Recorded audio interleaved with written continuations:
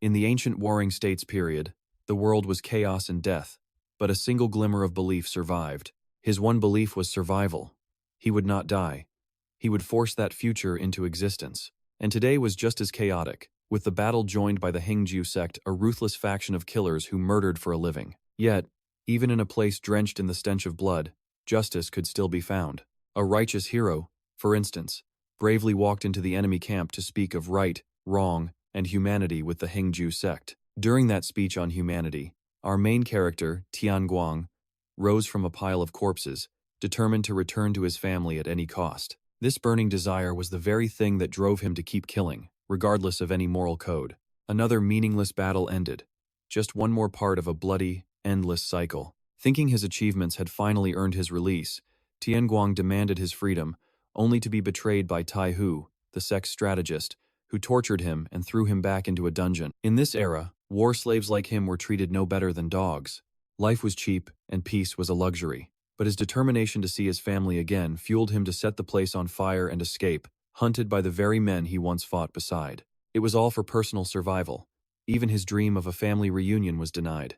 In an age where life and death were uncertain, no one dared to hope for much. It turns out, 15 years ago, he had a happy family with his father and a little sister named Su Sheng. For her 5th birthday, Tian Guang gave her a tattered straw doll, a gift she treasured more than anything. They had once been such a happy, harmonious family. But when he finally returned home, he learned his father was killed by bandits, his mother had left, and his sister was taken away, her fate unknown. Following a lead, he arrived in the bustling, complex city of Musan.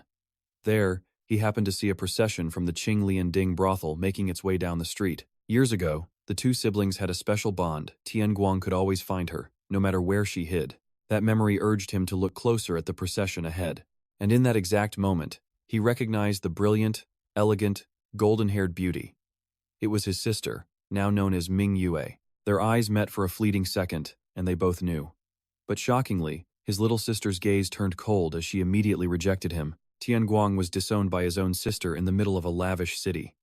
What would become of their bond? Tian Guang stepped out from the crowd and called out loudly, "Xinger, is that you?" The woman beside her asked, "Do you know him?" Mingua replied, "He's just a beggar." Her words struck Tian Guang, leaving him frozen. His mind flashed back to a few days ago, in the basement of the Hangju sect. His voice had echoed in the cell. "Old man, are you even listening to me? I'm not in the mood right now, so you're going to hear me out." He told the story of how he was kidnapped by bandits as a child and sold into war slavery. He couldn't recall the exact details, but he thought he was abducted while walking in the mountains.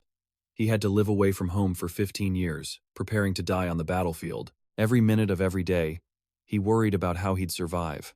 But he always remembered his father and the little sister he left behind. As he spoke, he remembered Tai Hu's cruel promise. "You will bring me 20 enemy heads, and then I will grant you your freedom." The memory filled him with rage. 15 years, he spat. "I was deceived for 15 years, following his orders like a dog. They're all the same, always looking down on us, treating people like us, like animals. The so-called martial world is just a bunch of thugs using their sex as a shield. Damn it, I can't take this anymore. I want to break these cuffs and kill every single one of those bastards.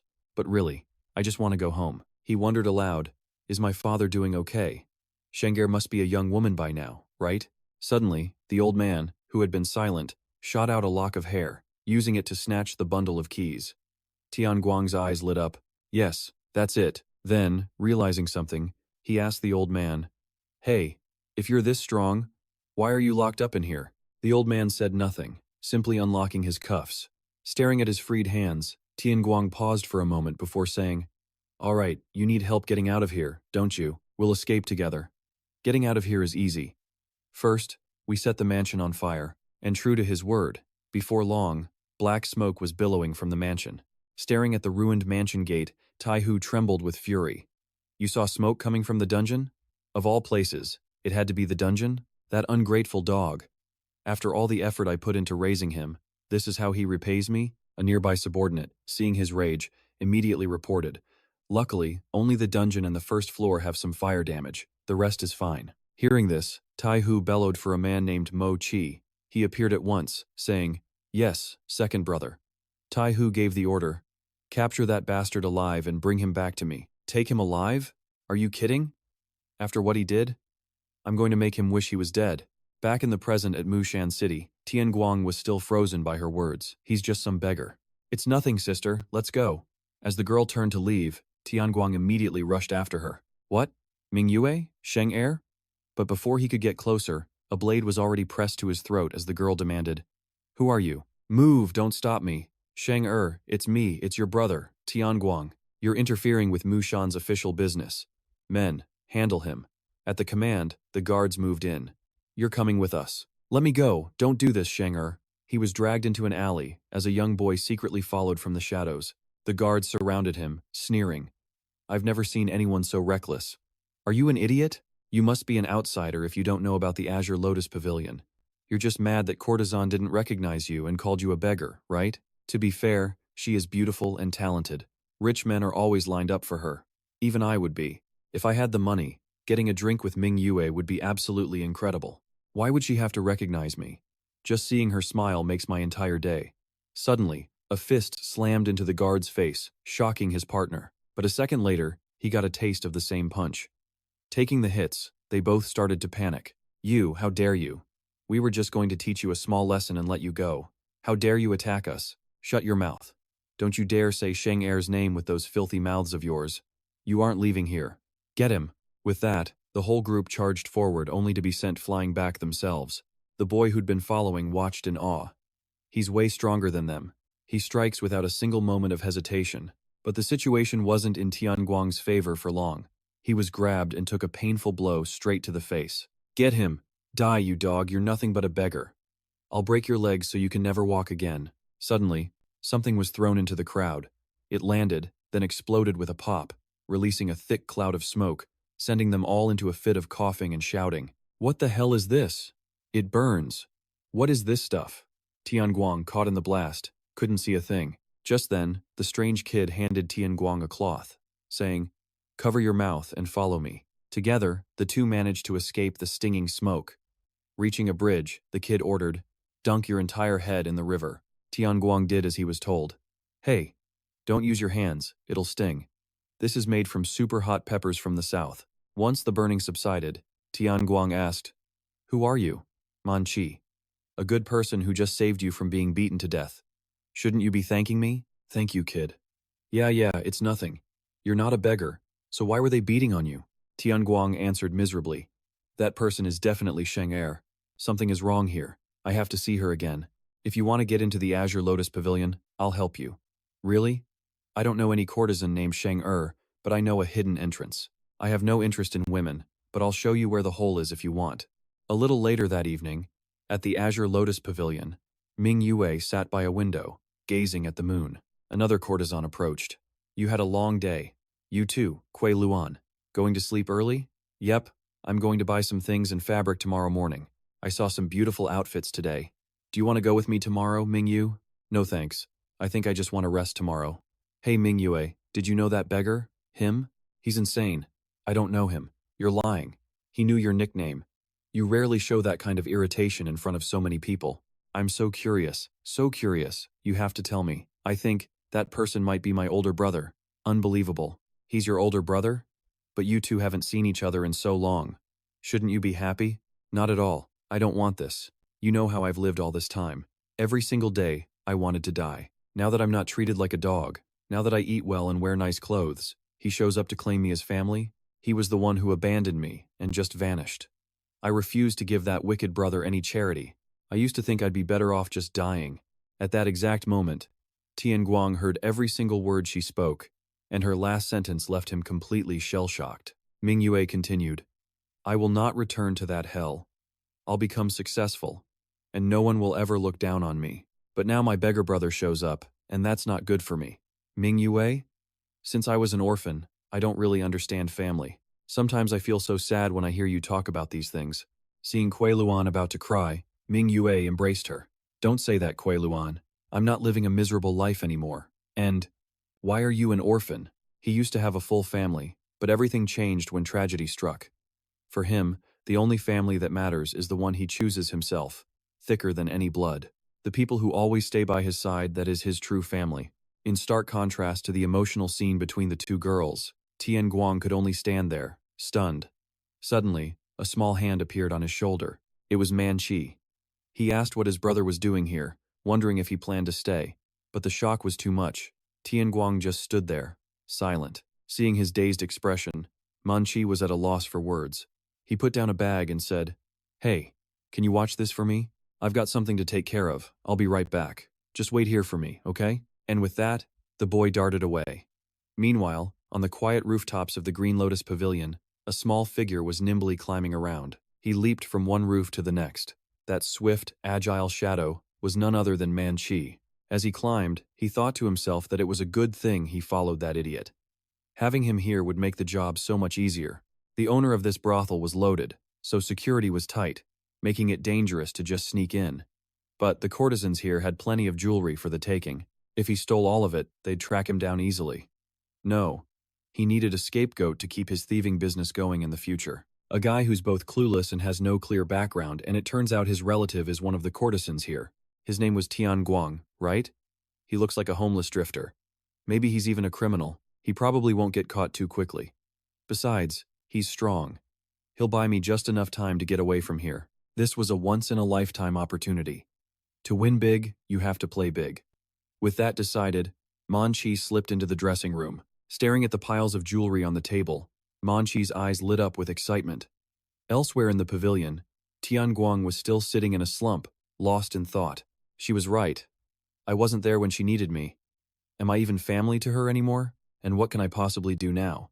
But before he could finish his thought, panicked screams suddenly filled the air. Oh my God, what happened? All my jewelry is gone. A thief. My ring is missing. Heavens, my necklace too. As the screams erupted, Tian Guang finally noticed Manchi's bag, and sticking out of it was a fuse. By the time he realized what was happening, it was far too late. A massive explosion echoed through the night, followed by a burst of fireworks. Staring at the fireworks, Tian Guang was completely bewildered before he bolted. The guards spotted him instantly. What's going on over there? Over there, he's running into the forest. As he ran, he wondered to himself, why in the world were there fireworks in that bag? Just then, something behind him began to close in on him. And whatever it was incredibly fast. Sensing the danger, Tian Guang immediately whipped around, and what he saw was the figure of that female guard from before. He quickly dodged her sword strike and yelled out, "Wait a second, what are you doing here?" Looking at Tian Guang, she snapped back in frustration. "So you're the thief, not just some beggar." "Me, a thief? I'm not a thief." But she wasn't listening, charging straight at him, shouting, "Give it back. Where's the stuff you stole? Stolen goods? I don't know anything about that." With that, Tian Guang grabbed a rock and used it to parry the guard's blade, desperately trying to explain himself. "It wasn't me." "You lie. You were caught red-handed and you're still denying it. If you won't believe me, then." He trailed off, yanking a tree from the ground and causing the guard to trip and fall, humiliating her. But Tian Guang kept trying to reason. "Listen carefully. I'm not a thief, and I don't like fighting women. If you don't want to get hurt, then stop chasing me." His words seemed to strike a nerve. She scowled and shot back. "Is that so? Don't you dare mock me. You look down on me? I will kill you for that." "No, that's not what I meant." But she cut him off, her sword flashing past his shoulder, then aiming for his face. Tian Guang reacted just in time to dodge, getting only a shallow cut on his forehead. But even that was enough to make him curse in anger. This crazy woman. Not stopping for a second, the guard unleashed a new technique. Waterflow fish-piercing sword, the true water dragon sword. Seeing that technique, he panicked. She was a true martial arts master, a warrior of immense skill, one who has spent years honing their body and spirit to control destiny itself. In the civil war between the factions of the Central Plains, only the strongest could seize power. These were battles of fists, clashes of swords and spears, and those who could single-handedly wipe out hundreds of warriors, they were the ones known as masters. Back in the present, Tian Guang clutched his forehead in pain, cursing under his breath.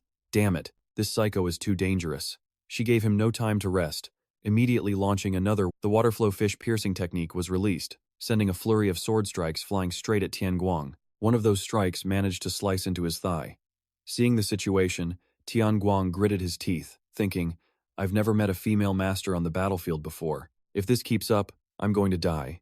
And on top of that, she's just way too fast. He couldn't keep up. The thought barely crossed his mind before a blade flashed across his neck. Quick reflexes saved him, letting him dodge and leap away. The momentum sent him stumbling backward, but the fall landed him perfectly behind a tree. He had to run, It was his only option. Without an ambush, he knew that even if he wasn't injured, he stood no chance of defeating her. Tian Guang calculated his next move. She used a sword, so thick trees would get in her way. Luring her deep into the woods was his only shot at escape. The girl shot him a quick glance, then immediately drew her hand back, preparing to unleash her next move. The blade seemed to lunge straight ahead, but then it suddenly twisted 90 degrees, aiming right for his hip. Tian Guang cried out in surprise as her precise strike tore through his clothes and bandages, wounding him deeply. She pulled her sword back with a look of relief. His scream of pain echoed through the mountains as she pointed the blade at Tian Guang's face. "Start talking, you beggar," she threatened. "Before I drag you to Qinglian Peak, you'll pay the price for your disrespect. How about you try kneeling and begging for your life?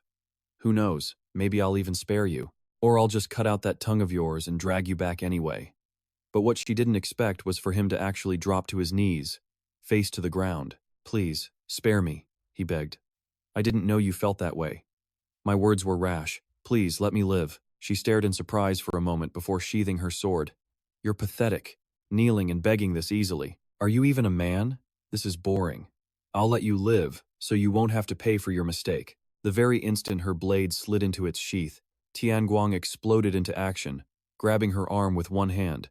With a single motion, he kicked her sword away, sending it flying. The girl was stunned. "What? How dare you?" After a short struggle, Tian Guang pinned her to the ground. "I'll beg you, as long as I get to live. It means nothing. I'll get on my knees. A master from the city like you would never understand people like us. On the battlefield, if I lose focus for a second, a sword stabs me in the back, and no amount of begging would ever save me. Don't worry, I won't kill you, you just need to take a nap." She cut him off. "Shut up." She slammed her hand into the open wound on his side. As Tian Guang writhed in agony, she flipped their positions, but sent them both tumbling down the slope. "You coward. I won't spare you. If you want to die so badly, I'll be happy to grant your wish." "Wait, hold on. Stop. We're at the edge." But before he could finish his words, they both plunged off the cliff. By the time they realized what was happening, it was far too late. Tian Guang cursed under his breath and immediately grabbed her. After they hit the ground, they were knocked out for a while. She opened her eyes to find herself lying on Tian Guang's arm. She jolted backward in shock, her eyes wide with panic as she looked at the motionless man on the ground.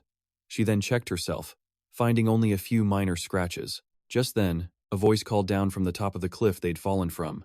Master Zhong, are you down there? Are you all right, Master?" "Master." A few hours later at Qinglian Peak, Tian Guang was jolted awake by a bucket of cold water thrown in his face. He found himself surrounded by members of the Fubai group and the courtesans of the local brothel. "We caught the thief," someone announced.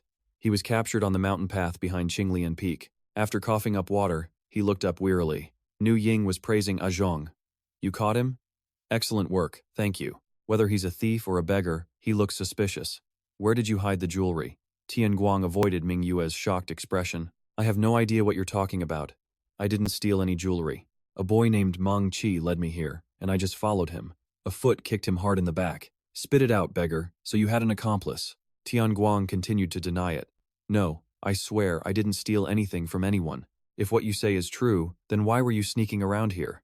He risked a glance up, only to meet the cold, hateful stare of his own sister. Even though he came here just to survive, what was the point of any of it anymore? Nu Ying pressed him. "You can't answer? Still thinking of an excuse?"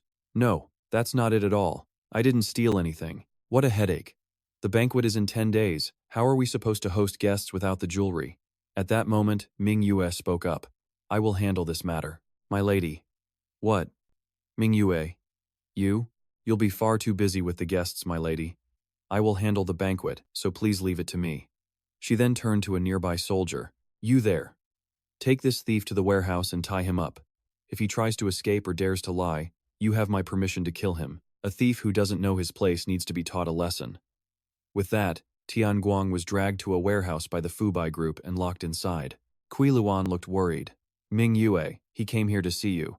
I'm sure he was just mistaken for a thief. You should go inside and speak with your brother."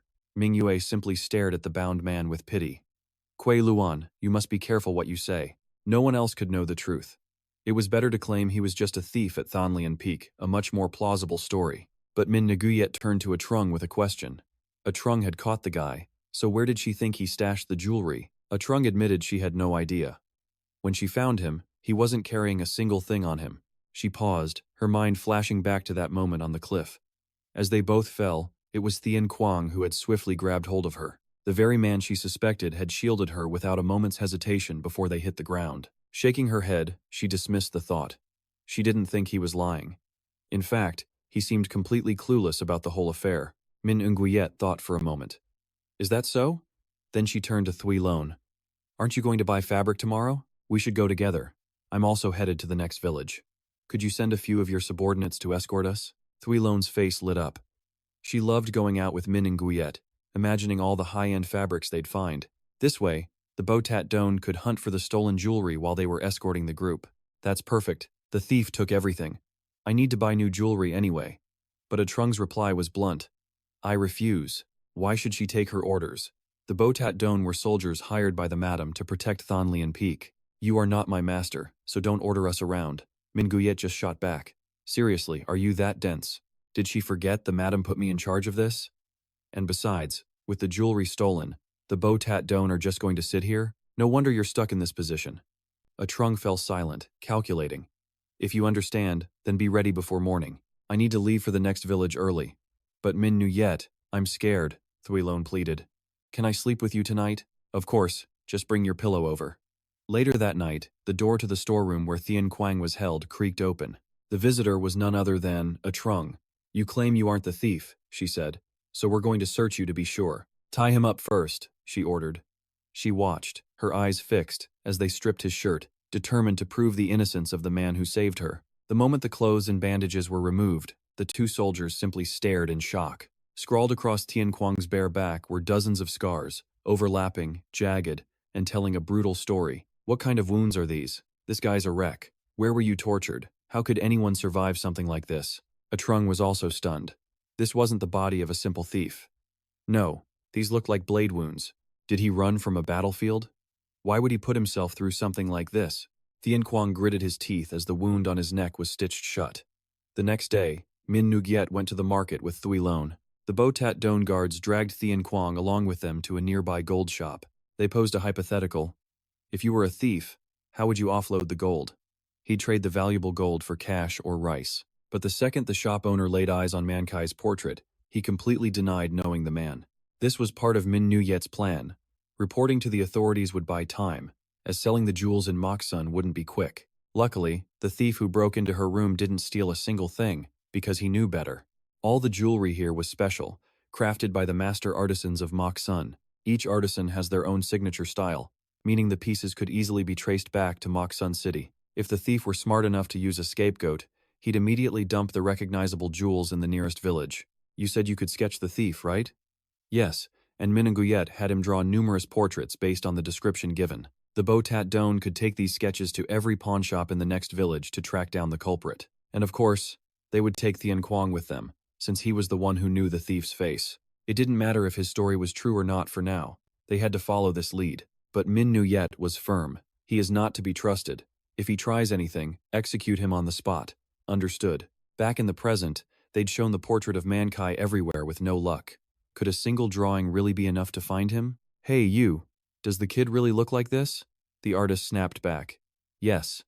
Don't underestimate my skills, and don't talk to him. Don't get yourself involved. Just keep an eye on him. What do you mean? You afraid he'll run?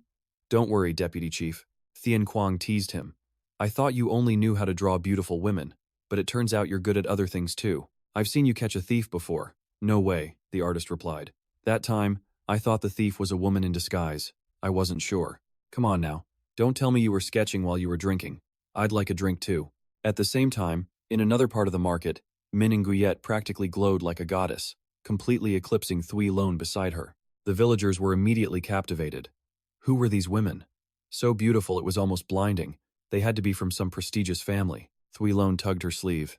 Mingua, look. I've never seen fabric like this in all of Musan. You're right, it's beautiful. Then her eyes widened. Oh my, this pearl is gorgeous, and so big.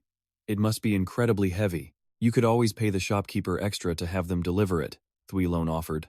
If you like it, just buy it. But is this really okay? Thuy Lone whispered.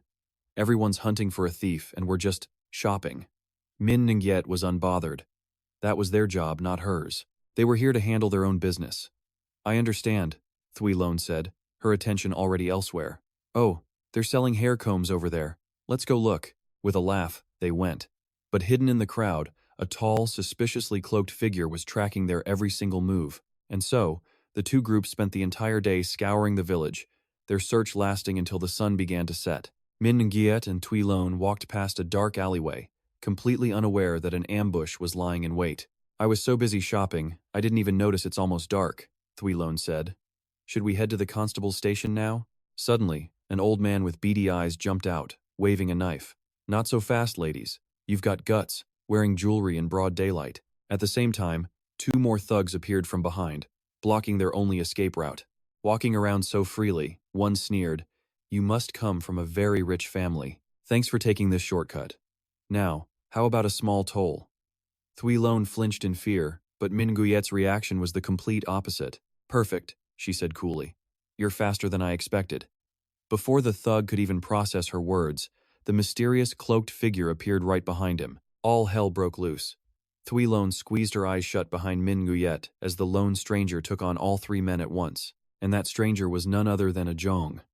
After she beat them to a pulp, the thugs began to beg for their lives. "Please, milady, spare us." Minguet cut them off. "They say you thieves all know each other, that birds of a feather flock together. It makes sense," she continued coldly. "You covet what others possess simply because you have nothing yourselves. Am I wrong?" With a threatening glare, Minguet unfurled a portrait of Manchi for them to see. "If you want to live, you'll help me find this thief.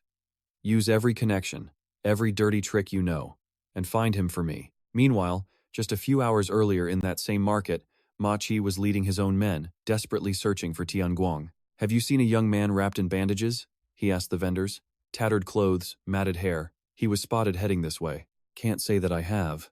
In a stroke of fate, Manchi and Manchi crossed paths. "Hey kid," Manchi called out. "Sorry, I don't know," Manchi shot back. "And I'm not a kid." "Oh, is that so? My apologies." Manchi seemed surprised. "A straightforward apology? Fine. Good luck with your search." With that, Manchi gave him one last look before walking off with an air of absolute fearlessness. Back in the present, the gang leader recognized the portrait instantly. I think I know him. In our circles, that kid's pretty famous. He's got quick hands and a sharp eye, a real natural talent. I heard he's stolen countless treasures but is never satisfied, so he keeps hitting this area. Normally, after a few jobs in one region, any smart thief would move on to the next. But this kid, I figured he'd get caught sooner or later. He's young and arrogant. He should have fled this place a long time ago. The thug then confessed he'd heard rumors that Manchi was hiding in the nearby forest, though he didn't know the exact spot. Regardless, he had no choice in the matter.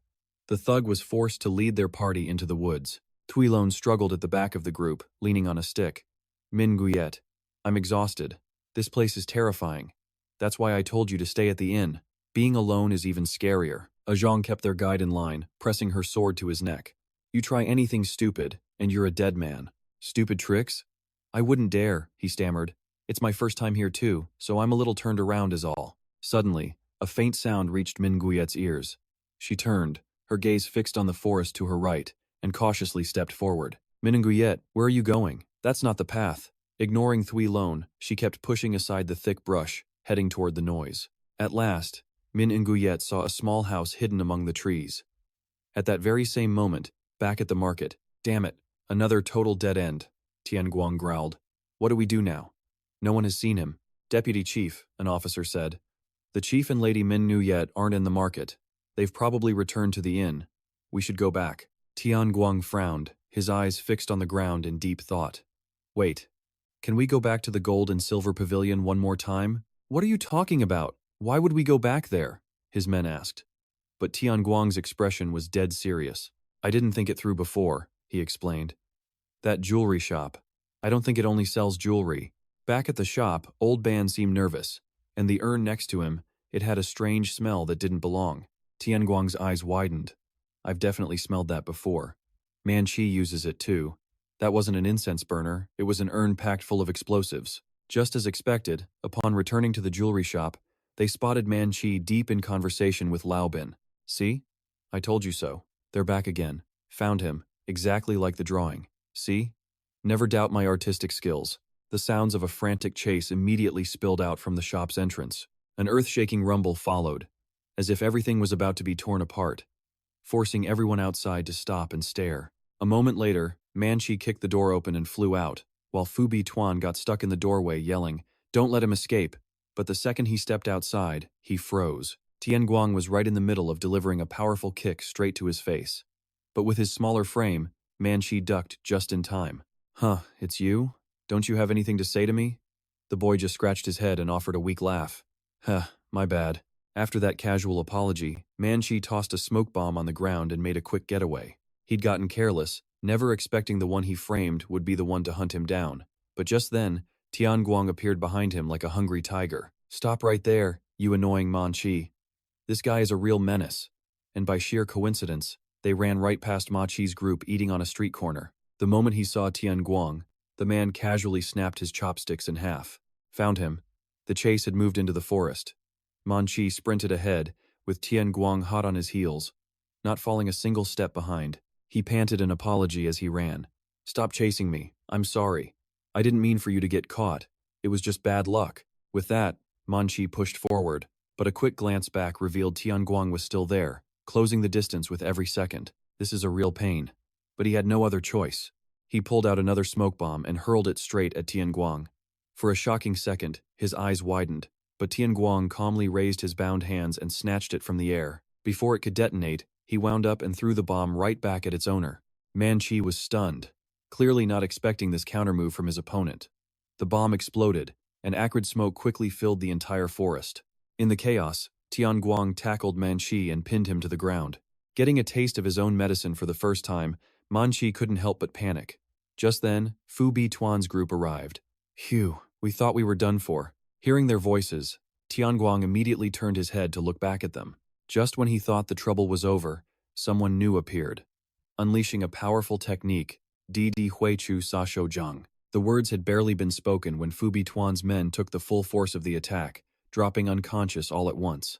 Tian Guang was completely caught off guard. The attacker was none other than Ma Chi, armed with his signature daggers. "Ha ha, found you, little brat.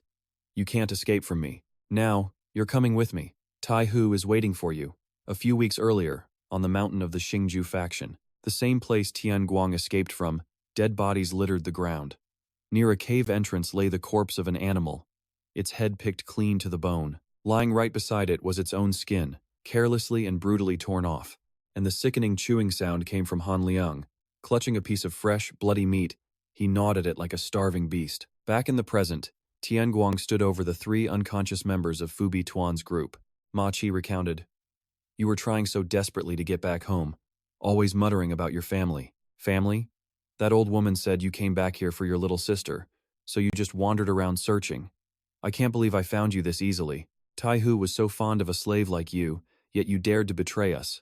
I don't like you calling Tai Hu your second brother. You and he never even learned martial arts together." Tian Guang took a few deep breaths before firing back. "He broke his promise to me first. Tai Hu forced me to call him second brother. To be honest, I don't need a brother like him. Look, I was going to bring you along peacefully if you cooperated, but that's clearly not an option. So I'll just beat you senseless and drag your body back." While everyone else was panicking, Tian Guang told them to run ahead without him, but the fools thought Ma Chi was his ally. One of them yelled, "How can we run while our comrade is attacked from behind? We have to get revenge." Before he could even finish his sentence, their entire formation was thrown into chaos by Ma Chi. "You insolent fools! How dare you pull these tricks in front of me, Ma Chi, the raid captain of the Xingju faction. You'll all die to pay for your crimes." While the villain was monologuing, Tian Guang grabbed a rock and tried to ambush him from behind, but his plan was instantly discovered, and he earned a sharp elbow to the ribs from Ma Chi for his trouble. He sent Tian Guang flying into a tree like a rubber ball. With his hands still bound, the disadvantage was clearly on his side. "What's this? Trying to sneak attack me? You're not the dog who used to hunt down martial artists anymore. Tai Hu said he only needs you captured alive."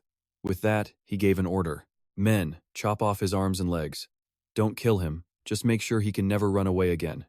"Yes, Master Ma Chi." Just like that, 3 of them pinned Tian Guang's limbs down while a 4th drew his sword. Tian Guang struggled as a blade pressed against his leg, telling the man to let him go.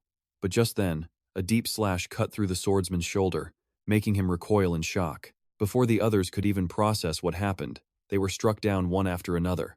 A Zhang had arrived just in the nick of time.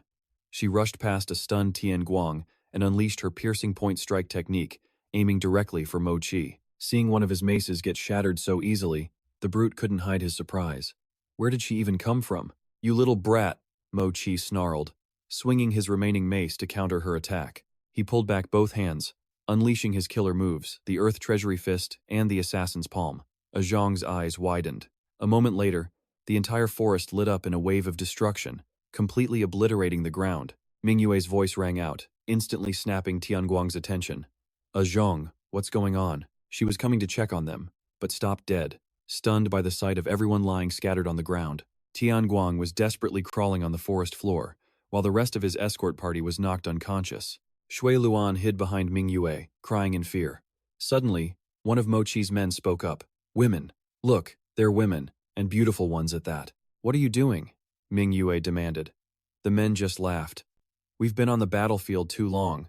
When was the last time I even smelled a woman? Beauties, huh? Two gorgeous women, wandering all alone in the woods. No man could possibly resist. One of them took 2 steps forward, only for Tian Guang to grab him by the head. He squeezed the pressure points on the man's skull with all his might, making him collapse in agony. Seizing the opportunity, Tian Guang snatched the man's sword and used it to cut his own binds. He glared at them. I thought you were just violent criminals, but I didn't realize you were all animals. Damn you, another spat. Come on, Tian Guang. We're supposed to be teammates here. Let's work together to kill Mochi and get out of this place. In exchange, he offered, you just have to sell us those women. Tian Guang remained silent for a moment before flipping his sword. Sorry, he said coldly. You all have to die. My little sister. I will never let you lay a finger on her. His defiant words seemed to send a small ripple through Mingyue's heart. On a cliff not far away, the fight between Zhang and Mochi was still raging. Zhang drew back her sword for momentum, then thrust a piercing blow into his right chest. Her eyes narrowed. Something was wrong. Her blade was stuck, clamped tightly inside Mochi's muscles. With a simple flex, Mochi snapped the sword in two. Zhang stared in utter disbelief. Haha, see that? This is the reason you'll lose, he mocked, calmly brushing away the broken blade. Zhang was confused. But I stabbed you in the bone. That's right, my bone, he confirmed. Don't tell me you've lived in the city so long you've never met someone like me. This is the difference between someone raised in luxury and a true battle-hardened warrior. Am I right? Besides, he added, you're just a woman. That last comment ignited Zhang's fury. All you men are the same. This time, I'll tear your mouth off. Meanwhile, in another area nearby, Han Liang finally stepped out of his cave after having his fill. The change in his physique was obvious. His arms, legs, and his entire body had become incredibly toned. He immediately sniffed the air and whipped his head around. Oh, I think it's close. After being belittled by Mochi, Zhang was making him taste her flowing waterfish technique. But that wasn't all. After landing multiple stabs on Mochi, she immediately dashed to his right side. Zhang used the broken sword to slam into his ribs with her ascending fish technique. Finally, she used the reverse flow sword, an upward slash from below the chin that sent him flying. But Mochi easily caught Zhang in his massive hand. Ha ha, those little jabs from your broken sword are just enough to scratch an itch. An attack from that thing can't hurt me. Say that again? He taunted. Whose mouth is getting ripped off now? By this point, all the guards Mochi had attacked were already dead. Tian Guang held one of the men hostage, threatening the others. Don't come any closer. Damn it, all of you, get back. You wouldn't dare. Stay away, you animals. If you come any closer, I'll kill him. He swung the sword wildly as he spoke. Despite the threat, the remaining 2 men decided to charge Tian Guang from both sides. He immediately let the hostage go and dodged, letting the poor guy take the full force of the slashes from his own comrades. Mingyue held Shui Luan tightly as she watched the chaotic scene. Seeing Tian Guang fight so desperately, a calculating look appeared on her face. Before her, her senior brother was risking his life against these savage criminals. And Mingyu had to ask herself, what should she even say? This was the first time she'd ever seen a real life-or-death battle. It was so much more horrifying than she ever imagined. Tian Guang let out a cry, bracing himself against the man in front of him, but his opponent simply raised a leg and kicked him square in the stomach. The moment Tian Guang hit the ground, the one-eyed man ordered his partner to rush in and capture him. He stubbornly slashed back. Stay away! Get lost!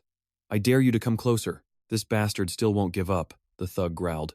Prepare to die. Tian Guang, the one-eyed man began. As soon as I give the signal, you all charge. But before he could finish, A rock slammed into the side of his head. After a moment of internal conflict, Mingua finally made her move, knocking one of them out cold. Did they really expect her to just stand by and watch? The long-haired swordsman lunged right at her. This girl, but just in time, Tian Guang charged forward, using his own body to block the man. The attacker struggled wildly, screaming as Tian Guang slammed him down and rained punches onto his face. Tian Guang cursed with every single strike, yelling, "You animals! I'm going to teach you a lesson." At that moment, a trunk was thrown into him, knocking them both over. From where he'd been tossed, Ma Kai stepped forward, his body covered in wounds. His eyes, however, blazed with light, and his body radiated a formidable power. So weak, yet you dare act so tough. What's going on? Shh, mind your own business. I still have to deal with him. Ma Kai then screamed at his cronies, "Get out of the way, you idiots. You couldn't catch her without me? Leave it to me." He doesn't look so good himself. He flexed and declared, "Let's end this right here. Both you stubborn brats and that girl, I'll make you all bow before me." However, at that moment, the two of them weren't paying any attention to Maki or his boastful claims of power. Instead, they were staring at the muscular, white-haired man standing directly behind him. Sensing someone there, Maki instantly whipped around with an elbow strike, only for Han Luong to casually catch it with a single hand. While asking who the man was, Maki unleashed his fatal assassin's palm once more, but Han Luong just looked on with a curious expression. "Oh, what's this? You know this technique too?" Seeing the old man standing there completely unharmed, Ma Kai began to panic. "The way you channel your internal energy. Are you a disciple of that bastard? This damned old man? How dare he speak of the respected leader of the Hangku sect like that?" Han Luong crossed his arms and smirked. "Oh, a respected sect leader, is he, little boy? Either way, I'm going to defeat you. And that big oaf too." "What oaf?" He flexed his arms and a golden light erupted around him. "I'll spare your life, so go back and tell him this. His master, Han Luong, is still alive and roaming out here." Han Luong in his assassin's palm. "Now, this is how you perform it." He drew his hand back as his eyes and entire body began to glow like fireflies. While Trung watched, completely mesmerized, Tian Guang was already up and running. He rushed to Minguet's side, pulling his arm out to shield her. Ma Qi's followers all looked on in terror. In the middle of the vast, peaceful forest, a single point of light appeared from beneath the canopy. It expanded its scale without pause, quickly sweeping through the entire forest with terrifying destructive power. Ma Kai's men were engulfed and knocked unconscious, but over here, Han Luong still looked like a powerful god, completely unmoved. Tian Guang and Minguet were absolutely stunned by the attack. "You're Tian Guang, right? Lucky you're alive. It's thanks to you I managed to escape." He was completely baffled. "Who are you?" "Sorry about what happened back then. You did promise you would take me with you, but you just threw me aside and let me get stabbed." This old man was very sad, you know. Seeing Tian Guang protecting the girl beside him, the old man added, "So, you finally found a family after running away all alone, huh?" That single question left him stunned. No, it couldn't be. Was he that dying old man from the prison? A moment later, the remains of the forest were revealed, the ground completely flattened. Tian Guang's group was still floored by the revelation. Was that really the dying old man? Han Luong smirked with a flashy confidence. "That's right." But just then, a stray breeze blew past, feeling incredibly cool. The air was strangely silent. Han Luong looked down at his lower body. It seems my attire is a little breezy. I should have stolen his pants, shouldn't I? It's been a while since I've gotten to dress up. Let me find something to wear for now. I'll be back after I steal his pants, so you guys just do your thing. Don't you worry, I'll find you again." Then he just left. Tian Guang was bewildered. What the hell was that? "Hey, Ma Kai." He escaped. He glanced over at Min and Guyet, but she completely ignored him. "Xin Yi, I found her over here." "Thui Lone, are you okay?" "Min Nguyet, I'm only slightly injured. Don't worry about it." A Trung spoke up.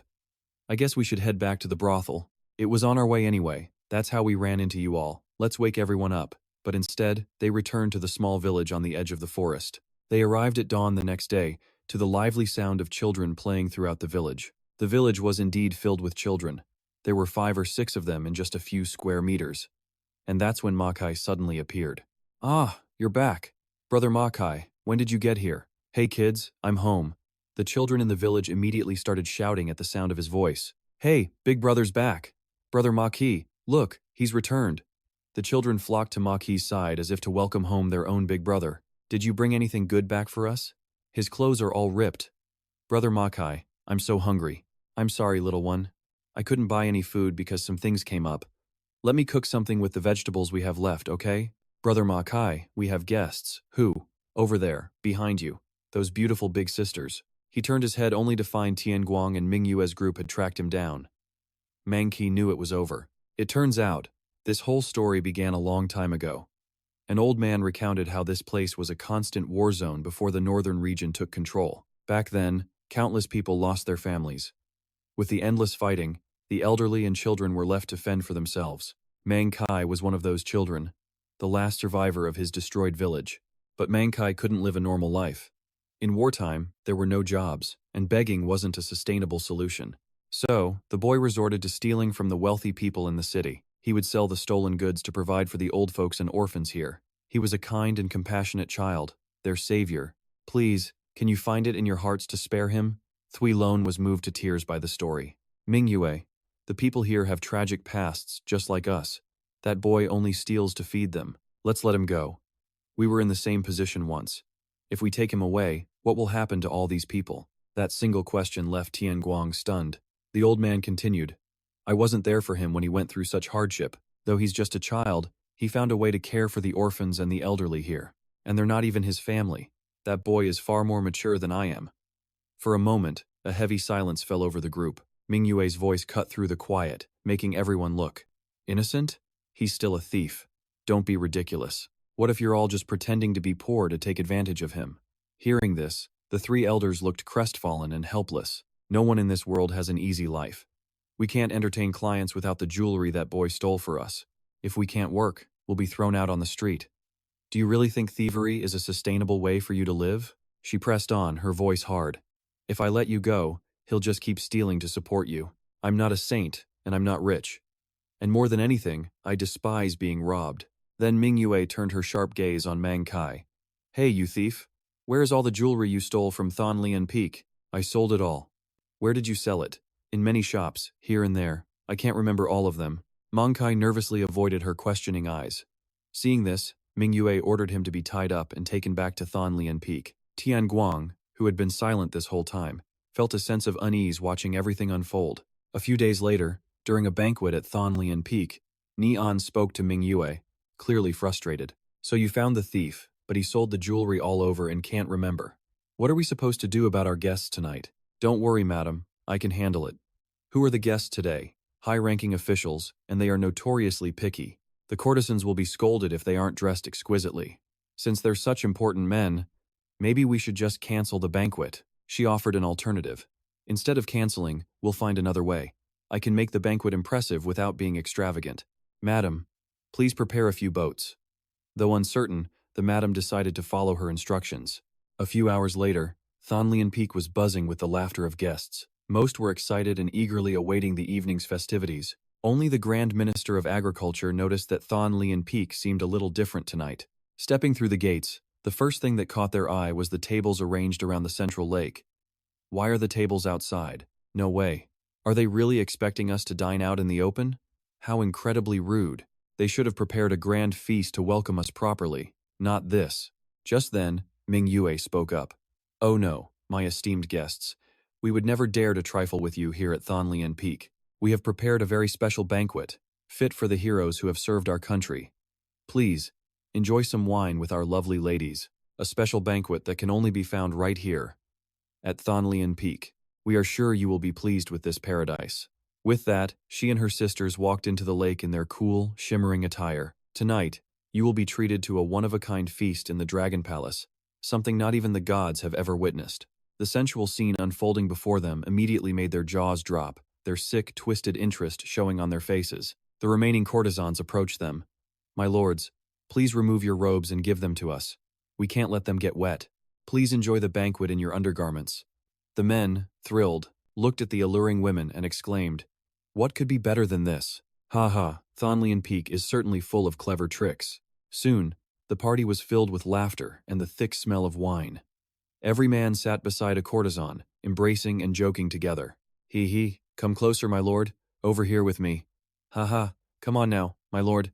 Watching the crowd from above, Neon smirked to himself. Men always did prefer women who were barely clothed. Heh. He taught them all too well. Mingua, that girl could come up with so many games. But at the same time, Tian Guang witnessed this spectacle with nothing but pure rage. Animals. A bunch of animals. Don't you dare touch her, you disgusting perverts. Han Luong, standing beside him, chimed in. You see that scene over there? Truly a beautiful sight. Tian Guang whipped his head around, stunned.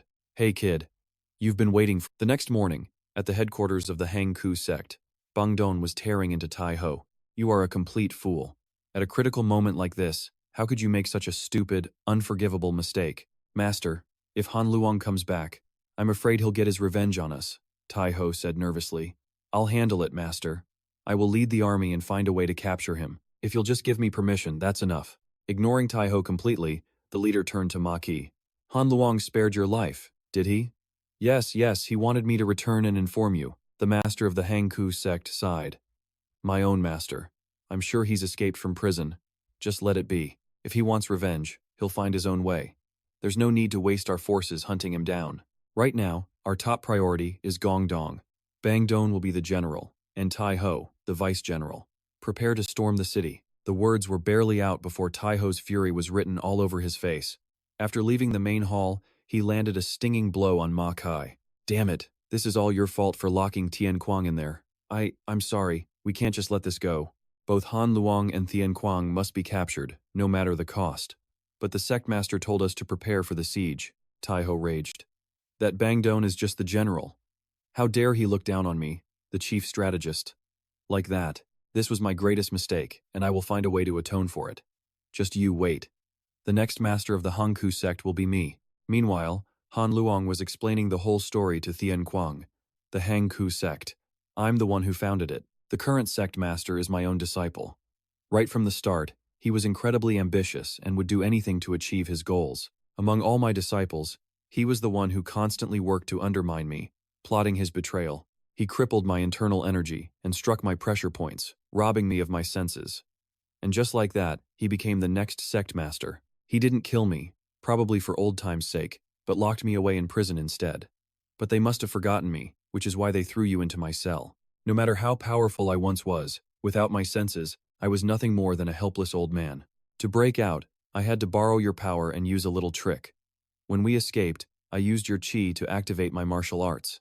After that, I was hit by an arrow, bled a little, and felt my meridians open up.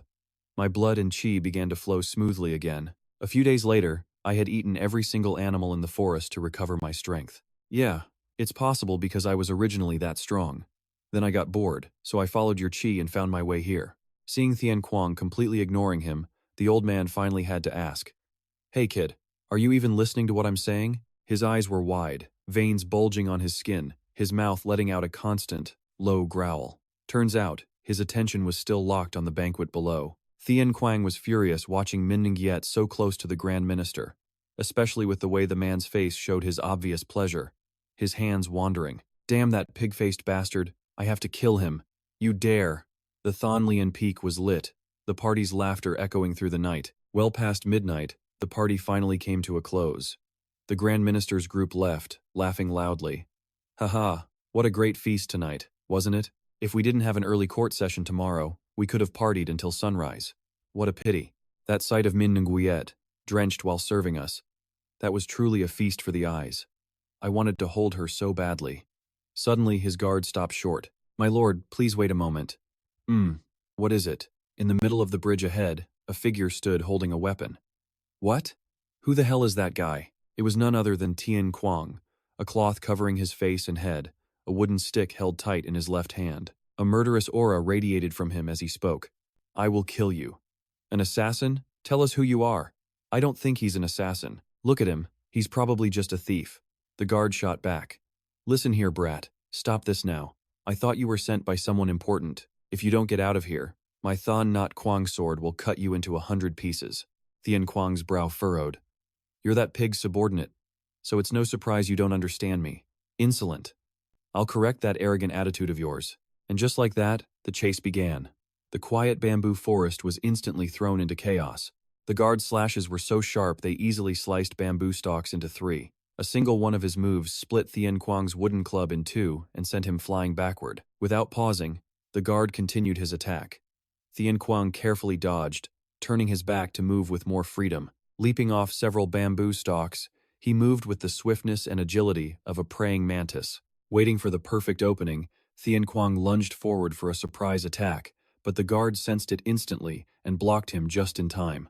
But the guard strikes back with a hook to the jaw, sending Tian Guang flying. You'll break your jaw if you keep attacking me with that knife. With a physique like that, you're just a common street brawler, nothing compared to a real martial artist. Tian Guang just laughs, pulling the cloth from his head and replying, "Shut up. You're just a mediocre fighter. Insolent fool. You're no different than a wild animal, using nothing but cheap tricks because you've never been properly trained." Tian Guang grinds his teeth. I don't want to hear that from some creep who harasses women, or a lackey who only cleans up other people's messes. You just keep running your mouth, huh? I'll make you regret saying that. I'm going to kill you. With that, the guard grips his sword tightly, his entire body glowing with a powerful green light. But right then, he spots something from the corner of his eye. His gaze shifts to the empty space behind Tian Guang. In an instant, the guard feels a crushing pressure, his heart pounding like a war drum. He senses something else is there. A chill runs down his spine. Something is lurking in the shadows, a living, breathing creature. A tiny speck of yellow light appears, small but radiating an incredible pressure. Sweat begins to pour down his face. A second later, the light expands and blazes brightly, revealing the form of Han Lurng. The moment he sees this, the guard turns and bolts for his life. Tian Guang is completely baffled. Well, at least the guy values his own life. He wasn't some reckless idiot, charging at anyone regardless of their strength like someone else he could mention. The old man continues with a weary expression. I'm quite impressed you're even still alive right now. Hey kid, you knew you couldn't beat him, so why did you pick a fight? Even wild beasts aren't as arrogant as you. Tian Guang sits down, silent for a few seconds. The scumbags who harassed my sister were right in front of me, but I let them get away. Damn it. How pathetic. Han Lurng immediately thinks to himself, this kid is going to get himself killed sooner or later. Tian Guang looks down, lost in thought. Old man, how do I get as strong as you? I want to be stronger, strong enough to protect Xin Yi. Can I become as strong as you?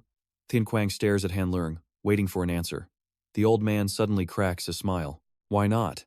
A moment later, the sound of ravenous chewing and clattering plates every 2 seconds makes the entire restaurant turn to look. Everyone has a look of utter shock on their faces. Even the chef and owner have stopped working to watch. Tian Guang is at a loss for words watching Han Lurng, who has been devouring food like a machine, surrounded by mountains of cleaned plates. Hey old man, eat more, eat more. You too kid, eat up. I know I need to eat a lot like you, but I'm already full. Hey, can you teach me your martial arts? Han Lurng looks at him blankly. Is that really how you're supposed to ask someone to teach you? Tough luck, because I have no way to teach you. Didn't you see I was imprisoned all this time after being backstabbed by my own disciples? So, you can't teach me? I can't. But if you want to be like me, I'll show you the way, the old man says while stuffing another bun into his mouth. I was imprisoned for 10 years, so my body needs to be nourished first. We have to help each other out, right? Your body really needs that? Han Lurng points his chopsticks right at Tian Guang's face. Follow me, and imitate everything I do. If you have any questions, you can ask. But before you learn, you must first train your body. Once you've trained your internal energy and become an expert, you'll see how lucky you are when your opponents collapse from exhaustion because of your superior stamina. Your internal energy is in chaos. It seems you've pushed your body too far without giving it time to recover. Internal and external arts are like a scale. If one side tilts, the other follows. You must restore your body before you can learn. The simplest way to recover is to eat and rest. So, stuff all this into your belly until you physically can't eat anymore. Tian Guang is so deep in thought that he doesn't notice Manchi standing next to him until the boy speaks. That looks good. Should I order the same thing? Tian Guang is bewildered, but the other two just ignore him. Shopkeeper, I'll have a bowl of meat noodles, and for him, 10 bowls of noodles and 5 dumplings. Noticing Tian Guang's conflicted expression, Han Lurng asks, what's wrong with you? Aren't you two friends? Flashing back to the day before, Minweird had brought Manchi to Thonlian Peak to offer him a job. Legitimate work. In other words, you will be my subordinate. There are some things I need to handle. I need someone who can do the manual labor for me and complete their tasks well. I'll entrust this to you. In return, I won't turn you over to the authorities, and I will support your elders and children. Seeing Manchi's stunned expression, she continued on. Although it will be a little difficult, I'll have the children do some chores at Thonlian Peak, and the elderly can embroider clothes. I will pay all of them, he nodded eagerly. Okay, If that's the deal, then thank you. On one condition, you will never steal or sell items from Thonlian Peak again. You need to understand something. If you dared to sell even one of these items at its real value, you could buy 50 bags of rice. But what if you were starving and sold everything at once? You'd have to negotiate, right? That's when the merchants would cheat you, buying it all for a fraction of its worth. They'd make a fortune off your desperation. Hearing this, Manchi finally realized he'd been completely played. Were those items really that expensive? Mingua continued. Only the person who gets tricked is the fool. You're good at stealing, but terrible at negotiating. So you'll do exactly as I say and don't even think about pulling any tricks behind my back. Disobey, and I'll hand you over to the authorities. He suddenly grew thoughtful, his tone shifting to one of respect. Can I ask one more thing? What exactly is your plan? Mingua looked down, her gaze distant as she paused from trimming the flower in her hand. When I was little, my family was poor and treated like dirt. I can't stand it when people look down on me or treat me badly. I decided right then I would become someone no one would ever dare to disrespect, a person with money, fame, and power. I will become a queen so that no one can ever look down on me again, someone everyone has to respect. Manchi's jaw dropped. A queen? Not a consort or a noble lady? Go ahead and laugh. To me, the whole idea sounds ridiculous too. But these are times of war. Even Tian Guang could become a general if he went to battle and won victories. This is an age where a general with enough power can control the king himself.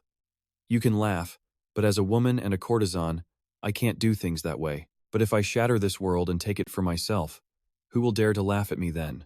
I'll take what I want, piece by piece, my way. What do you think? Do you think I'm just talking nonsense? In that moment, something inside Manchi shifted. No. He knelt, clasping his hands together. Sister, you are truly incredible. I will follow you, Sister Mingua. All my life, I've only known how to steal and hoard money. But from this day forward, I'll stop my wicked ways and become your loyal hand. Thank you for forgiving me and saving my life. I can't believe you're letting me join such a grand plan. I will be the one to lead the charge for you. Thuilone spoke softly. The boy is completely smitten with you. He's not wrong though. Let the merchants walk all over you, and you'll never get ahead. So what should I do now? Just give the order, sister. I'll give it my all. Mingua simply replied, steal. The boy just stared. Huh? Break into someone's house and steal all their treasures. That will be your first job for me. And so, Manchi told the entire story to Tian Guang and Han Liang. That's right. This kid was now part of Sister Mingua's grand plan. My, that young lady certainly has lofty ambitions. What do you mean, young lady? And who is this old man? After hearing everything, Tian Guang remained silent for a long time. My own dreams feel so foolish now, but I also feel incredibly lucky. Manchi pressed on. That's why I came here to ask for your help. Help with what? Mingua gave me a job that's a bit too much for me. I thought you could help, since it benefits her anyway. So help me out. He thought for a second, then his head snapped toward Han Liang. Why are you looking at me? Don't worry, I'm not going anywhere. I'll let you know before I leave. Hearing that, Tian Guang immediately agreed to go with Manchi. They would make their move after the 15th, as soon as the moon rises. Han Liang stood up. We're done talking, so let's get going, shall we? I still need to find a place to sleep. All right, I'm finished eating too. The old man looked at Tian Guang. Pay the bill, kid. I don't have any money. They stared at each other in an awkward silence. The owner then walked over. Honored guests, are you finished with your meal? You can pay your bill right here. The air went completely still once again.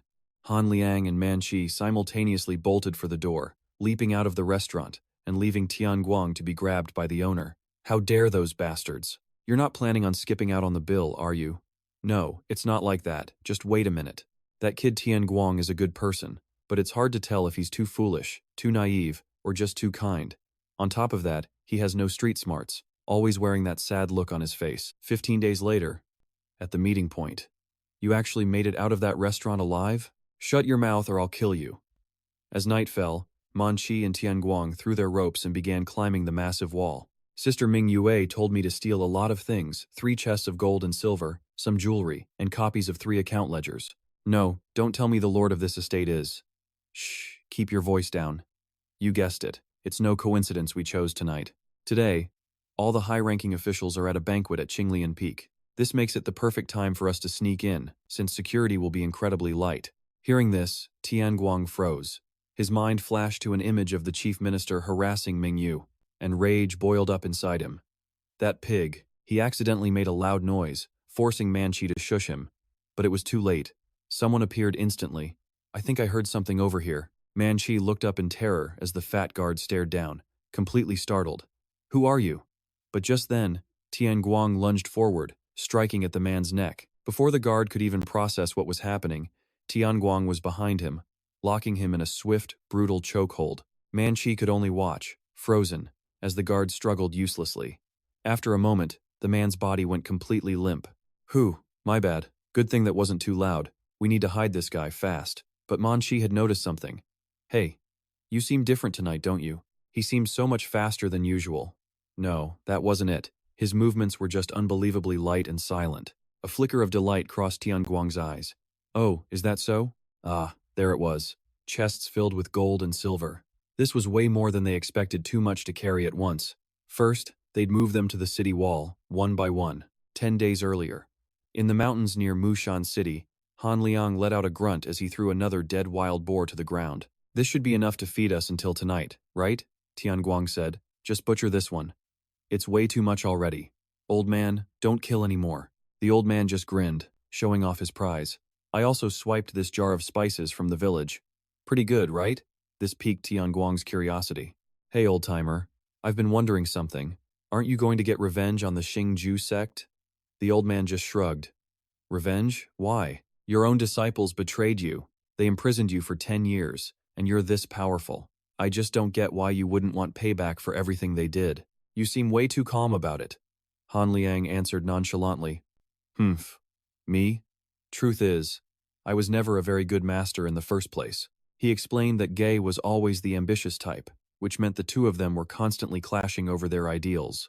Besides, I've already lived for 100 years. I don't see the point. 100 years? Right now, I'd rather enjoy my freedom than be chained down by revenge. Tian Guang was completely stunned. Old man, how old even are you? No, wait, what's your actual true form? It looks like your body has recovered pretty well, Han Liang noted with a smirk. So, should I tell you? Before Tian Guang could even understand, Han Liang grabbed his shoulder, spun him around, and placed his other hand flat against his chest. An intense silence fell between them. And just like that, the atmosphere got strangely intimate, like a scene straight out of a cheesy school romance. Tian Guang finally broke the silence. Wait a minute, what is this vibe? I'm seriously about to punch you. But as he spoke, a chaotic energy suddenly erupted within him. Han Liang's hand began to glow.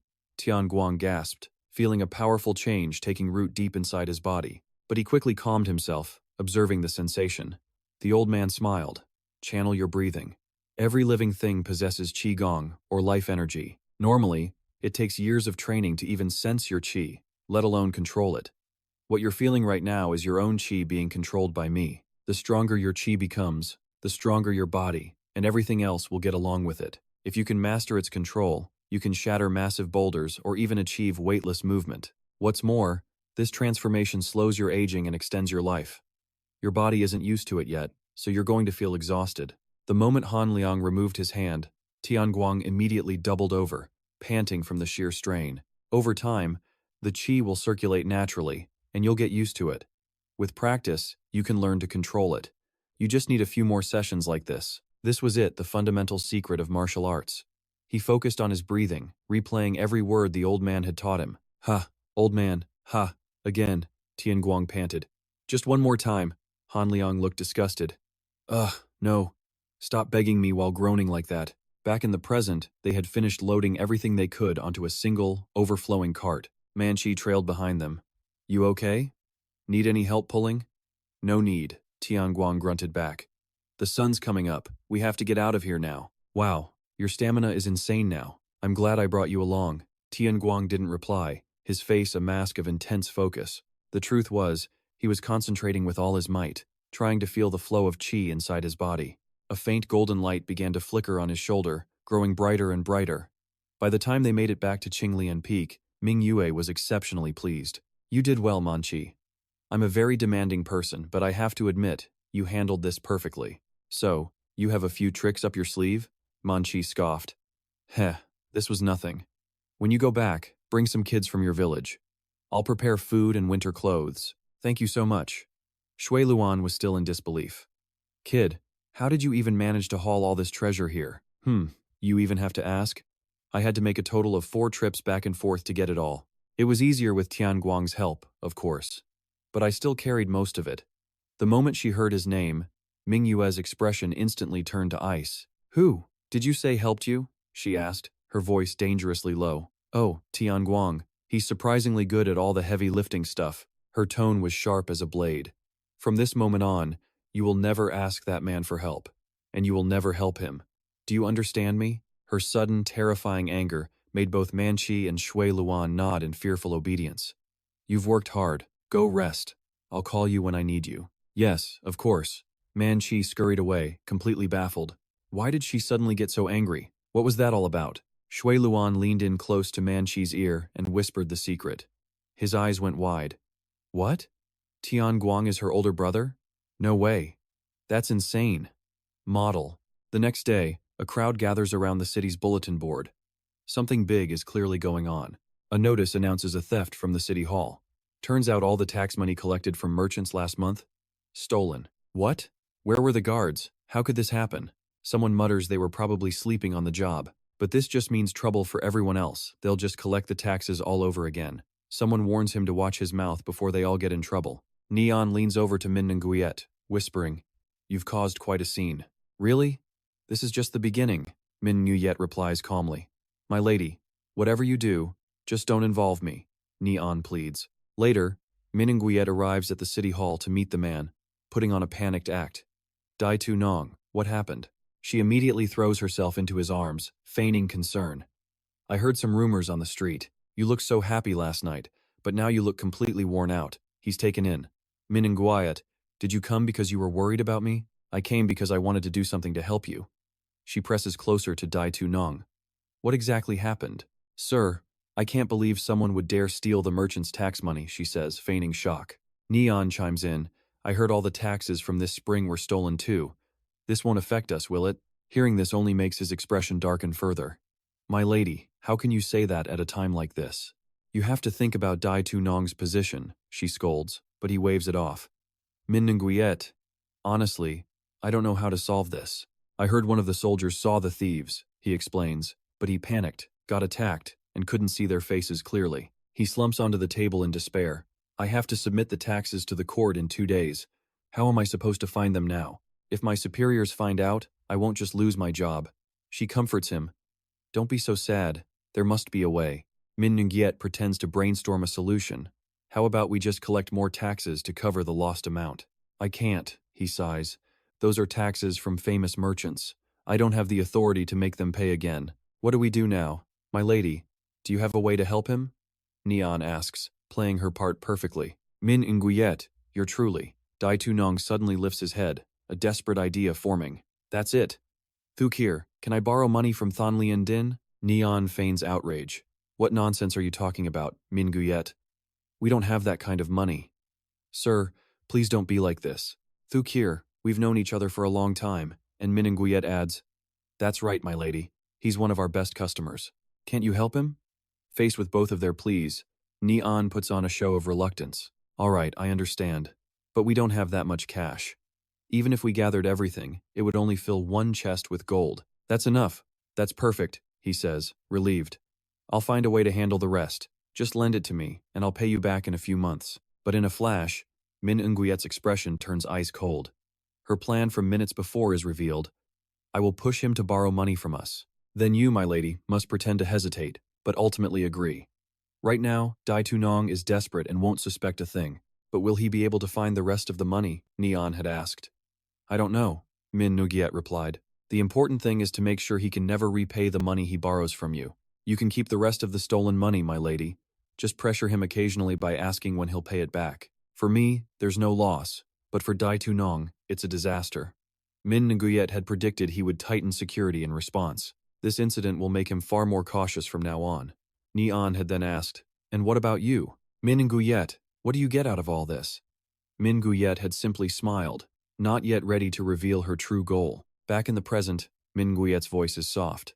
But sir, even though I'm a bit naive, I know you need collateral to borrow money, right? Ah yes, that's right. But we've known each other for so long. He stammers. She cuts him off smoothly. Of course. I know you're a trustworthy man, so you'll handle the collateral issue, won't you? Mingua looks at him with wide, innocent eyes. Even if the collateral is a small thing, I just want to know if you're truly sincere. To me, you are the most trustworthy person I know. Her words make him blush. Yes, yes, of course. What should I use as collateral? The fish is on the hook. Mingua goes for the kill, suggesting he use his land. After receiving the deed to Dai Tunong's land, Mingua immediately goes to inspect her new property. Between Thon Bak Win and Thon Mok Sun lies a small plain, passed down through his family for generations. It's near a crossroads and a river, a prime location. Manchi wonders why such a good spot hasn't been developed. It's because the area has only been peaceful for the last 10 years or so. Though far from the main battlefields, any area within a week's travel of the major cities was prone to conflict. Developing a place like that was just too difficult. So, how did you get this land, sister? But Mingua doesn't seem to hear, completely focused on the map in her hands. As they got closer to the location, they heard the distinct sound of laughter echoing through the air. It seemed like someone was already there. And sure enough, a large group was partying loudly. You want to see my footwork? Why are you practicing something so useless? Haha, nice one. Haha, I hit it. Standing at a distance, Mingua's group stared in surprise. Zhangjun. It looks like we have company. Who is it?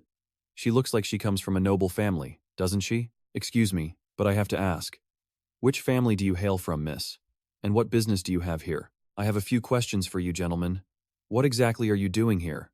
Mingua offered a friendly smile. This land belongs to Musan City, and I've come here as its rightful owner. Here are the land deeds and the letter of appointment as proof.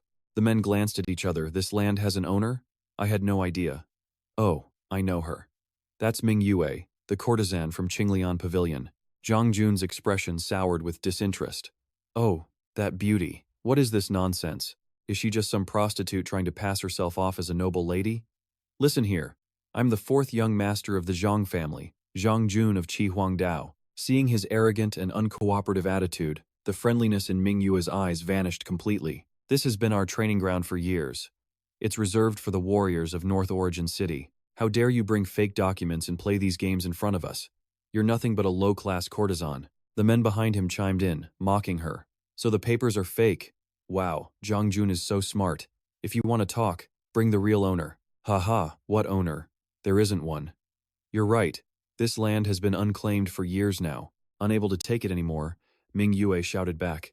You've all gone too far. Let me tell you about this land. Before she could finish, Meng Hao sensed trouble. He leaped forward, taking the full force of Zhangjun's punch. She looked down in terror as Meng Hao was sent flying. Mingua cried out in shock. Vice Captain Meng Hao, Zhangjun just sneered. A lowly creature like you should know its place.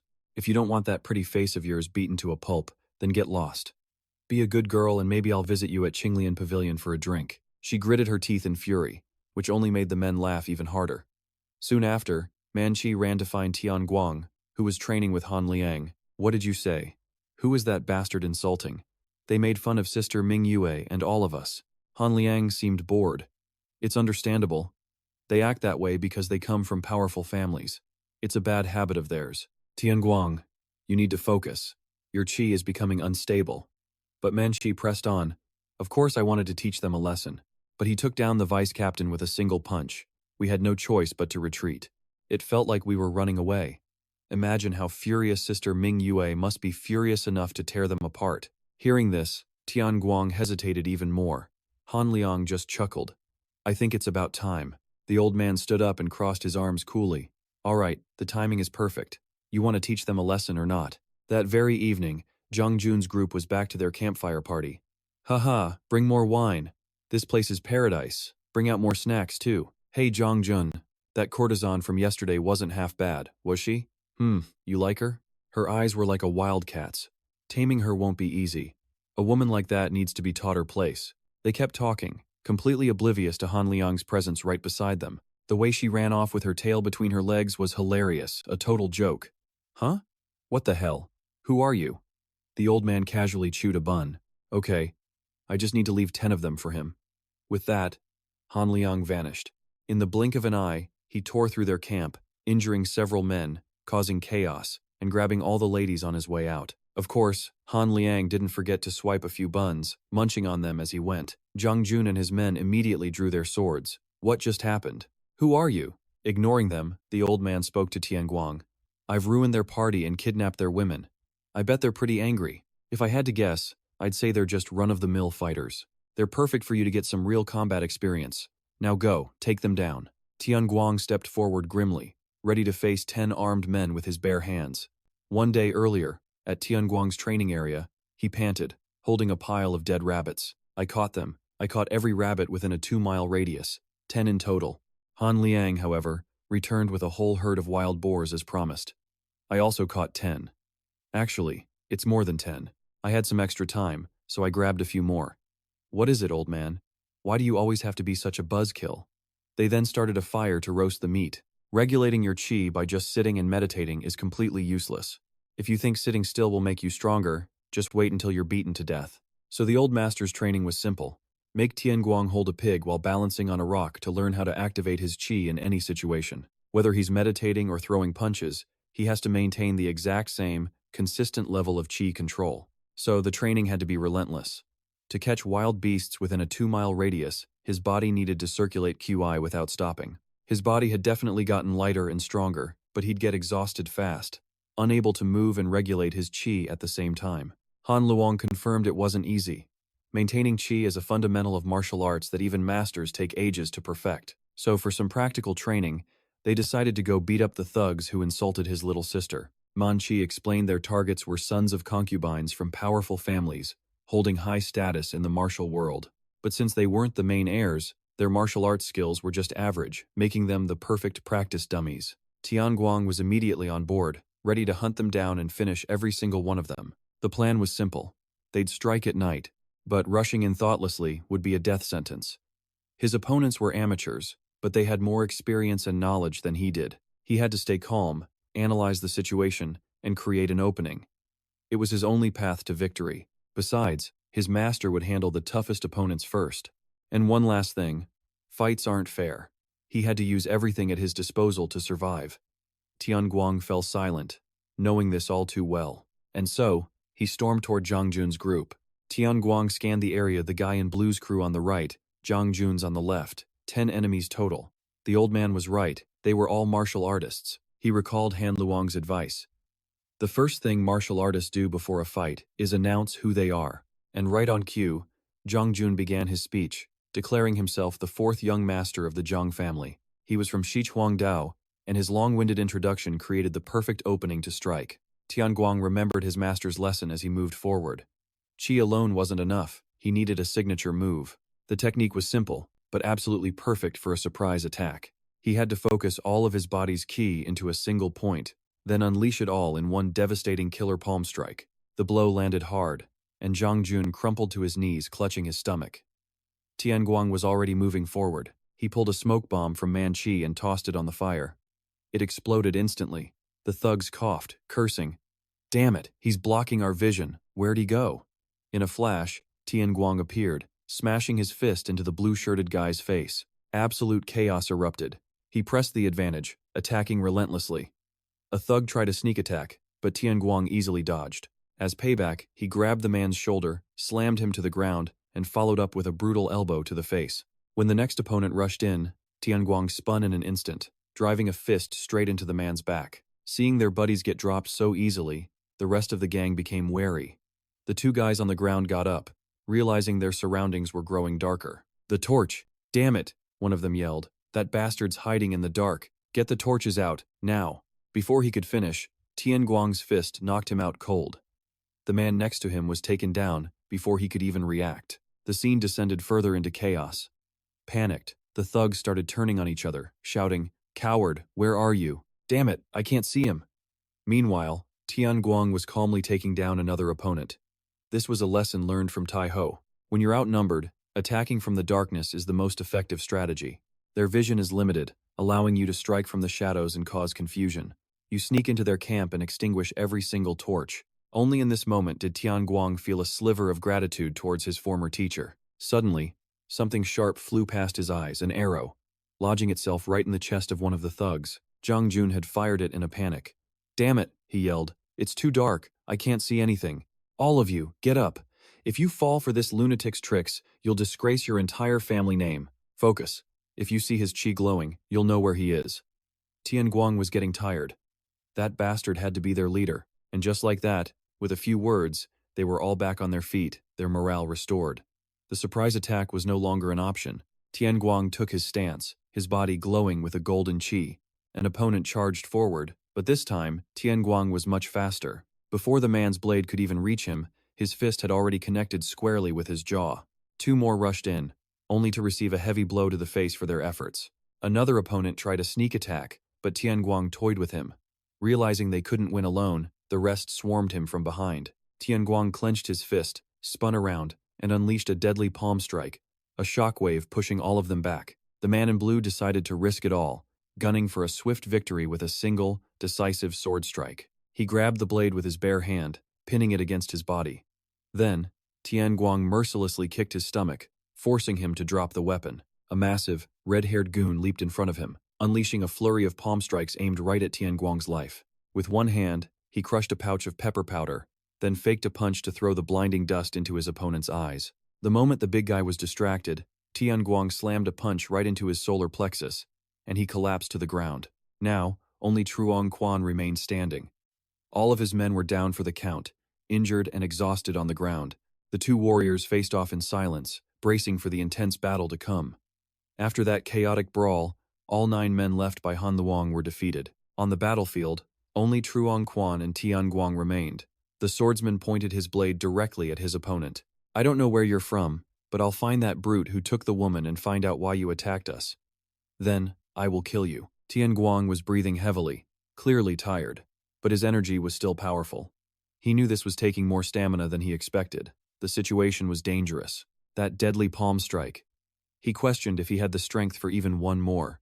Lost in thought, he was nearly caught by Trung Quan's Crimson Phoenix wing technique, but Tian Guang managed to dodge just in time. Seeing the punch slide past him, his opponent celebrated way too early. A second later, Tian Guang grabbed Truong Quan by the collar and drove a knee straight into his stomach.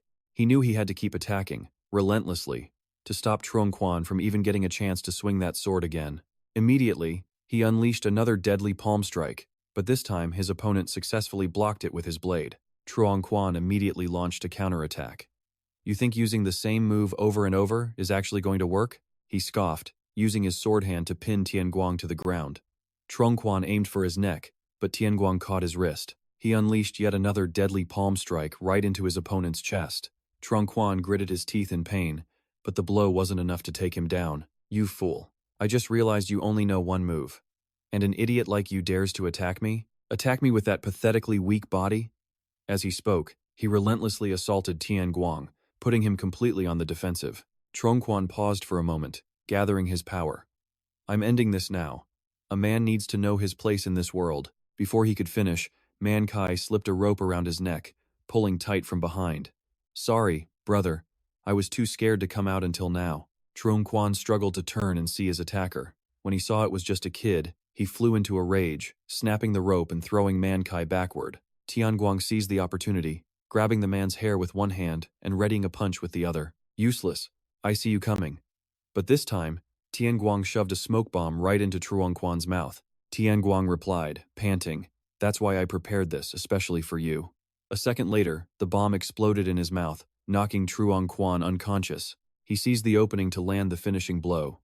With a powerful shout, Tian Guang sent him flying with a single punch. Manchi looked at Truong Quan's body, then turned back to Tian Guang. He cheered with pure joy.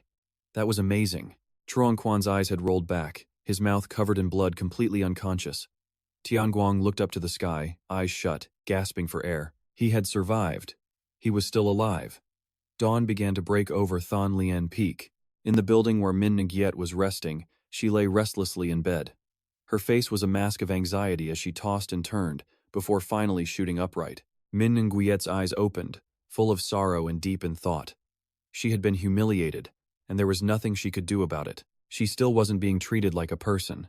Her mind flashed back to a dark, filthy place from her past, a place where women were sold to the rich and men were sold as war slaves. As a little girl, Min Nguyen had been just as terrified as the other children, crying and calling out for her father and brother through her tears.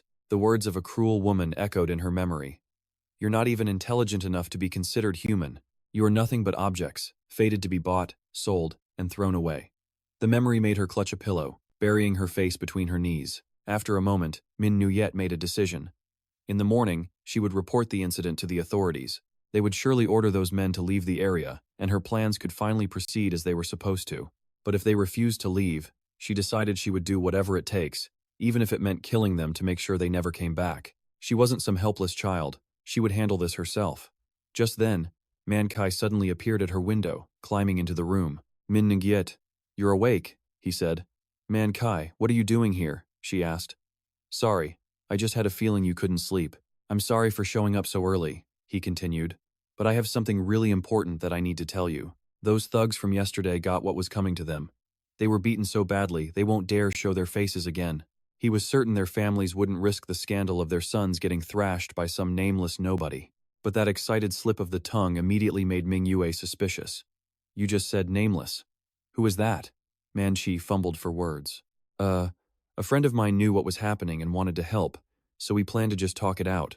Plus, I have 1, no, 2, 3 very strong friends. She sighed. All right, fine. We can talk about this later. For now, I need more sleep, so you should leave. Ah, yes. Rest well, sister. At that moment, Han Liang stepped out of his hut, cracking his neck. Inside, the women were all completely drunk. Old man, you're hilarious. I think I had a bit too much to drink. He let out a huge yawn before noticing Tian Guang sitting on a nearby tree root. You're back? What were you up to last night? Do you even have to ask? Drinking and talking all night, of course. We actually hit it off pretty well. You're over 100 years old. Why are you still partying so hard? Hey, don't act like such a stuffy old man yourself. Besides, age is just a number. It was a tough fight, but it looks like you came back alive. If Manchi hadn't helped, I would have been beaten to death. That killer palm you taught me was useless against one of them. It's a miracle I made it back at all. Han Liang just smiled, crouching down beside Tian Guang. Well, the killer palm is about as basic as a technique can get. You can't expect to win knowing just that one move. As I've told you, there's no such thing as a fair fight. But I won and I came back. I'd call that a success. You did good. And with that, welcome to the world of martial arts. The next day, everyone gathered at the clearing. They stared in shock. What the hell is this? There's no one here. Are we in the right place, Vice Captain? We are. Just yesterday, a whole crew of toughs were camped right here. It's why I asked Captain Zhong to come along. I wasn't sure I could handle them. Mingua stood behind the group, her eyes filled with unease as she stared at the empty patch of land. She remembered hearing screams from this very spot just last night. Flashes of torchlight and shouting, "It's me!" Tian Guang's voice, fighting them off as he yelled, "Die!" Mingua couldn't help but wonder. He handled all of them by himself? Why the sudden meddling? Was he trying to play the part of some model older brother? Shaking off the thought, she composed herself and asked the carpenter if he could proceed with their plan. He happily agreed. Of course, there's plenty of space here. Zhong, however, was scanning the clearing, noticing clear signs of a massive fight. As she investigated, a scrap of cloth caught her eye. Picking it up, she realized, this torn fabric. It looks like it belongs to that beggar I saw a while back. She then glanced to her left and saw tracks from people fleeing. But only one set of footprints led deeper into the forest. Zhong had already made her decision. Elsewhere, Mingua walked through town, muttering to herself. Money, fame, and power. Out of all of them, money is the easiest to get. Fame and power are things you're born into. People like us can't just obtain them, but if you have enough money, that changes the entire story. Manchi let out a little sound. But Sister Mingua, you have a lot of money. The money from being a courtesan has its limits. To truly attract the attention of the powerful, I need much, much more than this. There's only one way for people of our standing to make that kind of fortune. They stopped before the Musan Merchants Guild, where they were greeted with a cheerful smile. Well, well, look who it is. The guildmaster, Lu Qian, announced. Isn't this Ming Yu, the #1 beauty of Qinglian Peak? Have you come to buy a ring, my lady? Ming Yue calmly replied. I have enough rings, thank you. It's been a while, Guildmaster Lu Qian. I'm here on other business today. Oh? And what might that be? Please, come inside. He led the group into his office. Once they were seated, Lu Qian asked, Are you looking to buy or sell goods? You're managing Qinglian Peak now. Simple business deals won't make you the kind of money you're looking for, will they? I simply buy from vendors and sell for a profit. I'm here to discuss business outside of Mushan City. So you want to be a traveling merchant? A noble lady like yourself isn't exactly suited for that kind of life. It's a difficult, exhausting job. Besides, the money you make on the road isn't anything to write home about. Perhaps I wasn't clear. She produced a letter.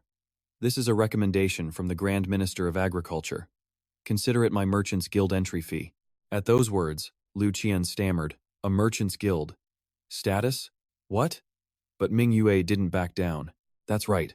I've already received permission from the Musan government, so there are no issues. I plan to establish a guild and make a real fortune. I am going to establish a merchant's guild, and I will be its master. The news spread like wildfire through Musan City. The #1 beauty was starting a merchant's guild? This was the kind of gossip that got everyone talking. The local women were buzzing with jealousy, dying to know what she was selling. Meanwhile, the men spun the gossip into jokes for their drinking parties. And just like that, the rumors spread like wildfire. For the lower class, this story was juicy gossip they just couldn't resist. Officials and nobles who knew Mingyu found it all rather amusing.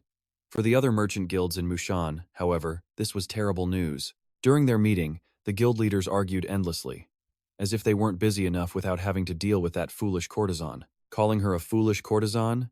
And this from men who used to be her clients. How could a lowly courtesan get an official letter of recommendation and start her own guild? She must have seduced the officials for it. But finally, Liu Qian spoke up, cutting through their chatter. I didn't call this meeting just to gossip. Have you heard the talk in the market? But they just scoffed, saying people love to talk. That's right, a guild run by that kind of woman was doomed to fail sooner or later. The Merchants' Association wasn't some street market. Her guild would probably collapse in less than a year. How could a woman who only serves wine handle business?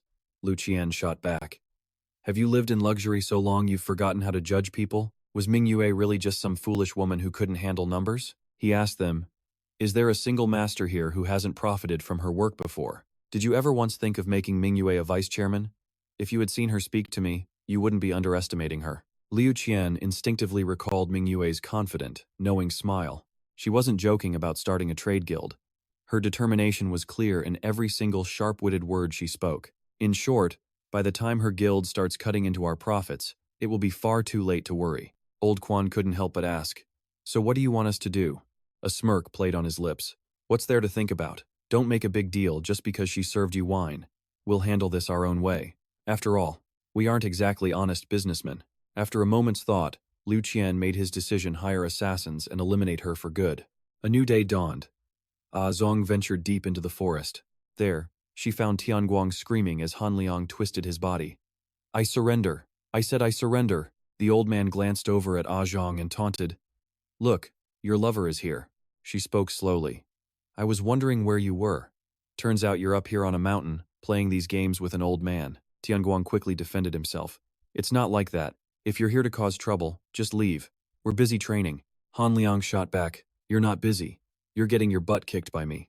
Zhang replied coolly. Mingyu's guild is nearby, that's all. I found tracks from a battle and followed the traces of oil to check things out. Seeing this, I get the picture now. I'm leaving. Tian Guang leaped to his feet, calling out, Wait, a guild? What do you mean?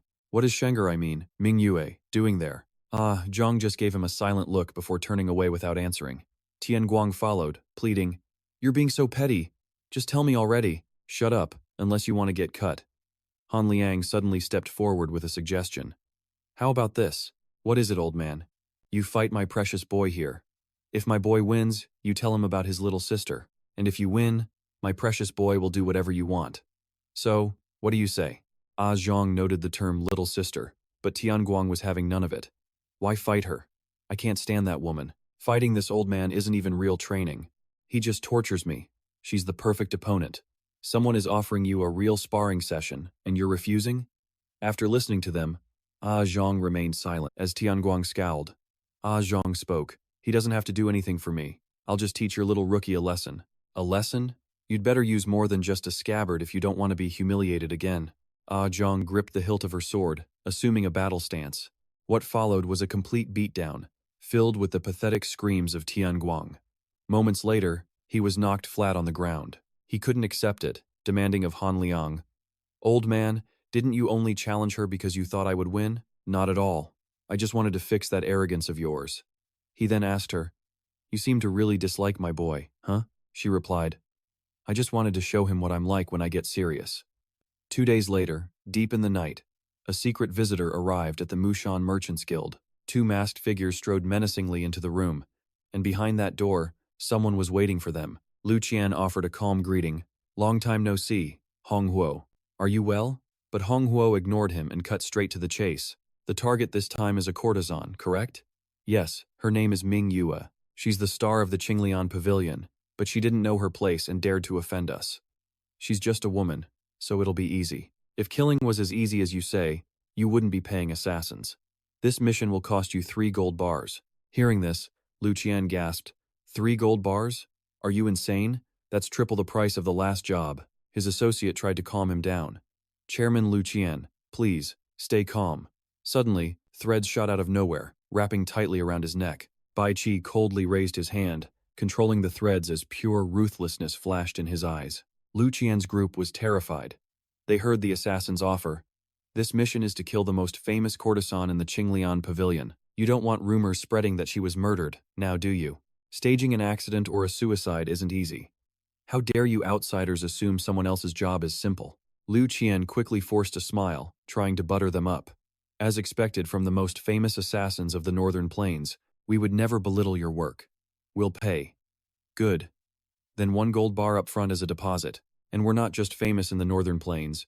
We are the #1 assassins in the entire Central Plains." After the two of them vanished, the terrified merchants finally collapsed to the ground in a panic. Hong Huo and Bai Qi casually walked away from the scene. Hong Huo gently scolded him. "You went a little too far, Bai Qi. But still, it was good. Thanks to you, my hands stay clean. A disciple of Hong Huo must know how to handle trash like that. Can you handle this courtesan by yourself? You're an assassin now, so I'm giving you your first mission." Bai Qi hesitated without a word, but finally, he gave a slight nod. Hong Huo praised him happily. "Good. That's how a true disciple of Hong Huo should be." Before long, the sun rose. Manchi watched the workers tirelessly building a new frame and couldn't help but shout with excitement. "Sister Mingua, this place is huge. Just look at it. This must have cost a fortune." Mingua definitely poured all her money into this. Mingyue's voice suddenly cut in. "Wait. The pushcart needs to be placed here," the foreman quickly explained. "Ah, my apologies, ma'am. This one's new, so he doesn't know. Hey, I told you to put the cart here." Mingyue then overheard a few words of admiration from behind her. "He's surprisingly strong, isn't he? And his stamina is amazing. And he's so diligent, too. He does the work of 5 men combined. He reminds me of when I was young. All right, let's get this moved." Her eyebrows furrowed slightly. Tian Guang saw her and happily called out to Shenger. Mingyue quietly asked Han Liang behind her, "What is he doing here? What else?" "Obviously, he's here to make money. That kid never shuts up, just chirping little sister like a parrot that only knows your name. He heard you were building a guild hall nearby, so he came to help out. You know, help his little sister and earn money. 2 birds, 1 stone." "Who told him?" Han Liang immediately pointed to Manchi's group and snitched, "Who else but them?" He then turned to A. Zhong. "Ah, thank you for helping my son with his training. He's learned a lot because of you." "Huh, why is everyone suddenly avoiding me?" Mingyue's body tensed slightly, but she forced herself to relax after taking a moment. She looked over at Tian Guang in the distance, afraid she'd get angry if she got any closer, and instead asked Han Liang for a favor. "Would you mind relaying a message to him for me? I need to talk to him, so tell him to meet me on the hill at the hour of the ox." "Why not just talk now? He's right over there. I have to entertain guests at the Qinglian Pavilion now. Please remember to pass on my message." Mingyue then quickly returned to the Qinglian Pavilion. Outside, countless men were embracing courtesans and telling lewd jokes. Laughter echoed endlessly. Mingyue sat alone in her room, slowly lifting a floor cushion. Beneath it lay countless treasures of gold and silver. It was the fortune she'd saved up from serving clients. She had already spent most of it building the guild hall, all for construction, hiring merchants, and purchasing costs. It seems she had underestimated the initial capital required. Mingyue's eyes darkened, and she finally let out a sigh. I guess it can't be helped. At the appointed time, Mingyue quickly made her way up the mountainside. She turned back to give Menghu instructions. "I'll go alone from this point on. Is that all right? In that case, we will wait here." "Thank you, Vice Captain Menghu." After that, Mingyue proceeded alone, standing by the edge of a high cliff. A moment later, she turned at a sound as Tian Guang stepped out from the bushes. Mingyue spoke calmly. "You're earlier than I thought. Take this. I added extra money, so you don't have to worry about being shortchanged. Now take it and get out of my sight." But the man behind her had a very strange expression on his face. Mingyue continued, completely unaware. Your being here doesn't make me happy in the slightest. Instead, he only brought back painful childhood memories, memories Mingua could never forget. To her, it was like reliving a nightmare. She didn't want to know how he lived, or what he was thinking. From now on, she just wanted to find her own happiness. Her life had been hard enough, and she refused to worry about family she didn't want to see. Mingua sensed someone closing in behind her, moving in complete silence. She spun around, startled. "Who are you?" she demanded. In response, Baktree's eyes glinted with pure malice. Mingua scrambled to run, screaming for Manhwa, but she was instantly ensnared by Baktree's threads. He seized the moment, pulling a knife to finish her off, but suddenly detected an approach. Tian Guang appeared, blocking the fatal blow with a single sweep of his arm. He roared in anger. "What do you think you're doing? Let's flash back to that afternoon." Mingua had been talking with a group of construction workers, surrounded by praise. "You look frail, but you're strong," they said, impressed by her stamina and hard work. "You've got the strength of 5 men," one commented. "You remind me of my youth." But while everyone was talking, someone was watching from the shadows, their gaze locked onto Mingua. This man had overheard her conversation with Han Luong. With this new information, Bak Tree returned to his hideout and crafted a mask. Once it was done, he grabbed it, ready to make his move. Back in the present, Tian Guang had a firm grip on Bak Tree's arm. The assassin was clearly panicked. As Tian Guang attacked, he screamed for Mingua to run and hide in the forest. He unleashed the Earth-Skin Killing Palm and Hell's Windblade, blasting Bak Tree into the distance. The man's disguise began to shred from the impact. Tian Guang seized the opportunity, charging forward with his assassin's cinnabar palm, a move that tore apart an entire section of the forest. After the devastating attack, the landscape was shattered. But Bak Tree, though sent flying, was still ready to fight. He glared at Tian Guang, enraged, and quickly drew a weapon from his back. Tian Guang's brow furrowed. The guy was too fast. He hadn't taken a direct hit. In that instant, Bak Tree suddenly leaped to his feet. Then, in a shocking move, he hurled a volley of shurikens in a completely different direction, straight toward Mingua. "Where do you think you're going?" Tian Guang yelled. He quickly threw out a palm strike, deflecting the deadly projectiles. The blades scattered wildly through the air, but it was a feint. Tian Guang realized too late that Bak Tree was already right on top of him, unleashing his piercing tongue technique. Tian Guang's arm was instantly riddled with cuts, one blade just barely missing his eye. He desperately lashed out with a forward strike. As Bak Tree was knocked back, Tian Guang pressed his advantage, but his arm was suddenly caught. Bak Tree had locked onto his arm with both legs. Tian Guang gritted his teeth in pain and immediately reached for the assassin's mask. He used all his strength to slam the man into the ground, finally succeeding in tearing the mask to shreds. Bak Tree held his exposed face, stunned, as he heard voices approaching. Mingua looked up in a panic as Manhwa's group rushed over. "Mingua, what happened? Are you okay?" they yelled. Just then, a strange purple aura began to radiate from Bak Tree's body. His body went limp, and then poof. He vanished right before their eyes, leaving everyone completely baffled. "He's gone. What just happened?" Only then did Mingua get a chance to look at Tian Guang, who stood guard in front of her as things settled down. After surveying the scene, Manhwa came to a grim conclusion. It seems he was an assassin. "An assassin?" Tian Guang asked. "But why?" Manhwa explained that assassins only kill for pay. Someone definitely wanted Mingua dead. "It's too dangerous out here from now on," he warned her. "You need to get back to Qinglian Peak immediately." Mingua remained silent. "Mingua?" Manhwa asked. "Oh, I'm sorry," she finally replied. "Let's go back." Tian Guang watched as she followed, her hands trembling as she clutched her robes. The group slowly began their journey back to Qinglian Peak. Tian Guang stayed close by her side. Suddenly, Mingua tripped, stumbling and nearly falling to the ground. Tian Guang caught her in an instant, but she immediately yanked her arm away, coldly demanding, "Why are you following me?" "Let me be clear," she said, her voice like ice. "I don't like seeing you. Don't act like you're my older brother. Let's live our own lives, like we're strangers. Did saving me give you some kind of delusion? I'll have Manchi send you money, so just get lost." "Is that enough?" Everyone stopped, their eyes fixed on the tense confrontation. "No," Tian Guang shouted. "How can I just leave you when someone is trying to kill you? I'm never leaving. I will protect my little sister. Even if I have to force you, I will protect your life." Mingua was completely stunned by his words, but after a moment, she composed herself and continued walking away, her expression still cold as stone. Manhwa clapped Tian Guang on the shoulder. "Looks like you picked a fight with the wrong person. Still, we should probably team up."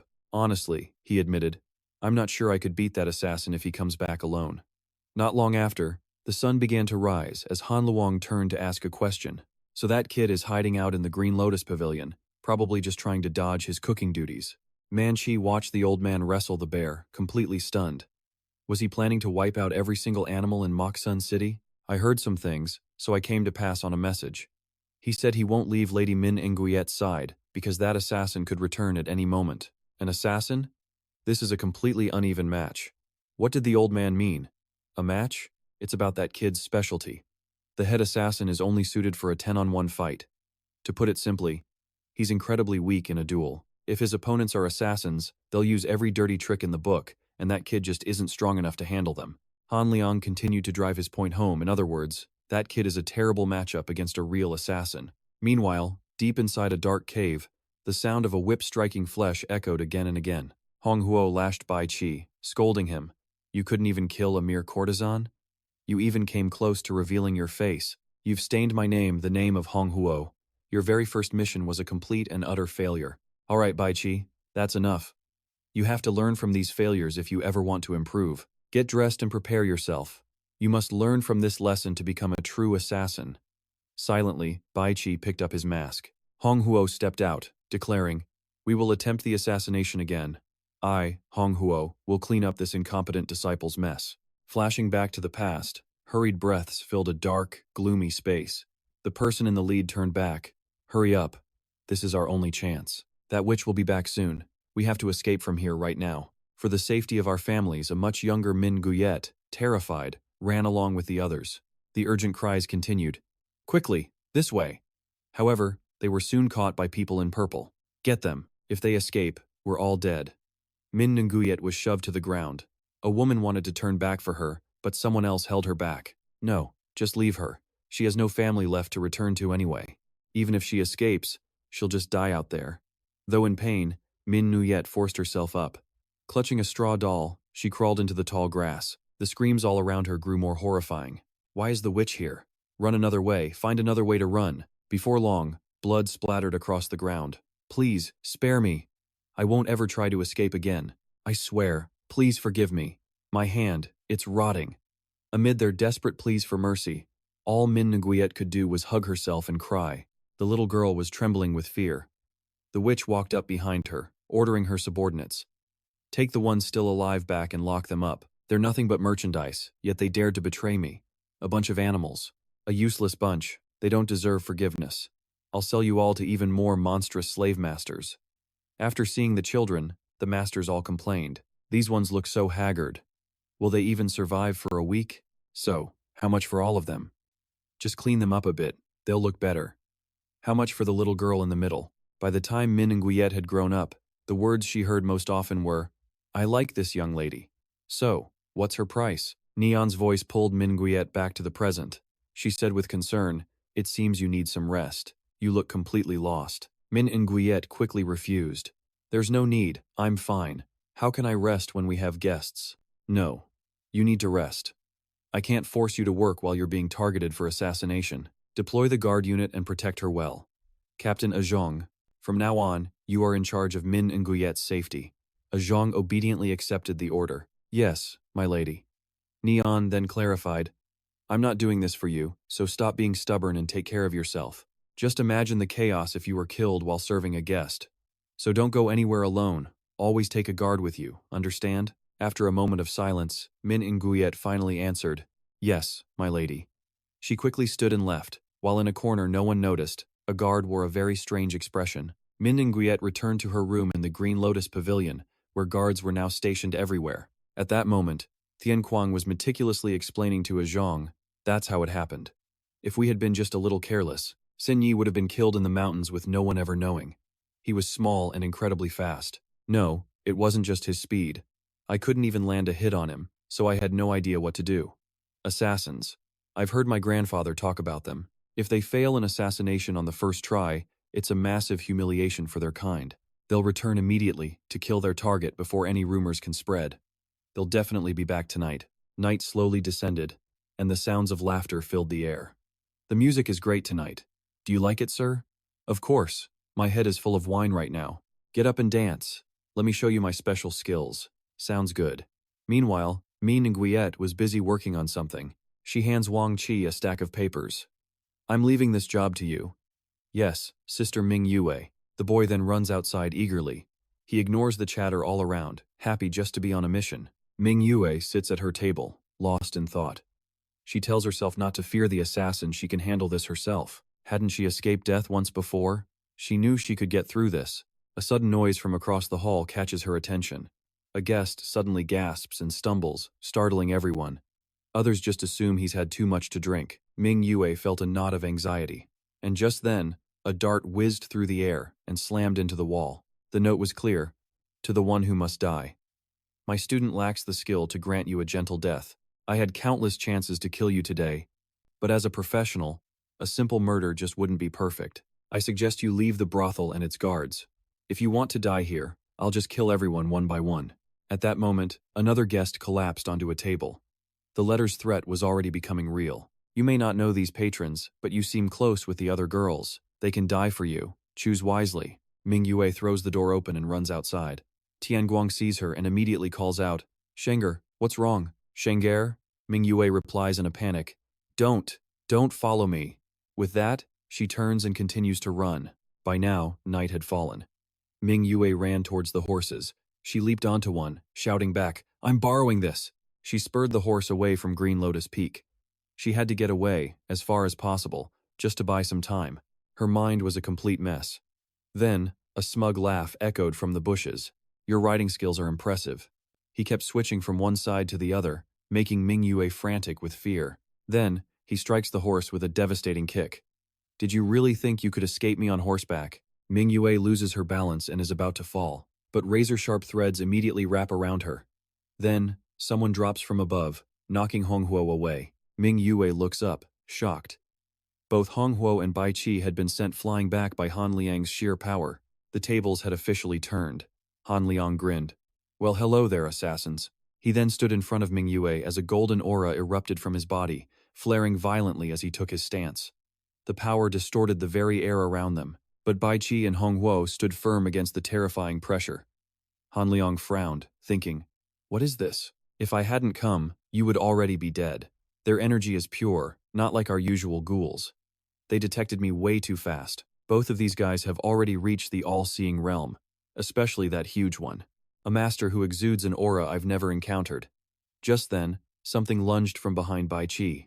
A Zhong suddenly leaped in for a surprise attack. She landed a powerful blow, sending Bai Qi flying backwards, who barely managed to land on his feet. A Zhong immediately follows up with her flowing fish stream attack. She successfully reaches Han Liang's side and asks if Ming Yue is hurt. Han Liang leans over, curious. Swordsman, great moves. But where is my boy? You should train him better next time. He was too slow, so I got here first. Just then, Tian Guang was running for his life, shouting, Shengar, Shengar. Honghuo just sneered. Courtesan, you seem to be quite lucky. You are heavily guarded. When I heard my apprentice failed the assassination, I thought it was just his inexperience. But it seems I should have handled this mission myself from the very beginning. Such a shame.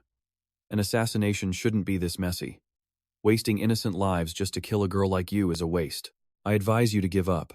Offer your life willingly, and I will grant you a beautiful and peaceful death. His words made Ming Yue furious. She yelled back, Damn it, you psycho. What are you talking about? There's no such thing as a beautiful death. You think I'd willingly hand over my life after everything I've been through? You idiot. Why don't you just die already? She talked a big game, but she was hiding safely behind a Zhong. At that moment, Tian Guang charged in right behind Honghuo. He attacked while yelling, Get lost. Honghuo simply waved a hand and sent him flying, then used his threads to bind him tightly. The move left Tian Guang completely stunned. What? When was I tied up? Honghuo sneered in contempt. Fool, do you not understand the art of assassination? His weapon was suddenly aimed directly at Tian Guang's throat. Just in time, Han Liang lunged forward, pushing the weapon aside. Sorry, my boy and his sister don't get it. Honestly, I didn't get what you were saying either. Honghuo laughed, thoroughly amused. I thought you died long ago. Do we even know each other? No, but I've seen you before. How could I ever forget you? I never expected to meet such a legend here. They call him the stray dog of the battlefield. Wherever he appears, no general is left standing. No army can survive an encounter with him. one of the 5 great kings of the warring states Earth Emperor Sat, the King of Fists. Hearing that name, Trung was horrified. The King of Fists? Suddenly, Han Lung screamed out a warning. Swordswoman, don't let your guard down. Look above you. Trung instantly used her fish body spread technique to block Bok Tree's sneak attack. Her counterattack successfully deflected the incoming projectiles. She used that opening to leap forward and press the assault. The two of them crashed together in a furious exchange. The clang of steel echoed relentlessly. While blocking Trung, Bok Tree flicked his other hand, sending his deadly projectiles straight for Min Weert. Just in time, Tian Guang appeared, knocking them aside before unleashing a palm strike that sent them flying back. He then reassured Min Weert, Sin Yi, don't be afraid. You won't die. From now on, I will protect you. Meanwhile, Bok Tree was forced to use his full strength against Trung, unleashing his serpent's tongue technique in a flash of strikes. Trung immediately met his attack with her own flowing water fish pierce. Their battle raged from the skies down to the ground. Trung realized his movements were fast and unpredictable, every blow aimed for a fatal spot. Bok Tree continued to rain heavy blows on her. But suddenly, Tian Guang charged in, sending Bok Tree flying with a single punch as he skidded to a halt. He quickly regained his balance. Trung shot a confused look at Tian Guang. What was that? Why did you show up? I joined the fight because you were about to lose, Tian Guang shot back. You could at least be grateful. I wasn't losing, you idiot, Trung retorted. Bok Tree looked up at them both as Tian Guang offered him a strange apology. But I have to protect Sin Yi now, so 2-on-1 it is. Why are you apologizing to him? Stop talking nonsense. And with that, the three of them rushed into battle. Meanwhile, Han Lung was just casually chatting with Hong Hua. My boy may be a bit clueless, but he knows what needs to be done. The two of you together might actually beat him. If you survive this, you'll gain some great experience. The old man then simply allowed Hong Hua to bind him and swing him high. He put his full strength into the throw. Han Lung was launched into the air, then violently slammed into the ground. He was dragged through the forest for a huge distance, but the whole time he seemed completely unfazed. Just like that, he easily broke Hong Hua's bonds with a flick of his hand. His opponent closed in, whispering, "Let's see if the Fist King's legendary power is truly real." Then came the sound of rushing footsteps. 2 figures blurred past, moving like lightning straight towards Bok Tree. Tian Guang and Trung attacked at the same time, but Bok Tree's smaller frame allowed him to nimbly dodge every single one of their strikes. For a moment, it seemed they had him cornered, but Bok Tree simply teleported forward, escaping their trap. He began to walk towards Min Weert, who braced herself for the attack, but he suddenly turned his head to the side. Trung dashed in to grab his attention, pouring all her energy into her block. The clash of swords shattered the silence. She unleashed her flowing water fish pierce as the two focused on their fight. Tian Guang quickly moved in to help. He launched a powerful attack of his own, the Wind Metal Hell. She immediately followed with a decisive point strike. They hammered him with one attack after another, but Bok Tree dodged every blow with almost insulting ease. Nothing could touch him. Suddenly, Bok Tree vanished, only to reappear right behind them. Their instincts screamed, and they both spun around to attack him. Tian Guang gritted his teeth. Damn it, I can't hit him. You're right, his movements are too fast and erratic. If we lose focus, he'll get to Min Weert. We have to keep attacking. He's fast and strong, but look at his build and armor. His physical defense has to be incredibly weak. He slammed the ground, forcing his opponent to leap into the air. But suddenly, something distracted Bok Tree. Bok Tree used a wire to swing up into the trees, catching them by surprise. He looked down from a branch, weapon in hand, gathering his energy. Staring up, he was shocked. Where did he hide all those weapons? They just keep appearing. I think they're steel wires, but imbued with his energy, making them incredibly hard and sharp. A true master could slice stone with wires like that, so be careful. Bok Tree then focused his power, and the wires began to dance through the air. What? Is he trying to set a trap for us? You idiot, cut them before you get caught. But before either of them could react, he shot straight for Trung. She quickly retreated, not noticing what was behind her. The wires instantly trapped her hands. Damn it, he targeted me first so I couldn't cut them. Bok Tree raised his blade, moving in for the kill. But luckily, Tian Guang rushed forward to intervene. A fierce attack. Tian Guang tries to block, but gets instantly wrapped up in sharp wires. Tian Guang gritted his teeth. These wires were way harder, way sharper than before. His own aura was the only thing keeping them from slicing him apart. But struggling only made them dig deeper as Zhang screamed, Tian Guang, don't move! Suddenly, the immense power of the water flow fish Heavenly King flooded the entire area. Their enemy eyed the smoke cautiously, just as Tian Guang and Zhang burst out, launching a surprise attack. They strike in unison, forcing Bai Qi to leap back to dodge. Damn it. His body was too wounded. He had to stop messing around and conserve his remaining strength. The scene shifts. A waterfall, completely silent and still. Wires lay scattered everywhere. In the dead silence, a fierce light erupts. It expands, growing stronger and stronger, obliterating everything in a massive explosion. A piece of Hong Huo's cloak is ripped away. Lucky for him, he dodged just in time. The attack came from Han Liang. But just as quickly, the old man gets tangled in wires. Hong Huo dives down, stabbing his shoulder, only to be blasted away by a powerful counterattack. He lands gracefully, facing off against the old master. Hong Huo couldn't help but be impressed. So the rumors were true. Your body really is that tough. You're a real monster, he continued. Even my stone-cutting steel wires couldn't leave a scratch on you. They just snapped against those ridiculous muscles. That was a fatal blow you just landed. Han Liang winced, pulling the broken blade from his shoulder. He kept talking. If we'd met on a battlefield, you would have wiped me out along with 10,000 of my soldiers. The Fist King, the great emperor of slaughter. Your reputation is well earned. Look at me, I'm bleeding. So why do you keep calling me tough? And you're an assassin who talks way too much. Since I couldn't even land a hit, all your praise just sounds like you're mocking me. But Hong Huo just let out a laugh. You're right about that. Your words are still as sharp as they've always been. And yes, a title is just a name. So what? Because if I personally kill the great emperor of slaughter, I'll reach a god-tier realm. There are always people obsessed with power like that. We are not the same. Hong Huo readied his stance for battle. He leaped into the air, lunging straight for Han Liang. The old master instantly countered, unleashing a blast of power so immense it shattered the huge boulder behind him. Han Liang spun back around, on high alert. He unleashed another attack, sending a barrage of rocks flying straight at his opponent, but he dodged it easily. This time, Hong Huo countered, his blade sinking deep into the old man's thigh. Han Liang cried out in pain, but still threw a desperate punch forward. It was useless. Hong Huo gloated. Your attacks are strong, sure, but if you can't hit me, it's all pointless. A massive tornado, unleashed by his Hellwind blade technique, tore violently through the forest. As it raged, Mingua spotted it from afar and gasped, "Is that a tornado?" Han Liang looked up to where his opponent had been. Nothing. He was gone. Suddenly, a voice echoed from behind him. You know, the Fist King and I are a terrible matchup. Not a single one of your punches has ever landed. On a battlefield, you'd kill countless soldiers. Enraged, the old man attacked without thinking. Countless clones of Hong Huo appeared around him. On the battlefield, you could slaughter tens of thousands. But here, you're just another man's puppet. A disgrace to your title. You talk too much. You want me to shut you up with my fist? The clones surrounded him, an army of them. Laughing manically, they all charged in at once. You think this will actually work? No matter how strong you are? Han Liang braced himself as the voice echoed again. It's useless if you can't hit me. Haven't you realized that yet? The Fist King is being stabbed by my blade hundreds of times. He'll simply bleed to death. Suddenly, the real Hong Huo struck from behind. This will be a very special death. Han Liang gritted his teeth. You just keep hitting the same spot. Enraged, he lashed out. All right, now I'm getting really pissed off. One man against hundreds of clones?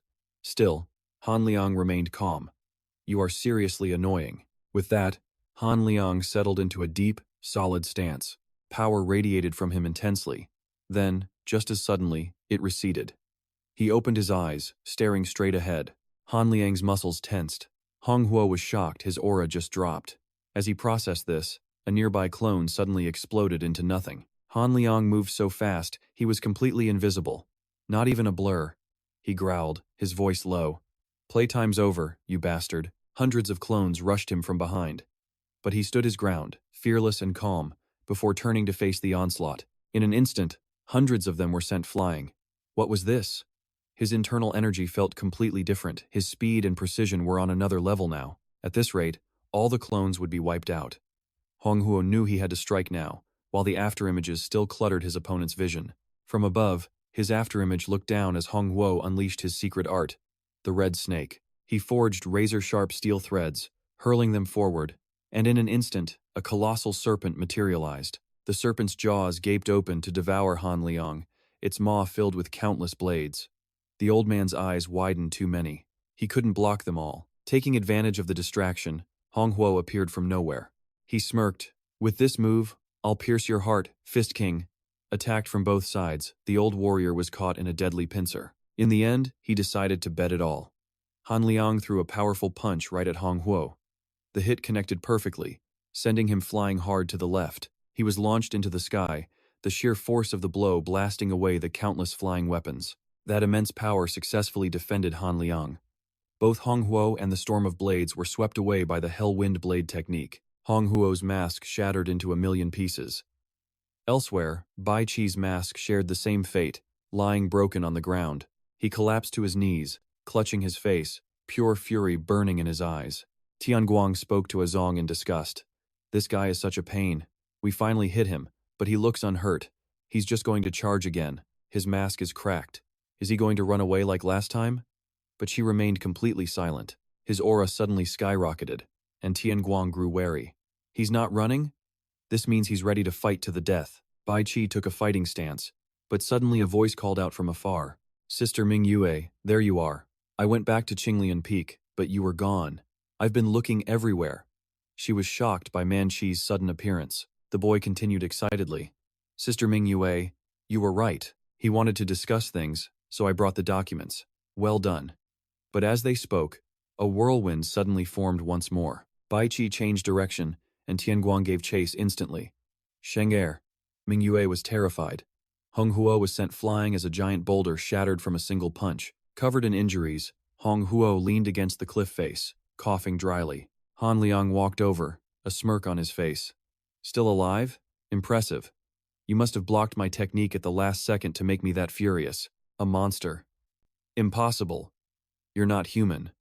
Were you just toying with me this whole time? Toying with you? Not really. I just didn't feel like focusing.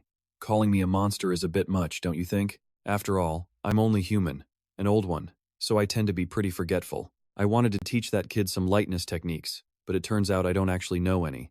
I just move fast by putting power into my legs during a fight. Besides, I never need to run, so who needs lightness skills? Hong Huo could only listen in silence to the old man's insane explanation. He suddenly let out a laugh. The Fist King doesn't know lightness techniques? Now that's a surprise. So if I use my lightness technique to run, you can't catch me. And with that, he vanished. The old man sighed. I messed up. Back at the other battle, Manchi cried out in fear, Sister Mingua. Bai Qi lunged forward. Caught off guard, Tian Guang yelled, Sheng'er. But the attacker suddenly turned on him, dagger ready to strike. Tian Guang's eyes shot wide open in absolute shock. He remembered his talk with Azong. Hey, swordswoman, I think that guy has a favorite trick. He pretends to attack something, but when I chase, he turns back to strike me. Next time he tries it, I'll grab him, and you find an opening to attack. You have a plan to catch him? He had answered with total confidence. It's not a plan, it's resolve. You're going to get yourself killed. The whirlwind of wrath appeared.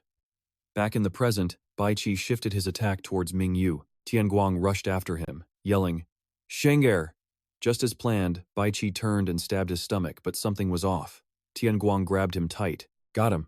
Azong attacked from behind. Her falling point strike technique slammed right into Bai Qi, sending his body flying. Azong stood there, a hint of pride on her face. It's done. Bai Qi lay motionless, bleeding out on the ground. Tian Guang, are you all right? He grunted in pain. Don't move me. The wound is deep. I thought this would block it. At least it stopped half the blade. Hold on. I'll stop the bleeding. She looked surprised. An iron plate? He explained. The last time we fought, my own strength couldn't stop his sword, so I figured for our next fight, I just had to avoid taking a fatal blow. I borrowed some iron plates from Vice Captain Menghu for armor. They cracked, but they let me pull off the move, right? Don't be ridiculous, you almost died. But, thank you for saving me. I couldn't have won alone. I'm still too weak. So next time, you have to help me train, okay? Hey martial artist, you've got some nerve asking for favors like that. Fine. When I get a day off, I'll spar with you. Manchi then ran over cheerfully. Are you okay, big brother? Model. This isn't good. He's wounded in the stomach. Is he dying? Not a chance. Mingyu gripped the letter in her hand, her knuckles turning white. Suddenly, a new voice cut through the air. Damn it, that fool Baiji. Taken down by two measly weaklings. Honghuo pressed a blade to Mingyue's neck, his voice full of shame. This is humiliating. But even if I lose, an assassin never fails the mission. Sister Mingyue, damn it, what is that old man doing? Don't tell me he actually lost? Hold on. Your contract has been terminated. What? She pulled the official document from inside the envelope. The ones who hired you to kill me. They're from the Merchants Guild, correct? I already sent a letter to the guildmaster, which you saw. In that letter, I requested the mission be cancelled. They'll quietly withdraw from this assassination and partner with my trade caravan in the future. I also agreed to cover the full payment they promised you. This is the official letter of withdrawal. They've already agreed to all my terms. I was planning to show you that killing me is completely pointless. So now, I'm the one paying you. Do you still want to kill me? Suddenly, Han Liang appeared. You wench, how do you have that letter? My apologies. I let him get away. The old man. He gritted his teeth. You think you can fool me with a mere piece of paper? Fine. You said killing you is useless, but I lost this fight, and my body is seriously injured. The humiliation is unbearable, so you have to die. Tian Guang cried out in panic. Sheng Er prepared to move, but Bai Qi suddenly lunged at Hong Huo. The head flew clean off his shoulders. Huh? Then the body just collapsed. An assassin kills for money. That is the only reason we exist. If you kill based on emotion, you're no better than a common murderer. Hong Huo, isn't that what you taught me? You lost control and killed for pride, not profit. You're not an assassin anymore. In the end, you became pathetic. You lost your mind, killed on a whim, and I saw it.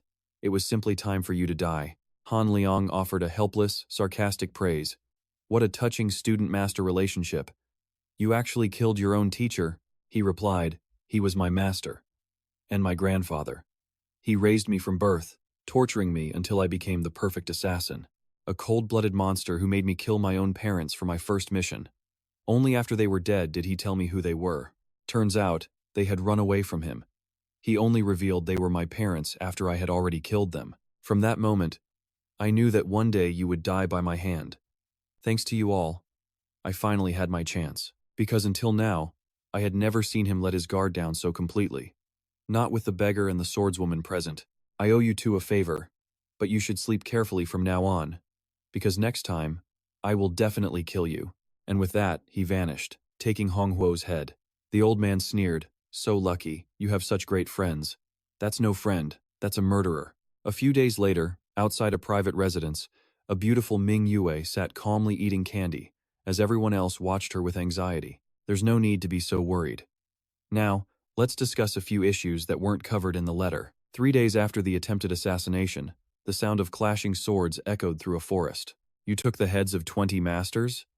Zhang looked at Tian Guang with utter disbelief.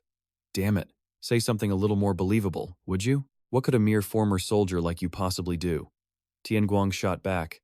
It's true, why would I lie to you? Manchi asked Han Liang.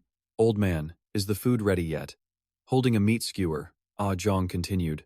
The more I listen, the more unbelievable it sounds. Even if they were all caught off guard, how could that happen so many times in a row? On top of that, the last person you supposedly beheaded was Chen Yuan, the successor of the Thousand Hands Fist Saint. Are you telling me a famous and powerful expert from the Northern Border Fist clan was stabbed in the back by you just because he was distracted? Famous? The mercenary said he only reached the divine transformation realm or something. Divine transformation? If that's the case, you're lying. Your disrespect is really starting to annoy me. Have you forgotten that I've already defeated you once? I ought to cut out that filthy tongue of yours. Say something, old man. Han Liang, who was just trying to eat, was dragged into it. Zhang immediately started scolding Tian Guang. How dare you speak to the Fist King that way? He's reached the state of reversing his age. As his disciple, you should choose your words carefully. What's wrong with calling him old man? And what the hell is a Fist King? You're the fake one here, just trying to change the subject. What did you say? Suddenly, the old man spoke up. You two fight like an old married couple. You know, you suit each other quite well. First, regarding Tian Guang's story, this old man has a few thoughts on the matter. For starters, the son of the Thousand Hands Fist Saint never reached the divine transformation realm. Honestly, words like that or impenetrable skin are just fantasies people create. On the battlefield, those kinds of rumors are often spread intentionally to get inside the enemy's head. When soldiers hear stories like that, it's easy for them to become terrified. But Tian Guang said he defeated that Mo Chi fellow with a single strike. If he's truly strong enough to defeat someone like Mo Chi, he's no ordinary man. Turns out, Manchi took that hit on purpose. The guy's got insane durability and almost never goes down from a normal attack, which is why he's always on the front lines. A backstabbing strategy. Pretty clever. You have to wonder who came up with that one. Think about it. A young martial artist one-shots their vanguard? Of course he's going to get cocky and let his guard down completely. And that's the perfect time to make a move. They say hard as a rock outside, but soft inside. So today, it's all about mental training. He tells the female swordswoman to attack him with a real blade. What? She can't believe it. But she agrees to the lesson. Another fighter tells her to just do it, saying the old man is posturing. This is a lesson from the Fist King, so she better get serious. She focuses her attack, striking Han Liang right in the chest. Manchi and Tian Guang are completely stunned. Did she really just stab him? Tian Guang regrets joking about it now, but the old man just praises her while eating. He says her martial arts are impressive, and her aim is true. Depending on your training, you can become godlike, or your body can turn to stone. However, martial artists often make the same mistake when they get stronger. A Zhong's sword doesn't even leave a scratch on the old man. Their bodies get tough on the outside, and they start thinking they've become completely invincible. Someone calls him out for his hypocrisy, but he's not finished. If that master is careless and arrogant, his body is no different from a normal person's. The moment he retracts his aura, the sword sinks right into his skin. In some cases, even a child could kill a warrior with an immortal golden body. He reveals he was betrayed by his own disciples and locked in a dungeon for over 10 years. So Tian Guang, he has to be careful. He tells him he's only survived until now through pure luck, and beheading 20 masters has made him arrogant. If he stays this stubborn, he's not going to make it. The female swordswoman's training is solid, but she's far too honest and straightforward in her approach. That fight with the assassin was direct because the enemy was exposed. But in reality, most battles are filled with dirty tricks and ambushes. No matter how strong a warrior is, a single moment of carelessness or stubbornness can get them killed. That's just the harsh reality of martial arts. Suddenly, the old man cries out, "It's bleeding." Tian Guang just sighs, saying his words and actions never match. But then, a question for Manchi: why isn't she with Shenger today? Turns out, Sister Mingua is busy meeting with the merchant guilds. She said the negotiations could drag on, so she took guards with her. But what about a Zhang? Shouldn't she have gone too? Apparently not. She has the day off, and Vice Captain Meng Hao went with Mingua instead. And hey, if Mingua is starting a merchant guild, isn't this a huge opportunity for him? Why? Because he could join. They always need more strong fighters. What does she mean? She explains she's a guard hired by Qinglian Peak. If everything works out, he could land a job protecting his sister. Meanwhile, Han Liang is still yelling for help. At the SI residence, Mingua calmly tells everyone not to worry too much. She announces it's time to discuss things not mentioned in her letter. The elders' faces are grim. She says that when she found out they sent assassins after her, she realized something: she should have talked with them more thoroughly first. That's right. She admits she should have explained what her merchant guild could offer them. It was her mistake. She was too rash and naive. Luckily, she's still alive to explain it all now. How fortunate, she says with a smirk. Lu Qian just laughs. Is that so? If that's what he thinks. Her eyes turn sharp as daggers. He apologizes, claiming he forgot she's the new guild leader now. It was just an old habit, he says, speaking to her so informally. All right then. She'll take it as a sign they can speak more openly. Her position hasn't changed from what she wrote in the letter. She knows all 5 merchant guilds in Musan City have their own specialty. Lu Qian's guild, for instance, deals in gold, jewelry, and other expensive items. The Quan family's guild handles meat and livestock. The Jia family's guild primarily deals in oats and grains. Cao Tai's guild provides wood and farm tools, while Sima Yu's guild deals in pharmaceuticals. Of course, they all trade in various other products too, but she's aware they all maintained a delicate balance, respecting each other's specialties. Then, suddenly, some prostitute shows up and tries to shatter that balance. This situation is genuinely dangerous and could cause a massive upheaval. Their entire business model works because Beiyuan City is so close to Mushan City. That city is controlled by the Bei Jiangquan family, the biggest power from the wartime era. The Mushan City guilds don't have to bother with unnecessary supplies for the people living in the surrounding area. They just need to sell all their goods near Beiyuan City, avoiding the hassle of dealing with more complex merchandise. This simplifies their supply chain, but it also means they're missing out on enormous profit opportunities. Impossible, they think. And that, she reveals, is exactly why she chose her location outside the city. It's the perfect spot to easily trade with other merchant guilds. In times of war, the most essential commodity isn't food or gold, it's weapons. Mingyu declares her guild will produce and sell weapons for the battlefield. She knows exactly why these other merchants have been too afraid to try it themselves. She reminds them that merchants sent to the front often die, ambushed by bandits on the incredibly dangerous supply routes. Countless people have faced that danger and lost their lives. But because the demand is so huge, the profits are practically endless. To pull this off, she asks for their help, admitting she lacks the knowledge and experience that they all possess. She asks them to offer their advice and assistance, instead of just refusing her outright. With their help, she's certain the Musan Guild could surpass Beiyuan in wealth. So, what do they think? Nothing. They just sit there in complete silence. Lu Qian is the first to speak, asking for time to think it over. They need to discuss this further before giving an answer. She watches them with a satisfied smirk. As night falls, Mingua takes her leave. The merchants explode into conversation the moment she's gone.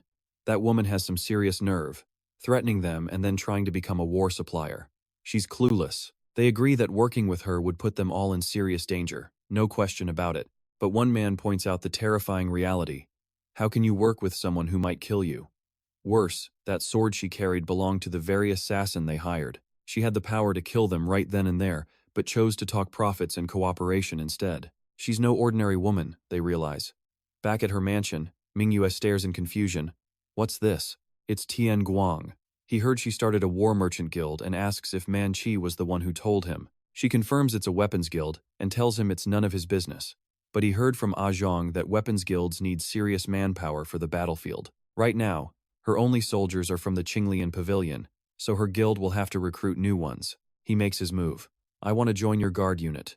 His eyes are burning with pure determination as he makes the offer. After hearing him out, Mingyu just goes silent, not saying a single word. Her two companions watch from behind her, clearly intrigued.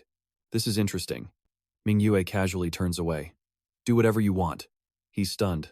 Really? Just like that? She tells him not to get any funny ideas. She's only agreeing because he's annoyingly persistent. Besides, a reckless guy like him will get himself killed soon enough. She adds that the Great Martial Arts Tournament welcomes everyone, so he's free to do what he wants. He repeats her words, confused. A martial arts tournament? Mingyue coldly turns her back. Find out for yourself. From behind her, Meng Hu offers a hint. You should head to the market. Check the market. Stop wasting time on him, Vice Captain Meng Hu. Let's go, she orders. He quickly straightens up and follows her. Yes, of course. At a notice board in the market, a massive crowd is buzzing with chatter. Everyone agrees this tournament is going to be a huge deal. Mingyu is hosting a martial arts tournament? Someone asks. You mean Mingyue, the Courtesans Guild? The event is set to take place at Mingyue's Guild Hall, located right between the cities of Beiyuan and Musan. There's prize money for participants, and the champion becomes captain of the guard. Since Tian Guang is illiterate, he figures all this out by listening in. Laughter erupts from the crowd. This is going to be one heck of a show. Some even plan on bringing their kids to watch. People start wondering if they should join. There's talk of lots of food, and it's been forever since the last tournament. This is going to be fun. After all, a weapons guild is going to need a whole lot of money, and that's not even counting the dangers involved. On the trade routes, they could get hit by bandits. If they look weak, their clients won't pay for the weapons. To survive long-term, this guild needs more cash than any other.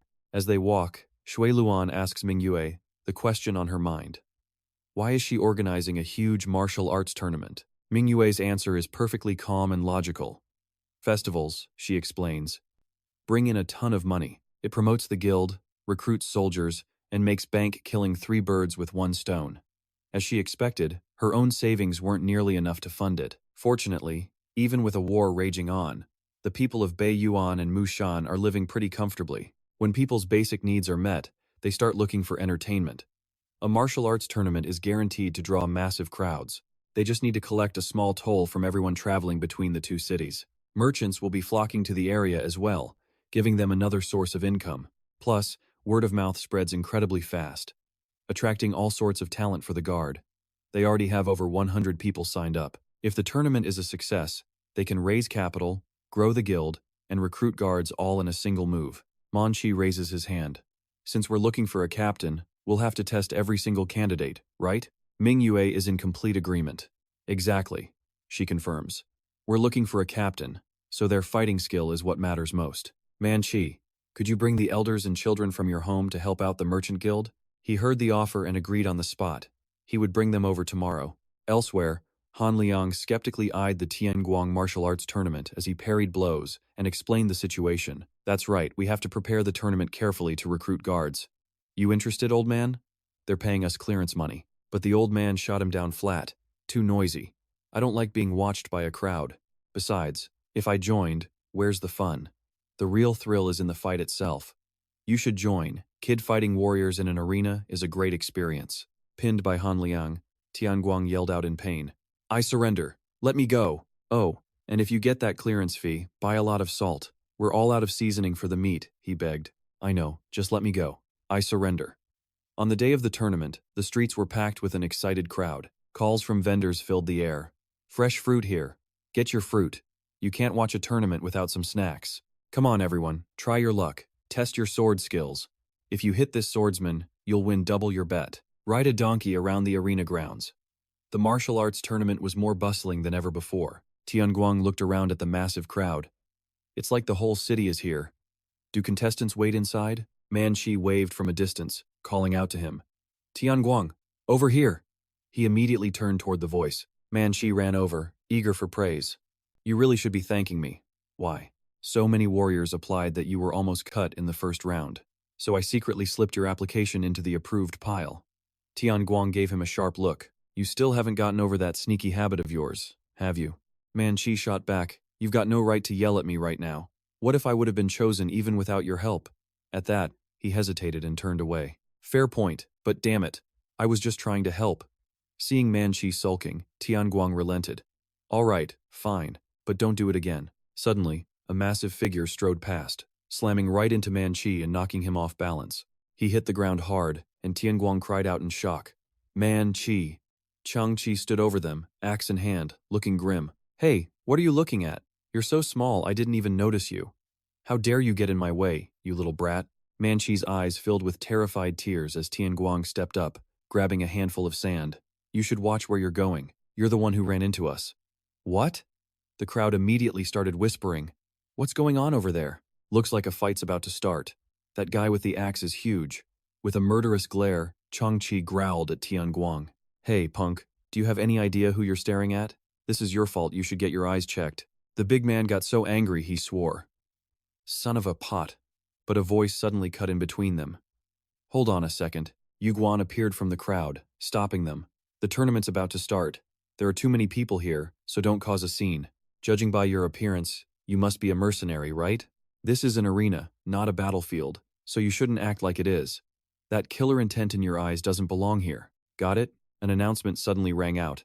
All contestants for the martial arts tournament, please gather. The tournament is about to begin. Spectators packed the stands on both sides as the host began. This tournament is a special event to select the new leader for the Mingua Merchant Guild, sponsored by the Musan City Merchants Association and the Qinglian Temple. Since this is a tournament, all sharp weapons must be covered. Killing is absolutely forbidden. The rules are simple. A winner is declared when their opponent is unable to attack or is forced to surrender. The winner will face the next opponent, and so on, until a final champion remains. Without further ado, let the first match begin. The martial leader of the Zongling Guild, Ma Changqi. A smirking Changqi stepped onto the stage, hoisting his axe. I can't believe I'm fighting you. Your luck has run out. Below, his lackeys cheered him on. Go get him, boss, the host continued. And his opponent is the wanderer from Musan City, Tian Guang. The giant brute gritted his teeth in pure rage. A wanderer, huh? So you're not a kid, you're just a beggar. Tian Guang didn't say a word, completely ignoring the insult. The host roared, let the first match begin. Tian Guang slowly advanced toward Changqi. He stared the big man down with dead seriousness. Here's a present for you. And with that, he threw the handful of sand right in his face. Changqi roared in anger. What the? Before he could finish, Tian Guang delivered a swift kick right to his groin. Changqi's jaw dropped from the blinding pain. Down in the crowd, Han Liang and Manchi watched with pure excitement. The other spectators were just as stunned. Even the host nearly fell over witnessing the cheap shot. The audience erupted into laughter and gossip. But Mingua just watched Tian Guang's performance in silence. The owner shouted that Tian Guang's victory was completely invalid. Tian Guang heard the result and fired back. What? I won fair and square. He made the guy sterile. So what? No one said I couldn't hit him there. Everyone was told to just drop it, as Trong Kai's underlings rushed over in a panic, crying out for their boss. The crowd erupted in laughter. What is this? What an idiot. That's obviously not allowed. Hu Quan watched the fight with narrowed, calculating eyes. What was that? He could control his chi and move incredibly fast. He'd heard the guy was just a rookie. A dark smile spread across Hu Quan's face. This one is interesting. Hu Quan easily defeated his own opponent, finishing his match with outstanding skill and not even breaking a sweat. Elsewhere, Min Nugit and Tui Lone were laughing and chatting about the match, Tui Lone's face blushing as she continued her dance. Their performance was as graceful as butterflies on the wind, and the crowd watched, completely mesmerized by the beautiful sight. Thunderous applause and cheers echoed through the arena. But at Thonlian Peak, a deep silence had fallen, broken only by Min Nugiet's gentle voice. I'm sorry to have troubled you both to come all this way. The truth is, our business division is still under construction during the martial arts tournament, so it's not a suitable place for you to stay. Hu Quan smiled politely in response. It's no problem at all. Truong Kai looked around in awe. So this is the famous Thanlian Peak? Min Nguyet unrolled a scroll to make an announcement. Congratulations. You two are the new captain and vice captain. Thanks to you, the tournament was a great success. From now on, Hu Quan will be the captain of the guard, and Ma Truong Ki will be the vice captain. You must both be exhausted after the tournament. Please, get some rest for now. In 4 days, you will go to the forge together. Hu Quan looked at Min Nguyet, his eyes full of questions. Captain Min Nguyet, what about the other members? She replied casually. I haven't really thought about it yet. In any case, they will work under the guard captain, so instead of me choosing, you should be the one to pick them. Understood. If you're entrusting this task to me, I promise I will choose with the utmost care. Deep in the mountain forest, Han Luong's mocking laughter rang out. Getting expelled for cheating. How pathetic. Mang Kai chimed in. But you have to admit, the crowd loved it. You won't find entertainment like that anywhere else. Tian Guang sulked in a corner, still confused. Why? I already won. I mean, if the guy shows a weakness, I'm supposed to attack it. You still don't get why you lost, do you? Han Luong quickly began to explain the situation. You've only ever fought on a real battlefield, so it's natural you don't understand. These matches are just child's play compared to actual combat. He cursed himself in frustration. So stupid. I just blew my chance to get close to Sin Ni. Seeing him break down, Han Luong laughed until tears streamed down his face. Well, is our little boy crying? Crying because you lost? Don't cry, Tian Guang. I was moved, really. I even hit the guy for you. Hearing this, the kid slammed his fist on the ground. I'm not crying. Han Luong quickly dodged his sudden burst of anger. Look at him, he's mad now. He cries because he lost, and now he's throwing a tantrum. Mang Kai quickly backed away. Hey, I wasn't trying to tease you. Get away. I hate you both. I'm gonna kill you. Their gleeful laughter seemed to echo through the entire forest. Hu Quan was walking through that same forest alone when he heard the commotion. Curious, he silently made his way toward the sound. Hu Quan stepped out in front of them and said hello, clearly explaining the purpose of his visit to the woods. Tian Guang was stunned. You want me to become a member of the guard squad? That's right, Captain Min Nguyen entrusted me with recruitment. The salary for a regular member isn't high, but we plan to select a few candidates from the tournament. Especially you, Tian Guang. I've had my eye on you for a while now. Your chi may be unstable, and your actions are unpredictable, but from what I saw, you have a massive amount of combat experience. You are more than worthy of joining the guard. Han Luong looked at Hu Quan, impressed. Oh, you've got a good eye. You'd really choose someone who specializes in hitting below the belt? Hu Quan sincerely extended a hand to Tian Guang. My team has just been formed, so we desperately need people with real battle experience. I'm sorry, but this is the most fitting position for someone like you. Will you help me? He immediately accepted the offer. Of course, I don't care about the position. I look forward to working with you. Captain Hu Quan then turned to Han Luong. And you, sir, you seem to be a great master. The old man flatly refused. No thanks, I'm not interested. I hate crowds. Sometime later, at a massive forge, the voice of Dao Tai cut through the piercing sound of hammers on steel. The best blacksmith in Musan City? That would obviously be Master Zhang. This blacksmith inherited a legacy 7 generations deep. His skill and his reputation were absolutely legendary. The swords he forged were so sharp that even after 3 years of constant use and bloodshed, they'd remain as pristine as the day they were made. Even the Lord of Northwind City sought him out to forge a personal blade. Min Nguyen was impressed. If guild leader Cao Tai held him in such high regard, the man had to be a master. He led them to a place, saying this was the man to see for a new sword. From where they stood, they could already hear the steady, rhythmic clang of a hammer as the blacksmith tirelessly worked on his latest creation. Mingua and her group watched as the old master lifted a glowing red-hot sword from the forge. Cao Tai explained that it seemed he wasn't finished yet. Once he starts working, he blocks out the entire world. Hearing this, she immediately understood. So that's why you told us we should come at dusk. The blacksmith, completely soaked in sweat, held up the finished blade to inspect it. Then, he finally looked toward the door. Ah, we have guests, he said. It's been a while, Min Nuyet of the Weapons Trading Guild. Which makes you the most distinguished of all guild leaders. Min Nuyet stepped forward to address the blacksmith directly. I heard your family has a long tradition of forging weapons. That's right, he replied. My father once forged a sword for the emperor himself. That's what made our family famous. We've made blades for countless warriors since. She listened, completely captivated. You must dedicate so much time to creating each sword, then. He explained that no matter how much time passes, a sword is just a tool for death. It's the wielder who decides if it becomes a demon's fang or a hero's blade, a tool that leads to inevitable war. No matter how you use it, a weapon always brings death. My job is simply to make the blade so sharp that those cut down by it can pass on peacefully, with the least amount of pain. Even if it becomes a national treasure used only for display, I still must fulfill my duty as a smith. A little while later, the group stopped at an inn.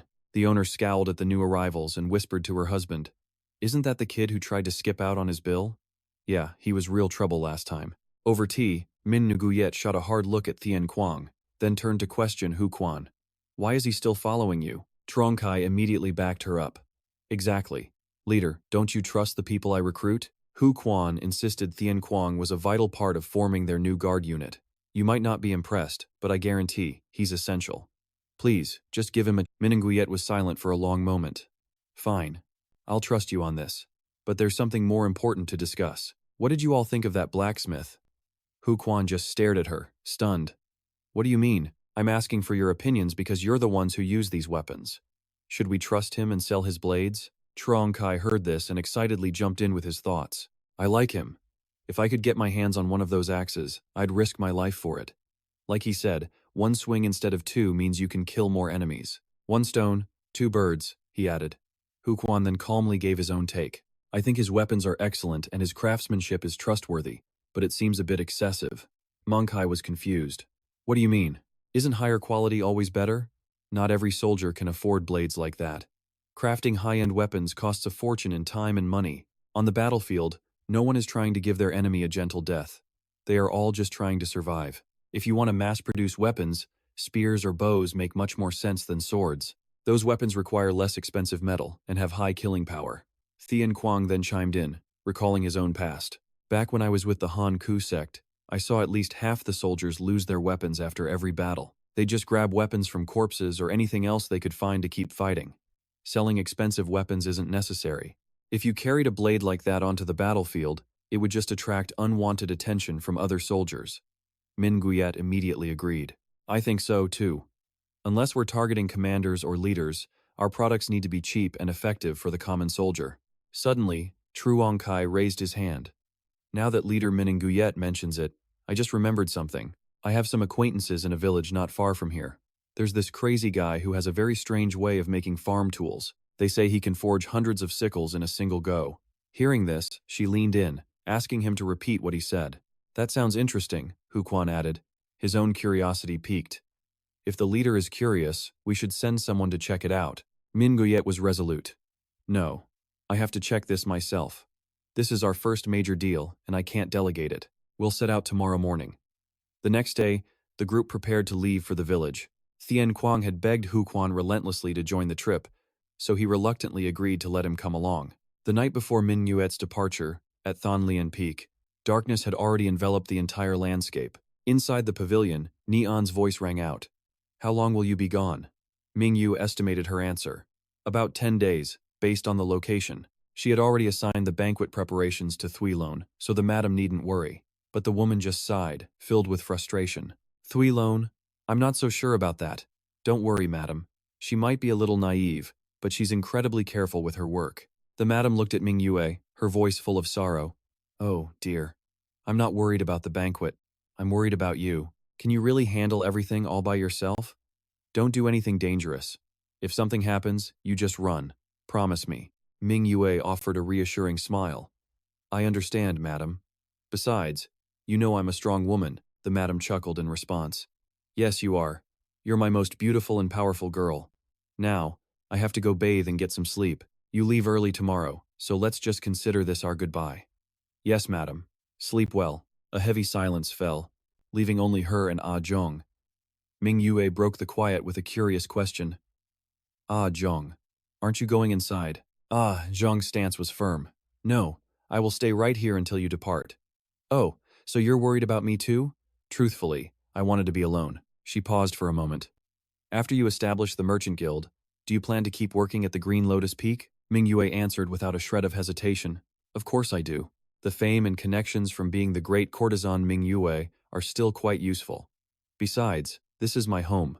Speaking of home, Tian Guang is your family too, isn't he? Hearing his name, Mingua plunged into a deep, wordless silence. The atmosphere between the two of them instantly grew cold. Still, she insisted, trying to persuade her. I know you don't like Tian Guang, but he left the battlefield just to come here and see you. Have you seen the scars on his body? Those wounds could have easily killed him, yet he cheated death countless times, all to see you again. Maybe you should show him at least a little bit of mercy. Mingyue's mind flashed back to her painful past, to a time she cried and begged Tian Guang to stay. Brother, please don't go. I don't need Mom anymore. Hold on, little sister. I'll bring Mother back home. Dad's coming home soon, so stop crying and just wait for me, okay? No, please don't go. I'm scared, don't leave me. Brother. A short while after Mingyue's father returned, he gave her urgent instructions. Go to the old woman's house on the hill. I have to find Tian Guang. I'll be back soon, so wait for me. His words only made her break down, sobbing uncontrollably. Back in the present, her face was a dark mask. You think you understand me? Have you slept with him yet? The question made Ah Zhong flinch in shock. What are you talking about? Ah, so you haven't. I see. I thought for a moment you were my sister-in-law, sticking your nose in another family's business. Or perhaps a noble swordswoman from a warm, happy family like yours thinks she can understand me just because this lowly courtesan pays her salary. Mingyue's voice turned to ice. Thanks to that great brother of mine, my mother left me, and my father lost his life. Thanks to him, I was sold to a group of disgusting men when I was just a child. Do you have any idea what I did just to eat, or how I was treated like an animal? I had to endure their vile actions just to satisfy the men who bought me. Tian Guang escaped death on the battlefield many times? So what? I had to live in a hell where I didn't even have the right to die. And now? Now you think you understand me? Do you dare to trivialize someone else's misfortune just because you grew up in a happy family? Listen closely, Ah Zhong. It's not a contest of who suffered more. Everyone who has ever had to endure misfortune feels that same deep suffering. The scene shifts to the journey to the village, with Changqi talking nonstop along the way. I'm telling you, Captain, I grew up in a small mountain village during the war. My father knew a bit of martial arts, so he trained me until he was drafted into the army. We were starving, so me and some friends ran away from home and formed a mercenary team. I heard if you became a mercenary for a guild, you'd never go hungry again. But we were just kids, so things weren't that simple. We were thrown into battle every day as cannon fodder. Out of 20 of us, only 4 made it out alive. That's why I joined the martial arts tournament, hoping I could change my fate and become a captain. But since meeting you, senior brother, I've realized there are so many stronger people out there. Yu Guan just smiled back at him. I was just lucky, and anyway, you don't ask for much, he continued. We just want to live a good life, eat well, get married, and have kids. Manchi remarked. Quite the idealist. But why do you call the captain senior brother? Hey kid, if someone is stronger than me, then that person is my senior brother. Hearing this, he scoffed. Tian Guang defeated you too. Does that make him your senior brother? Nonsense. I was the one who won that match. I don't understand why the captain chose a cheater like him for the guard team. Tian Guang's voice was sharp. I don't need to cheat to beat you. What did you just say, you little brat? Riding ahead of them, Mingyue's annoyed voice cut through the air. All right, that's enough. Captain, quiet down and get yourself sorted. How far are we from that village? The man quickly replied. Ah, right, Guildmaster Minguiet. We're almost there now. About 3 more hours and we'll arrive. Huquan glanced back. If you are tired, we can rest for a little while. Let's rest for a bit. I need to work on the map. Accurate terrain data is crucial for the guild, so we have to update our charts constantly for trade. Huquan watched her, completely impressed. Guildmaster Min Nguyen was skilled in both martial arts and cartography, a truly talented person. Suddenly, a strange sound caught Truong Kai's attention. What is it, Truong Kai? He heard the sound of an animal in the woods. You're right, There are a lot of noises. Probably a pack of wild beasts hunting for food. But not just that. I can hear human voices mixed in. Deep inside the forest, a pack of frenzied wolves charged, chasing down their target. Panicked footsteps scrambled across the dirt. A young boy pulled his brother along, gritting his teeth. Hurry, run faster. Brother, I'm so tired. No, if you stop now, you'll die. But just then, the younger boy tripped, falling flat on his face. Veni! His brother screamed in horror. The pack of wolves closed in on them, baring their sharp fangs. The older boy could only shield his brother with his own body. Out of nowhere, Trong Kai lunged forward, taking down a wolf in one clean strike. The pack froze, seeing their comrade fall. He turned to the kids. Hey brats, keep your heads down if you want to keep 'em. This pack has some nice pelts. And just in time, I was thinking about getting a new fur coat. The wolves glared back, their eyes burning with rage. A howl echoed. A strange, wild power suddenly surged through the pack. Truong Kai looked on, confused. What? How is this happening? The wolves' eyes began to glow a sinister yellow as an evil energy made them stronger. They let out a savage roar and lunged right for him. Huquan and Tian Guang immediately rushed in to help, unleashing their power to knock the beasts back. Tian Guang was in disbelief. What the? Can animals even use internal energy? Huquan quickly explained. Animals have internal energy too. In theory, if they're properly trained, they can use it. He quickly ordered everyone. All of you, focus, prepare to attack. If you're not careful, you'll be torn to pieces. The crazed wolves attacked Tian Guang's group fiercely as they quickly formed a line to face them. Truong Kai swung his axe with deadly force, unleashing his power to destroy them. Wolf Spirit Axe. The wolves growled, hesitating to face him directly. The other two warriors were just as brutal. They launched a relentless assault, mercilessly cutting down the wolf pack. Every swing of their weapons was meant to protect the two brothers. All three of them fought on, destroying the starving pack. The wolves fell like wheat. They kept pressing the attack, trying to end it quickly. A moment later, they stood surrounded by the bodies of wolves. Tian Guang finished one off with a final, decisive punch. Trong Kai swung his axe without flinching. The spear in Huquan's hand struck true, never hesitating for a second. But one wolf managed to creep closer to the two children. The older boy tried to shield his brother, his face streaked with tears. Truong Kai instantly threw his arm out, blocking the wolf. He shot a glare at the kids. Damn it, you brats are in the way. 3 wolves now had Truong Kai surrounded, putting him in a bad spot. Then a sudden force struck from the side, catching him off guard. Tian Guang rushed in, sending the wolf biting Truong Kai's arm flying with a powerful punch. Truong Kai was stunned. You? Tian Guang cut him short. No time for talk. You take care of the ones up high, I'll handle the ones down low. Hearing this, Trong Kai used his axe to send wolves flying in every direction. Tian Guang moved with him, perfectly in sync. He launched a merciless attack, unleashing a barrage of techniques that made the wolves howl in agony. Earth Emperor's Killing Kick. Iron Hell Stomp. Truong Kai was shocked into silence. This guy's power level was insane. Suddenly, a wolf arched its back and let out a piercing howl. The remaining wolves began to move toward it. Huquan tightened his grip on his spear and charged right at them. He sized up the situation. For pack animals, there's always a leader. The wolves stared at him, their eyes fixed on his every move. Huquan immediately attacked, unleashing his Green Line spear arts. Green Line Red Diamond. He continued to strike at the wolves before him. The force of his attack seemed to make the very ground shake. Huquan followed up with another blow, Green Line Waterfall. The last 2 wolves watched him, realizing it was hopeless. They tucked their tails and ran for their lives. He watched them retreat and commented, "They're just like people. Take down the leader, and the rest of them scatter. But we were lucky. If there were any more of them, this would have been really dangerous. Let's get these kids to Guildmaster Mingua." "Yes, senior brother." Tian Guang was amazed. He attacked so fast and smooth, it's almost like watching him dance. In a village deep within the mountains, the group finally returned with the 2 children. Mingua asked them, "Is this your village?" The older boy nervously replied, "Yes, it is." Trong Kai just looked over at them and chuckled. "You kids are lucky," a voice suddenly called out the village chief. He explained they'd only found them by sheer chance, a coincidence that led them all to the same place. Dan, Wen, Air. The 2 children scrambled toward him. "Father!" Crying, they all fell into a tight embrace. "I missed you so much. Danner, Wenner, thank God you're both safe." Just then, another man pointed at Truong Kai, looking puzzled. "Isn't that guy over there Ma Truong Kai?" Truong Kai looked back, just as surprised.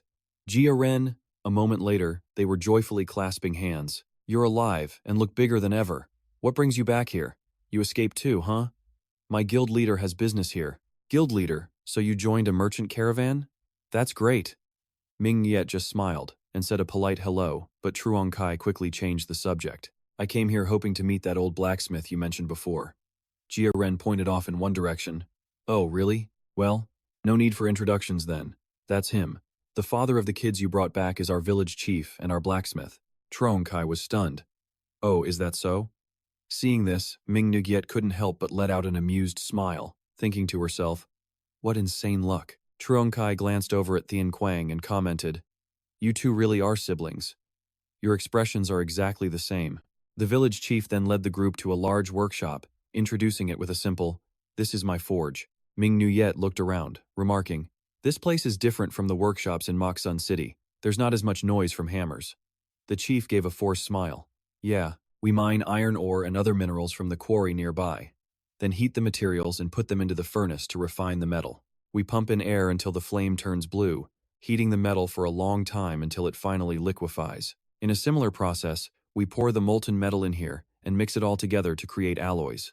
Iron is extremely hard and difficult to melt, so we have to mix it with zinc to make it even tougher, then pour it into molds and roll it thin for cutting. We mostly make chains and farming tools." Ming Nguyet was impressed. "That's a really elaborate process," the chief slowly explained. "Everyone needs to make a living. Of course, compared to blades hand-forged by other smiths, this stuff is softer and breaks easier, but we can forge hard steel. It's suitable for common folk, so we can sell it for much cheaper." Hearing this, she smiled and started probing. "That's perfect. If you had more tools and manpower, could you produce weapons in large quantities?" The chief's face lit up with excitement. "We're in an era of war. We can make anything. The problem is, we have no one to sell it to."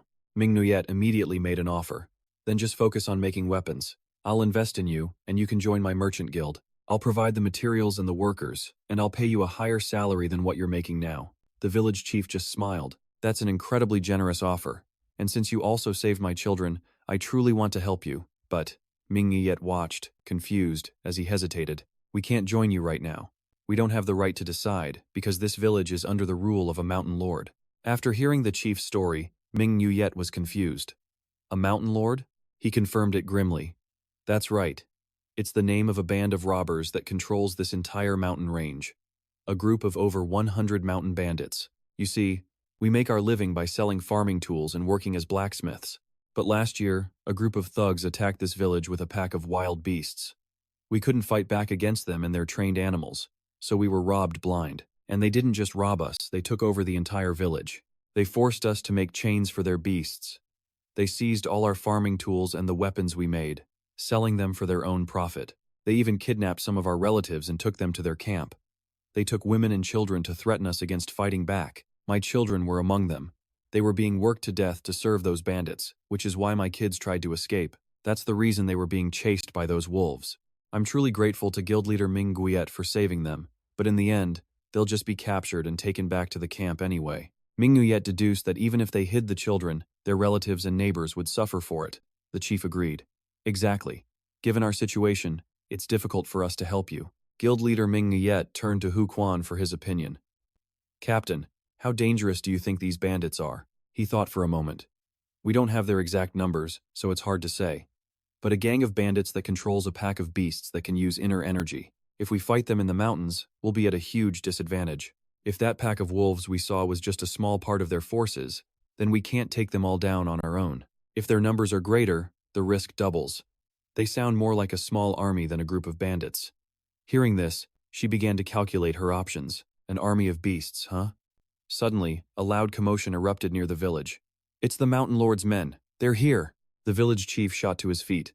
"Damn it, they're already here. So fast. Everyone, find a place to hide, and don't come out no matter what happens." Ming Nuyet and Hu Quan stared in confusion as he rushed off.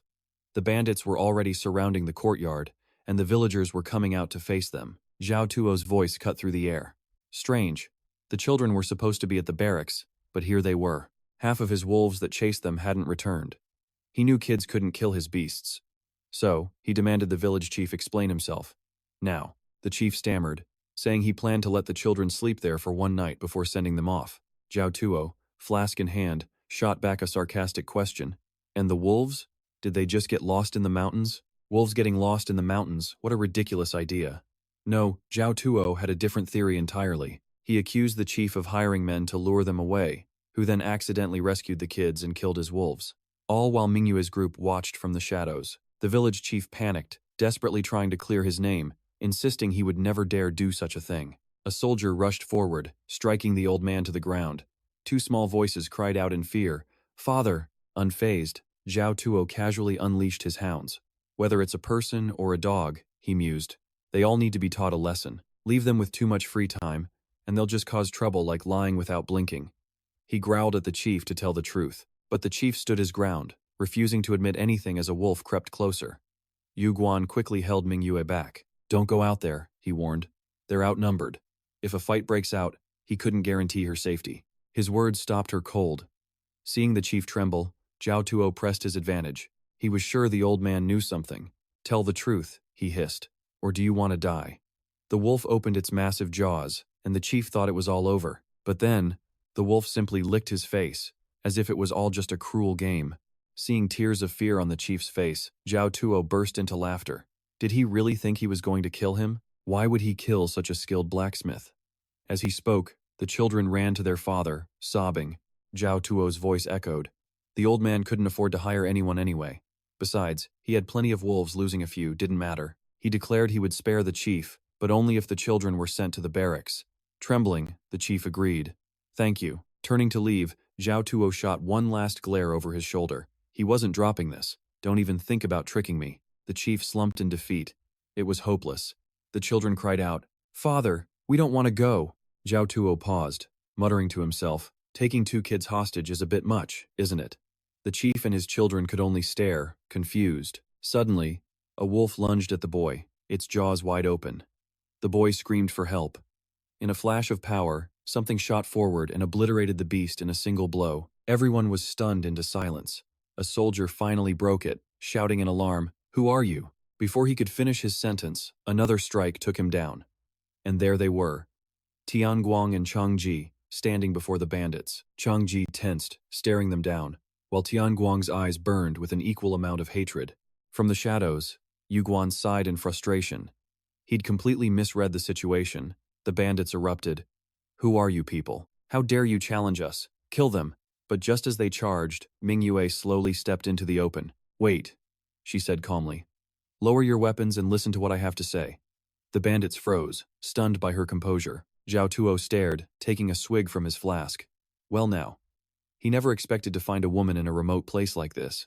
A pleasure to meet you, she began. I am Mingua, leader of the Mingua Merchant Guild from Musan City. I believe there's been a misunderstanding. He just laughed in her face. A misunderstanding? Are you the ones who killed my dogs? My apologies, she replied. Your wolves attacked us. We had no choice.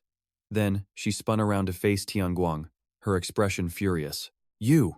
Mingua slapped him hard across the face, leaving Changji completely shocked behind him. She berated him publicly. Because of your foolish actions, you've provoked these gentlemen. I apologize, sir. This one is reckless. I will compensate you for everything. We meant no harm. Please understand, she pleaded. Then she snapped at her men. What are you standing there for? Bow your heads and apologize now. Changji looked at Mingyu with doubt, but Tian Guang quickly cut him off. Yes, guild leader. Bow and apologize, Changji. Without another word, the two of them lowered their heads to the bandits. Mingwei then approached Zhao Tuo. Actually, we are an arms-dealing guild, and we're very interested in your blacksmiths and your beasts. Could you spare a moment to discuss this with me? I guarantee you'll be pleased with my offer. A red-faced Zhao Tuo just grinned at her. I like you, he said. All right, let's hear what you have to say. Meanwhile, Yu Guan went over to console Tian Guang. Tian Guang, don't be upset, he whispered. If the guild leader hadn't stepped in, we'd all be dead right now. I know, he replied. I almost caused a disaster by interfering. It's my fault. Even if she hits me, I won't hold any grudge. And so, Ming Yue's group sat down with the bandits in the middle of the village to begin their negotiations.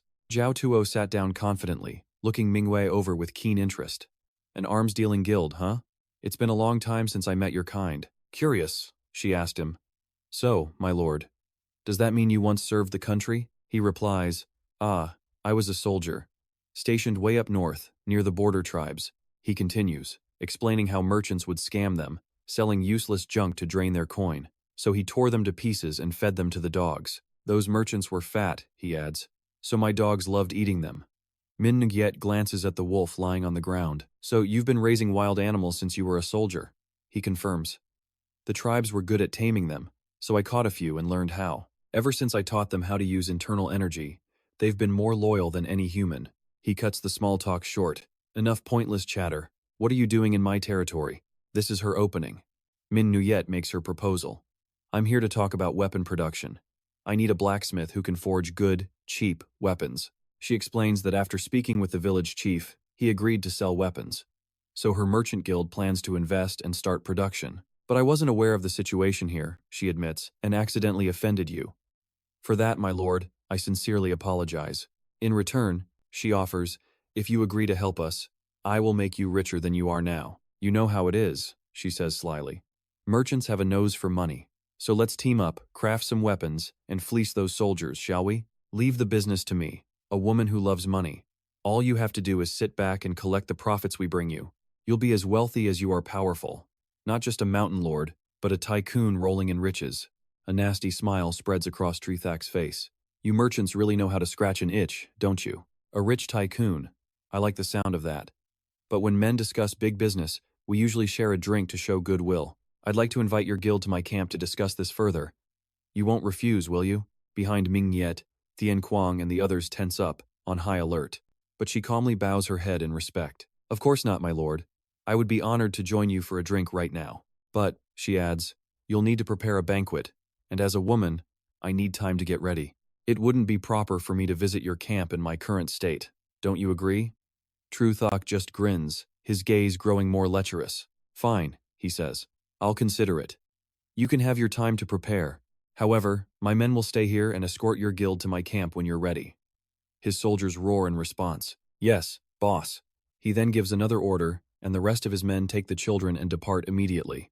A moment later, Hu Quan starts chewing out Tian Guang and Trong Kai. You two were so reckless, we almost died back there. Trong Ki angrily shoots back. Hu Quan. Were we just supposed to let those kids die? Hu Quan retorts. If you two had gone out, it wouldn't just be the kids, we'd all have become dog food. If guild leader Mingua hadn't stepped in, we would have fought the Luke Lam sect. Could we have taken them all on alone? His words hit home, and Truong Kai falls silent. Tian Guang looks down. I'm sorry. I rushed out without thinking, so Truong Kai followed me. It's my fault.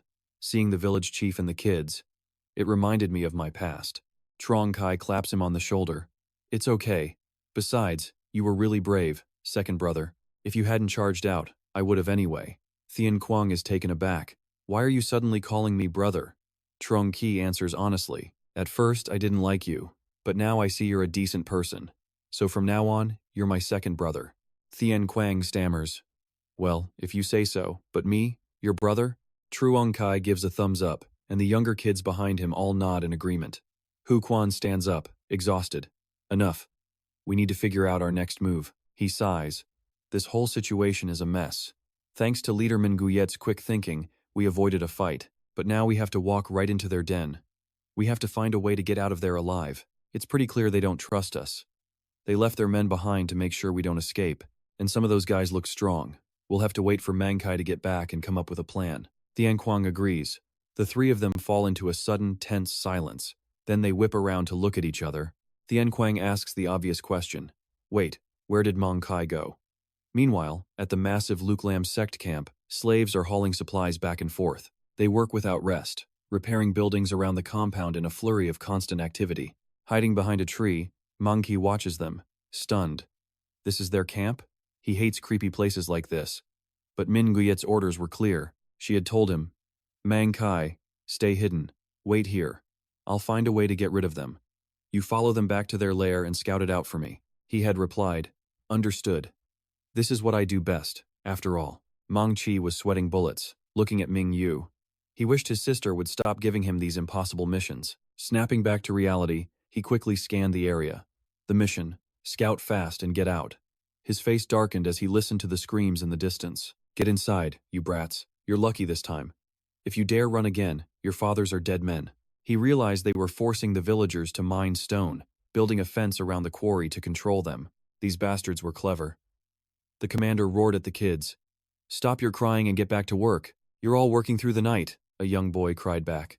"Yes, sir," the man screamed. "Shut your mouth, or I'll kill you." The boy's older brother quickly comforted him. "Wen Ni, please, don't cry." Manchi's eyes burned with a growing, silent rage. He moved like a ghost. Scout fast, then leave. That's when Manchi saw at another area, where men were leading wolves into a compound. Hiding up on a rafter, he could only wonder, is this some kind of kennel? Brother Quan was right, these weren't just common bandits. There were hundreds, no, closer to 300 wolves down there. Below, Zhao Tuo grinned at the beasts. "All right, into your pens. Good boys," he said. "Feed the wolves, and tell the women to prepare a feast for our guests." His man quickly replied, "Yes, boss." Shuizi then asked, "Boss, what about that woman and her merchant caravan from before? What's the plan?" Zhao Tuo started to explain. She made a very tempting offer. Those merchants, they have a way with words. If she's telling the truth, we don't stand to lose. Having them trade weapons on our land wouldn't be so bad. Business goes smoothly, we build ties with the Imperial Army, and suddenly we have an official position in the court. Shuiji voiced his doubts. "But what if they're con artists?" Zhao Tuo answered without a second of hesitation. "Then we kill them. I'll feed the men to my dogs. As for the woman, we'll keep her for our own amusement. That Mingua, she looks like fun." Hearing this, Manchi's eyes shot wide open in pure terror. He shifted his foot, causing a small piece of wood to fall to the ground. The tiny noise was enough to grab the attention of both Zhao Tuo and Shuiji. Shuiji looked over, immediately suspicious. A noise," Zhao Tuo scoffed. "Probably just a cat passing by. Cats are bad luck anyway. See? Dogs are much better. They know how to obey. You all keep a close watch tonight. I'm going to have some wine and rest. Bring it to my room." The moment they left, Manchi jumped down and ran for his life. He couldn't do it. He had to get out of there. The sound of barking dogs echoed everywhere, and the howls of wolves seemed to blend right into the darkness of the night. Back at the village, the sun was bright. A blushing Xia man approached Mingua with his soldiers. "Milady, are you prepared? Good. Then let's head to the camp." She and the rest of her group behind her readied themselves to depart. Mingua's elegant figure seemed to glide right past Xia man. "I am ready," she said. "Let's go." That evening, just before their departure, Zhao Tuo's henchmen were laughing and drinking. "Hey, you idiot, bring the food. Who put pepper in the dog food? The dogs have been coughing this whole time." Meanwhile, Manchi, finished with his scouting, rushed back to Mingua's hiding spot. "Sister Mingua." Hearing his call, she turned and praised him. "Well done. The Green Forest bandits didn't see you, did they?" "No." The group continued to talk under a flickering lamp. Yu Guan spoke first. "No matter how I look at it, going to their camp is too dangerous. The more I hear from Manchi, the less I want to set foot in that place. We should just pack our things and leave." Tian Guang nodded in agreement. "I don't want to go, either. And on top of that, you have to drink with that pig? Even on a battlefield, you'd never drink with an enemy commander. It's too risky. They'll definitely poison the food," he insisted. Listening to everyone, Mingyue became lost in her own thoughts. "It seems like all of you assume they're planning to hurt us. But if what Manchi says is true, they seem to be negotiating in good faith. I'm the head of a weapons caravan. I can't just miss this opportunity. I want a business partner who can make quality weapons for a good price. If things go smoothly, we could even learn their secret for taming wild animals. That alone would make us a fortune. I know it's a huge risk. That's exactly why I gathered all of you here.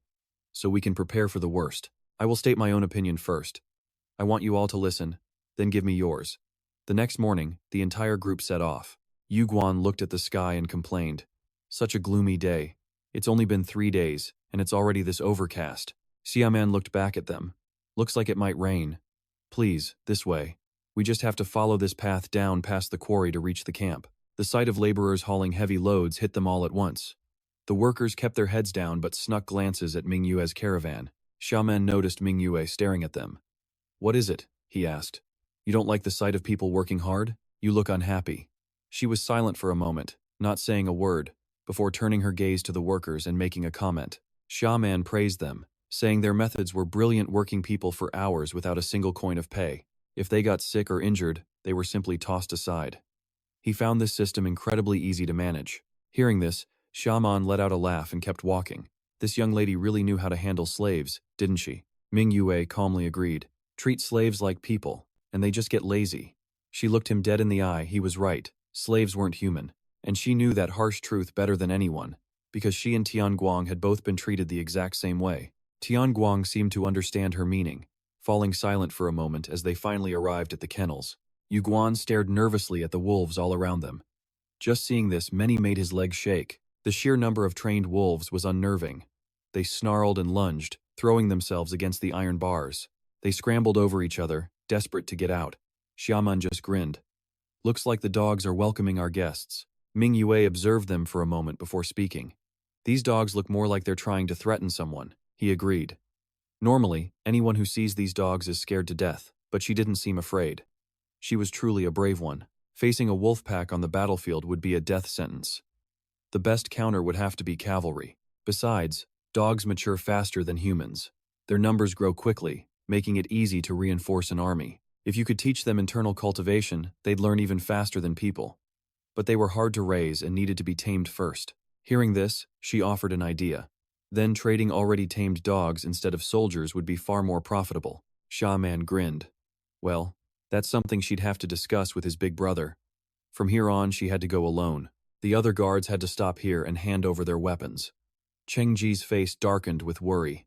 Mingua simply gave a signal with her fan. All right, everyone wait here for me. Just like that, all of their weapons were confiscated. Mingua turned to leave. I'll be back soon.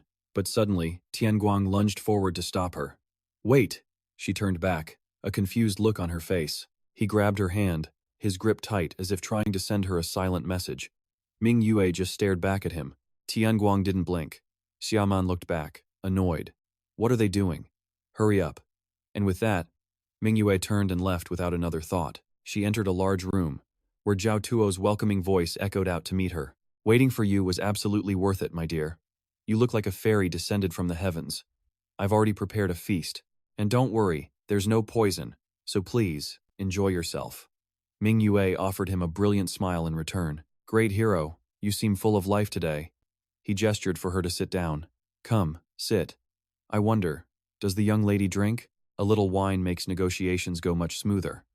Mingua stared at the wine bowl, a flicker of amusement in her eyes. But despite her thoughts, she didn't refuse his offer.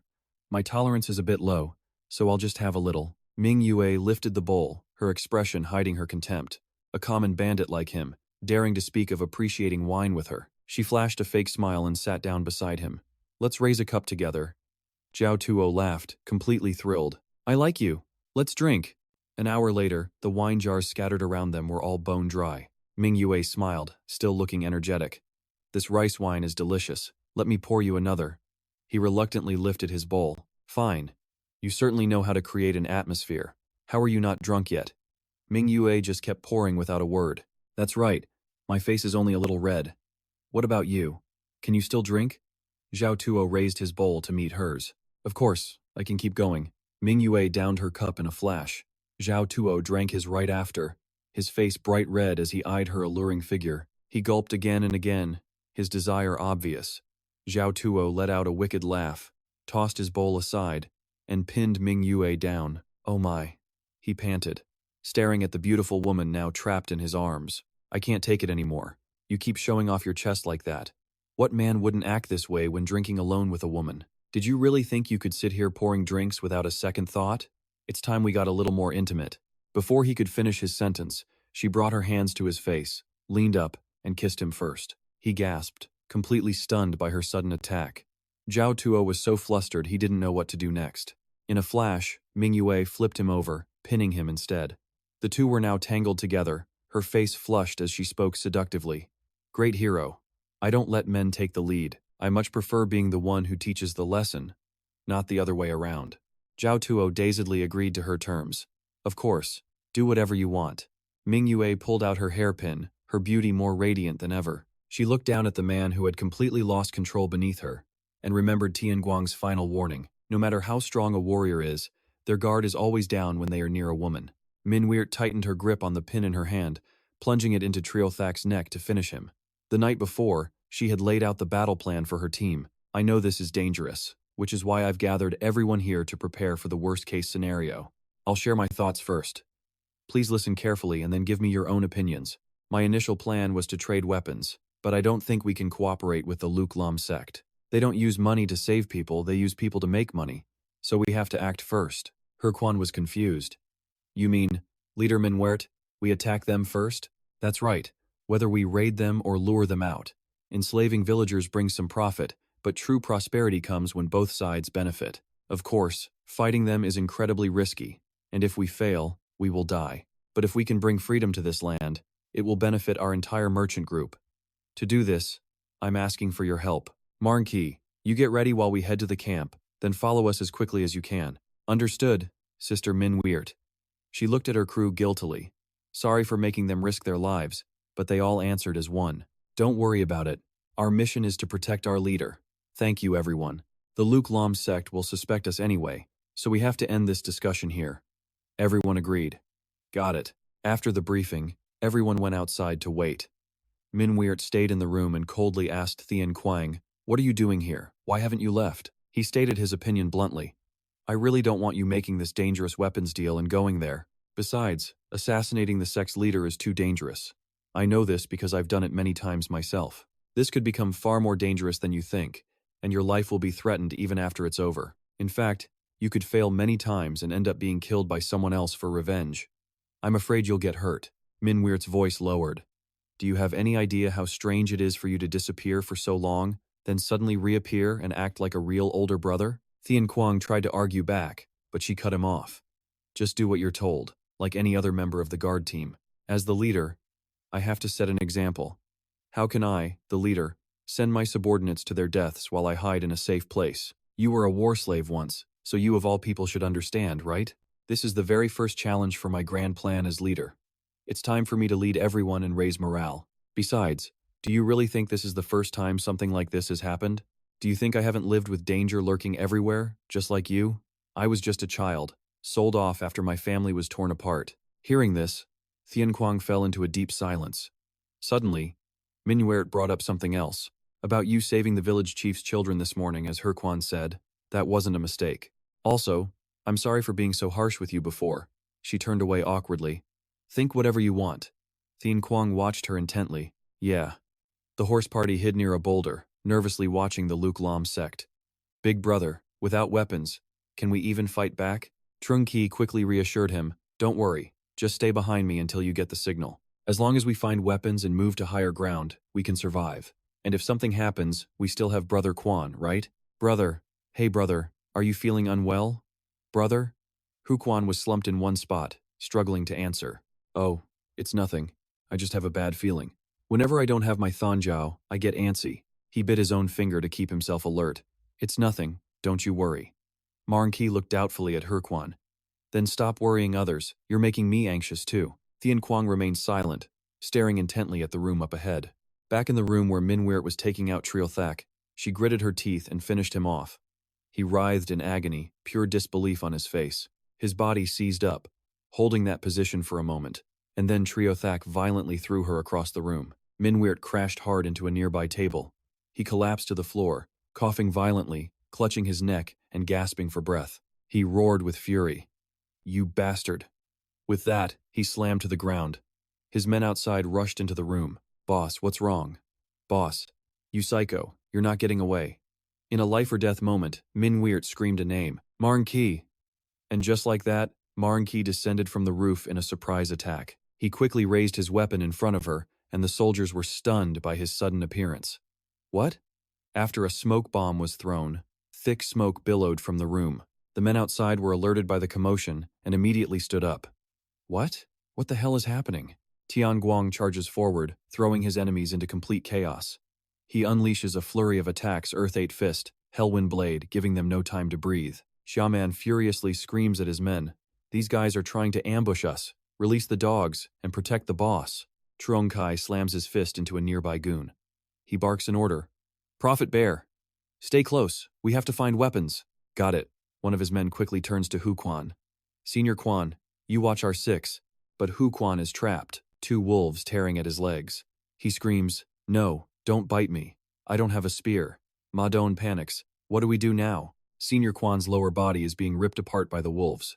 Truong Kai makes a cold decision and turns away. Leave him. Find weapons first. On the other side of the fight, Tian Guang relentlessly charges the enemy with his Hellwind Blade technique, only to get blindsided by a cheap shot from Thui Chi. Thui Chi gives him a smirk, then whistles a command to his wolves. Instantly, the pack swarms Tian Guang, but he violently throws them off. They just keep coming, attacking from his left and right, slowly wearing him down. Ha-Man and his thugs use the opening to press their attack. Tian Guang glares at them, furious at being surrounded, and prepares to unleash his power. The lead assassin, Ha-Man, just scoffs at the sight. You idiot. Did you really think we were just some common thugs? We're the ones who taught these hunting dogs how to use inner power. You think you can ambush us with less than 10 men? My wolves are going to tear every last one of you to pieces. The wolf pack lies in wait, ready for the kill order. Tian Guang scans his opponents, when suddenly, thick smoke billows up from a distance. The Luke Lam sect members start to panic. What? Where's that smoke coming from? Out of nowhere, the villagers appear, armed and ready. Everyone, charge. This is our last chance to save our families. Before they reached the camp, the village chief had presented Manchi with a large sack. Here you go, Manchi. I gathered all the poisons, strong-smelling fruits, and chili powder I could find. Oh, thank you, chief. Gunpowder would have been even better, though. It just doesn't make sense. There's a quarry here, but no gunpowder? I thought we were just negotiating, so I didn't bring any thunderclap bombs. Those wolves have a keen sense of smell. This will definitely work. The village chief replied with a tired look. Manchi then asked, Have you read the letter from my sister Min Nguyen? Min Nguyen couldn't meet the chief herself since she was busy watching the Luke Lam sect, so she left detailed instructions. The chief replied, Yes, I only know a few characters, but I got the... It says they're going to the Luke Lam sect's base tomorrow to take them down, and they're asking for the villagers' help. Manchi looked at him with pleading eyes. So, chief, will you fight with us? The men around them fell silent. He continued to beg the village chief for help. I don't want to die, the chief stammered. Well, honestly, you all have helped us, but we don't know what to do. They took our loved ones, but we could only stand by and suffer. It was pathetic. We're still terrified from that last attack. We don't have the courage to stand up. Manchi began crushing the herbs in his hand. I understand, chief. To be honest, I wanted to run away too, the chief asked. Then why are you still risking your life to save us? Manchi replied, I was about to explain. Sister Min Nguyen is our leader, so I can't refuse her command. I'm sure Sister Min Nguyen lost her family in the past too. She understands the pain of being a slave. When she was just a little girl, Sister Min Nguyen was sold into slavery, but she found a way to rise above it. The chief gasped in surprise. So that's how it is. He continued to stare at the letter from Min Nguyen. Another villager placed a hand on his shoulder. Chief. The chief finally spoke, his voice trembling. We will help you, Manchi. Hearing this, Manchi's face lit up. Oh, thank you, everyone. First, help me grind these ingredients. Back at the Luke Lam sect's camp, the soldiers were laughing and drinking. Cheers. Over on Min Nguyen and Manchi's side, the smoke continued to pour out. Suddenly, a chorus of sneezes echoed through the camp. The soldiers frantically covered their noses. What is this stuff? It stings. Min Nguyen discussed it with Manchi. Looks like our tear gas bombs are super effective, but they're not quite lethal enough. Sister Min Nguyen, this way. Behind them, the furious soldiers yelled, Damn it, get back here. Check on the boss first. Meanwhile, the wolves were still surrounding and attacking Tian Guang. He glared back at them, eyes filled with pure hostility. He unleashed his power again, swiftly taking them down one by one. But more soldiers with blades and another wave of wolves charged forward at the same time. Tian Guang gritted his teeth. Damn it. A wolf latched onto his leg, immobilizing him. A soldier saw his chance and swung his blade down. Die! Tian Guang punched and cursed. These damn animals. They fight with tactics like humans. This is a real problem. He unleashed another technique, the Hellwind Blade earth-shattering fist. He panted, exhausted, as the pack continued its relentless pursuit from behind. Out of nowhere, Truong Kai launched an attack at the enemy, saving Tian Guang. Tiger Slash. He called out, Don't thank me. I'm just paying back my debt from last time. Tian Guang fought alongside him, complaining, You're late. Hey, you take the left.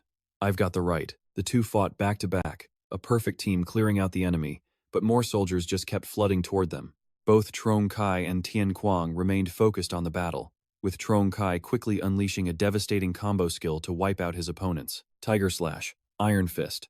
Explosions echoed, one after another without end. Tian Guang urgently told Truong Kai, Run now. Sin Ni is in danger. The man asked back, completely baffled. But who is Sin Ni? Tian Guang waved it off, annoyed. Forget it. Where is everyone? The kids are finding weapons and rescuing Quan Hoin. Hearing that, he just stared blankly. Quan Hoin? I don't know, he just went nuts. It's too chaotic here, I'll explain later. At the quarry entrance, explosions rocked the ground as smoke billowed everywhere. A desperate voice shouted, "This way! Run this way, my child! Father! Women and children! Run into the mountains! After we find our loved ones, we retreat to the village as planned. The rest of you, scatter and set the camp on fire." But suddenly, their path was blocked by the Luke Lam Phi bandits. The bandits sneered at them. "You've got a lot of nerve. Where did you learn to make those wolves behave like that? Do you really think you can beat us so easily? Get them!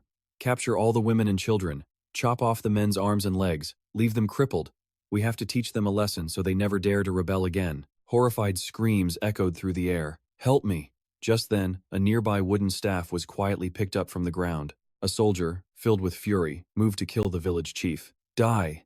In a flash, a staff struck hard, stopping him cold in his tracks. Hu Quan expertly twirled the weapon, making the soldiers back away cautiously. The villagers stared, a new hope rising in their eyes. "Great warrior!" a soldier gasped in shock. "Weren't you just being ripped apart by wolves? The only reason you're alive is because of the tear gas. Why didn't you run while the wolves couldn't smell? You think you can fight us with just that wooden stick? Oh, I'm so scared. Look at my legs, they're shaking." Hearing their mockery, he simply smirked right back at them. He had finally regained his composure. Without his Than Jiao nearby, he couldn't stay calm. He never thought he could be so pathetic. The Luke Lam Phi bandits watched him with suspicion as Hu Quan stared back, his eyes now glowing a fiery red. "I have to erase this disgrace," he announced. "I will wipe the memory of anyone who witnessed this moment." The soldiers charged in contempt. "It's just a stick. Who are you trying to impress? Kill him." As he fought, Hu Quan analyzed his form. The basic techniques of the Than Jiao all started with this staff. In the hands of a true master, he knew, even the most common weapon could unleash unimaginable power. Than Tuyen Thuong Fop. The soldiers swarmed him from every direction, screaming for his death. He unleashed a furious torrent of techniques. Than Tuyen Hong Tran, Than Tuyen Lien Tu, Than Tuyen Duong Dat, Than Tuyen Tiet. Hu Quan completely dismantled the soldiers. Ma Dong led his men toward him, shouting, "Wait, Quan Huin." But Hu Quan's declaration was absolute. "Be prepared before you charge in here. If you dare step into my range, you will not leave with your life." Back at the camp, the Luke Lam Phi were still hunting. Where did they go? They just disappeared. Damn those two.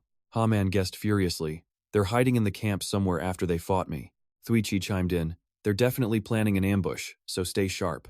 At that moment, a soldier rushed over to report to Ha-Man. "Vice Leader, the wolves at the front line are useless in this smoke. It seems like they're already used to it." The man was stunned. "What? But senior brother, we still have enough men. You go to the chief's side, I'll stand guard here." "All right." Suddenly, a figure appeared before them, weapon in hand. "You're not going anywhere." They looked on in pure shock. "Villagers? Impossible." Then what happened at the entrance? Even if the wolves were useless, how could villagers with no internal energy defeat all of my men? It's absurd. Thui Chi gave a cold command. "Kwai Jiak, take your men, find the chief, and bring me that female guildmaster. The rest of you, provide backup." Kwai Jiak could hardly believe his ears. "What? With just this small group?" Haman and Thui Chi faced Hu Quan, their killing intent flaring.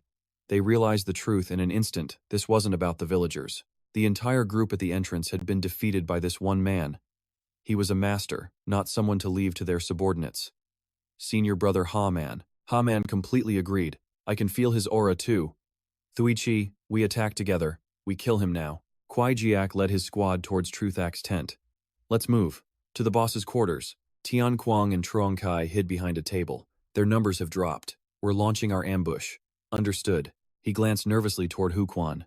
"Is Quan Hoin going to be okay? Those two look incredibly strong." Truong Kai was quick to reassure him. "Don't worry. Quan Hoin is no ordinary fighter. I fought him once, so I know. As long as he has a spear in his hands, he can take down 100 men easily." The moment he finished speaking, they charged straight into the enemy ranks. "Is that right? Well, that's a huge relief." The soldiers advancing on Trothak's tent suddenly noticed the attack. "It's them! They're behind us! An attack from the rear!" Cries of pain erupted as the two heroes tore through the soldiers.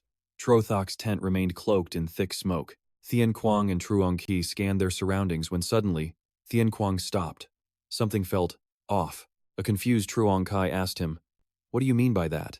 According to the plan, a signal from this side meant their sister's assassination had succeeded. But there were no bodies in sight. This meant Sin Ni was in danger. Elsewhere, on a path leading up a high ridge, a sweating Manchi led the way. "This way, Sister Mingua. Once we get to high ground, we can easily spot the enemy. Let's get into the forest." Mingua glanced back, realizing things were not going to plan. By now, they were supposed to have joined the main forces, rescued the villagers, and returned to hold their ground. They would wait there until Manchi returned to Musan City and brought back the army. But the fight had dragged on way longer than expected. Manchi asked her, "So what's your plan now?" After a moment of silence, Mingua spoke with grim determination. "We have no other choice. We have to get to the rendezvous point as planned." Manchi immediately replied, completely missing the shadow of Zhao Tuo launching a surprise attack from the side. He sent the boy flying with a single punch before lunging straight for Min Nguyen. She screamed in horror, "Manchi!" An instant later, a sharp pain shot through her as Zhao Tuo's hand clamped around her throat. Min Nguyen choked and coughed, completely caught in his brutal assault. He gasped for breath, spitting insults. "You little witch, trying to pull a honey trap. If that pin had been any longer, you would have pierced my artery. Just the thought of almost dying to your little pin. It's absolutely humiliating. So you came here with a purpose," he sneered. "Thanks to you, I'm completely sober now." Just then, his soldiers rushed to his side. "Boss, I'm fine. What's the situation at the camp?" The soldier squinted into the distance and reported, "Sir, the villagers are setting fires and filling our camp with smoke. It's poison smoke, so the wolves can't fight. From the noise over there, the rest of our forces are still fighting inside the camp." Zhao Tuo roared in fury. "The nerve! I'll never forgive those bastards. Go to the beast cage and bring that thing out." One of the soldiers hesitated. "But, boss, shut up. Being torn apart by dogs is too merciful a punishment. Open the beast cage now." His men scrambled away. "Yes, sir," Zhao Tuo panted, turning back to Min Nguyen. "I'll tear the others to shreds and feed them to the wolves. But you, I'll keep you alive and make you wish you were dead." He continued to pin Min Nguyen against a tree, overpowering her completely. Zhao Tuo's eyes burned with killing intent, but he suddenly froze, sensing another presence behind him. Tian Guang and Truong Qi charged in, attacking him from both sides. They unleashed a relentless flurry of merciless blows. Zhao Tuo fought back like a cornered animal. "Damn it all." Tian Guang rushed to Min Nguyen's side. "Are you okay? Second brother, get Min Nguyen out of here. Leave this guy to me." But his brother shot back. "Can you handle him alone?" Tian Guang quickly reassured him. "This guy's on his last legs. It's fine. I'll finish him and be right back." But Min Nguyen suddenly cut in. "Wait, the bandits are heading for the kennels. It seems like they have a trump card. We have to stop them before any more villagers get hurt." Tian Guang glanced at the unconscious Manchi in the distance, then gave Min Nguyen his orders. "All right, I'll go. You stay here with Manchi." Elsewhere, horrified screams echoed through the air. The bandits had reached the kennels, and the villagers could only watch in terror. The bandits looked at each other nervously. "Damn it, do we really have to do this? Neither the boss nor the vice leader is here." Suddenly, Tian Guang appeared right behind them. "Damn it, stay right there." One soldier and his wolves stayed to face Tian Guang, while the other two sprinted towards the cage. They shouted in surprise, "I can't believe you followed us all the way here. Hurry up, open the gate. The key, I've got the key." "Wait, we're too close, back up." In the next second, the monster swallowed them whole. "Oh God, no, stay away." Their screams mixed with a terrifying roar in Tian Guang's ears, followed by the sickening sounds of flesh being torn, and then, silence. The creature emerged from the darkness, its horrifying eyes locking onto him. It let out a deep, bone-chilling growl that could freeze a man's blood. Tian Guang's eyes widened as he readied his stance. He thought to himself, "It's a good thing Sin Ni isn't here. He couldn't fight this beast and protect someone at the same time." A massive, terrifying tiger stood before him. It bared its razor-sharp fangs, growling as it raised its claws toward Tian Guang. The tiger let out a deafening roar. Tian Guang himself stood his ground, but the villagers were frozen in absolute terror. The tiger's paw slammed down on his sword, yet he remained perfectly still. The wolves barked wildly, sensing the beast was about to attack the villagers. The remaining soldier smirked. "You're scared, aren't you?" "Of course you are. Do you know why they call us the Mountain Lords? We use wolves now because they're easy to command. But we used to train the Shanlin tiger. This one was too hard to control, so we had to lock it away. You will die soon." It immediately bit two of the wolves, just like that. Tian Guang's voice dripped with sarcasm. Oh, thanks for the explanation. He had to remind himself not to be afraid. He'd seen old hunters in the woods countless times. The tiger's claws were inches from his face. It roared as he grabbed hold, refusing to let go. Tian Guang tried to push the massive tiger up, but couldn't. He grimaced, gritting his teeth. So heavy. There was only one option left, the hellish iron kick. With a single strike, he sent the beast flying. The tiger soared through the air, shocking even Tian Guang. He had to admit, for its size, it moved as fast as a wolf, but this beast was bigger and far stronger. The villagers scrambled, rushing back to their homes. The village chief was panicked. Dan The man in red desperately scanned the area for his wife. Honey, if you can hear me, please answer. His wife recognized his voice. My love. The village chief's two children cried out at once. Father. He threw his arms open. My children. The two kids were sobbing. But now, the tiger was back and even more furious. A flash of light seared its paw, and everyone screamed. Tian Guang blocked the tiger just in time, urging the others. Run. I can't hold it for much longer. The beast thrashed, trying to break free from his grip. The village chief had no choice but to lead the escape.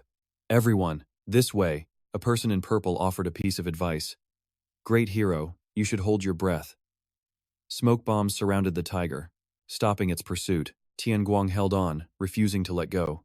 The smoke didn't seem to affect the tiger, but its roars began to fade. He could tell the potion was working. It's having an effect. Throw more. As the tiger stumbled, Tian Guang made his escape. The smoke spread everywhere. He was shocked it was exhaling gas to push the smoke away. Can a beast even do that? It suddenly lunged, slamming into Tian Guang and throwing him against a wall. His entire body was covered in splinters. Tian Guang couldn't take it anymore. A noise came from the roof. The tiger crashed through it, and he met the attack head-on. Tian Guang and the tiger were now suspended in mid-air. In the wild mountains, Mingua carried Manchi, pleading, Wake up, Manchi! Fists slammed repeatedly against iron chains. It was another battle Chengji was fighting against Zhao Tuo. He attacked relentlessly, but his opponent countered every move. Chengji was in pain but refused to cry out. Zhao Tuo landed a heavy punch. Chengji was furious but helpless. This old man, he finally drew his weapon, a hunter's axe. Zhao Tuo swung the iron chains in his hands. Chengji's axe struck them hard, but the chain wrapped right around his neck. Only the axe handle kept him from choking. That's when Zhao Tuo began his psychological attack. You're just an amateur. I may look old, but I was once a great general. I've killed tens of thousands of rookies just like you. If I die by your hand, my 20 years as a general will have been for nothing. The chain around Chengji's neck tightened. Zhao Tuo declared with confidence, I'm not so weak that I'd be killed by a punk like you. The light in Chengji's eyes started to fade. He was ready to end this. Die, kid. But Chengji wasn't going to give up so easily. Chengji's hand desperately reached out. He grabbed Zhao Tuo by the beard, using one hand to loosen the chain and the other to yank hard. Chengji completely turned the tables, slamming the old man down. But Zhao Tuo wouldn't accept defeat, flipping out of the hold. Chengji stated coldly, If you've been killing people for 20 years, then it's time you paid with your life. It's time for regret. I'll finish you right here, you damn old man. Chengji grieved, clutching the child who had been killed by an arrow. In the dense forest, two fists were about to collide. The fight between him and Zhao Tuo was far from over. They both punched each other directly in the face. Zhao Tuo was furious he couldn't take Chengji down. You! He spat the blood from his mouth. Chengji and Zhao Tuo continued their relentless assault, their blows landing like a furious storm. The old man cursed angrily. You fool! He tried to counter Zhao Tuo's attack, but his neck was suddenly caught in a tight grip. An immense pressure crushed down on Chengji's body. Then, without warning, Zhao Tuo kicked him hard.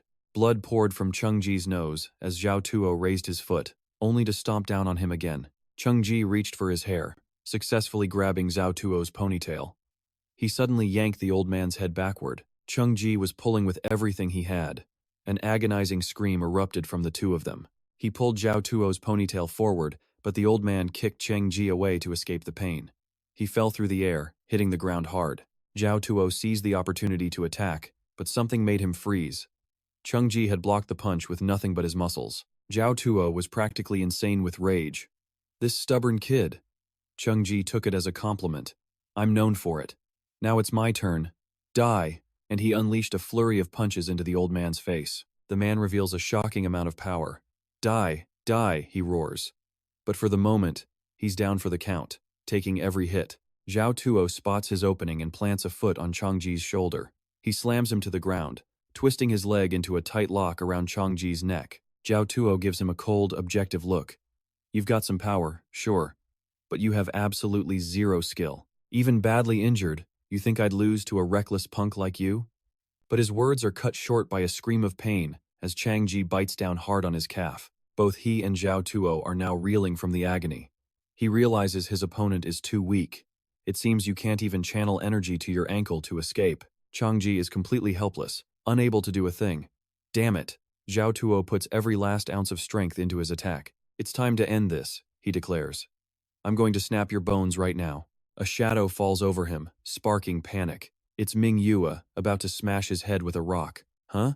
She couldn't contain her rage any longer. What? Did you really think I'd run and abandon everyone? And with that, Mingua lands a powerful slap right across his face. This was a twist Zhao Tuo definitely did not see coming.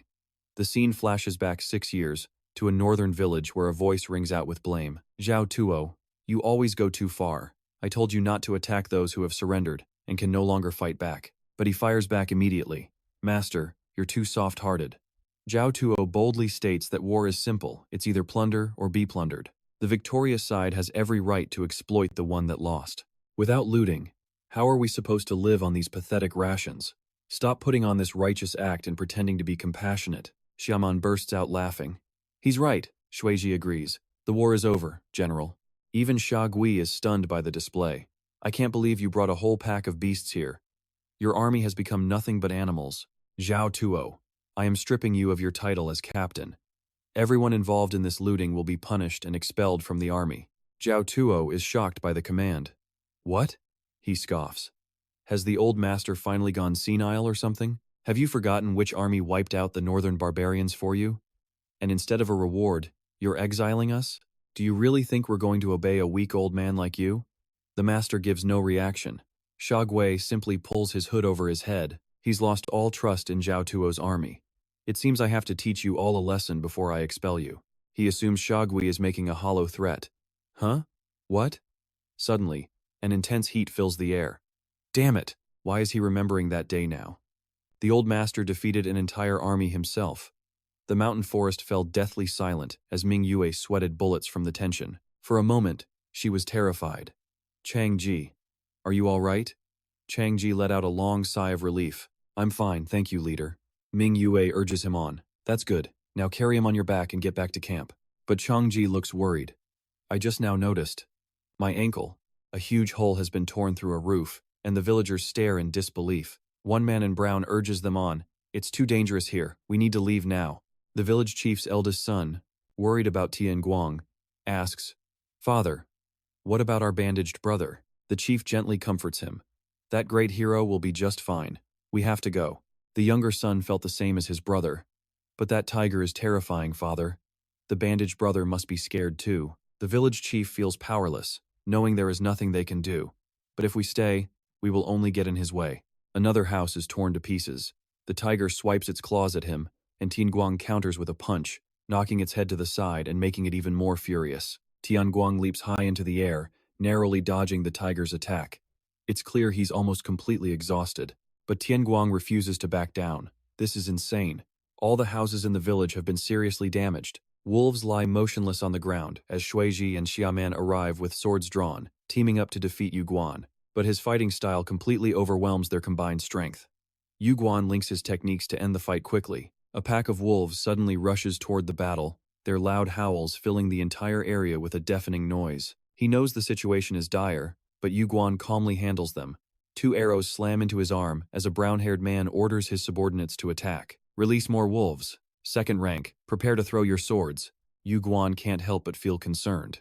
Despite having no leader to direct them, their coordination is perfect, proving they're no ordinary bandits. He knows if these men were archers, his side would be finished. He'd planned to wait for an escape, but that's looking more difficult by the second. All he can do is push his spear technique to the absolute limit, wondering how much longer he can last. Shuiji and Xiaman fight together as Yu Guan's attacks just graze past them. He unleashes his green line piercing finger, and his opponent's body is torn to shreds. Just like that, He swiftly eliminates the entire enemy squad. The man could only try to rally his troops. Don't be afraid. If he keeps moving like that, he's bound to get tired. Once he's exhausted, we'll hunt him down and finish him. Yuquan's spear shot forward like a blur, the sharp tip stopping just shy of the man's forehead. He was deliberately sparing his life. Yuquan was growing tired. It seemed the fight was over. Thank heavens, his arm was getting sore, but Shuiji refused to accept it. Brother Wu Pang, it can't be. Chengji threw the body over his shoulder and shouted. We are victorious. Tian Guang then grabbed the tiger's tail, enraging it.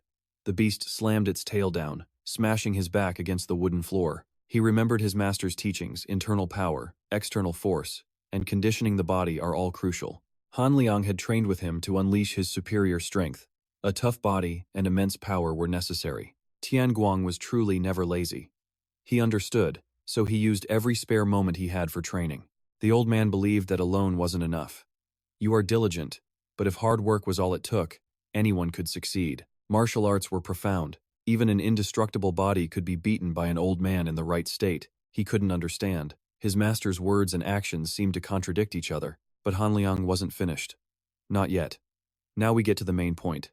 The old master began to explain the key to that state. It all comes down to the basic techniques of martial arts. In other words, you must master the ultimate moves. An ultimate move strikes faster, targeting a vital point with lethal precision to instantly take down an opponent. With precise movement, you can completely suppress an opponent's physical strength. It's just like on the battlefield, where a single good strategy can win the fight, even if you are heavily outnumbered. In short, you must master these ultimate moves to overwhelm physical power. Only then can you achieve supreme strength. So, you must practice these techniques, hundreds. The old master's judgment was sound. Without technique, what's the difference between a man and a beast? Back in the present, the ferocious tiger was about to attack Tian Guang, the force from its paw sending splinters flying everywhere. He managed a lucky somersault to dodge. Tian Guang then kicked the tiger's snout flower step in its ankle, causing it to roar furiously. He focused his power, punching the tiger's nose, the nasal sinus. It cried out in agony from the simultaneous attacks. Tian Guang struck without mercy, a blow to the foot. He then shifted his attack to another part, the heart. The tiger raised its claws to grab Tian Guang, pinning him down. But Tian Guang's speed was simply too much for the beast to react. He didn't plan on stopping. A strike to the elbow. Tian Guang wanted to destroy its senses. The eye socket each blow was shockingly precise. The zygomatic arch, the cheekbone. Thanks to Tian Guang's persistence, the tiger was finally brought down. He paused for a moment, feeling a wave of relief. It's over. But before he could land the final blow, the tiger kicked him. It easily sent Tian Guang flying. He cursed himself relentlessly. Damn it, to make a mistake at the last second. The tiger's claws raked across Tian Guang's body in a frenzy, tearing his shirt to ribbons. This time, the tiger had him pinned, but he refused to give in to despair. Damn it, I'm not going to die like this. The sharp claws wounded Tian Guang. Just as he was in mortal danger, dozens of chains were thrown into the air. The chains wrapped tightly around the tiger, and heavy ropes were secured to its legs.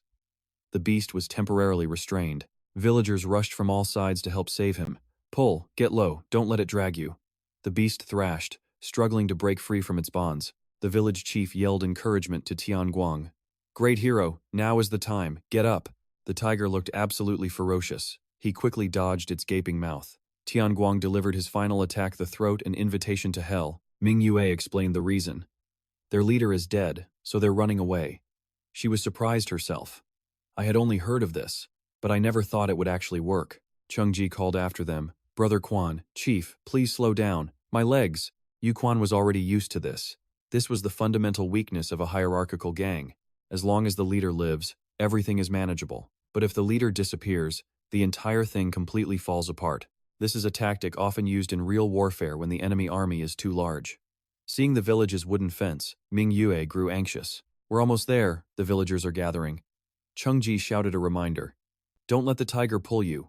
We have to pull together again. All the people in the village focused their strength on holding the tiger securely. The villagers leaned back to keep from slipping, holding on tight. The chains strained from the pull of both the tiger and the people. Iron chains were tied tight around its neck, but everyone was still on edge, trying to pull the tiger down. Someone called for Tian Guang. Great hero! Great hero! He screamed, pouring all his strength into one final punch. Tian Guang split the massive tiger in two with a single blow. She stood frozen at the unbelievable sight. It could no longer roar as before. The tiger slowly collapsed to the ground. The villagers were overjoyed. It's down. We succeeded. Is it over? Did the Green Forest sect really all run away? The man joyfully repeated their accomplishment. We won. Everyone's spirits were instantly lifted by the news. Victory! The Lulin sect had been defeated. But all eyes quickly shifted to Tian Guang. The great hero had just collapsed. It looked like he was unconscious. A man in blue lifted him up. Great hero! Damn it, he's seriously wounded. Get him treatment, now. The crowd panicked. Hua Tao needs to disinfect the wound. Somebody find Hua Tao, quick. The village chief immediately recognized her. It was Mingua. He approached, overflowing with gratitude for her trading group's heroic actions. Thank you so much. I never imagined things would turn out so well. This is all thanks to you. But Mingua skillfully praised the villagers instead. Not at all. The real credit belongs to all of you. We would have been in danger without your help. The village chief then showed her the chain used to bind the tiger. Thank you, Miss Mingua. About this. We actually forged this chain ourselves. The Lulin sect forced us to make them for capturing beasts. Not even a 5-year-old tiger spirit can break them. We also crafted blades for the Lulin sect. They might look thin, but they're incredibly hard to shatter. This was perfect. This, combined with the raw materials the Mingua trading group could bring them later. Mingua had found her new partners. Of course. I look forward to seeing the chief's skills. Let's make a fortune together. The villagers couldn't contain their excitement. We're free, we are finally free. 10 days later, at the Qinglian Pavilion in Musan City, a new sign hung over the entrance. Qinglian Pavilion. Officials were already flocking inside, having heard that Mingua was back. Mingua, welcome back, Lord Grand Secretary. Someone shouted impatiently. Is Mingua ready? The tavern was always buzzing with energy as the music began to play. A man in blue was completely captivated. I've been waiting for Mingua. The one in green was just as eager. Me too. Come sit with me. It was obvious they were all here for her. Hey, quit shoving. Mingua? Mingua, over here. This way too. Mingua appeared, dressed in a stunning gown as the whole room erupted with joy. Sit here, look this way. She just smiled at me. Oh my god, I think I'm gonna die. Yuguan just shut his eyes, seeing these corrupt officials as no different from the Lulin sect bandits. What a disgrace. But Azong was already used to it. I've seen this a million times. You don't need to worry about it. He then turned to her with a friendly greeting. Please forgive my delayed introduction. I am Yuguan of the Qingshuan Merchants, and I am the current captain of the Mingua Trading Group's guard unit. She replied cheerfully. And I'm the guard captain for the Qinglian Pavilion. My name is Yuan Azhong, from the Yue Tian Sword Clan. Yuguan was clearly surprised. The Yue Tian Sword Clan? The Yuan family? If she was from the famous Yuan family he knew, there was no way they'd let her serve in a brothel. Zhang looked at him with admiration. I've already heard the stories from Manchi. I was told you accomplished great things on Mingua's recent trip. Yuguan remained humble. You're too kind. I was just doing the job I was assigned. She calmly proposed a challenge. It's a shame I haven't had the chance to witness your spear techniques. If you're willing, would you care to have a sparring match? At that, he no longer had any doubts. It wasn't some kind of secret art. He just enjoyed learning a little bit of everything. A spar, a simple exchange of martial skill. So she really was from the Yuan clan. The clan was huge, he reasoned, so she could be from a lesser branch. Everyone has their own path. Yuguan told himself to stop getting involved. Her personal business was none of his concern. An official leaned in to get Mingua's attention. I've missed you so much, Mingua. How was your trip? Did you go anywhere beautiful? She revealed nothing. Beautiful? Not at all. It was purely a business trip. The man in blue grew more curious. So, you're starting a trading group? Impressive. Another official in red eagerly offered to help. What do you plan to sell? Silks or jewelry, I assume? I could introduce you to some artisans. Mingua knew she couldn't refuse outright. That would be wonderful. A nearby courtesan just shook her head, wondering who was really serving who. An official then spoke with a sly tone. Mingua, your cup is empty. She skillfully changed the subject, turning to another man. Speaking of introductions, Officer Zhang Liang. Zhang Liang was completely flustered. Me? Mingua showered him with praise. I was so impressed when I heard the stories about your school days. Even though your family had little money, you studied day and night alongside your friends. He was completely stunned. Mingua knew his name and his title, but he was sure they had never spoken before. The stories from his school days were nothing more than childish gossip. Still, deep down, Zhang Liang felt a spark of pride. Could it be that Mingua was infatuated with him? Just then, Mingua stood up from her seat. I heard that one of your friends is the great general of Beiyuan City. You often speak with him, as he's the pride of your school. Zhang Liang reluctantly admitted it. Ah, yes. General Zhang Han is indeed the pride of our school. A woman whispered beside him, putting the pieces together. If he spoke so highly of this person, they must be an exceptional talent. She admitted she was quite curious. Couldn't Lord Zhang Liang tell her more? The next day, at the Mingua Merchant Guild, Mingua dropped by the workshop, getting straight to business. What was the status on the new set of armor? The craftsman explained the primary materials were cotton and paper, but she already had a plan. They'd also make chainmail and bronze-plated sets, but to cut costs and production time, she'd started with the cotton and paper armor first. She wanted the guild leader's opinion. As a man with battlefield experience, Yu Guan looked it over. The quality wasn't half bad, but the armor looked far too simple. He knew the high-ranking soldiers would never approve of it. Mingua wasn't discouraged. That was no problem. They had plenty of artisans to craft weapons for the elites. But then, an argument broke out. A young man was told he had no skills at all. This old man was clumsy, fumbling everything. Han Liang was going crazy with all this nonsense. An old woman shot back that a small sewing error was nothing. Then she scolded the old man, warning him he wouldn't get paid for shoddy work. Something felt off to Ming Yu. What were these two even doing here? Yu Guan stepped in to explain he'd brought them here because they needed work. Ming Yue couldn't help but get angry. Turns out, while Tian Guang was away, the old man ran up a huge debt at a tavern. Tian Guang had used his entire salary, but it wasn't enough to cover it. So he brought them here to work, but at this rate, they'd just end up owing the guild money. He focused on the old woman's words. Yu Guan felt helpless. He had to stop them. But Ming Yue had seen enough. Get them out of here. Just then, Cheng Qi reported some good news. Guild leader. He had checked the guard recruitment board. While she was away, a lot of people had applied for the position. Their guard unit was now 23 strong, and she was genuinely satisfied. Excellent. They would be leaving soon. He was to choose 10 to accompany them. He couldn't help but feel uneasy. Where exactly did she plan on going? Ming Yue's answer was cryptic. She'd received a letter of recommendation. They now had goods to sell, and it was time to find some customers to buy them. Tian Guang's group was chatting animatedly. She suddenly cut in. Manchi, have our goods been sent yet? Manchi had nothing to hide. Ah, Sister Ming Yue, the Lu Qian Merchant Guild filled out an order form. It just arrived yesterday. Ming Yue gave her final orders before leaving. Ma Changji, you are to distribute the uniforms to the guards. They couldn't enter the city dressed like beggars. She made sure everyone wore their uniform and carried a sword. The scene shifts to Beiyuan City, as Ming Yue leads her retinue inside. Now, it's time to meet our client.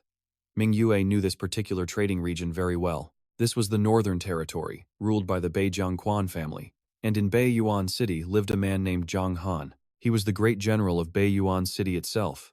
Not only that, he was the Minister of War for the Quan family and the Grand Marshal of the city's army. It was said the Quan family trusted him because he always maintained the annual recruitment numbers. Yu Guan had a question. So even the leader of the Lu Qian Guild had never met this man. Ming Yue had already done her research. He was a conservative man who never visited places like the Qinglian Pavilion. He wondered if a man like that would ever agree to buy their goods. He might be conservative, but rumor has it he's an incredibly wise man. As the guild leader said, their goods weren't the expensive items the high-ranking officers would use. They were crafting weapons for the reality of the battlefield. Their products were for those forced into service or the newly recruited. Most of the enlisted soldiers were just farmers, so they had no armor or weapons of their own. But they joined for the service pay and post-war benefits. To collect those benefits, they had to survive the battle, which meant they desperately needed weapons. However, weapons from the local smiths and merchant guilds were too expensive for them to ever afford. Their reasonably priced goods would definitely attract them. They would need weapons when the army gathered them all and marched them onto the battlefield. In her view, the army was a ripe and profitable target. Compared to other weapon guilds or smiths, the guild leader wanted to sell large quantities at a low profit. Correct. That was their guiding principle for the time being. They couldn't compete with the other merchant guilds in Beiyuan City using the same tactics. They had to target a market the others couldn't even reach. The goal was to grow strong enough to crush them. Selling weapons and armor to the conscripts was the first step. This was definitely a strategy a normal merchant guild would never even think of. The other traders simply didn't see the potential here. Even though this was a market in desperate need of weapons, the scene shifts as someone recognizes her. So, she was Ming Yue. The woman from the Qinglian pavilion. He scoffed. She was just as beautiful as the rumors said, but a woman trying to run a merchant guild like some noble lady was just ridiculous. A booming voice called out. So, it's you, the guild leader who wants to supply my barracks. It was the great general of the Bei Yuan army, Zhang Han. Yes, sir, I am Mingua, leader of the Mingua merchant guild. I've come today to seek your consideration. He confirms he's read the letter. So they want to supply weapons to the soldiers? He explains he's told other merchant groups countless times the army's budget for new weapons is basically non-existent. He'd rather fund a whole cavalry unit than equip 100-foot soldiers. It was just cheaper, especially since their standard service pay was already bleeding him dry. He hated sending soldiers to their deaths for no reason, but that was the reality of the current situation. Mingua began, I understand your troubles, General. How could a humble merchant like myself possibly interfere? However, I have several ways to solve your current difficulties, so please, just hear me out. She revealed the design blueprints for the new goods her guild was manufacturing. The armor was made of paper and cotton detailed, with a sharp sword to match. Not the strongest, but it would keep a soldier from dying instantly. As you can see, sir, she said, luxury items are just junk on the battlefield. As a merchant, I do my best to prepare practical goods for any situation. Now, here are the costs. Compared to other merchant guilds, her prices were significantly lower, with different costs for each item, and since they planned to sell directly to the soldiers, it wouldn't impact the army's budget at all. The general gestured for her to continue.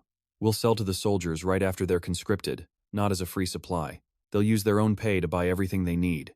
This way, to protect themselves, they'd buy armor and better weapons, not just the single spear they're issued. It would make the northern frontier soldiers stronger and project the region's power. All she needed was the general's permission to sell inside the barracks. Her group would arm the soldiers, strengthening the legions here, and the general wouldn't have to spend an extra coin. In other words, the army's budget would be completely unaffected. So, she asked, what do you think? The general thought to himself that this woman knew how to make a deal. He'd heard she was the top courtesan from the Green Lotus Pavilion. Her silver tongue was legendary. This proposal is worth considering, he finally said. Care for a walk around the camp? I'd like to discuss this further. Yes, sir.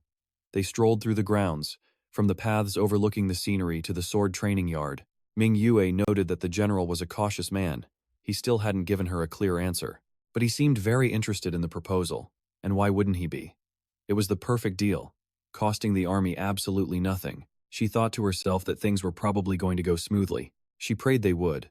The money from the last martial arts tournament was almost gone, and hiring new people was getting expensive. If the northern frontier fort became their client, it would be enough to sustain her guild.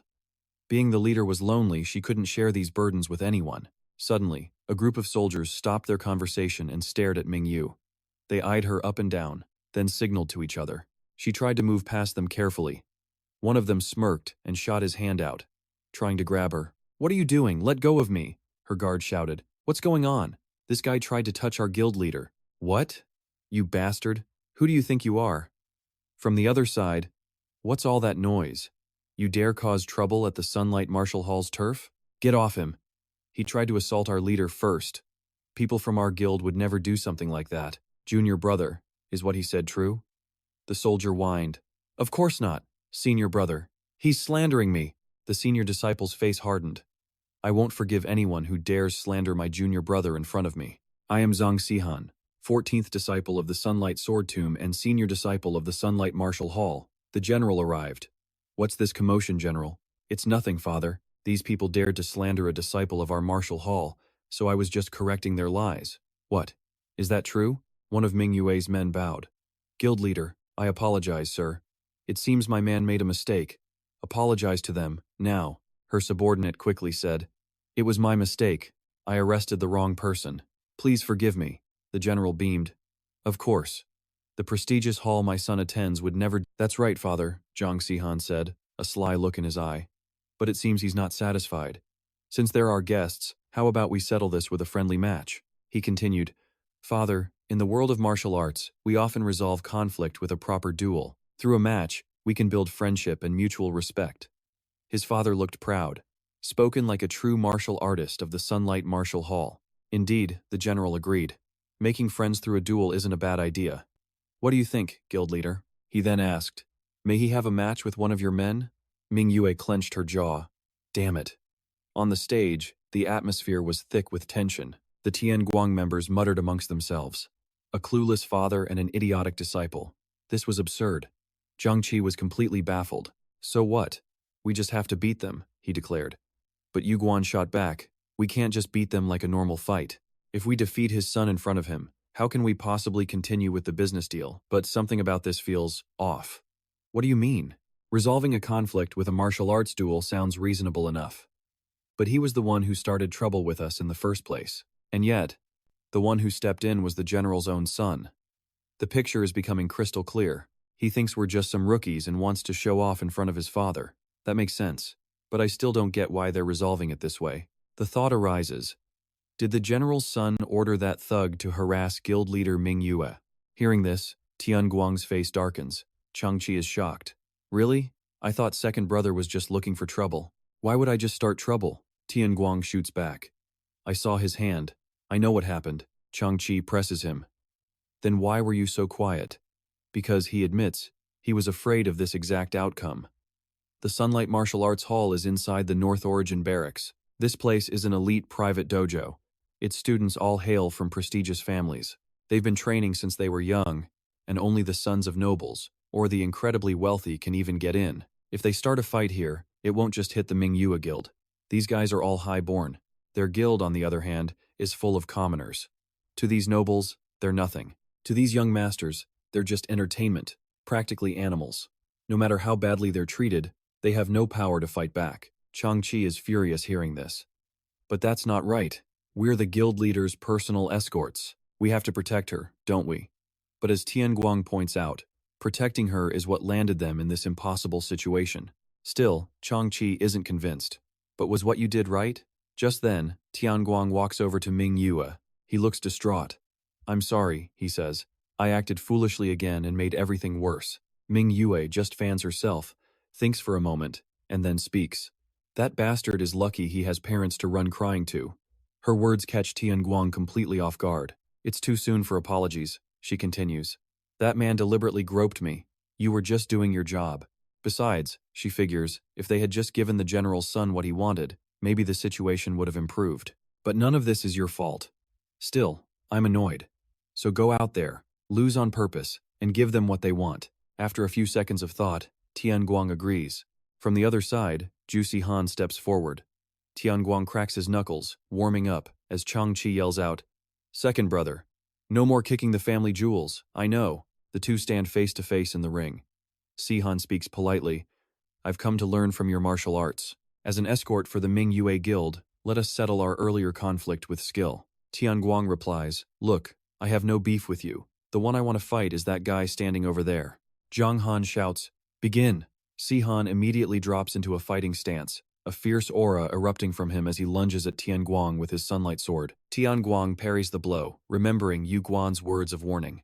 These kids were from the barrack's own dojo. They might be young, but they are seriously skilled. He was told not to be careless. He had to put on his about-to-lose face. What was that? Hard to explain. The main point was, just don't win. As he fought, he couldn't help but be amazed by Sihan. This guy was insanely fast. Swords clash as they trade blows, each strike packed with deadly intent. The tension in the arena is palpable. Just then, an old man with a staff approaches.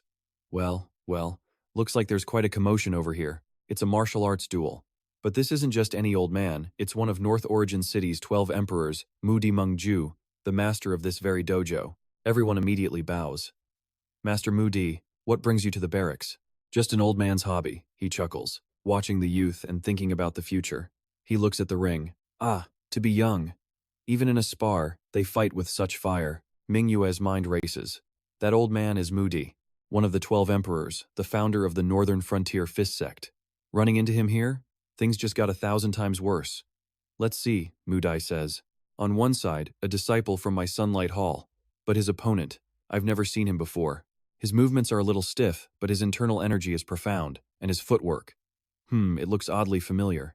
In the ring, Tian Guang and Sihan are completely focused, trading slash for slash in a brilliant display of skill. But every attack is blocked. They seem perfectly matched. Yu Guan, watching from the side, admits the top disciple is the real deal. Is his second brother actually going to lose? Wait a minute. He's not supposed to win. Sihan, meanwhile, is shocked. He'd assumed this guy was just some random escort, a total amateur, but he's actually incredibly strong. Damn it, this was his one chance to show off for his father, and what was supposed to be a simple match has become a desperate struggle. He needs a new plan. Create a distraction, find an opening, and take him down. Time to put it into action. He lunges, his weapon a blur as he strikes at Tian Guang's arm, but his opponent dodges with incredible speed. Sihan decided to play a twisted game, aiming straight for Tian Guang's emotions. Impressive, he said. Wondering why I'm provoking you, right? Oh, there's a reason. With a sick, twisted expression, he whispered right into Tian Guang's ear. Because I was the one who ordered him to assault your caravan master. Wasn't your leader famous for being a prostitute back in Musan City? A woman like that is bound to get pushed around by men. Yet she becomes a leader and brings her people here to meet my father. How ridiculous.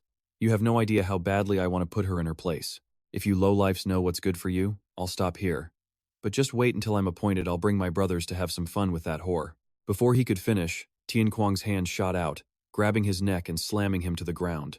Everyone watched, completely stunned by the sudden turn of events. Tian Guang was seeing red, his eyes burning with fury as he cursed. You son of a bitch. I'm about to show you the price for running your mouth. Using only his bare hands, he unleashed a killer palm strike, pummeling his opponent's stomach until the man could only lie there, gasping for air. Trung Ham watched in horror, shouting Two Han's name. The other students saw their senior brother being attacked and charged forward, shouting, You bastard! How dare you! Our senior brother already put his sword down, and you still attacked him. You're a coward. Tian Guang just roared back. All you bastards shut your mouths. If you've got a problem, come at me. I'll tear you all to pieces. What? What's with that lowlife? You're finished. I'll rip you apart.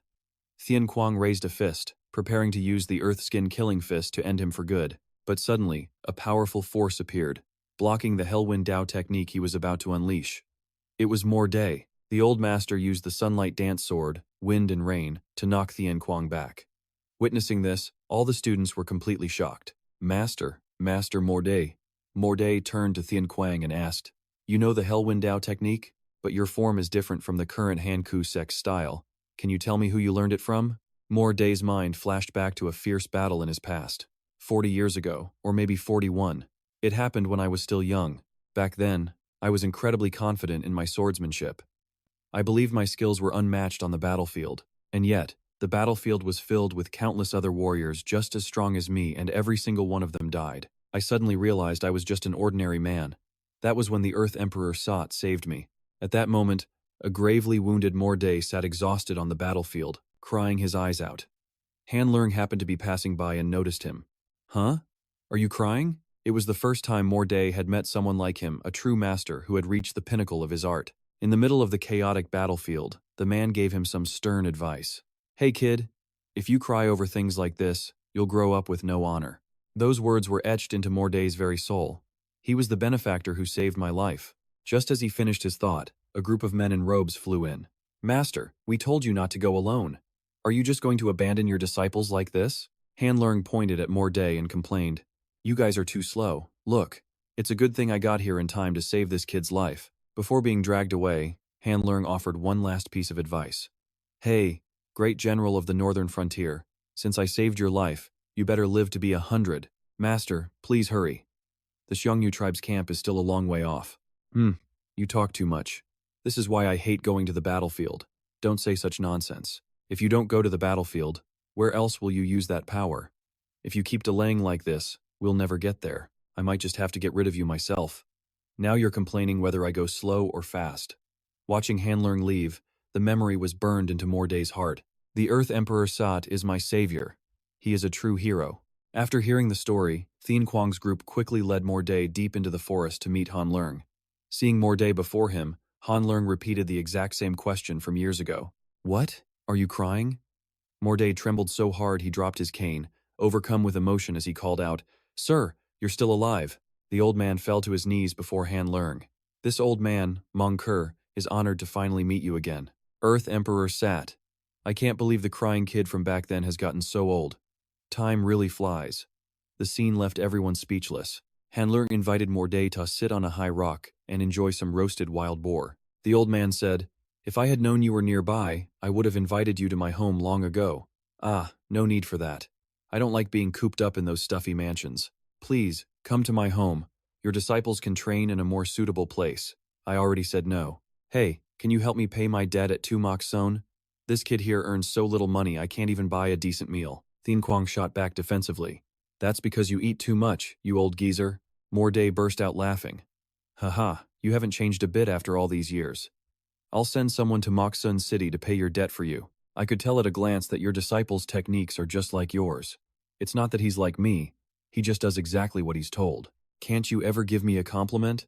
Haha, you truly have talent to be able to replicate exactly what you're taught. A true genius. But Han Leung heard this and immediately dismissed it.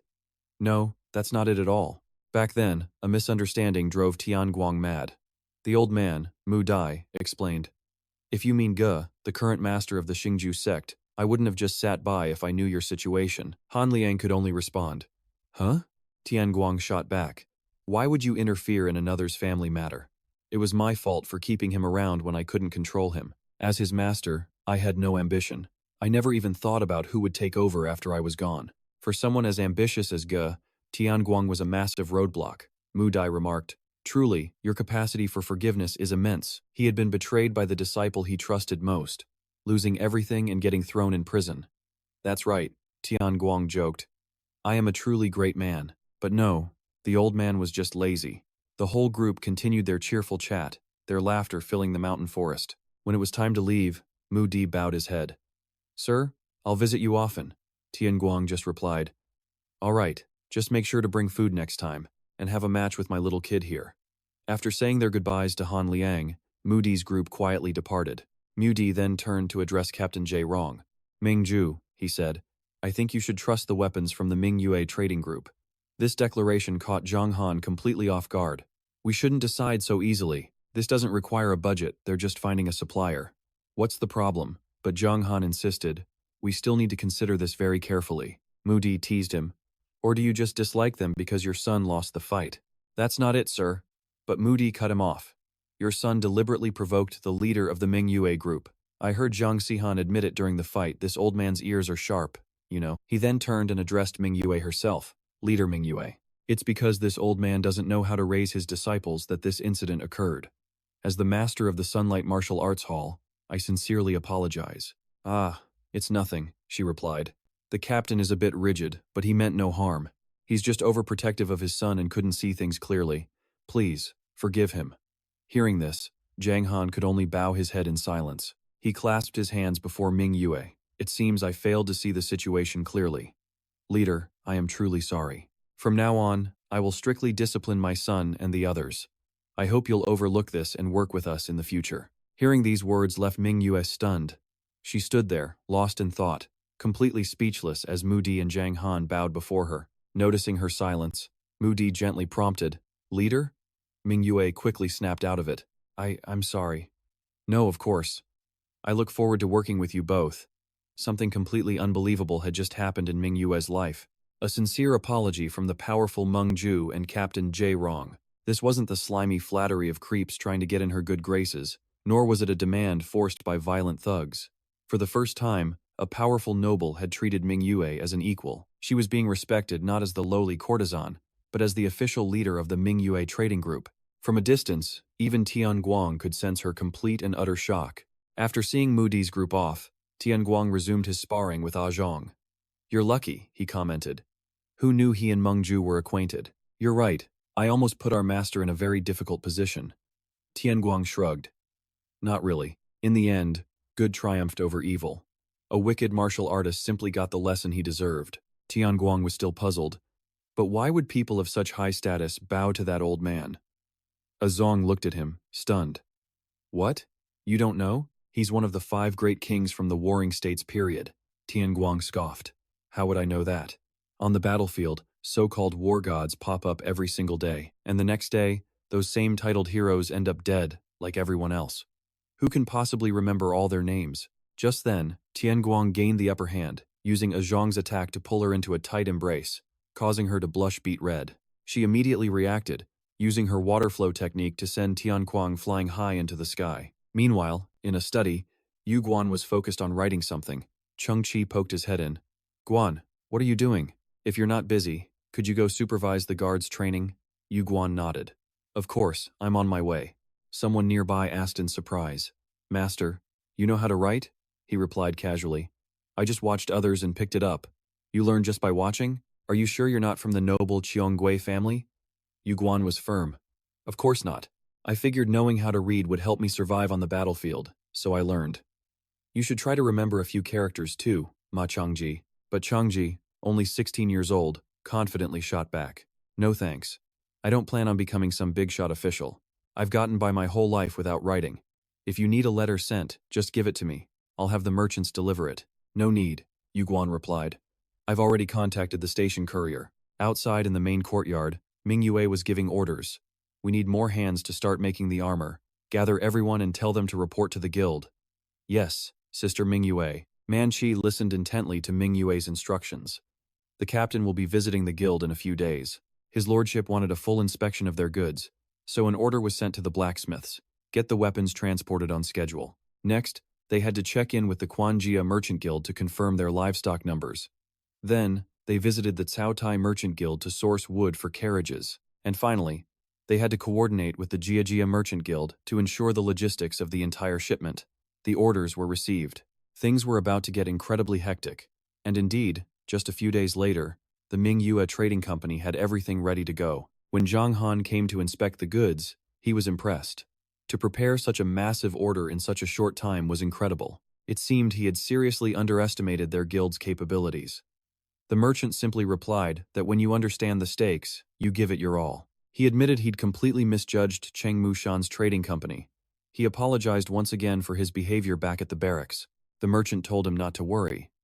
But it turns out, there was a reason for this sudden, massive order for weapons. An emergency military draft had been called for a frontline village, Yutiancheng, located on the southern border. The soldiers there answered the call, but they sent an urgent request for reinforcements, as their numbers were dangerously low.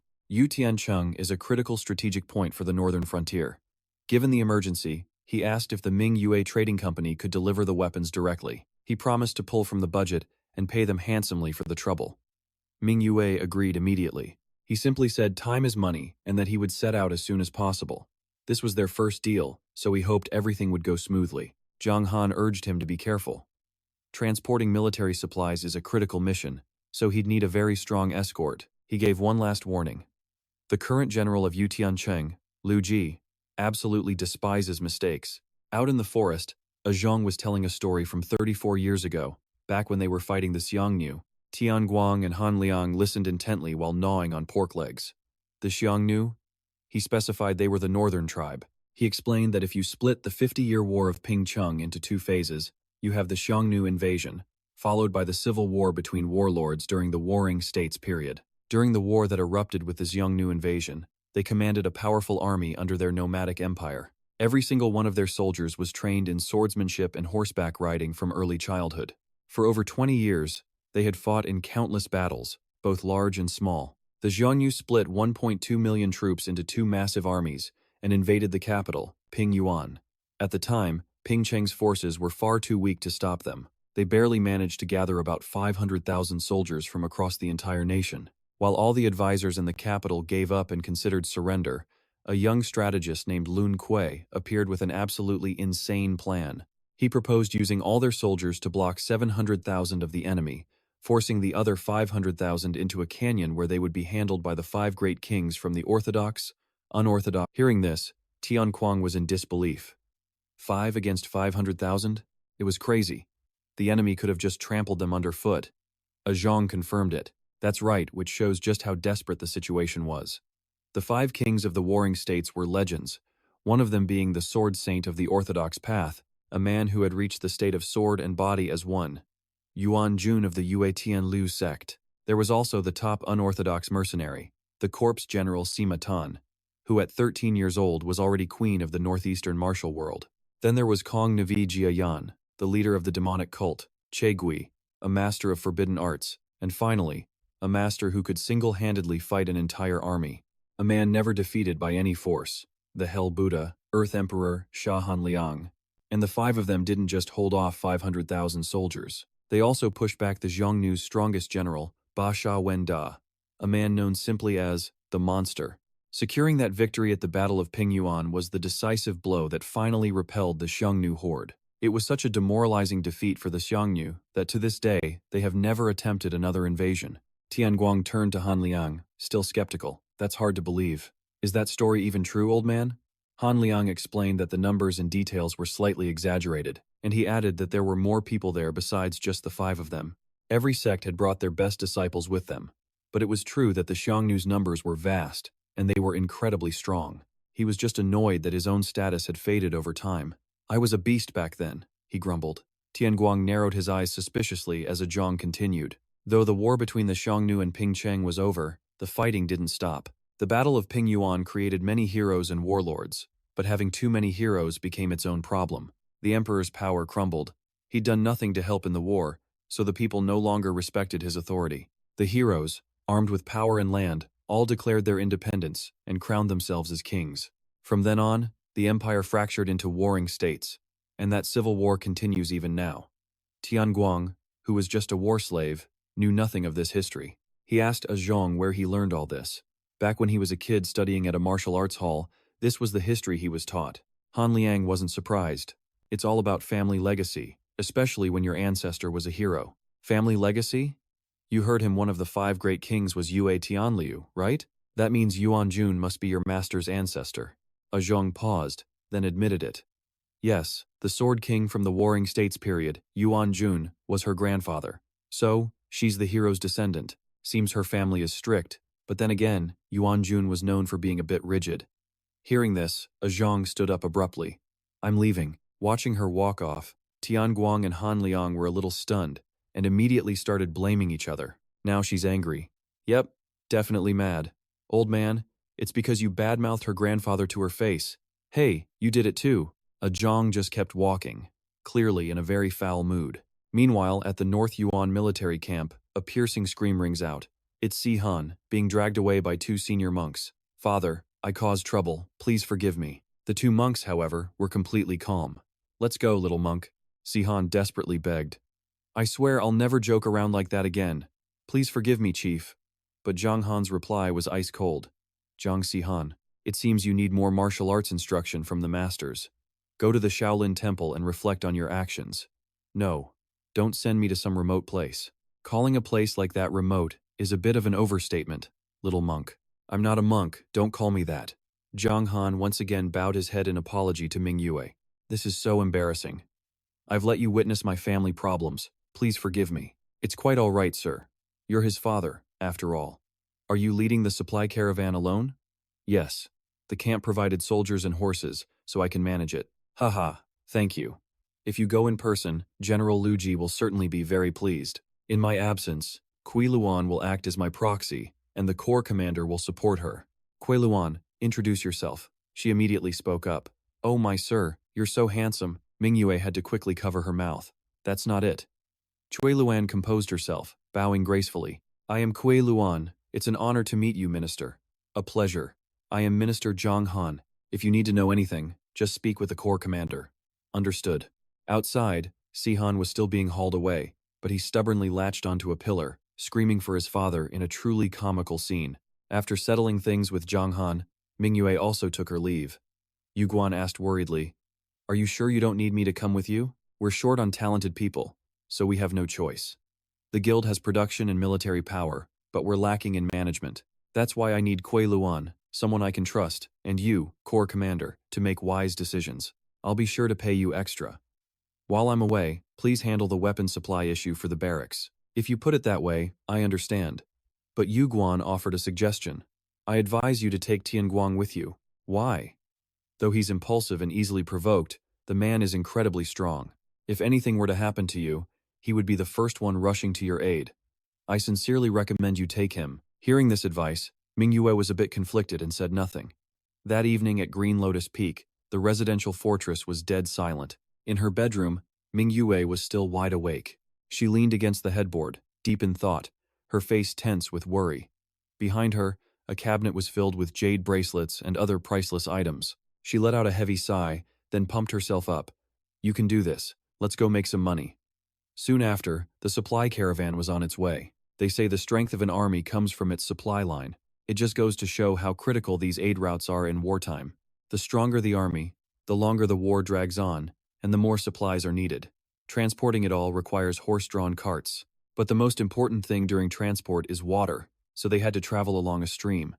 This made the journey even longer. Worse, moving slowly on a main road with all that cargo basically turns the caravan into a prime target for bandits or enemy forces. And just as you'd expect, the supply team led by Mingua quickly ran into bandits. The guards immediately took defensive positions. Bandits, everyone, form up, protect the carriages. This is why transporting goods is the most important and most difficult job. Facing bandits is no easy task. They roared ferociously. Take everything. Look at all that food. The guards desperately held their ground. Don't come any closer. Damn it, how many times is this now? But before the bandits could even get close, a powerful gale swept through, tossing them all into the air. The bandits had no idea what was happening. All they could do was ask in total confusion, "What was that?" Everyone immediately recognized the display. A true martial arts master. Looks like the Mingua caravan is stacked with talent, and that incredible strike came from none other than Tian Guang. The crowd cheered. Tian Guang saved us again. He's the absolute best. Seeing this, Cheng Chi couldn't help but make a remark. Second brother, you're really showing off with an audience around, huh? The comment made Tian Guang blush as he shot back. Who's showing off? Whatever, let's just go. We're almost there. Man, feels like we've been walking for a whole month. This long delivery is driving me crazy. Speaking of which, Caravan Master Mingua is incredible. We've been on the road for over a month, and she hasn't complained even once. Even her horse riding is flawless, Mingua announced. We're approaching the barracks now. Manchi, right ahead. Inform General Luji that the reinforcement convoy is about to arrive. Yes, Sister Mingua, he replied instantly. In no time, Manchi reached General Luji's barracks, rushing into the main tent to report. But upon hearing the news, Luji immediately started yelling. The reinforcement convoy is just arriving now? He bellowed. Let me tell you something, kid. I hate people who are late. This towering man was Luji Zhaoshan, the great general of Jade Sky City. Manchi thought to himself, he's huge, but his face is kinda cute. Manchi just calmly replied, but we actually arrived a day early. Hearing this, Luji was startled, his attitude flipping in an instant. Ah, I see. Good job.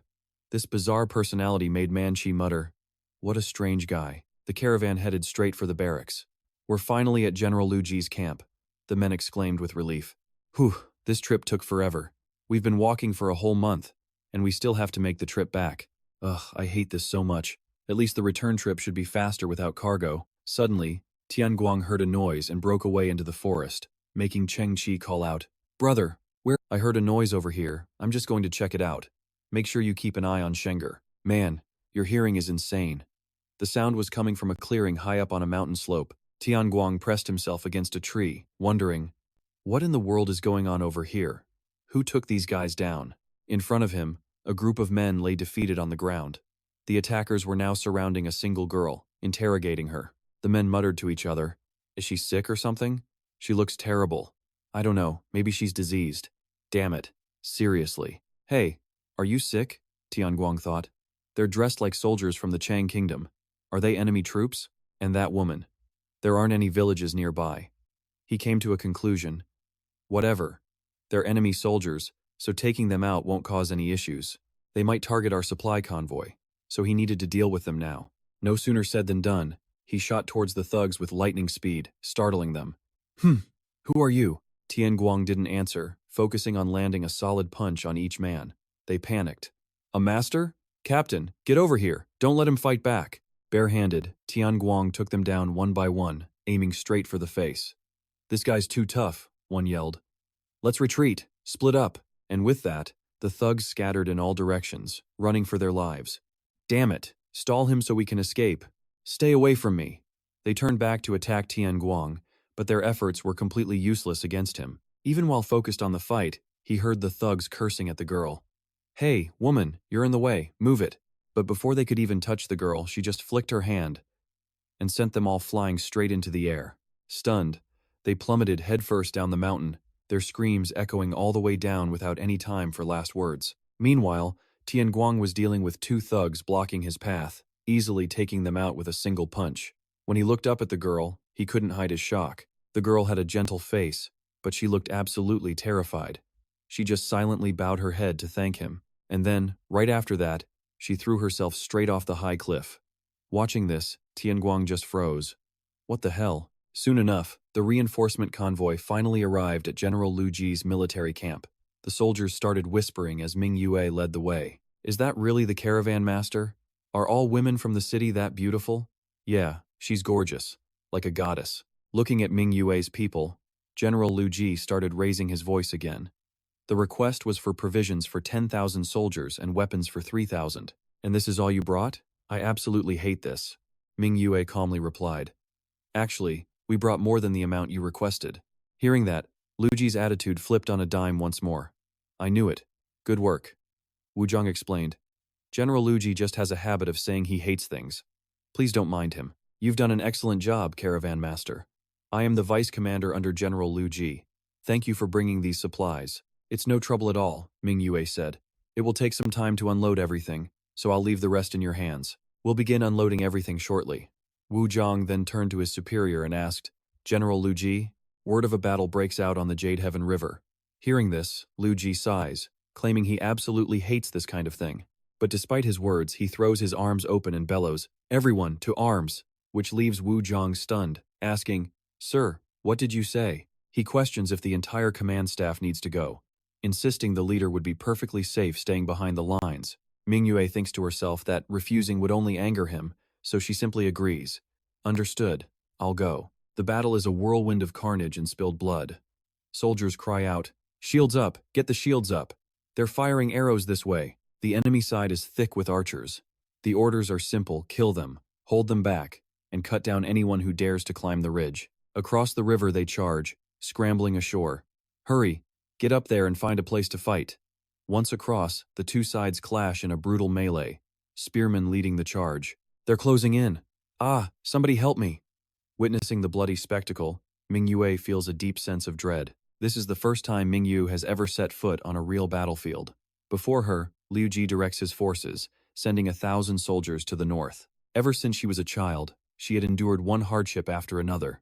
She just barely survived a life-or-death struggle against the Green Forest sect, but a full-scale war, that was something else entirely. Hundreds, thousands of men fighting for their lives. One side screams to climb higher, while the other desperately struggles to hold them back. I'm slipping, help me. Most of them fight and die for nothing, never knowing the real reason or purpose behind their sacrifice. They're all just puppets, controlled by the beat of a drum and the wave of a flag, dying for the cold-blooded orders of inhuman commanders. And those commanders are the most ambitious and wicked men alive. This place is just overflowing with fear. Even warriors who have seen combat before, and especially those seeing it for the first time, can do nothing but tremble in terror. Sweat pours down Mingyua's face as she forces herself to be calm. She can't show fear, not if she wants to maintain her business with the Northern Frontier Army. As the leader of her guild, showing weakness is not an option. Lu Ji remains cold and distant, too many casualties. Reinforce the center. Yes, sir. The Lu Chen squad immediately falls back. Mingyue is stretched to her limit. The ground is littered with the fallen. All around, the air is filled with agonized, ragged breaths. She tries to compose herself despite the storm raging inside her, clutching her skirt to find some kind of anchor in the chaos. Suddenly, a hand reaches out. It's Tian Guang. He takes her hand, reassuring her. It's okay. Being scared is normal. Just stay focused. I'll support you. You won't fall. He holds her wrist firmly, a steady presence in the middle of the carnage. If you feel overwhelmed, he says gently, just look up at the sky for a moment. The fresh air will make it easier to breathe. Don't you worry. The rear guard is right behind you. Mingyu, I swear I will protect you. She doesn't answer, while Lu Ji and Wu Zhang remain completely absorbed in the battle. Just then, a figure descends from the sky, landing with impossible speed. The man wears an expression of absolute confidence. This is Xiao Yu, one of the 4 generals of the Chang Kingdom, and he's just landed on a rock in the middle of the river. Wu Zhang notes that the enemy leader, Xiao Yu, seems to be there to meet him. Lu Ji just snarls, "That bastard. I hate that smile of his." With that, he leaps into the air, launching himself towards the rock to confront his opponent head-on. Wu Zhang offers a simple word of caution, "Take care, sir." Lu Ji uses the opportunity to show off his incredible jumping ability and lightness technique. He lands on the patch of land right in front of Xiao Yu. A massive roar erupts from both sides of the river. The 2 generals face each other, brimming with overwhelming confidence. No words are exchanged, but they seem to understand each other perfectly. In the blink of an eye, they rush forward and clash, the sheer force of their impact cracking the rock beneath their feet. The shockwave from their power slams into the river, sending waves crashing violently onto the shore and drenching Mingua's group from afar. The two commanders unleash their skills, their auras blazing with incredible power. Zhang Qi asks in disbelief, "Is that really the sound of a fight? Look at the river." Wu Zhang replies, "He didn't become a great general of the north for nothing. Compared to the others, he was only recently granted the title of one of the 12 emperors. But he is one of the greatest masters representing the northern frontier, so his power is anything but ordinary." Damn, then who's the guy fighting him? This world is just crawling with monsters. Among Mingyue's merchant guild are Ma Tuan, 15-year-old Kong Xiaozhou, 14-year-old Bao Hu, and 16-year-old Ma Changji. The battle rages for over half an hour before it finally ends, and the Mingyu merchant guild decides to stay at Lu Ji's camp to deliver their goods. The next day, Mingyue's group heads toward Lu Ji's main encampment. "Greetings. We're from the Mingyu Merchant Guild. We have brought the weapon samples for 3,000 soldiers as requested by Great General Lu Ji. Is the Great General here? He's out on patrol right now. With so many troops, he won't be back until sunset. Just leave the weapon samples in the tent." At the guard's direction, Zhang Qi and his men stepped inside, immediately impressed by the general's well-decorated tent. The men were in awe, pointing out the impressive weapons rack. They gawked at everything like curious children. "Whoa, look at this spear," one of them said. "It looks like it was made by a master from the northern city. Must have cost a fortune." They knew that even a full year's salary wouldn't be enough to buy it. This place was a palace compared to their old mercenary camp, but as Zhang Qi backed away, he bumped a table, accidentally knocking a cup of water all over a stack of documents. Panic erupted. "Boss, we're screwed. The water's everywhere." They realized with horror that the papers were soaked. They looked like important official letters. They scrambled to clean up the mess, but before they could do anything, the guard poked his head in. "What are you all doing in there? Get out now." With no other option, Zhang Qi's crew shoved the wet documents into their clothes and quickly left the tent. The guard yelled after them, "You can't just wander around like that. General Lu Ji hates when people touch his things." "Right, we're leaving," they stammered. Once they were clear, the full weight of their mistake hit them. "Boss, we took the papers. We're in serious trouble now." "Calm down," Zhang Qi insisted. "We can just dry the papers and sneak them back before General Lu Ji gets back." Meanwhile, over at Mingyue's area within Lu Ji's military camp, Tian Guang and Manchi sat outside, quietly contemplating. Manchi sighed heavily. "War is just awful. It's draining to watch so many people cutting each other down. Just imagine how terrified the soldiers in the middle of the fight must be." He then turned to Tian Guang. "It seems like none of this phases you though. You must be used to it, fighting since you were a kid." But Tian Guang confessed, "The first time I was in battle, I was so terrified I couldn't even move." He admitted he only survived by hiding beneath a pile of bodies, frozen in fear and crying his eyes out. For years, he just fought to stay alive, but things never got better. Even when Taihu used him to assassinate masters, he was always deathly afraid. He explained that from that day to this one, the only thing that kept him going was the simple, desperate thought that he had to live. That was it, the thought that he still had a family to return to, a family that he absolutely had to protect. "The strength that comes from family, huh?" Manchi asked. "I'm actually pretty jealous." "Manchi, you're family to me too," Tian Guang said, catching him off guard. "Even after you called me a thief and ran off. That was so long ago, I hardly remember." Manchi chuckled just as Mingyue emerged from her tent. "Sister Mingyue, it's almost dark out. Where are you going?" "I'm making a final inspection of the goods before we deliver them to Lu Ji's army. I don't want any last-minute problems." Tian Guang immediately stood. "I'll go with you. It's too dangerous to go alone." Mingyue paused, then turned away and simply said, "Do as you wish." Watching them leave, Manchi crossed his arms with a knowing smirk. He figured it was probably for the best to give those two some time alone. Mingyue started her inspection at the area containing the combat spears, then moved on to the food and supply rations. She gave careful instructions to the managers, taking detailed notes on everything. By the time she was done, night had fallen. Tian Guang walked in front, lighting the path with a torch as Mingyue followed behind. A heavy silence hung between them. Mingyue was lost in her thoughts. To her, the worst thing imaginable was the awful luck and trauma she'd already survived in her past. But that didn't mean that someone else's pain was any less real or important than her own. She recalled how tightly Tian Guang had held her hand. Her own wounds just felt so overwhelming that she wanted to ignore everything else. "But why?" Tian Guang's voice suddenly cut through the silence. "I think we've wandered too far from the camp." We're still in Luji's territory, but it's getting dark. We need to go back. Looking at him, Mingua couldn't help but feel frustrated with herself for not being honest. If we don't finish checking the supplies tonight, this was all for nothing, she said. No matter how late it is, we have to finish. With that said, she coldly pushed forward into the darkness. Deep down, she was terrified that the life she had fought so desperately to build would shatter, and that fear forced her to hide her true feelings. Suddenly, a faint light in the distance caught their attention. Is that a light over there? Mingua asked. Tian Guang was just as curious. I don't remember there being any camp in that direction. Deep in the forest, a small fire flickered as they quietly moved closer. As they approached, they overheard a suspicious conversation. You should have told me about this sooner, one voice demanded. This battle cost us dearly, the other replied. We've had to increase our forces significantly, but because of it, the northern borders sent us massive amounts of food. If we take the supplies and retreat now, Chang Wang will be satisfied. Fine, let me handle Chang Wang. I hate being looked down on. And don't worry, I'll keep my promise and reward you generously. But what about the other soldiers? They're loyal to the northern borders. So, aside from my 5,000 militia, we kill the rest. I'll create a diversion, you'll attack. It'll be an easy victory. Mingua and Tian Guang had seen and heard it all. Hiding in the shadows of the trees, they identified the traitors, Lu Ji and Xiao Yu, plotting together. Unaware their conversation was being monitored, Xiao Yu calmly announced, Let's do it that way. Suddenly, a look of pure terror washed over Tian Guang and Mingua's faces.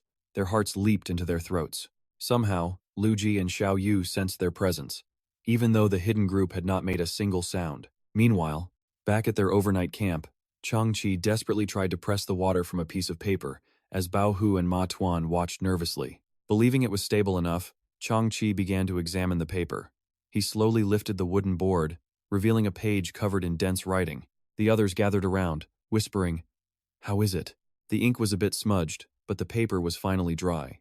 Nearby, Xiaozhou was carefully hanging up other pages that had already been pressed. Unaware of a hand reaching down, Changqi stared at the page, thinking, could it be that as a general, he just dislikes writing? Ma Tuan hesitated, then suggested, that must be it, which is why his handwriting is so hard to read. Bao Hu chimed in, Right, that could be it. But suddenly, Manchi lunged forward, snatched the paper, and yelled, Who do you think you're fooling? Anyone can tell this letter just got soaked in ink. Ma Tuan shouted in a panic. Their suspicious behavior only made Manchi more curious. Why so jumpy? What is this?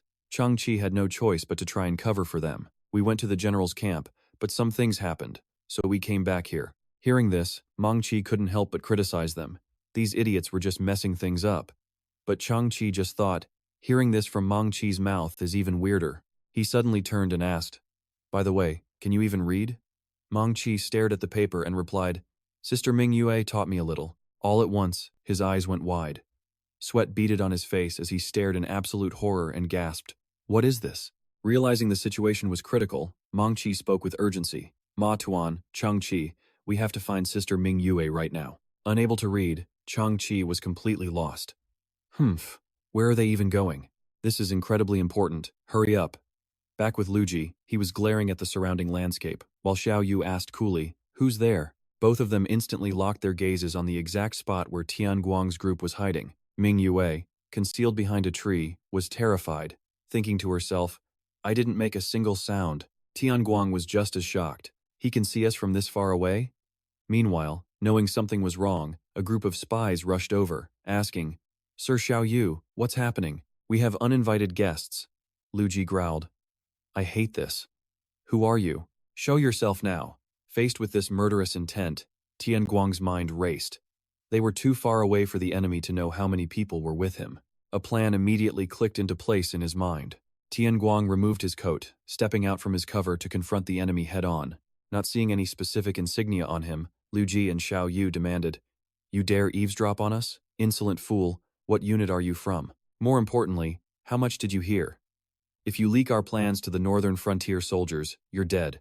Getting no reply, Liu Ji's anger boiled over and he screamed, State your name now! But Tian Guang remained silent, subtly signaling for Mingua to stay hidden. He then stepped forward to create a better diversion. I don't understand why someone as noble as the 12 emperors would want to betray their own side. Liu Ji replied coldly, You dare ignore our questions and ask your own? You're going to die anyway, so I'll tell you before I send you on your way. Placing his hands on his twin blades, Lu Ji slowly began to explain, human greed is a bottomless pit. His surrounding subordinates quietly drew their weapons. With power comes wealth, and once you have wealth, you gain even more power. As for Xiao Yu, he just stood by with a quiet, knowing smile. And once you have power, you crave more. That is the truth of all things. The Xiong nation has offered me much, so I will side with them. Compared to that, my loyalty to the northern frontier means nothing. Xiao Yu gave the cold command, kill him. That was the only signal they needed. His entire group of subordinates charged forward at once. They all used the dark step technique, blurring towards Tian Guang's position in an instant. Seeing his diversion had succeeded, Tian Guang was relieved. They haven't found Mingua. I'll stop them before they get any closer. Tian Guang unleashed his protective qi, causing a massive pressure wave to erupt in all directions. Even Mingua, hidden behind the tree, had to cover her ears and duck down to lessen the impact. And yet, that blast still wasn't enough. Xiao Yu just let out a soft "oh." Seizing the opportunity, Tian Guang clenched his fists and shot straight toward the enemy. He unleashed his devastating palm strike, causing the very ground to shake violently as the force tore through the forest. Witnessing the destruction around them, Xiao Yu couldn't help but wonder, a man with this much energy, could he be one of the northern frontier's generals? Lu Ji immediately denied it. No, I've never seen any of the generals use a technique like that. An unknown general? How annoying. While the two of them chatted, Tian Guang was still deep in battle, clashing with the spies. He flipped upside down in mid-air, bringing his foot down in a powerful kick against an enemy. With his Hell's Iron Kick technique unleashed, Tian Guang's body becomes a blur, smashing down on the spies with heavy, repeated blows that send dirt flying. But two agents spot an opening during his attack and charge forward. In a flash, one of them is hit and sent flying backward. Their goal, however, was achieved, as the final agent managed to close the distance and engage Tian Guang in close quarters combat. The man roars like a maniac, thrusting a sharp dagger straight at Tian Guang, forcing him to quickly throw up a hand to block. The agent then slashes with his other hand at Tian Guang's neck, but he dodges. With his opponent off balance, he lands a devastating kick to the man's head. The spy attempted a diagonal slash, but Tian Guang was quick enough to duck his head low. He then slams a hard kick into the agent's stomach, making him double over in pain. Next, a brutal reverse elbow to the hip has him reeling. Before his opponent can even react, Tian Guang lands another powerful palm strike right into his gut. Tensing every muscle, Tian Guang immediately executes Hell's Provocation. The two of them crash down hard onto the unforgiving ground. At that very moment, another enemy leaps from behind Tian Guang, aiming a high-speed slash at his head. Fortunately, Tian Guang is alert enough to land a clean knockout punch. Just like that, the small fry are all down, leaving only the two leaders watching from afar. The real game was about to begin. As Tian Guang slowly turns around, Xiao Yu makes an indifferent comment. They were elite assassins trained by the Shuang Kingdom, and you took them all on without a scratch. You're pretty strong. Then, he calmly reaches behind his back to grab his weapons. Looks like I'll have to handle this personally. This is the four-headed sword dance stance. But just as he's about to attack, a voice calls out, "Let me." It was Lu Ji. I hate weaklings who always act so defiant. He slowly walks toward Tian Guang, his voice a low growl. If you were the general of the northern frontier, I would have recognized you already. I'll give you one last chance to state your name. Tian Guang answers him honestly, I'm just a war slave. A scoff. Are you joking? No, slave knows martial arts. So you'd rather die a pointless death? I'll send you on your way. With that, Tian Guang prepared to attack. He stomps one foot down hard for momentum, sending dirt flying. Tian Guang then leaps high, twisting into a whirlwind kick aimed at a vital point on Lu Ji's neck. Suddenly, his mind flashes back to memories from 8 years ago at the Xingju Sect's camp. Back then, he was just a young kid sitting inside an army tent. A question is suddenly raised. You want us to sneak into the camp and take the general's head while he's asleep? Standing before the soldiers, Tai Hu calmly explained. The main target is Luo Gongzuo, commander of the Hu Ying army, and their 500 men. For 4 days they've beaten us, and now they're arrogant. But they don't know our retreat was intentional. Now is our time to strike. Your mission is simply to infiltrate their camp and take the commander's head. Any questions? One man raises his hand, sweating with anxiety as he speaks up. I heard Luo Gongzuo took down a whole cavalry unit by himself. Can slaves like us really kill him? Tian Guang sits beside him, listening in silence as Tai Hu looks annoyed. This is why new soldiers are such a pain. You're already scared because of a few rumors. Tian Guang, this is your 5th mission, right? Make them understand. Hearing this, Tian Guang immediately stands and says clearly, "It doesn't matter if they're a hero or a legend. They all die if you cut off their heads." Exactly. Most titles are just exaggerations to scare guys like you on the battlefield. If someone's truly strong, it's normal for them to earn a nasty reputation. Think about it. Who would call someone who kills so many people a hero or a legend? You just need to cut his throat and return here. If you follow my instructions, you will all come back safely, completely unharmed.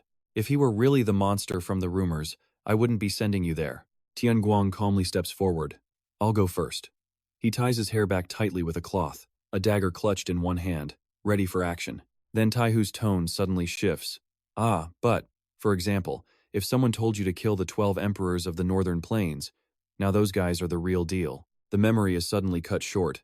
Back in reality, Tian Guang is taking the full, crushing impact of Lu Ji's massive fist. 1 month ago, in a shaded forest, Han Liang calls out, "Hey kid." The old man has Tian Guang in a hold, asking him, "How long have the two of us been messing around like this?" Tian Guang yells from the ground, I lose, I surrender, it's been 2 years, right? Let go." I said let go. After they finish wrestling, it's time for push-ups with a bear on his back. Tian Guang grumbles, "You cheated earlier." "Just you wait, old man." The old man glances at him. "I didn't cheat. We were just wrestling when that thing of yours got hard. I just thought it was strange, you brat. Annoying old man. Just you wait." Han Liang takes a breath, shoves the bear off his own back and asks, "Remember when I spoke with Meng Ju? Back then, I told him you were just a kid who only follows orders. Of course, that was just my personal opinion. But the other martial arts sects wouldn't like that.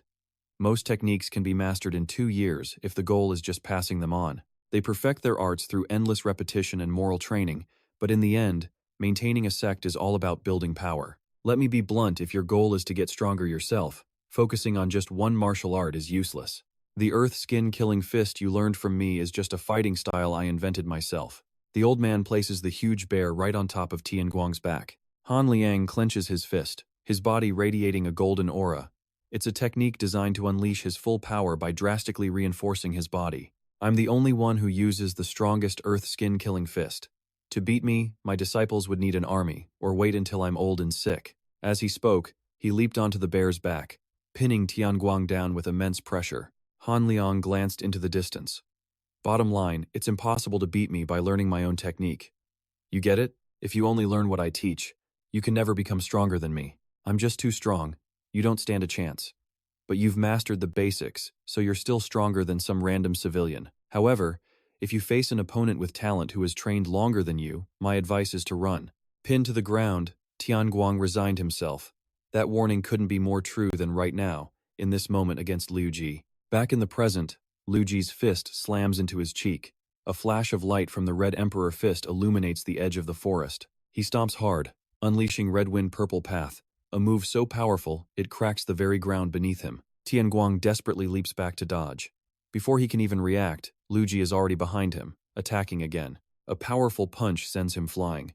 Despite being thrown off balance, Tian Guang grits his teeth and lands a straight punch on his opponent's arm. The man grabs his arm, snarling, "Damn it, I hate this. Just die already." Liu Ji lifts him up and spins him through the air.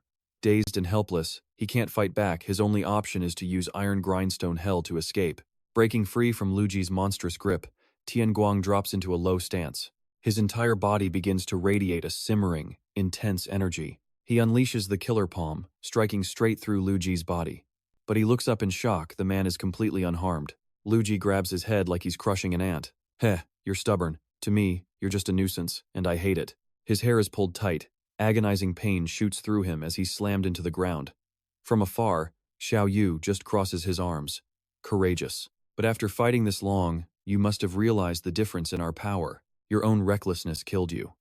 Tian Guang is covered in bruises. He struggles up, grabs a nearby rock, and smashes it against Liu Ji's head with all his might. The rock splits in two.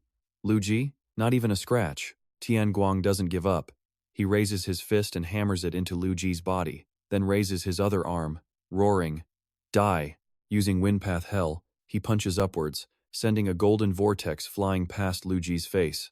The attack seems to drain him, leaving him panting heavily. But when he sees the result, his eyes widen in disbelief. Liu Ji's face is bruised, but he's still full of energy. What a pain. Now I have a headache. He punches the ground, sending Tian Guang flying. It's not over.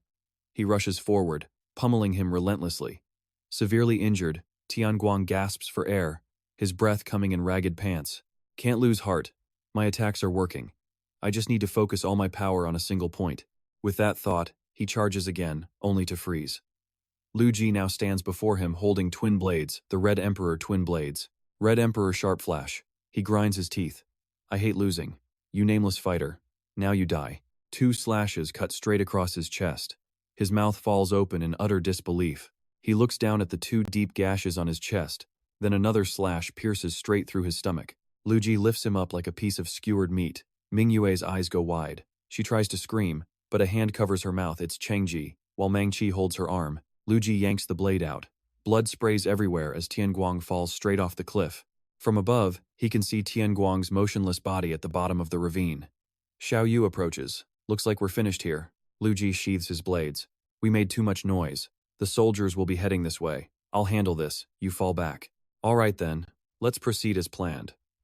Lu Ji meanwhile grumbles about being in pain. Changji doesn't dare breathe, whispering, Leader, don't move now. Keep your head down and find a way to escape. Mingyue's eyes are filled with terror as they quickly reach the food storage area. She hangs her head in despair, while Xiaozhu worriedly asks Changji, Are you all right? Ma Duan looks around. Damn it, what the hell just happened here? A general's betrayal? They'd never heard of such a thing. According to the letter Ma Chi read, when the moment was right, Changguo would launch a surprise attack on the Liu Ji army. Chengji was confused. What about their own troops? What was going to happen to them? They would be slaughtered, and all the supplies they struggled to bring here would be stolen. Bao Hu was panicking, asking helplessly, Leader Mingyue, what do we do now?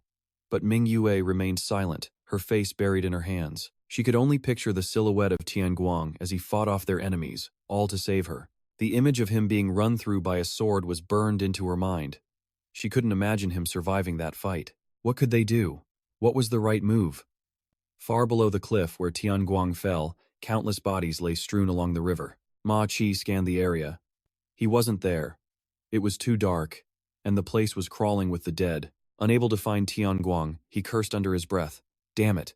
He remembered what Tian Guang had said before. You're my family too, Ma Chi. The words made him squeeze his eyes shut in pain. Why would he say something that made everything hurt so much? Back at the camp that night, Bao Hu asked nervously, Should we even go back to the barracks?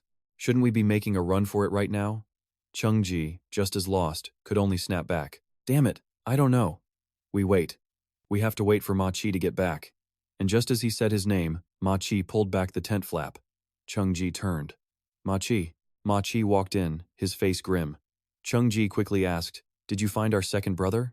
No. It looks like the river carried him away. It's too dark, and there are too many bodies. I'll have to go back at dawn to search again. Chengji cursed. Damn it. Even if we find him, with injuries like that, his chances of survival are slim. He sighed, thinking of Tian Guang's mangled body. Ma Chi let out a frustrated grunt, while Mingyue silently covered her eyes. She remembered how tightly Tian Guang had held her hand, his words of encouragement. Don't be afraid. The guard is behind you. I will protect you. The memory only made Leader Mingyue tremble uncontrollably. She took a deep breath, flashing back 8 years ago. She and her sisters were in a hopeless situation when they heard a voice declare, All right, I've made my decision. Ying stared at the sun on the horizon, her mind made up. I'm going to open a tavern.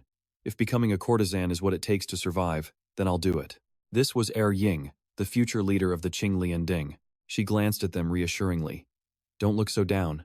Whether we're sold off or passed from one man to another, we're not dead. As long as we're alive, we have value. From now on, it's going to be difficult and painful, but we have to endure it. We deserve to live happy lives, but we have nothing, and we have no one to protect us. So we must become strong enough to protect ourselves and stop others from harming us. Hearing this, Thui Lone cried even harder. Ying told them to become strong women. Understand? Those words from Ying finally calmed Mingyu. She spoke up, startling everyone. We have to stop his plan. What? Mingyue said seriously. Even if we escape and return to the guild, the northern border won't believe that Zhao Chu betrayed them. They'll think we lost the goods and just made up a story about our battalion being wiped out. No, even if they did believe us, would they ever trade with our guild again? If we run away now, the entire guild will go bankrupt. Chengji shot back. But what can we possibly do? Mingua clenched her fist, holding out a newly written letter to Ma Qi. She ordered, Ma Qi, get this letter from Zhao Chu to Lord Mudi in Beiyuan City. Ma Qi hesitated.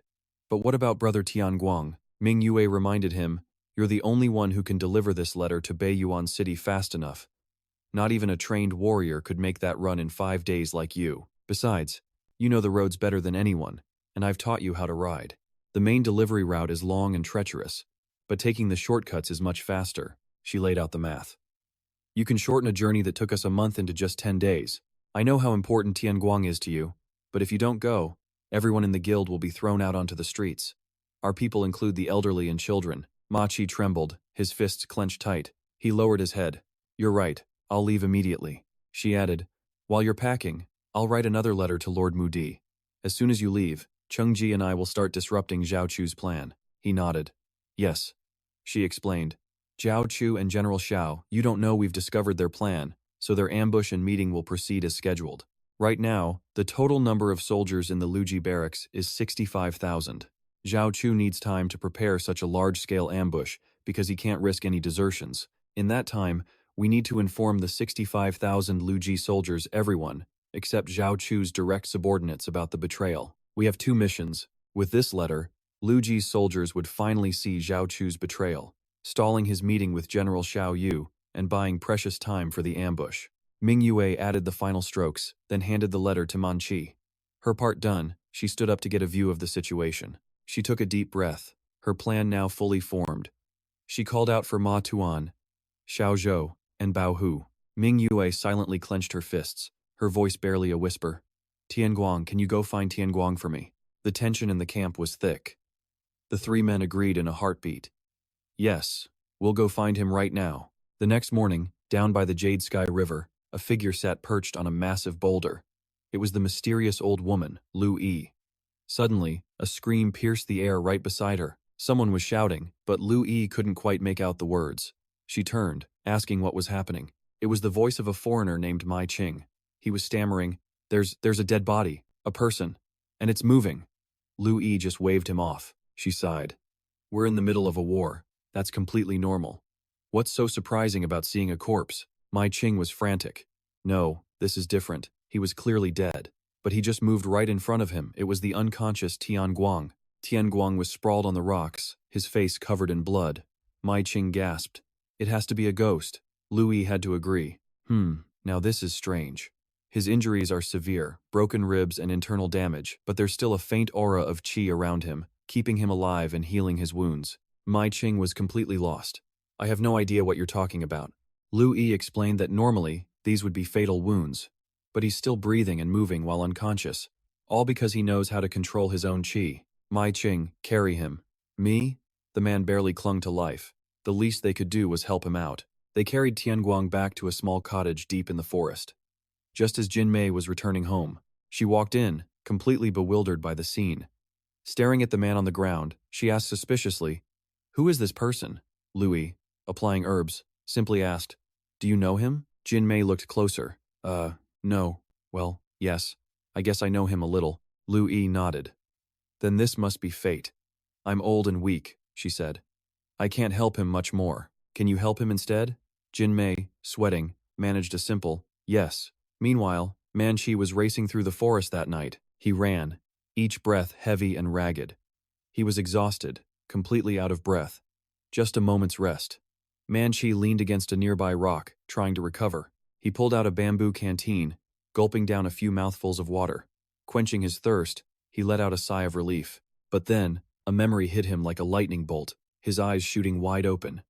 He remembered the old men in their caravan, forced to carry heavy loads. He had asked Tian Guang to help, and he'd agreed without a second thought. He didn't just pull the cargo, he pulled the old men along with it. The load was immense, but he never once complained. They eventually made it to Mingua's company, and everyone worked together with a smile. Manchi remembered all the good times he shared with Tian Guang. The memories just kept flooding back, one after another. He shot back to his feet, filled with new resolve. No, I have to hurry. There's no more time to rest. Back at Louis's house in the woods, the 3 of them were still carefully applying medicine to Tian Guang. Lu Yi and Jin Mei began to gently channel their internal energy into him. Jin Mei used her poison thunder technique, while Lu Yi used her sun ring technique, a perfect fusion of power. Their hands moved with a graceful fluidity, refining the flow of qi. Streams of green energy danced across Tian Guang's chest before he let out a weak cough. Lu Yi quickly warned Mai Qing, "If he starts bleeding, it'll get more dangerous. Stop the wound." Mai Qing nodded. "Yes." Granny Lu Yi. Jin Mei, sweat beading on her forehead, was channeling her own energy from across the room. Her hand, pouring power into Tian Guang, was trembling uncontrollably. But before she could answer, Tian Guang's eyes began to flutter open. In his dream, he was sitting in ice-cold water. Sinking deeper, he wondered, "Where am I?" His body felt heavy as lead, so hot, like it was on fire. He just sat there, head bowed in a daze. And then, a kind figure appeared before him. It was his father. He looked up, his voice cracking. "Father! Father!" At the sight of him, he broke down like a child. "I've missed you so much." His father pulled him into a hug, stroking his head to comfort him. Tian Guang cried out, "I'm so sorry, father. It's all my fault. I left on my own." His father just held him tighter, trying to soothe his aching heart, as he repeated over and over, "I'm sorry. I'm so sorry, father." Taking him by the shoulders, his father called his name, Tian Guang. He smiled gently with a final request. "Shenger, I'm entrusting her to you now." The dream began to fade. He blinked, confused. Mai Qing shouted, "He's awake." "Lu Yi, this guy, he's waking up," she called back. "Oh my goodness, you just clawed your way back from death's door." Tian Guang stammered, "How long have I been here?" Lu Yi walked over to his bed and scolded him. "Kid, is that really the first thing you say after waking up? We just saved your life. A thank you would be nice." He glanced at her, his voice still weak. "You saved me?" She brushed his hair back. "Jin and I worked very hard. Even Mai Qing stayed here every single day to feed you medicine and wash you." He looked at Mai Khan. "Thank you." Lu Na's hand was on his chest. "You should also thank the one who taught you martial arts. All this time, you fought desperately for your life, thanks to the internal energy you used while unconscious. Your body is incredibly strong, unlike my granddaughter's. You helped save your own life." She glanced over at the unconscious Cam Mai with a sigh. He followed her gaze. "It seems Cam knows who you are. That girl worked so hard to save you, so remember to thank her when she wakes. Cam is fighting her own sickness, which leaves her body weak. If she doesn't use her internal energy to care for herself, she becomes so weak she can barely breathe. She spent 5 whole days treating you with what little energy she had, which is why she's like this now. As a martial artist, you have a responsibility to be grateful." He replied, Then panic set in. "Wait a minute. Has it been 5 days? I have to go now. Sheng Air is in danger." Mai Khan stopped him. "You can't." The sudden movement sent pain shooting through his entire body. "What's happening? Why is my body like this?" Lu Engjia gently touched his chest. "Stop it. The human body isn't made of iron. You can't just force it and expect a quick recovery. Your bones and internal organs were severely damaged. It's a miracle you're even alive right now. Look at all these scars. You've nearly died so many times you should have been killed long ago. Your martial arts made you arrogant, thinking you were stronger than everyone else." Tian Guang struggled just to lift his hand, his breath coming in ragged gasps. Lu Nga sighed. "You should be grateful. From now on, you'll know what it's like to fear death." Tian Guang pictured Lu Ji's giant hand, remembering how it crushed his throat. That furious face, that killing intent. It stole his breath all over again. His whole body trembled uncontrollably. Lu Nga spoke. "Your body is shaking like that. You must really want to live. Mai Khan, get him another blanket." "Yes, Lady Lu." Tian Guang lay motionless. Not even his eyes moved. 2 days flashed by. Mai Khan helped Tian Guang outside. "Tian Guang, you're recovering so fast. It's only been 2 days and you're already standing, even trying to walk. Look, the weather is beautiful today." He spoke softly. "Thank you, Mai Khan." Lu Nga appeared at the door. "Mai Khan, come to the graveyard with the dead soldiers. We have to collect the expensive metals before they rust." Mai Khan quickly shouted, "All right." He grabbed a sack and left with her, their voices fading into the distance. "I fed you and took in a wanderer like you, so you have to help me." He chuckled. "You're so cruel." Left behind, Tian Guang wearily leaned on his staff, worrying. "Sheng Er, did she manage to escape? Please, I hope you're safe." He hung his head in silent, lonely despair. In the distance, wind swirled around Cam Mai as she meditated, hands clasped, practicing qigong. A lightning technique formed between her hands, her fingers moving with impossible grace and speed. Sun ring formation. Mai swept her arms and leaves danced around her, the wind lining them up in perfect rows that followed her every move. She focused, her mind turning inward. Han Lin Li Ji, Mu Ye Chang. Countless leaves flew under her control, forming a swirling vortex that completely surrounded her. The branches rustled in the fierce wind, tree trunks vibrated violently, and even the ground itself began to shake. Small stones slowly began to float. Tian Guang watched, his eyes wide with utter astonishment. Mai lightly tapped the ground, her body gently rising with the stones. She raised her hands, effortlessly controlling all the leaves and rocks around her with a serene expression. She looked up at the sky, as if her soul were leaving her body. Tian Guang silently leaned on his staff, watching, but his hand slipped and he fell. Startled, Mai stopped. She saw Tian Guang on the ground groaning softly and rushed over to him. "Are you okay?" She strained to help him up. "Let me help you. The energy my grandmother and I used to sustain your wounds is running out. Breathe slowly. Don't exert yourself." He praised her. "That was amazing just now. I've seen people use lightness skills before, but never anything as graceful as that. Are you and your grandmother hermits?" I denied it. "No, that's not it. My body can't contain my internal energy, so I often have to release it like this. My grandmother and I are just ordinary people living in seclusion. Ordinary people can't revive and heal someone who is on the brink of death like that. It's not about saving lives. It's about channeling energy to where it's needed. All things have a yin and a yang. We use qigong to balance those two extremes, using its flow to directly affect the body. All I did was release my energy to the right places and control it effectively. A weak body like mine can't hold qigong, so I have to let it out. Just like right now, I'm sending my energy to the places that need healing. With the great-grandmother's special herbs and fresh bandages, his wounds are finally starting to heal. His body is even recovering its lost power all on its own. The great-grandmother explains that in this world, there isn't a single martial art that can truly heal a person's wounds. Tian Guang glanced around. She might live in the forest, but this house was huge. Mai explained that both she and her maternal grandmother came from a prestigious family in the region. Her family's martial arts had been passed down for generations, so she began her training as a small child. She had a real passion for it and was adored by the clan elders. But then, disaster struck without warning. Slowly, her body started to weaken. She would stumble and fall just trying to get out of bed. In the days that followed, even breathing became a struggle. She couldn't keep up with training, and the rumors began to spread. They whispered that the eldest daughter, Mai, was cursed.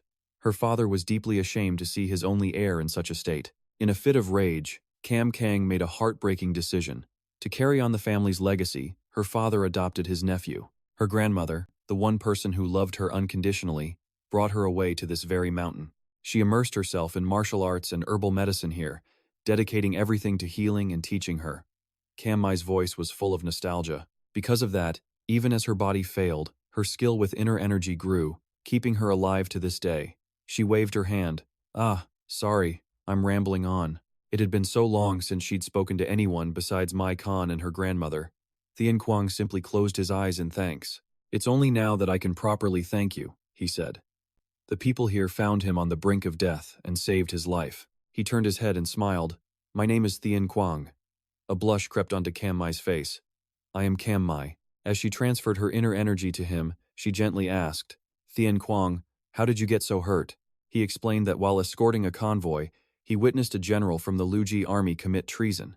He was spotted, had to abandon his little sister, Sin Ni, and needed to get back to her immediately. "She's incredibly smart, so she probably escaped safely," he added. "But I can't help but worry."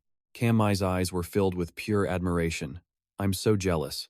Your little sister is lucky to have a brother who cares so much." He quickly apologized for making her uncomfortable. "It's okay," she replied softly. "I still have my grandmother." Mai looked at him with determination. "I want to help you get back to her," but her voice wavered slightly.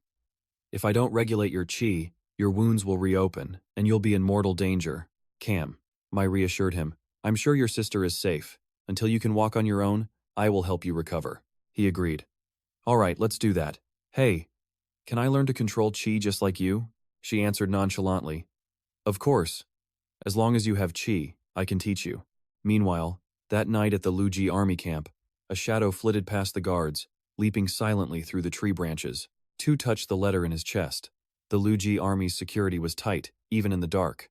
A normal ambush was out of the question. Suddenly, He saw a light from afar. Hiding behind a tree, he watched intently. Why is a military camp lit up this brightly? Do they think this battlefield is their own private estate? Then he saw it, the pale white back of Min Nguyen, bathing in a large tub. He was completely bewildered. A woman bathing on a battlefield? How improper, he thought. But this is no time for distractions. I have a mission. I have to report back to General Tu Hu, and fast. With that, his figure melted into the darkness. But then, a voice called out into the night. Oh my! I think something stuck to my behind. It gave me such a fright.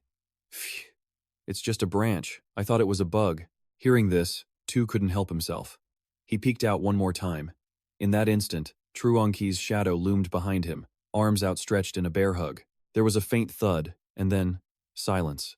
Min Nguyen walked over as Truongqi stared at the unconscious man in surprise. Well, I didn't expect to catch him quite so easily. Min Nguyen searched the man and quickly found the secret letter. She read it, just as we thought. They're waiting for an opportunity. They plan to launch a surprise attack within the next 7 days. Truongqi looked worried. This is big trouble. Ma Kai won't be back for another 2 weeks. Min Nguyen ordered. Then stall for time. Take this man and bury this. Yes, ma'am, Truongqi replied. The next day, at the Luji army command, Ngu Trong proposed to Luji. What if we encircle the forest and launch an attack from the rear? Luji shut him down. Not yet. We just fought a battle recently. We need to delay for a while longer. Ngu Truong tried to persuade him. But General, the supplies have arrived. If we keep dragging this out, we'll lose our advantage. He snapped. I really hate hearing you complain. He then looked towards Min Nguyen, who was approaching with her entourage. The convoy leader is here? Min Nguyen cautiously hid her face with a fan and remained silent. Luji crossed his legs. Did the leader sleep well last night? Today's weather seems perfect for starting a war, don't you think? It's so irritatingly hot, wouldn't you agree, leader? Min Nguyen covered her mouth, shooting him a look. The two faced off in tense silence. Suddenly, she snapped her fan shut. Actually, she began, today is a bright day for the Luji army. Thanks to the general's help, everyone in my convoy is fully rested, so I came to express my gratitude. Lute lets out a huge laugh. Huh, so what brings a lady like you to a place full of stinking men? But she's ready with an answer. Everyone here is fighting to protect the Jiangshan northern plains. How could she ever call them stinky? She leans in close to Lute, showing off her seductive curves. The passion in this camp is so intense, she says. It's making a girl like her feel all hot. Hotter than the barracks, that's for sure. The soldiers can't help but blush, while Mingua silently sizes everyone up. 1, 2, 3, she's memorizing the faces of the easily tempted. The ones staring her way, the ones turning red, that's 9 out of 10 men right there. The rest are frowning. She narrows her eyes. First, she'll win over the generals and the easiest targets, then she'll have the advantage. All she needs is one person on her side, and the rest will fall in line. Even convincing half of them would be enough to prepare for the coming raid. And one last thing, she glances to the side. The real question is, can she win over Pang Wuzhang, Lute's second in command? Wushang stares back, his face a total blank. She has to figure out if he's on her side, or on Zhao Chu's. If he has nothing to do with the traitor Zhao Chu, then he's the key to minimizing their losses and stopping the raid. She has to be extremely careful, gather intel, and warn the others about Zhao Chu's betrayal. If she accidentally tips off anyone connected to the traitor, they'll be the first ones killed before the Chang kingdom even attacks. Wuzhang's eyes dart around for a moment, then he too starts to blush. Mingyue's expression turns cold as she heads back to Lu Enga's house in the forest.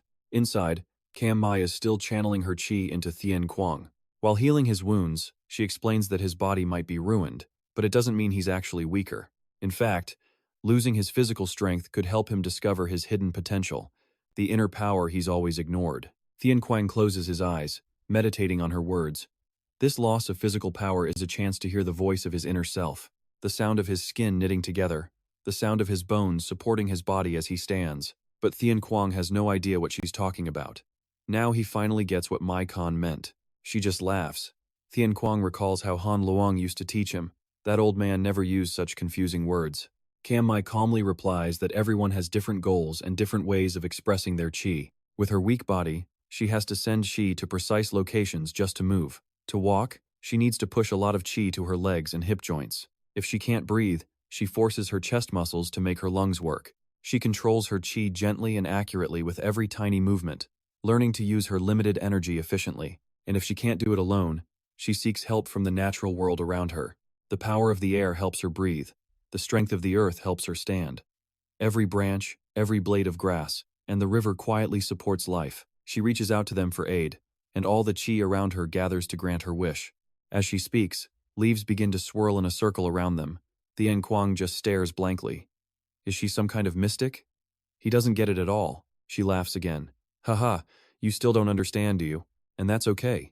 Even if he did, it wouldn't help on the battlefield right now, but it will help his body and mind recover. He feels the energy inside him and notes that the chi she and the old woman gave him moves differently. It's slowly circulating through his entire body. Cam corrects him. It's not moving, it's more like it's harmonizing. Just then, Lu Enga walks in. Stop, Cam. If others could learn this so easily, our family wouldn't have needed to pass it down through generations. The old woman boasts with pride.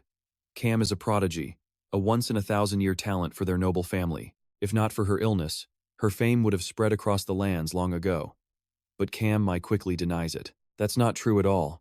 The old woman changes the subject. Isn't the one who taught you martial arts the Earth Emperor Sat? He's shocked.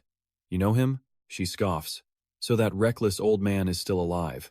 In her generation, everyone knew of the Earth Emperor Saturday. She still remembers his chi from a few matches they had in the past. He's stunned. You fought him?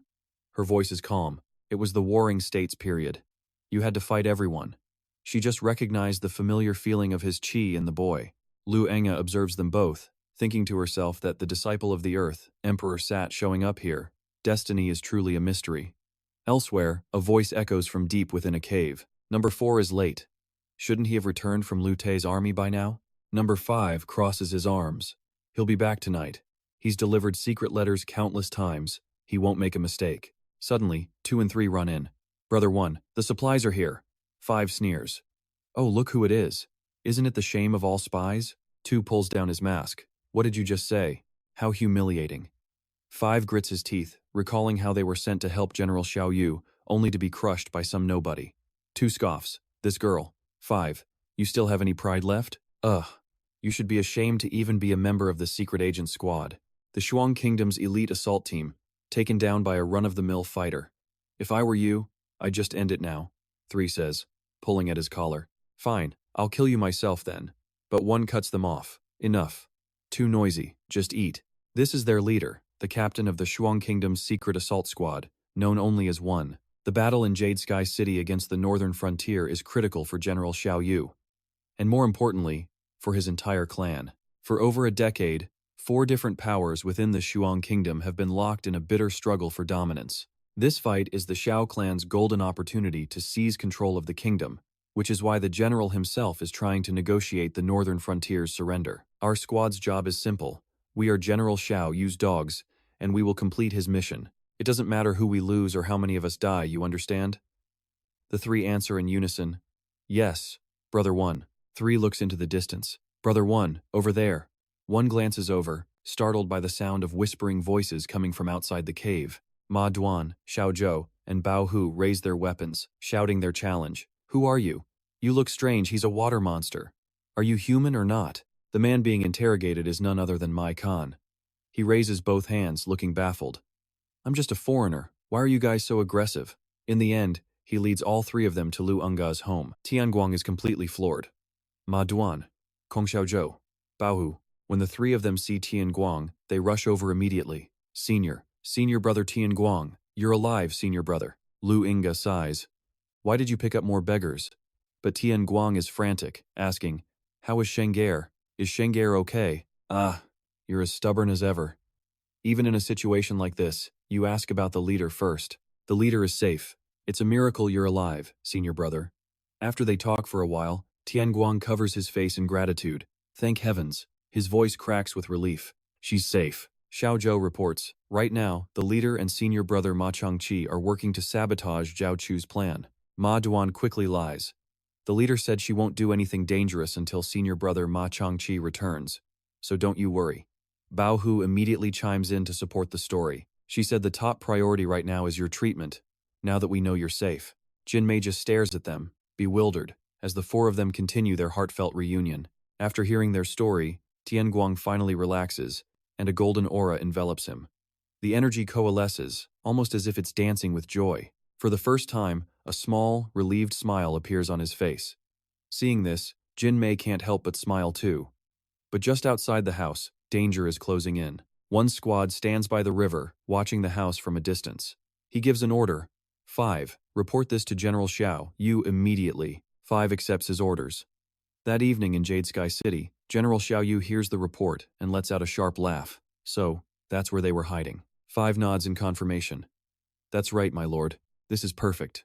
1 stone, 2 birds. First, tell 1 to get out of that cave. 5. You will deliver my message to Zhao Chu personally. It seems we have more eavesdroppers than we thought, so a face-to-face meeting is better than a letter. Yes, my lord. Xiao Yu presses an object into 5's hand. This is my family's token. If you go alone, Zhao Chu will be suspicious, so take this with you. Understood, my lord. Leave this matter to me. At that exact moment, in another place, Lu Na is guiding Ma Duan in preparing medicine. Don't add that. Huh? You mean this one? That's a poison. You have to separate it. We took you in, so you should at least work properly. Hey, I never asked you to take me in. Nearby, Mai Khan is cheerfully chatting with Xiao Zhou and Bao Hu. I come from a very distant place, and there's so much I want to see. Oh? So where are you from, old man? Have you seen anything interesting or unique? Oh, here and there. Many places. I've been to so many places, I've forgotten my way home. I once crossed an endless mountain of sand. Nearly lost my life there. A mountain that breathes fire, I've been there too. Almost died again. And a tree so massive you couldn't see its top. I saw a dragon there. I've been to the very edge of the world. A deep sea swallowed by endless darkness. That dark place.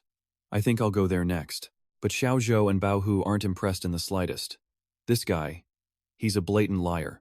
Nothing more than a braggart. Mai Khan quickly tries to defend himself. No, I'm not lying. But the two of them still don't believe a place like that could exist in this world. If there's a giant tree, then why can't we see it from here? It's true. It's just very, very far away. Meanwhile, Jin Mei sees that Tian Guang has successfully condensed a sphere of energy and praises him. You're doing very well. Now, think about gathering all your qi in your lower abdomen. Then imagine moving this sphere all around your body. Depending on where you direct this sphere, you can use it in many different ways. Jin Mei explains while demonstrating the technique herself. Controlling your qi is the most basic technique of the Huolai sect. Tian Guang can only say one word in shock. Basic? Gathering all his qi to one point and controlling it is basic? He scoffs. Easier said than done. It's not like this energy has legs. How's he supposed to move it? Jin Mei immediately steps in, playing the role of his personal tutor. But you were just moving it a moment ago. Hearing that, Tian Guang is left utterly speechless. Sometimes, she's even stricter than his own old man. Still, their lively chatter fills the entire garden. Lu Yi watches them with a curious gaze, thinking it's been so long since she's seen Jin Mei smile so brightly. Beside them, little Ma Tuan innocently holds up a bundle of herbs asking where to put them. The girl loves this kind of warm, bustling family atmosphere, but reality, as she knows, is cruel. Ma Tuan calls out again, her voice a little louder this time. Grandma! Lu Yi finally replies. Everyone must be exhausted. I'll add some herbs to help you all sleep well. Grandma, where should I put this? That night, incense was lit, and soon the kids Ma Tuan and Mai Qing were snoring soundly. Tian Guang quickly drifts off. Jin Mei also falls deep into her dreams. Lu Yi quietly watches over them for a moment before stepping outside. She slowly leaves the room, her figure vanishing down the path. Only then do Yi, and San hiding across the lake speak. What about Wu? He was tasked to deliver a message from General Xiao Yu, and has already left for the Luji barracks. Is that so? Sounds like C ran into some trouble. He might even be dead. Suddenly, a voice cuts through the darkness. Is that so? The group's eyes widen in absolute horror. Louis just clicks her tongue. So now, there are only 3 of you left. As for why you've been stalking us, I'll get the answers after I've captured you. And with that, she launches herself across the lake. Yi screams an order, 3-man formation.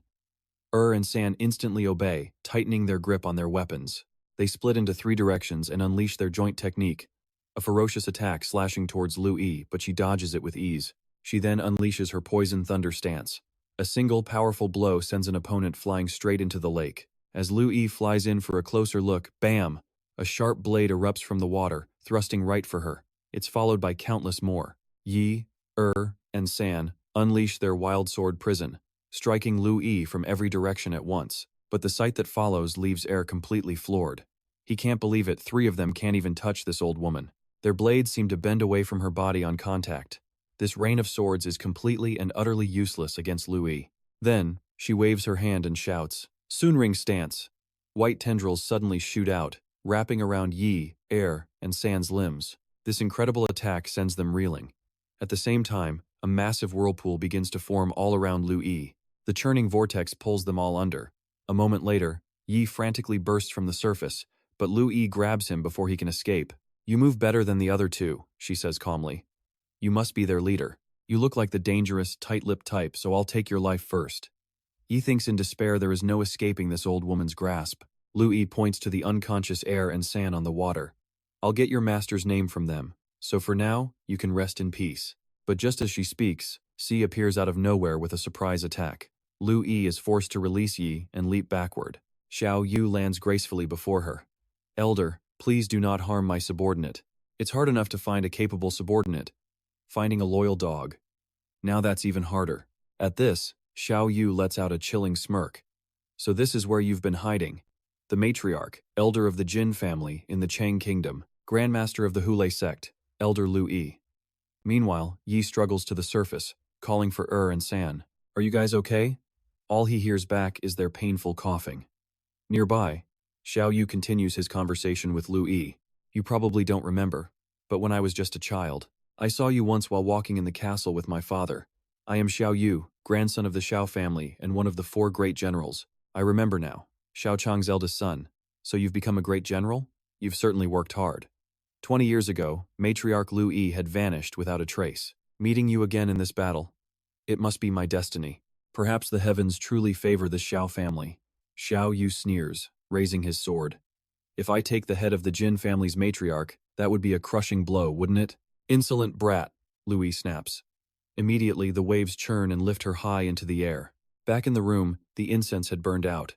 Tian Guang hears a noise and groggily opens his eyes. "What's wrong?" Jin Mei asks worriedly. "Something's happening outside. Great-grandmother must have drugged the incense so we wouldn't hear. We have to go check." Mai Qing and the other young boys also begin to stir, slowly sitting up. A moment later, the door creaks open as Tian Guang and Jin Mei step outside cautiously. Xiao Yu senses the movement and turns his head. "How disappointing. As a child, I used to look up to you in fear, but now you're just old and weak." He lifts the badly injured Lo Nga with his sword. Time really does fly. "Cam," my screams in horror. "Grandmother!" Without warning, Xiao Yu strikes. A beam of sword energy rockets straight toward her. "Look out!" Tian Guang frantically rushes in to save the day. Mai Qing and the kids dash out in a panic. "Jin Mei, it's dangerous. Damn it, Mai Qing, get Jin Mei out of here now. Ma Duan, Kong Xiao, Zhu Baohu, grab your weapons. We're under attack. Don't misunderstand, nameless warrior. Did you really think I came all this way just for you? This old woman is none other than Matriarch Louis of the Jin family, one of the 4 great clans of the Chang Kingdom. Among these 4 families, the Jin and Xiao clans are the strongest, holding all the power.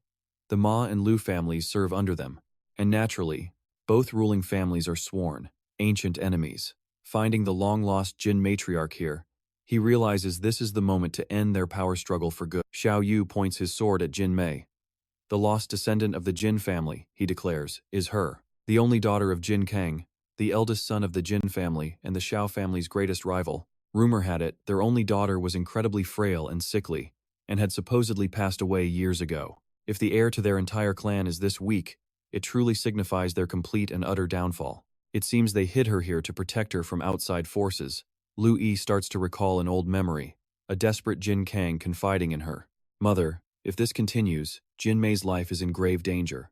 Rumors about her illness have already spread among the 4 great families. Just today, assassins from who knows where managed to infiltrate the main house. If this keeps up, Jin Mei is in mortal danger." Lu Yi considered this, then replied, "I will take her away. Your nephew, Jin Feng, you will adopt him as the new heir and spread the rumor that Jin Mei has died. I'll take her to the mountains. I will study medicinal herbs and find a cure for her illness.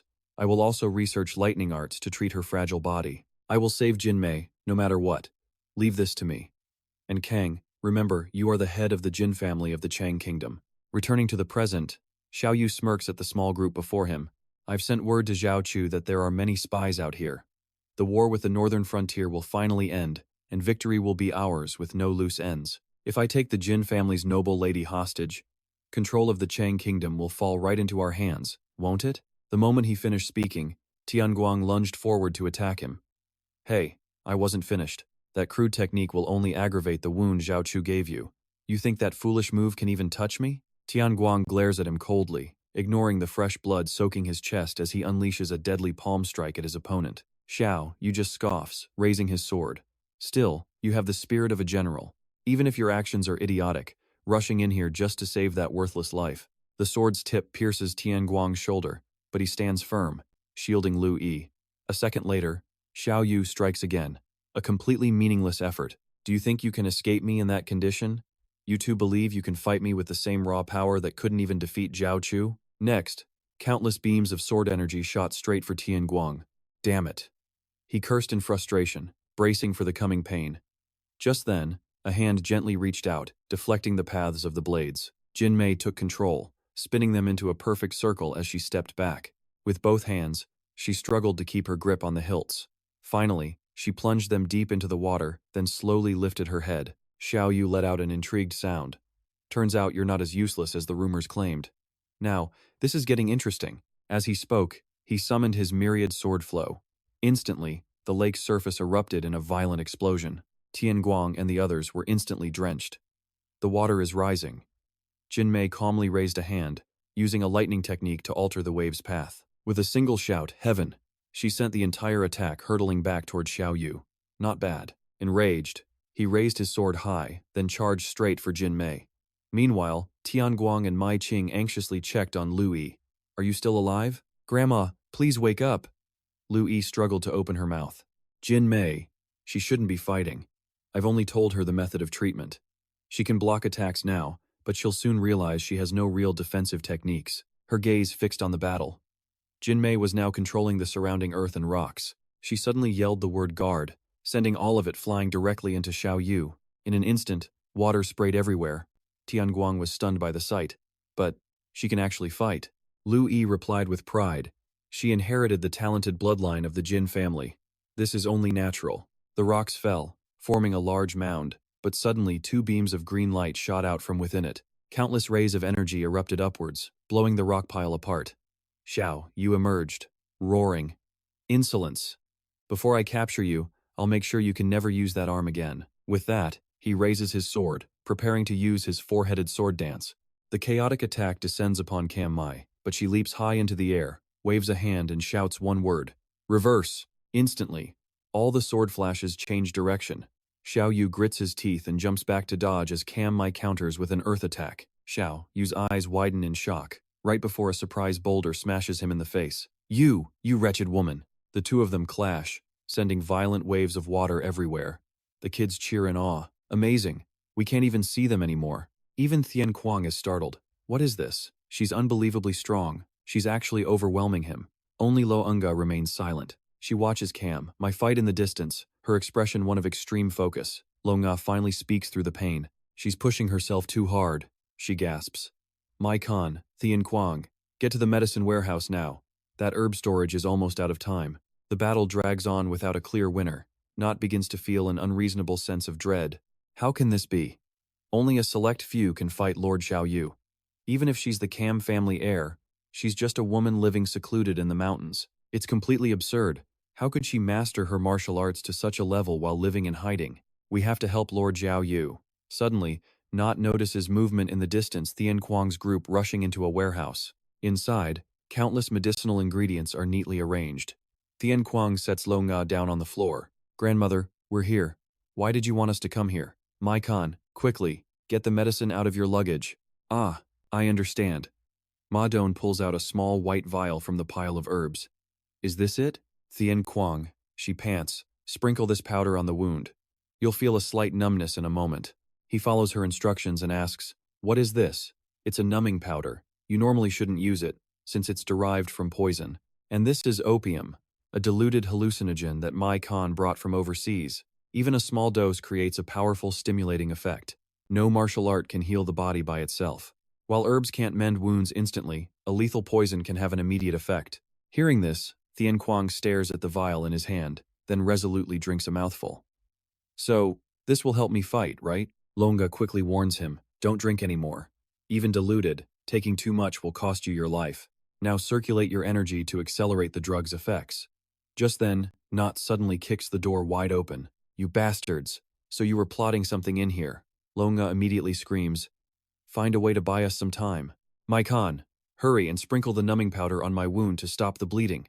The kids with Ma Dong raise their weapons to block Not. Get back! You insolent, masked freak! Suddenly, a massive crash echoes as the building next door is completely destroyed. Xiao Yu lies in pain among the debris. Unbelievable. To think I was overwhelmed by a frail woman. Could she be the genius descendant of the Cam family and the heir to the Hutloi sect? Xiao Yu glares furiously at Cam Mai. I remember she was exiled when she was only 10 years old. There's no way she could have learned and mastered the entire Two Yet True style. No, but even so, her power is the real deal. If I can't capture her alive, I must end her here to prevent future disaster for the Xiao family. She doesn't seem to know any fatal techniques. She only counters by deflecting my attacks. Let's see what she does against a truly relentless assault. Xiao Yu grips his sword and unleashes his secret art, the four-headed sword dance. A chaotic storm of blades flies straight for Cam Mai as she crosses her arms, desperately trying to redirect his attack. More and more sword points slash down, creating a terrifying whistling sound in the air. Even Not is startled by the commotion. A moment later, the dust settles, and a weakened Cam Mai falls from above. Xiao Yu immediately grabs her by the hair. I can't believe you could redirect my ultimate technique. But can you redirect it when you're being attacked like this? With that, he swings his blade in a single slash. But Cam Mai manages to wave her hand, dispersing the attack's energy. She flips over and slams Xiao Yu to the ground. He panics, realizing his own weapon has been stolen and is now aimed at his face. Don't, Cam Mai snarls. Don't you dare take my happiness. But before she can land the blow, she suddenly collapses. Xiao Yu stares wide-eyed. Her energy it has completely vanished. That's right, she really is sick. What a disgrace, being toyed with by someone from the Cam family, and a frail woman at that. Enraged, Xiao Yu raises his sword and aims for Cam Mai's throat. I will take your life. Out of nowhere, Tian Guang lunges in, grabbing Xiao Yu and landing a solid punch. Back in the medical warehouse, a weakened Lunga gives a command. Huo, Mai Qing, tie me and Tian Guang up. Now. The other man replies. Ah, I understand. Huo, Tian Guang. You need to circulate your qi. Jin Mei taught you, right? Spread your energy through your body, it'll make the medicine work faster and more effectively. The anesthetic would numb the pain, making him completely forget his agonizing wounds. And the opium? That would erase any fear he had of facing the enemy. Still, Tian Guang was worried. Could they actually win this way? He wasn't so sure. But Lu Yi assured him she was just painting a worst-case picture to get him ready to fight. Once the drugs kick in, he had to control them, to fight as if he were the Earth Emperor of Slaughter himself. She glanced over at the three Maduan kids, struggling against the assassin named Yi. The rest is up to me. With that, Tian Guang hoisted her onto his back and shot forward. Yi's mind reeled in panic. This was him, the one who took down and San. Even though Tian Guang was seriously hurt, Yi refused to drop his guard. It didn't matter. A second later, a single punch sent him crashing to the ground in total shock. What was that? That movement style, it belonged to that old woman. Tian Guang stepped right over Yi's body and pressed forward. The Maduan kids were stunned. Senior Tian Guang, he can still run? Why was he running out there alone? They saw Yi on the ground and realized they had to attack him before he recovered. Get him! A flurry of blows rained down. Yi roared in fury. This is humiliating for an assassin. I can't take this anymore. The kids jumped back. Ah, he's still alive. Don't drop your swords. But Yi could only whimper for mercy. Mai Qing watched anxiously. My bag, I need my bag. At that exact moment, Tian Guang had Xiao Yu by the throat, roaring a single word, die. The ferocious lead assassin lunged toward his opponent, but Xiao Yu simply raised a hand to block him. Brat, you think a pathetic punch like that could actually hurt me? Tian Guang answered with a flame fist right across his face. Lu Yi shouted with glee, a direct hit, keep at it. After fighting Jin Mei, he's exhausted too. Hearing that, Tian Guang poured all his strength into the attack. He drove an elbow deep into Xiao Yu's chest, twisting the man's face in pain. Damn you! Xiao Yu instantly slashed back with his sword. But Lu Yi just waved her hand, effortlessly splitting the attack and driving it into the ground. If that had landed, both of them would be dead. You won't get hit, she said, so just keep attacking. Xiao Yu's mind raced with anger. So the old hag on his back was giving him directions, their energies mixing together as one. He stared intently at Lu Yi on Tian Guang's back. That old woman. He had to get rid of her first to avoid any more trouble. The next second, Xiao Yu suddenly unleashed a wild flurry of slashes. Lu Yi warned Tian Guang. He's attacking. Release as much energy as you can and push forward. He's aiming for me, she explained. I'll keep watch, so you just focus on attacking. And just like that, the two streams of power clashed again and again, with every single blade aimed at Tian Guang being perfectly neutralized by Lu Yi, but her breathing was growing weaker.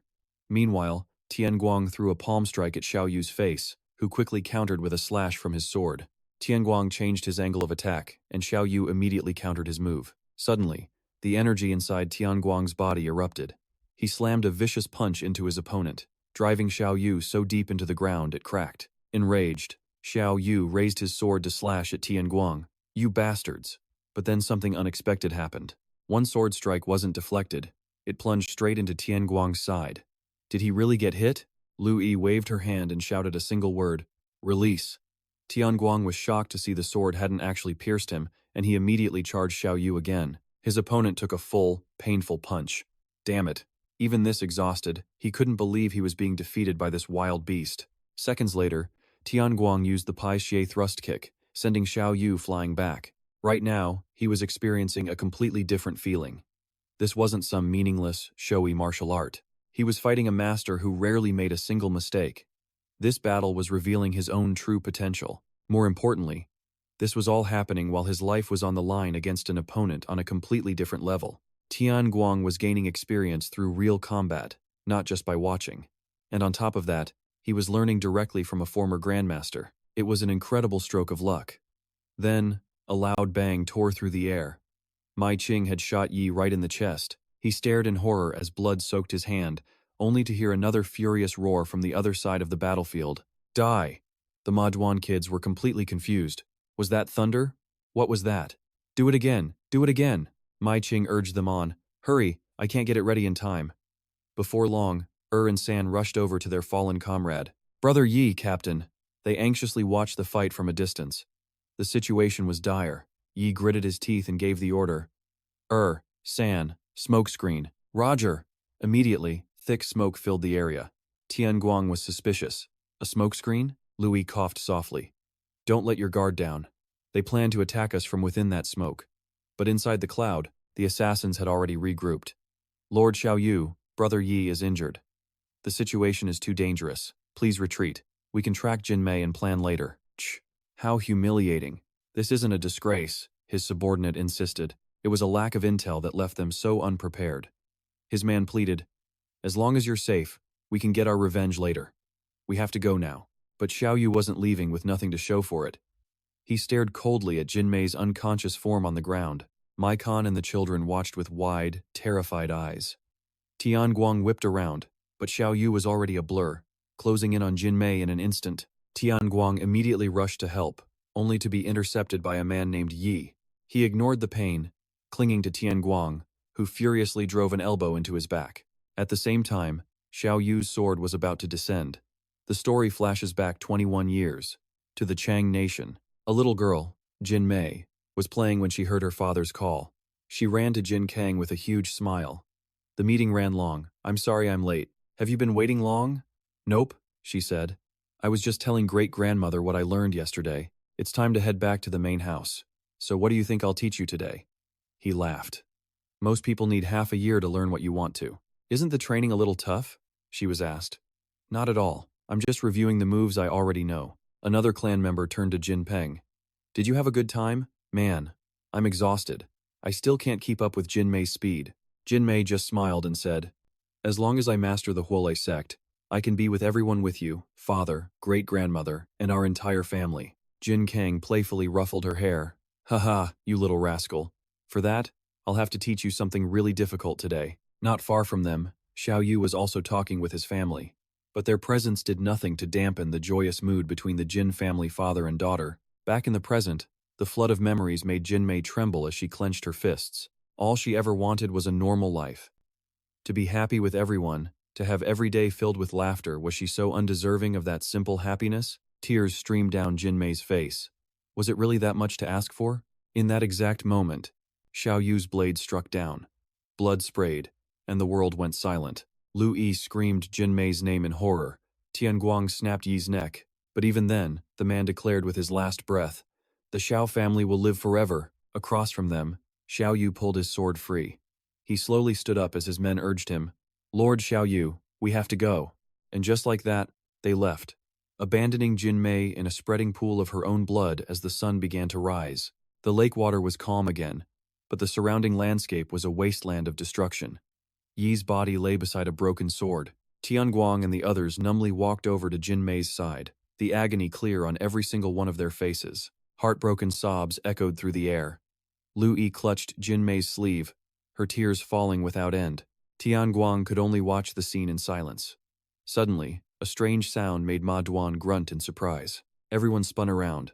What was that noise? Was the ground actually shaking? Brother Tian Guang, something is happening. It sounds like an entire army is moving toward Lu Ji's camp. Tian Guang's jaw dropped in shock. Just then, Lu Yi spoke. Go. He turned to her, confused. Your being here just makes me want to take out my anger on you. This old woman needs time to calm down, she said. And so does Jin Mei. She needs the quiet. I'm out of opium, but take this anesthetic with you. It might help you, if you know how to use it. Tian Guang agreed, but he didn't leave right away. He slowly knelt and then bowed deeply to Jin Mei. I'm sorry, and thank you. The canyon fell into a deep silence. Meanwhile, at Lu Ji's northern camp, a massive force launched a sudden, brutal attack. The invaders shouted to each other. They're all drunk. Kill them now before they can sober up. There are still plenty of Lu Ji soldiers in the tents. Block the entrances, and light this place up. The men inside screamed in terror. Ah, what's happening? What's going on? They yelled. It's an ambush. Xiao Yu is ambushing us. How could this be happening at this hour? The general. Where's the general? Where are the leaders? Ah, mercy, you murderers. Before long, bodies littered the ground. Only Mingua remained, collapsed in the dirt. She frowned at the figure slowly approaching her Lu Ji. Ch, you dare to stand against your general? Such nerve. I knew I didn't like you from the moment you first set foot on this battlefield. You witch. You dared to eavesdrop on my meeting and stir up the other commanders. I absolutely detest you. A soldier captured by Lu Ji begged for his life, but Lu Ji cut him down without a second thought, his hateful gaze fixed on Mingya. Because you interfered, I was forced to follow Xiao Yu's plan to the letter, from the timing down to the very method of attack. If I end up making a mistake with the Chang nation because of this, Xiao Yu will have the last laugh. Lu Ji roared with fury. Everything that's happened is your fault. Now die. The scene shifts again 2 hours earlier, at Zhao Chu's tent. Lu Ji held up a command token. So, at the hour of the tiger, between 3 and 5 in the morning, Lu Ji will launch the ambush? Sai confirmed it. Yes. I came to deliver his message myself, just to ensure no one could possibly overhear. I also brought the Xiao family's command token for you to verify. Someone in Lu Ji's camp is deliberately causing interference, so Lord Xiao Yu chose this specific moment to send his message. Lu Ji snaps the token in half, his voice dripping with rage. He makes his own damn decisions and expects me to follow along, as if I'm some lackey for that bastard Xiao Yu. I don't like this one bit. Sai is absolutely terrified by the overwhelming killing intent. He quickly makes his exit. I'll take my leave now. Lu Ji thinks for a moment, then calls out, Men. Yes, Lord Lu Ji, what do you need? Bring out the wine and meat. Treat all the soldiers to a feast. We've all fought incredibly hard these past few months. Tonight, everyone deserves a reward. Oh, at once, sir. This will definitely boost morale. Hiding on the roof, Wu thinks, damn, that killing intent doesn't match his face at all. It's terrifying. I have to get out of here. Following Lu Ji's orders, the wine is brought out almost immediately. More wine? What's going on? Why are they suddenly bringing out wine? It's an order from Lord Lu Ji himself. A reward for our hard work all this time. Of course, Lord Lu Ji always knows what his men need. The soldiers cheer, eagerly filling their bowls with wine. When was the last time I had a drink? Come on, pour it up. My God, just look at this stuff. The color on this is absolutely killer. Damn, this is delicious. Come on everyone, drink up. Even the soldiers standing guard are brought wine. Hey, there's some for the sentries too. But they're wary. We're on duty. Drinking will just get in the way. Don't worry. Lord Lu Ji gave the order. He said everyone drinks tonight. Everyone? Really? And with that, the guards lower their defenses, focusing on their bowls of wine. Huh? This is amazing. I'm going to get completely wasted. Who knows when we'll get to drink again, right? Okay then, just 1 cup. Over at Mingua's tent within Lu Ji's camp, the guards hear the distant commotion. They wonder aloud, Is the main camp drinking right now? Damn. I'm so jealous. It's probably the wine and meat we brought them, and yet we don't get a single drop. Leader Mingua forbids us from drinking. Damn it. If only the vice captain were here to speak up, but he's too young.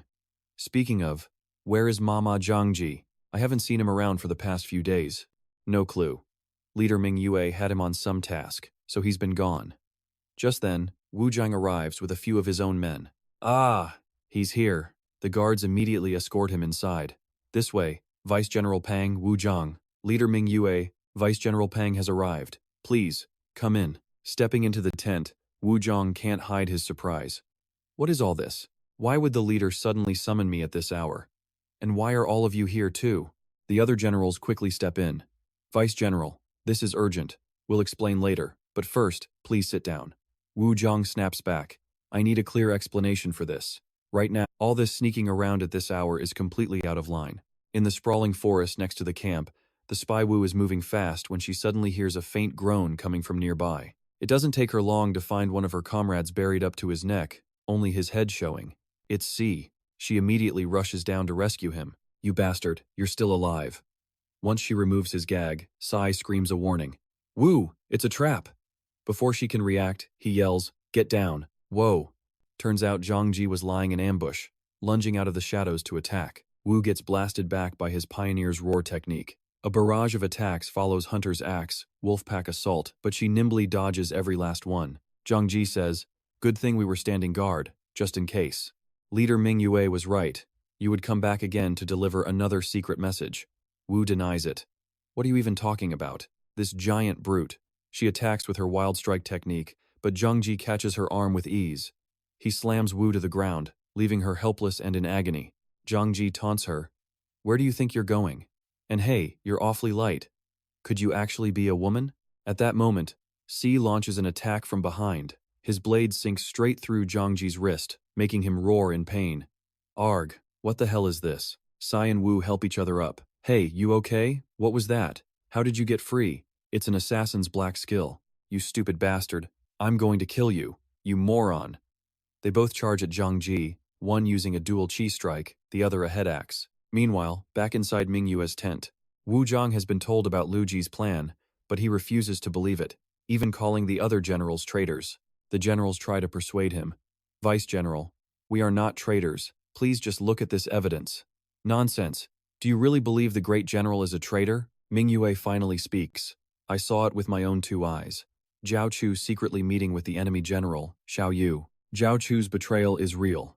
If I staged this whole thing, what could I possibly gain by risking my own life like this? He claims she's probably a spy for the Skeleton Kingdom, or has been conspiring with them all along. She argues that he can easily investigate her past as a top courtesan at the Green Lotus Pavilion. More importantly, if she were a spy, she wouldn't be trying to persuade him now. She thought to herself, he's more stubborn than she imagined. She pressed on. I'm not asking you to hand over Zhao Chu. I am begging you to prepare for the ambush. But Wu Zhang was resolute. I cannot trust you. Mingua calculated it had been 10 days since Manchi left for the northern frontier. If he was fast, her letter had already reached Mengju. Until he returned, she had to convince the vice commander to prepare the ambush. It was her only chance. Outside the watchtower, 2 soldiers were already drunk. Man, the wind feels great tonight, right? And this wine is amazing. God, I miss my kids. When do you think we'll finally get to go home? Suddenly, he spotted a small light in the distance. What in the world is that? The words barely left his lips before the light slammed right into his face, knocking him flat on his back. The soldiers below just laughed at the sight. Haha, look at him. Passed out already. They had no idea a volley of fire arrows was raining down from the sky. A storm of arrows erupted from the forest, pouring down on the camp. Countless soldiers fell, pierced through before they could even scream. What's happening? My arm. The camp's barricades were being torn down. Absolute chaos. What is going on? Only then did they realize an enemy attack. An army swarmed in from outside, their war cries echoing everywhere. Kill them all! Inside the main tent, the commanders heard the terrifying sounds. Mingyu was horrified. What is that noise? A soldier burst in, yelling, Commander, it's an ambush! Changguo soldiers are attacking everywhere. But before he could finish, a blow struck his head. Wu Zhang instantly drew his sword, shouting, Who are you? The newcomer landed a brutal punch square in his gut, and that man was none other than Li Te. Fierce flames erupted all over the camp. In Mingua's tent, Lu Te smashed everything in a mad rage, ignoring everyone's pleas. "Wait, General Zhao Chu, please spare us," but he showed no mercy.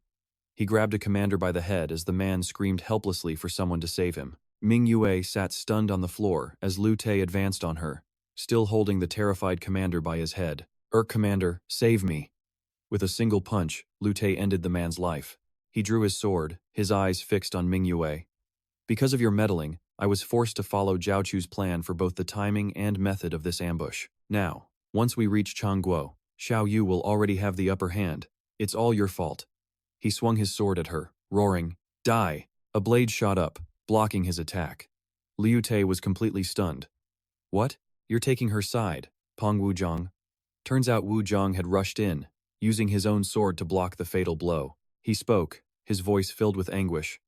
"General, please tell me this is all a misunderstanding, that the great General Liu Te is betraying us and slaughtering our own people. Tell me it's not true. You are our shining example. You were once a common soldier who rose to become a great general.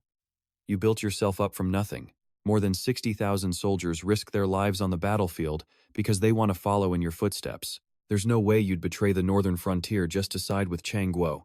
Tell me this woman is lying. Prove that our General Zhao Chu is still with us." Liu Te was momentarily stunned by these desperate words, but finally, he spoke. "You're right. I haven't changed one bit. From the past until now, I have always been willing to trample on anything to achieve my goals. Brotherhood? Loyalty to the northern frontier? Pang Wu Zhang? You don't know the first thing about me." Wu Zhang was speechless. "I only kept you by my side because you were useful to me, and even now, your life is still useful in helping me reach my goal."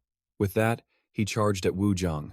Liu Te unleashed his Red Emperor twin blades, and the sword energy was so violent it blasted Mingyue away. Liu Te taunted her. 4 years, you convinced 6 generals, and it's only been 10 days since we met. You're quite the busybody. My lady, you truly are a sly fox. Mingyue shielded her face, but he scoffed. "It's useless. You can't change anything." Still, Wu Zhang fought with all his might to protect Mingyue, which seemed to impress Liu Te. "Haha, you're pretty good, Peng Wuzhang. Which only makes me hate you more." He delivered a vicious kick to Wu Zhang's ribs, making him cry out in pain. Mingyue shouted an order, "Elite guard, attack." Instantly, the guards threw chained hooks, wrapping them tightly around Liu Te's body. He was slightly surprised by the coordinated assault. Mingyue then yelled for the archers to fire. On her command, archers aimed at Liu Te, unleashing a volley of sharp arrows as he calmly assessed the situation. Mingyue pointed right at him. "You martial artists always think you're so much stronger than everyone else, that you can just fight your way through anything. 6 men?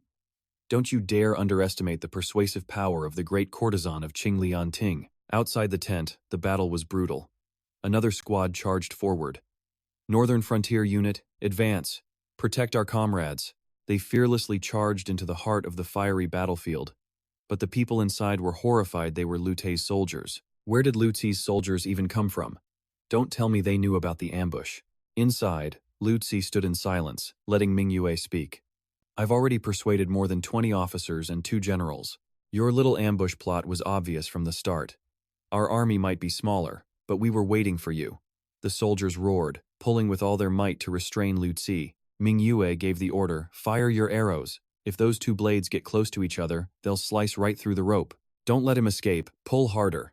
Liu Te was hit with everything at once, bound tight and riddled with arrows. Suddenly, his eyes went completely black, absolutely terrifying. The generals yelled, "He's weakened. The arrows aren't deep. Charge him now." That's right, no mercy for a traitor like him. But before they could even attack, Liu Te unleashed his Crimson Emperor blade, a blinding flash that completely shattered the ropes. The shockwave blasted everyone into the air. While Mingyue stared in shock, Liu Te just sneered. "You look down on me? You thought I was just some random scrub? I hate being underestimated." Wu Zhang desperately dove in front of Mingyue to block the incoming attack. A devastating strike crashed down like a bolt from the heavens, flooding the area with brutal sword energy. Everyone was wounded, crying out in agony. Luckily, Wu Zhang was still protecting Mingyue, and he began pulling her out of the carnage. "This way, guild leader. Wait, this path leads right into our own camp." Before them was a scene of total devastation. Bodies everywhere, tents burning to the ground. Cries echoed all around them. "Kill them! Fight back! Help me!" Seeing this, Mingua felt her hope fade. Is this the end of the road for us? Lutzi had already caught up to them. If you had some real archers, things might have ended differently. In the end, you couldn't change a thing. He pressed his foot down on Mingua. Is this the fate of the weak, my lady? But suddenly, a barrage of surprise attacks rained down, aimed straight for Lutzi, forcing him to jump off of Mingua. As Mingua struggled to sit up, she saw him. It was Manchi, and he had brought reinforcements. The two of them knew right away the enemy had moved much sooner than expected. 3 days earlier, at Mengju's residence in North Border City, servants had burst in. Lord Mengju, Lord Mengju. What is all this commotion in the middle of the night? Our apologies, my lord, but we found a messenger from Mingyue's merchant guild collapsed outside the gate. Mengju was stunned. A messenger from the guild leader? It appears to be an emergency.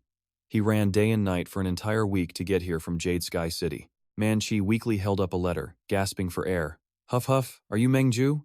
A letter from guild leader Mingyu. After spitting out the words, he passed out cold, sending everyone into a panic.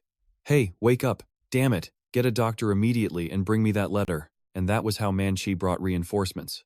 One was the 5th of the North Border's 12 emperors, Zhu Xiang. The other was the Sunlight Sword, the first emperor, An Qian. Looking down from above, they could tell the situation was far more serious than they thought. You go in first, An Qian. My techniques are no match for Lutzi, so you have to be the one to stop his movements. Yes, Lord 5th Emperor.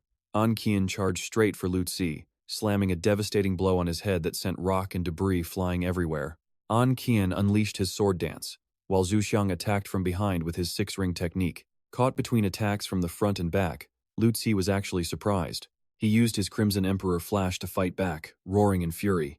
Damn it, why do you merchant rats always get in my way? Zhu Xiang and An Qian replied. How pathetic.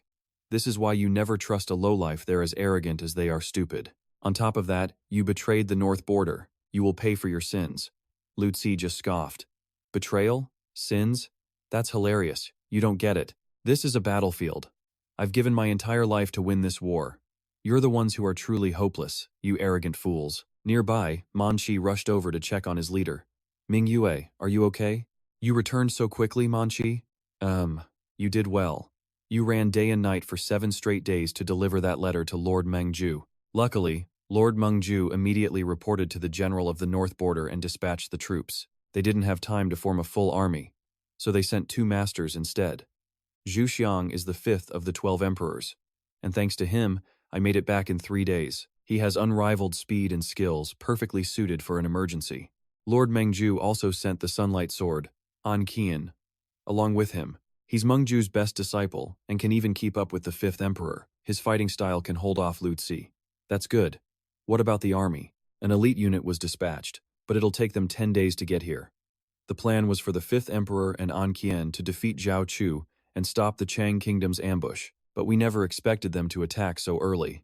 I'm afraid we can't wait for the main force to arrive. Wu Zhang cried out in pain. It's over. Deputy Commander Wu Zhang. He clutched his wound, struggling to say his last words to Mingua. He finally relents, apologizing for doubting the core leader. Thanks to her, they haven't been wiped out yet, but time is running out. The flag is handed over. The soldiers in the central region are panicking, and their commanders have vanished.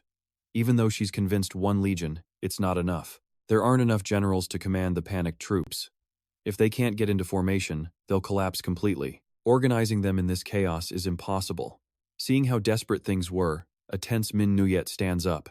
No, we cannot just sit back and do nothing. On a battlefield swarming with men, a woman's presence would definitely stand out.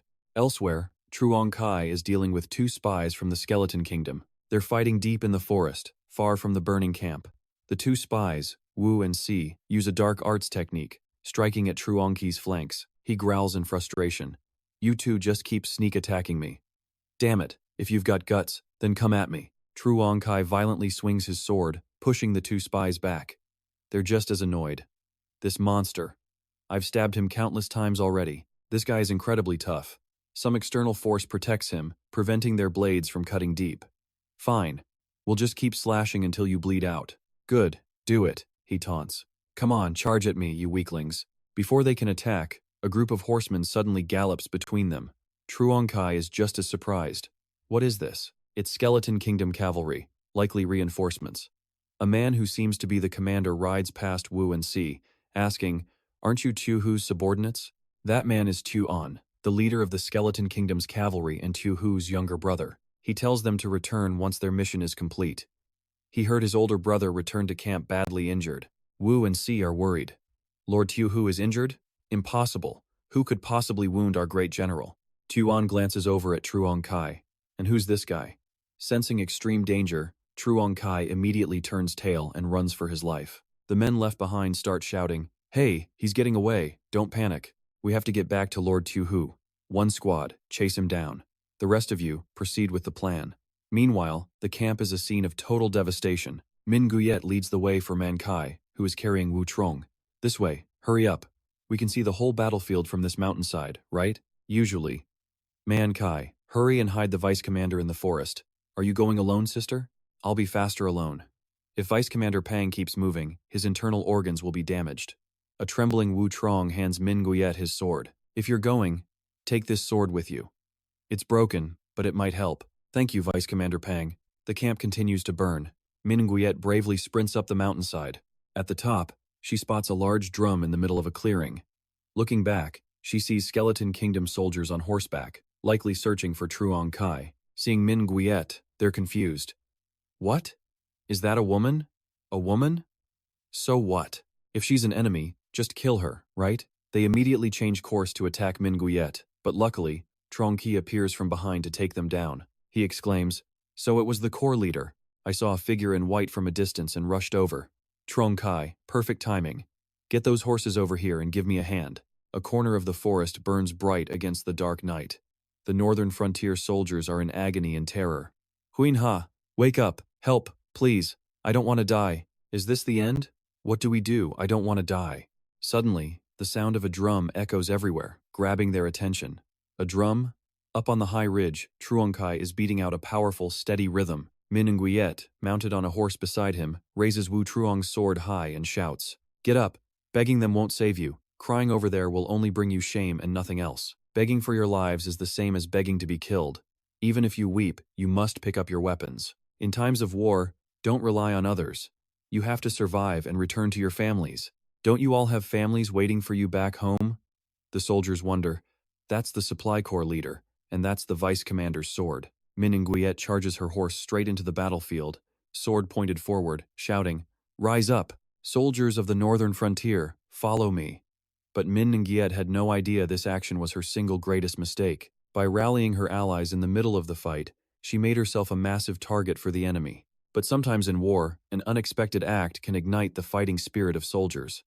Min Nguyen shouts again with conviction, "Charge, soldiers of the northern frontier." She gallops down into the heart of the battle. Trong Ki runs after her, frantically calling out, "Wait for me, corps leader." The speed and the steep slope cause him to trip and tumble down the hill. Seeing Ming Yue leading the charge, he shouted in alarm, "Wait, it's too dangerous for you to go alone. Damn it."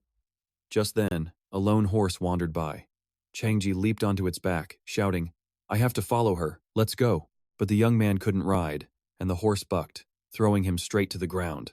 Elsewhere, An Qian and Chu Huang were still trying to take down Lu Te. Chu Huang unleashed his piercing finger technique, firing a volley of energy blasts toward his opponent. Lu Te raised his dual blades to block, giving An Qian the perfect chance to strike from behind.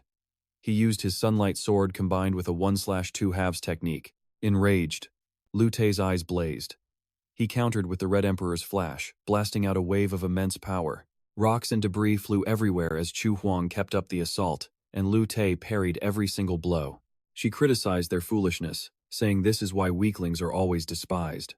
An Qian noted that he had the strongest indestructible body among the 12 emperors, making him hard to subdue. Suddenly, a rain of arrows shot toward the two of them, catching them completely by surprise. Before them, an army on horseback charged forward with overwhelming fighting spirit.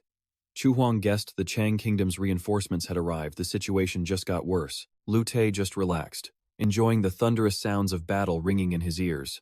Seizing the moment the cavalry passed, he leaped into the air and vanished. An Qian worriedly asked if they should chase after the runaway Lu Te. "No need. If reinforcements are here, we have to regroup our formation. If they couldn't stop this cavalry charge, the northern frontier would suffer devastating losses." She fired off a barrage of 108 Dan fingers, aiming for the horsemen. An Qian took notice. Master Fifth Emperor, it looks like someone is leading that entire army over there. Following his gaze, they saw Min Nguyen at the head of a massive group of soldiers, advancing with ferocious momentum. Chu Huang remarked that the foolish leader of the Min Nguyen Merchant Guild leading the charge was basically asking for a death sentence, but thanks to her, the soldiers were finally forming up. Interesting. An Qian, you go help her. I'll handle the soldiers on the flank. Yes, Master Fifth Emperor.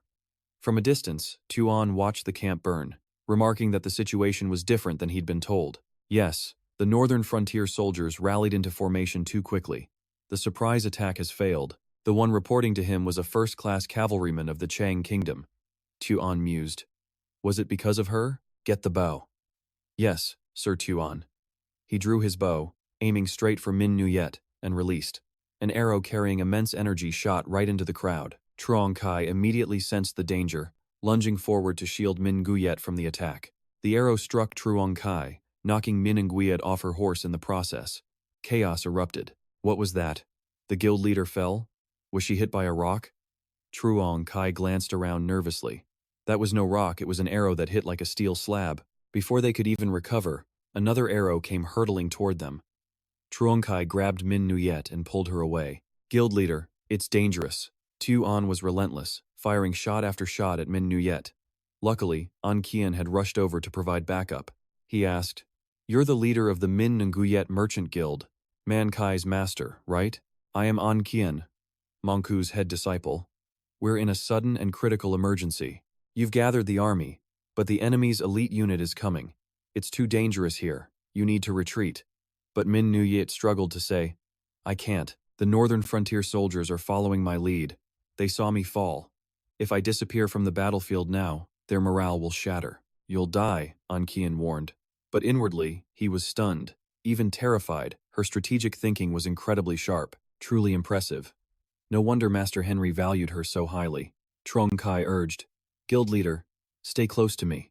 The Chang Kingdom's army swarmed in like a storm, their war cries shaking the heavens. Tuan clashed directly with An Qian. Meanwhile, Truong Kai focused on cutting down any soldier who tried to get near Min Nguyen. Bodies littered the ground all around them. Truong Kai never took his eyes off Min Nguyen. "Guild leader, get down." Suddenly, a massive explosion rocked the very spot where they stood. Right after, Lu Te appeared, panting heavily. He stomped on Truong Kai's body and grabbed Min Nguyen by the throat, scolding her.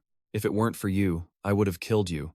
In this life-or-death moment, Tian Guang arrived just in time, smashing his fist into Lu Te's wrist and forcing him to release Min Nguyen. Just moments earlier, Tian Guang, alongside Thieu Chu, Bao Ho, and Ma Dong, had been looking down at the chaotic battle below. "Brother Tian Guang, it's total chaos down there.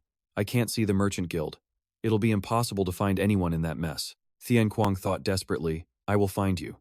With that, he immediately launched himself straight into the heart of the battle. With all his strength, he searched through the massive crowd.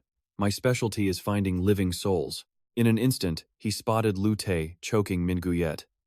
Tian Guang rushed in, striking his arm. "He found her so quickly because I am your older brother." He stood protectively between Lu Te and Min Nguyen. She looked absolutely terrified, staring at Tian Guang in complete and utter disbelief. Thieu Chu, Bao Ho, and Ma Dong also rushed in to help. "Ah, brother Truong Kai. Get away from him, let him go." But their swords, striking Lu Te, were like hitting a massive tree. They were violently thrown backward. Lu Ji stared at his injured arm, his face twisted with pure fury. "You," he seethed. "I will absolutely kill you." Tian Guang bravely stepped forward to face the challenge. Nothing had changed. He wasn't stronger, and Zhao Chu hadn't gotten weaker, but his mindset that had changed. He understood his enemy was stronger, and he now knew his own limits. That was the key. With a roar, Tian Guang and Lu Ji charged straight at each other. Tian Guang told himself that after surviving death's door, he learned to close the gap between them by adapting. Remembering the times he'd been healed from past battles, he focused all his determination into his fist. Tian Guang aimed for his stomach, unleashing the iron fist of hell. Lu Ji was stunned by this new power, quickly using the Red Emperor's wind to dodge. Seeing their general, the soldiers cried out, "General, you're alive! We were attacked. The Chang Kingdom, they ambushed us. We were caught completely off guard, General. Sir, give us your orders." Annoyed by the interruption, Liu Ji exploded with rage. He flicked his wrist, sending his soldiers flying 100 meters as he roared, "Silence! You worthless insects keep buzzing in my ear. I can't even concentrate. I've faced countless insults and slander before. I climbed my way up from a common grunt to become one of the 12 emperors. I fought for 30 years on the battlefield for my glory, while those Beijiang nobles played politics. I was the one winning victories. And now, when I'm about to achieve true greatness, you dare get in my way? The soldiers were in shock, unable to believe what they were hearing. What are you saying? Veins bulged on Luji's neck as he ground his teeth. I'll kill every last one of you. Tian Guang quickly warned Ma Changji. Protect everyone. Second brother. Tian Guang sized him up. He couldn't face him head on. One direct hit would mean instant death. He channeled his internal energy, launching himself directly at Luji. As they clashed, Luji screamed, "Die!" But Tian Guang kept his cool, using blood step to circulate energy through his body, followed by body shift. He pictured a small orb in his core, moving it with his will. The energy shot to his leg as he delivered a powerful kick straight at Luji. Luji could feel it immediately. He was stronger than before. I really hate this, he thought. In retaliation, he smashed his fist into Tian Guang's head, shouting, "You little brat, you should have died. Just die." He then poured spiritual energy into his arms and slammed them together, blasting Tian Guang back.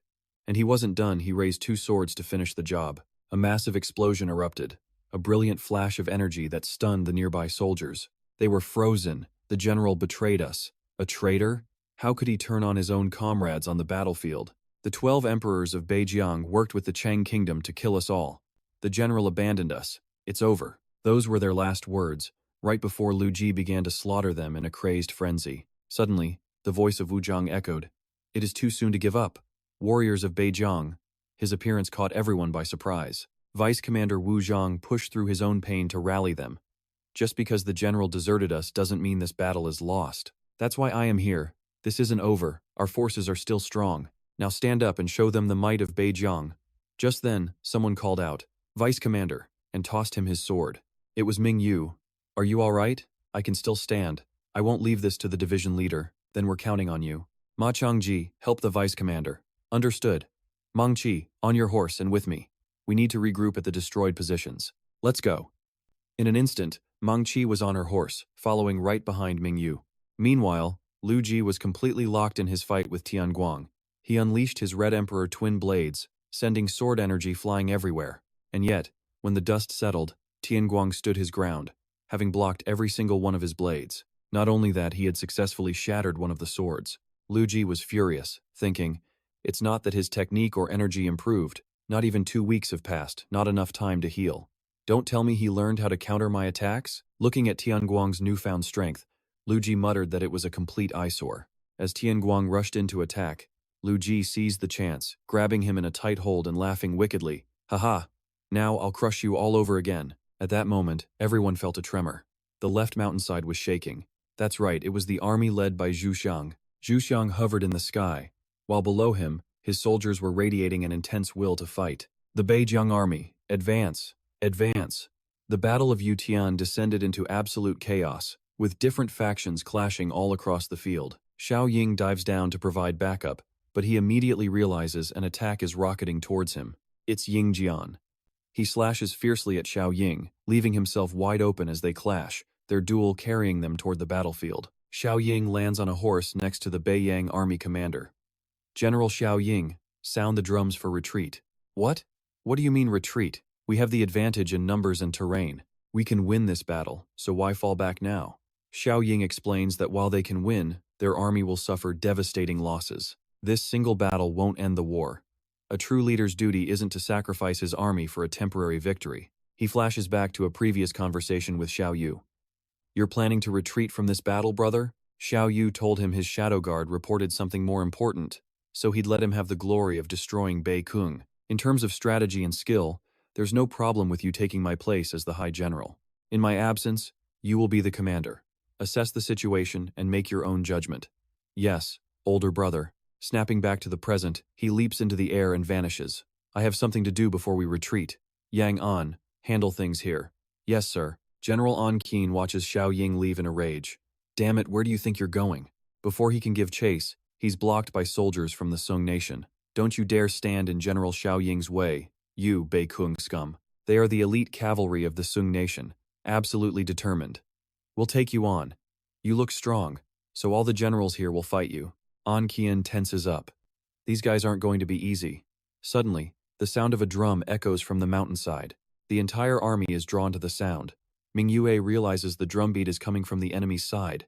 Zhu Xiang flies over to her, confirming they've given the order to withdraw. A battle this massive would lead to huge losses for both sides. A wise general knows when to retreat. Master Wu Di. Huh. You're quite pretty up close. Very cute. Now both armies will withdraw. After all, we've already suffered considerable damage. It's time to fall back. The retreat will be chaotic, so you should leave first. See you later. The beautiful Ming Yue gives a short reply. Okay, thank you for your help. Master Wu Di Zhuxiang flies up, shouting, All soldiers, retreat. Manchi calls out, Leader Ming Yue, we should go now. Ming Yue hurries off, but then stops, as if remembering something, and turns back. The crowd behind her is in total chaos as she calculates her next move. In the middle of the horde of retreating soldiers, Lu Ji and Tian Guang are still locked in a fierce battle. The two seem to be evenly matched. Tian Guang tries to stay calm, using his Wind Dew and Iron State Hell techniques to attack. Liu Ji's sleeve is torn to shreds by the attack. Enraged, he punches Tian Guang hard, cursing him out. Damn it! Tian Guang struggles to his feet. Not enough. I have to move the key inside my body faster. Get it where it needs to go. The two rush at each other again, trading a relentless storm of potentially fatal blows. Lu Ji is growing impatient. You arrogant, stupid, damn brat. Tian Guang is still fearless, pushing through the pain to fight. Though smaller, his strikes on Lu Ji's massive arms are still causing damage. He tells himself, don't pass out. Not yet. Suddenly, he notices someone approaching Lu Ji from behind. It's none other than Xiao Ying. He presses two blades against Lu Ji's neck and squeezes. Before losing consciousness, Lu Ji can only stammer out. And you are? He collapses instantly. In the chaos of the crowd, no one even notices their great general has fallen. Seeing Xiao Ying standing over Lu Ji's body, Tian Guang is a little stunned. Xiao Ying cracks his knuckles and says, I don't know who you are, but thank you. With how things turned out, Liu Ji remaining alive would have been a problem. Thanks to your distraction, I was able to stab him in the back. Tian Guang remains silent, not saying a word. Xiao Ying turns to leave. I was going to introduce myself, but we have to retreat now. As long as the war continues, we'll meet again. And with that, he vanishes in the blink of an eye. Tian Guang grinds his teeth in frustration, collapsing in the middle of the chaotic battlefield. Retreat! Retreat! The wounds on his body are screaming in pain. The numbing powder is about to wear off. He'd been using so much qi during the fight that the medicine wore off way too fast. His wounds feel like they're on fire. I have to get out of here now, or I'll be trampled to death. Seeing a stray horse wander by, he decides to jump on its back, but he has no idea how to ride. It bucks him off and runs away, leaving him helpless. People just trample over him, trying to escape. Run, retreat, get back. Retreat, retreat now, get back, run. It's the order to retreat. Tian Guang helplessly covers his head, curled up on the ground as the chaos continues. Not that way. Ah, there's someone down there, help me. Tian Guang starts to lose consciousness. I have no strength left, no energy to run. I'm going to die like this. But then, he hears a loud shout. Through the massive crowd, Ming Yue charges in on horseback, holding her hand out to him. Take my hand. Tian Guang grabbed Minguet's hand and pulled her onto the horse's back. That single image sent her mind reeling back to the past, when they were just children living peacefully in the hills. A little girl asked excitedly, Big brother, are you ready? Yeah, I'm all set. Then let's go. That little girl was Minguet, who eagerly jumped onto her brother's back for a ride. They barely took a few steps before they both toppled over. Minguet complained, See, I told you so. You can't carry me like Dad does. But Tian Guang was stubborn. No, you're wrong. I can totally carry you. The two children played happily while the adults worked the fields nearby. They ran between rows of green cabbage, their laughter filling the air. Tian Guang asked, Aren't you bored? Bored of what? We're the only kids in this whole village. The adults are busy farming, so it's just me and you. I guess we have to make do. Are you bored of playing with me, brother? That's not it. The old woman on the hill said there's a big town somewhere, a place with lots of kids just like us. She said we should go there. Min Nuyet hesitated. But I like living with our family more. Tian Guang pressed on. She said if you want to get married, you have to leave the village. Let's leave together someday.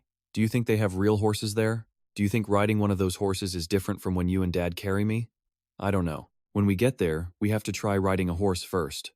We'll ride back here together and bring our whole family with us. Heh, that'll be so much fun. And now, in the present, they were finally riding a horse together, though it was in the middle of a horrifying battlefield. Exhaustion and pain were etched onto their faces, but neither of them uttered a single complaint. They just pushed forward, escaping the chaos of war. The battle at Jade Sky was over.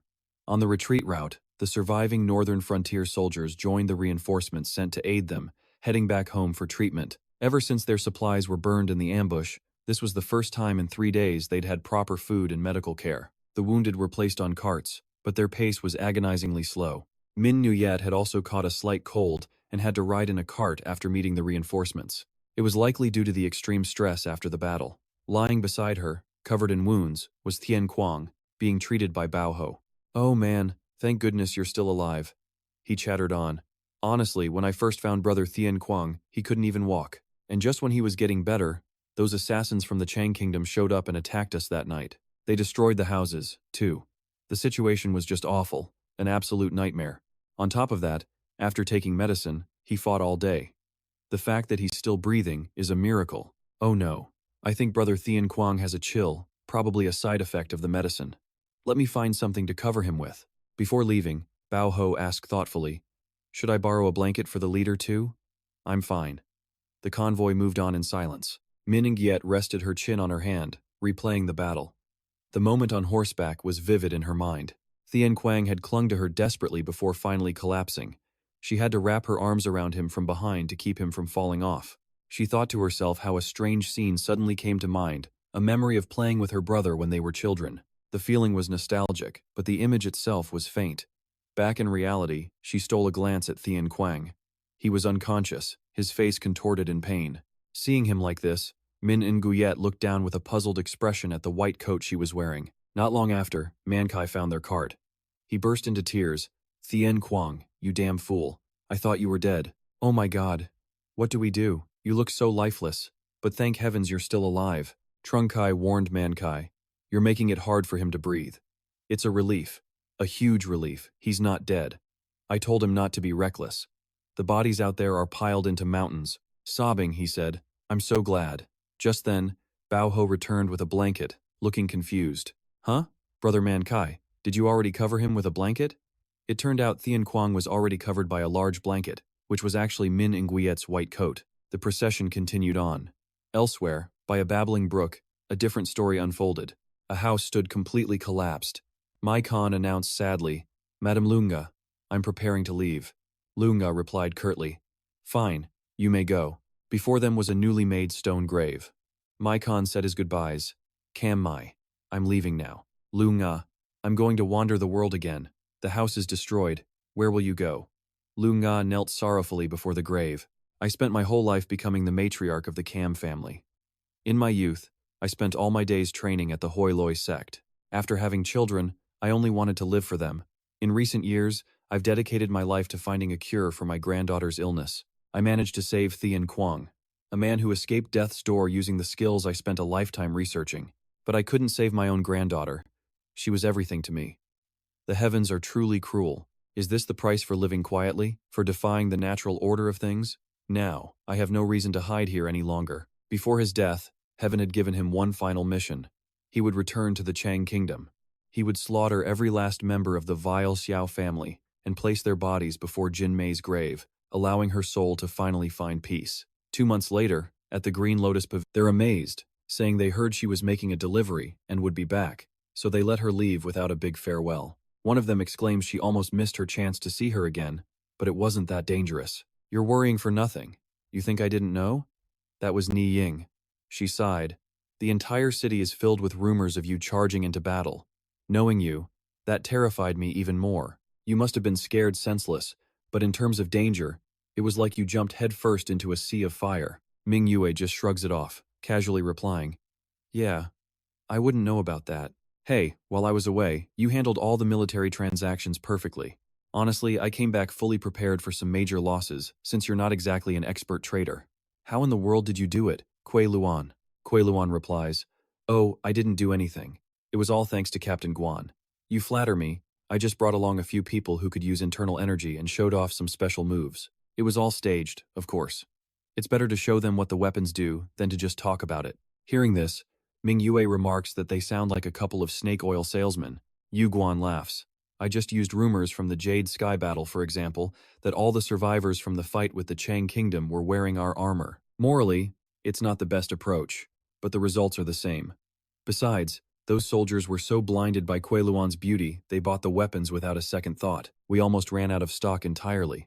Hearing this, Kuei Luan shyly covers her face. Come on, you're exaggerating, she says.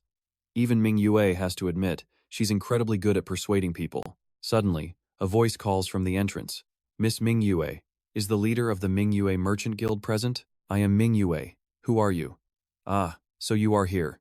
The people at the guild hall told me I could find you here, so I came immediately. I am here to deliver an order from the northern frontier. I should have arrived sooner, but settling post-war affairs took a great deal of time. You have a message from the Imperial Palace. The Prime Minister wishes to see you. Meanwhile, deep in the forest, everyone else is training as usual. Manchi stands next to Ah Zhong, asking, Aren't you working at the Green Lotus Pavilion today? Her simple reply, Today is my day off. Nearby, Tian Guang and Han Liang are locked in a fierce sparring session. Tian Guang decides to use his hellish windblade technique, attacking his opponent with a blast of fire chi. Though caught in a whirlwind of energy, Han Liang uses his iron fire strike. He slams into the cliff face with a loud crack, leaving Manchi and Ah Zhong watching in absolute awe. Finally, Han Liang grabs both of Tian Guang's legs, completely ignoring his agonizing screams. Ah, Zhong asks. Did Tian Guang just use a technique different from what you taught him? Han Liang just scoffs. So what? Is that a problem? All the while, Tian Guang is screaming his head off. Ah, wait, my bones are about to break. Stop, please just stop. Ah, Zhong insists. If a disciple alters the techniques on their own, it means they are straying from their master's teachings. He could fall to a demonic path. Han Liang asks, Is that really so important? Tian Guang continues to beg for his life. Hey, old man, I'm dying. I'm actually going to die. What do you mean by that? He replies. I don't care about preserving the sect or anything like that. And besides, I think it's perfectly normal for the kid to modify the techniques. He's learned a few fun tricks, which makes sparring with him much more interesting. Sex and teaching can be interesting, but this whole business of dividing the world into righteous and evil is nothing but a children's game. The truth is, all sects call themselves the righteous ones. Their enemies are always on the evil path. But I've never met anyone who admits they follow a tyrannical way. In reality, they're all just a bunch of cowards. Thrown into a tree, a disgruntled Tian Guang complains, I nearly died at the Jade Sky River, and you couldn't care less. I almost died, you old geezer. What a heartless person, right? Did you expect me to run over there and save you? Why would I do that? Manchi tries to explain. It couldn't be helped. Tian Guang adds, I ran to Master Mengju and collapsed. When I woke up, Ying Jian was carrying me straight into battle, so I couldn't tell the old man. Oh, so you were saved in the end. Stop being so petty about it. Damn it, I wish you were all dead, he mutters. Oh? Is our little prince throwing a tantrum now? I didn't even know you could sulk. Haha, stop teasing me. I'll kill you. Not long after that, Mingua finally arrived at Northern Origin City. The streets were packed with people, their faces filled with excitement. Mingua walked right through the middle, along with Yu Guan, Zhang Ji, and 4 soldiers. She wondered why so many people were gathered. Musan City is always crowded, but this was nothing like Northern Origin City. Rumors of a certain guild leader's actions on the Jade Sky battlefield have spread throughout the entire city. Your heroic deeds are known everywhere now. The surviving soldiers spread rumors, each one more wild and exaggerated than the last. All the citizens now eagerly called out her name. Leader Mingua, look over here. The bards sing of a woman on a white horse. A goddess descended to the battlefield, who rallied the soldiers, helped crush the traitor Zhao Chu, and saved them all. In the taverns and on the streets, the storytellers call her the White Heaven Saintess. But the goddess herself, holy sword in hand, claims it's just an exaggeration. Suddenly, a family of 3 approaches. Excuse me, leader, is something wrong? The wife, helping her injured husband stand, explains, I heard my husband survived the battle because he was fighting at your side. Thank you, leader. Thank you for your courage. Because of you, he was able to return home to us. The wounded husband speaks up as well. It was my greatest honor to fight beside you, leader. I will treasure this life. Thank you. Even their young child bows. Thank you, beautiful sister, for saving my father. In response, Min Nguyet offers a gentle smile. She presses a small pouch of money into their hands. Please, take this and treat your husband's wounds. Oh no, we can't accept this. Your help was more than enough. Seeing her generosity, the crowd surges forward, desperate to get closer to Mingua.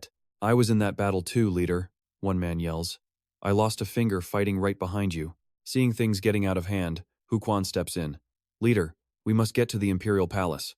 We're running late." The group quickly makes their way to the Prime Minister's estate, where Huquan introduces her. "This is our leader, Mingua. We are here by order of the Prime Minister," the attendant bows. "Ah, I've been expecting you all morning. Please, follow me." "Senior brother, any idea why they've summoned us?" another asks. "How would I know? But judging by the atmosphere, they probably want to reward us for the victory at Utian City."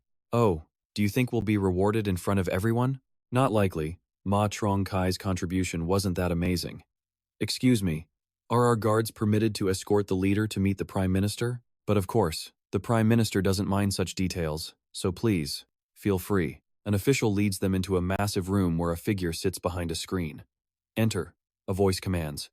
"It's Jiang Kong, leader of the Min Nguyen Merchant Guild. I've heard of your great accomplishments recently. You're the new rising group of arms merchants, I take it?" This humble one, Min Nguyen, greets the Prime Minister. She realizes who this is. This man is the Prime Minister himself, the famed wisdom pouch of Bin Yi, Prime Minister Luan Hoi. Bin Jiang watches her with a cautious eye. After the Bin Hung War, many generals declared themselves kings, but 2 remained loyal to the Bin dynasty, propping up the new king. One was the head of the powerful Ba Quang family, Quian Vukan. The other was the strategist of the great Bin de battle, Luan Koi. Publicly, they appeared fiercely loyal to the emperor and the legacy of the Bin dynasty. But everyone knew the truth.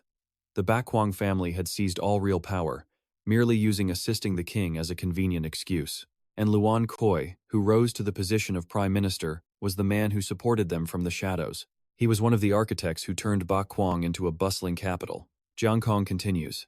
"I've heard reports from Mongku and Vice General Bang Ngutrong about your deeds in the battle. Thanks to you, many soldiers were saved, and our army was spared from devastating losses. It was all due to your brilliant strategy, Prime Minister. Thank you for paying attention to my letter." Jiang Kong glances away for a moment. Frankly, the situation back then was anything but favorable. What's most important now is determining responsibility, not fighting over who gets the credit. After all, we still lost the battle. We spent more than half a year preparing our legions to attack Utian City, and in the end, we lost a great general, one of the 12 emperors, and 30,000 soldiers. We never even got to use your weapons.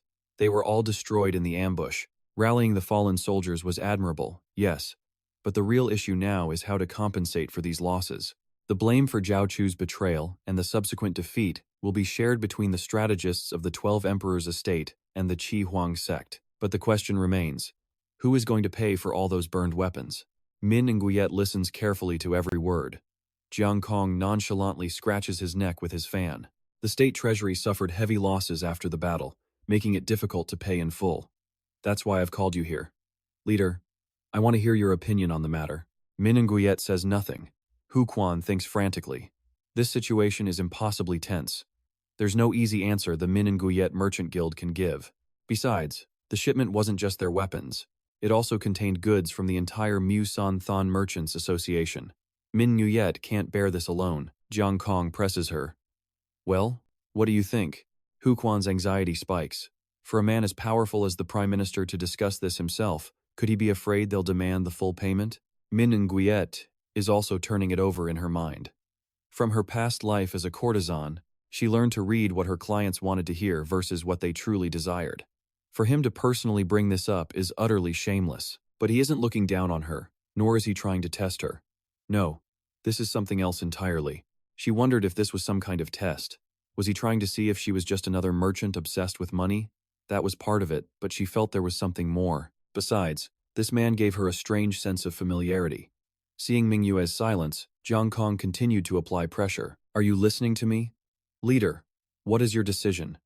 Mingua took a deep breath, finally addressing the promised payment from the north. It was a sum so enormous that the entire Musan City Merchants Guild couldn't possibly ignore it. She explained that this wasn't just her guild's problem, so she'd need to gather opinions from the others, which takes time to protect their honor. But I understand the northern city's current situation, she continued, and I have no wish to drain your treasury. Instead, as a guild leader and a survivor of this battle, I have a request of my own. They would take only half the money. In exchange, she wanted to establish a new trade policy. To make transporting goods to the battlefield easier, She wanted to implement a policy to build roads throughout the Ping territory. This proposal made Jiang Kong stop cold. I'm saying this because I know you had the same idea. She revealed she was once a courtesan at the Qinglian Pavilion, where she served countless guests. One of her skills was remembering the face of every single person she met. A few years ago, you looked very different than you do now. At that time, you claimed to be serving a high official in the northern city. I remember your identity now. You are Tai Jiang Kong of the Yellow Pavilion Master.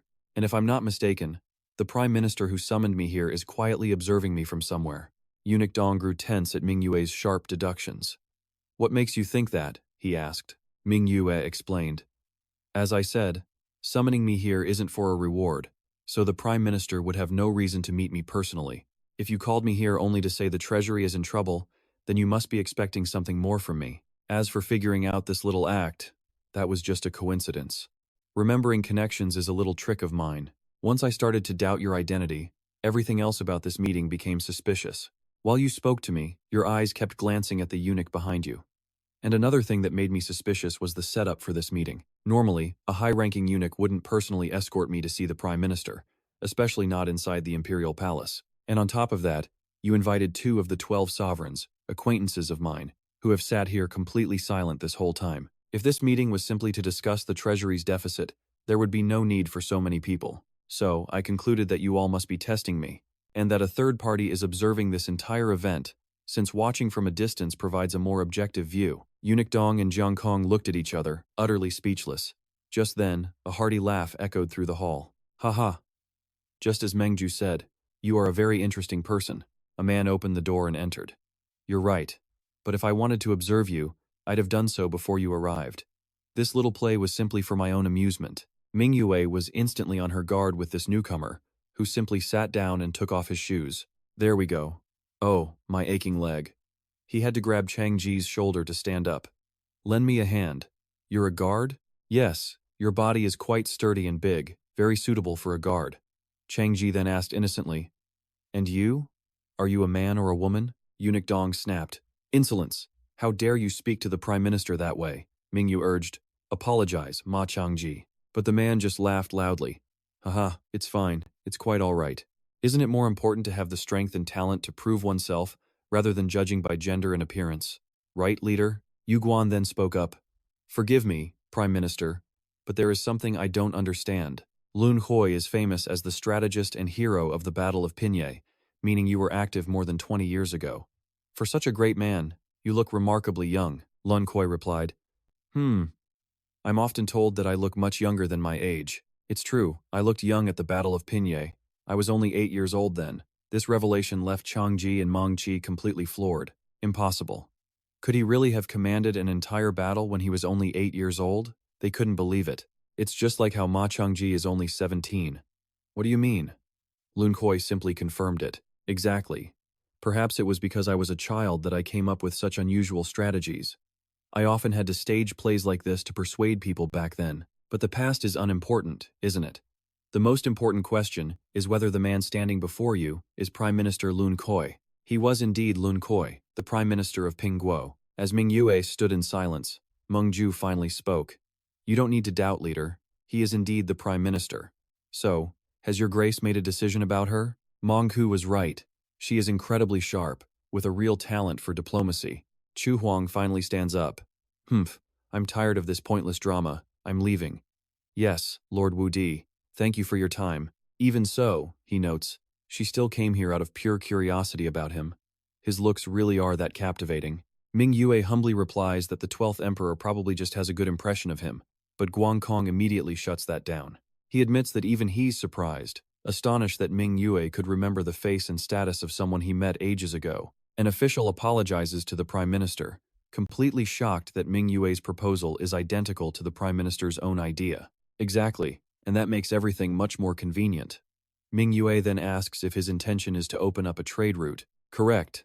The Prime Minister reveals that has been his plan for the last 10 years. For the military, winning battles is everything. But for civil officials, one of the most vital issues is commerce. To protect the entire Ping nation, a steady supply of food and materials is absolutely essential. But the current roads are vulnerable to disaster. Landslides or floods can completely wash them out, while potholes can trap carts, causing massive delays. Mingua offers his own idea. What if they build a stone-paved road along the southern front line? At the very least, if they connect the towns in the undeveloped regions, delivery speeds would increase exponentially. It's not just for the war effort. Either it would also promote migration and balance development across the land. The Prime Minister agrees. A move like that would benefit everyone involved. The real problem is finding someone suitable to manage the whole thing. They need a person who understands materials, construction, and wartime trade. A wartime merchant guild would be ideal, but merchants, as a rule, only care about money. So finding someone to actually take responsibility for the construction project is not going to be easy. Lun Kuei strokes his fan, a smile playing on his lips. I'm starting to like you, Guildmaster. What he wants, he reveals, is a road that can reach any destination within 7 days. But one guild can't do it alone, it would take forever. So, he proposes they unite all local merchant associations for the project. Ming Yue listens intently. Mu Shancheng, Mu Qingzhen in the northern plains, and all other guilds would complete the road in 2 years. So what do you say? The Prime Minister asks him directly. Can you pull it off? And one more thing, the story about the treasury being empty was a lie. They can pay for the war supplies and fund the road immediately. After a moment's thought, Ming Yue agrees. He vows to gather the other guildmasters to discuss the plan with the Prime Minister. Elsewhere, in the quiet city, someone suddenly leaps into the air and crashes right through a roof. It's Han Liang, a voice yells from below. Get him, Manchi, that shameless old man. Han Liang, holding 4 trays of stolen buns, just laughs at them. Below, Tian Guang and Manchi are buried under the debris. Cursing, Tian Guang thinks he should have stopped them while they were eating. Now there's absolutely no getting out of this. The shop owner calmly lists the damages, roof repairs, the food bill, and past debts. The punishment? Washing dishes by the river. Tian Guang groans. He used his entire salary to pay, and it still wasn't even close to enough. It's all that old man's fault for breaking the roof. Couldn't he just escape quietly? Manchi wonders how Tian Guang even survives with a brain like that. What? Manchi continues. You know he always dines and dashes, and you still couldn't catch him? He points out that Tian Guang could have just asked Lord Mengju to pay for the meal. But no, he had to use his own salary. You're an idiot.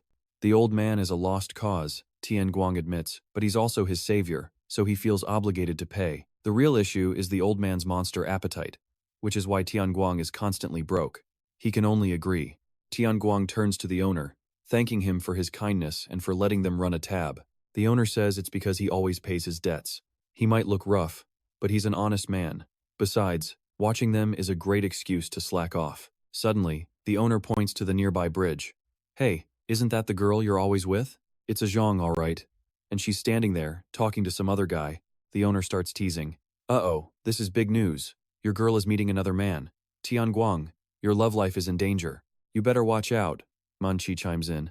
But Tian Guang just grunts. She's not my girl, as the river flows by. On the bridge, a Zhang seems flustered. The young man bows, apologizing to his senior sister. She tells him it's fine, but then she spots them. Hey, what are you looking at? It's Tian Guang and Manchi, staring from a distance. The other man immediately gets defensive. Who are you? I'm the one who should be asking that, Tian Guang shoots back. A Zhang looks over, surprised. Tian Guang? Manchi? Tian Guang freezes up, but Manchi blurts out, this here is Sister A Zhang's fiancé. The declaration stuns everyone. A fiancé? Stammers Jiang Xiao. The atmosphere instantly becomes thick with tension. A Zhang's face goes completely red, as tears well up in Jiang Xiao's eyes. What? No, it can't be. He remembered the days he trained with a Trung, crying out in anguish, Sister, a Trung. Without a second thought, he charged at Tian Guang, roaring, liar, while unleashing the Ungu Xiuyan movement arts. He poured every ounce of his frustration into his sword, making even Tian Guang marvel. So fast, Jiang Tu spat. How dare you? Tian Guang focused solely on dodging, confused by the sudden attack. Then, a Trung's sharp command cut through the air. Stop. The word froze Jiang Tu in place. A Trung scolded him. Jiang Tu, you are a practitioner of the Ingu Shuyan sword. How could you behave so recklessly? Apologize to him right now. Tian Guang, it seems my junior made a mistake. Never mind, I'm on the clock, so I'm heading back to the Than Lian Pavilion. You apologize to Tian Guang and then head back. Sister, what about you? That's my business, just go back. Hearing this, Tian Guang wondered. A Trung's junior brother? Jiang Tu quickly clasped his hands in respect. My apologies. I acted rashly when I drew my sword on you. Tian Guang started to say. Actually, but Manchi cut in sharply. Just an apology? That's not enough. What if Sister A Trung's fiancé got hurt? Imagine how heartbroken she'd be. Damn it. That's not it. A Trung and I are just training partners. Is that so? The three of them headed to a tavern to talk. Jiang Tu slammed a hand on the table. Ugh, this is so embarrassing. I completely misunderstood you. My sincerest apologies. For a martial artist to attack someone in broad daylight, it's disgraceful. Anytime Sister A Trung is involved, I just lose my head. Manchi thought to herself, this guy, he's definitely in love with Sister A Trung, Tian Guang asked. So you're also from the Ungu Shuyen sword sect with A Trung? Is it famous? Ah, you mentioned you're from another region, right? It must be a very distant place. The Ungu Shuyen sect is a school with a long, storied history that predates the founding of the Bin Kingdom. The 16th sect master holds a key position in the royal court, serving the Bin Kingdom with unwavering loyalty. They dedicate themselves to the nation and training the next generation. It sounds like a heavy responsibility. A noble sect with a history so rich it can't be bought, a true righteous faction. Sister A Trung is the youngest daughter of Nguyen Than Quan, the current master of the New Shuyen sect. Due to some personal matters, she lives away from her family, but she still has the blood of nobility. A Trung and I have trained together at the Ngu Shuyen Sword Hall since we were kids. So you ran all this way just to see her? That's right. I have news for my sister, though it's something that will spread far and wide soon enough. Last night, the Grand Master of the Ngu Shuyen sect passed away. A Trung's great-grandfather is gone. The next day, at the Ngu Shuyen sect's main hall, the funeral of Grand Master Than Kiem Nguyen Quan was held. He was one of the 5 great kings of the Warring States period. Everyone was dressed in white, with mourners arriving in a constant stream. Tian Guang and Han Luong's group was also there, sitting and eating. Tian Guang asked Jiang Tu, this place is full of powerful people. Are we really okay sitting here? Don't worry, you are all Sister A Trung's friends, which makes you guests of the Ngu Shuyen family. Han Luong was only focused on the food. The food here is delicious, nom nom. Thanks to Nguyen Quan, I'm getting a good meal. If I knew he lived this lavishly, I would have visited for a meal when he was alive. Stop stuffing cakes in your mouth, you rude old man. Tian Guang asked. You could find me, but you can't find your own friends? What do you think I am? All-powerful? I found you because our energies are linked, but I can't find people I have no interest in. Shouldn't you show a little more respect for the deceased? If you think Nguyen Quan and I were close, you're dead wrong. We only fought side by side one time, but I know him well enough. Nguyen Quan was stubborn, dry, and difficult. However, his disciples trusted him completely, and they were willing to risk their lives in the battle against the Hung Nu. Plus, once he had a sword in his hand, he was incredibly strong. Tian Guang was confused. Didn't you say before that a Trung's rigidity would harm her? Han Luong replied while eating his noodles. Everyone is different. I never said my judgment was absolute. Suddenly a voice rang out. Excuse me, are you perhaps the Fist King? I recognize you. It has been a long time. Thank you for attending my father's funeral. You may not remember, but during the Bin Hung War, I saw you fighting alongside my father. My name is Nguyen Than Quan. This man was none other than the current master of the Ngu Shuyen sect, the 12th Grand Master Nguyen Than Quan. Han Luong replied simply, Munch munch, the food is great. Manchi was at a loss for words. The old man remembered nothing. Than Quan continued, I was surprised seeing you from a distance. Would you like to approach the altar and pay respects to my father? But Han Luong immediately refused. No need. I only came because my precious boy here promised to buy me food. Oh, so you came with your disciple. Disciple? My ass. He's just my plaything. Tian Guang quickly jumped in to explain. Ah, we are here as friends of a Trung. Hasn't a Trung arrived yet? The question made Jiang Tu break out in a cold sweat, desperate to change the subject. Than Quan replied curtly. Ah, so this is about a Trung. Behind him, Nguyen An and Nguyen Phuong's faces were masks of displeasure. Excusing himself, Than Quan said, Please, continue your meal. We must go and greet the other guests. Go ahead. Tian Guang felt a wave of unease watching them leave. At that moment, a Trung was at the Blue Lotus Terrace, following Min Nguyen into a meeting. Min Nguyen had to ask, Aren't you going to see him? I already heard the news. The Grand Master of the Ngushuan sect has passed away. A Trung simply deflected, I'm on duty. My responsibilities come first. I know, but I can handle this meeting on my own. You should go take some time off. Didn't you say you hated meddling in other people's family matters? Still holding a grudge. Are you? Fine. It will be difficult for me to handle this alone. The two of them entered the banquet hall, where a handful of people were already waiting inside. Leader Min Nguyet has arrived.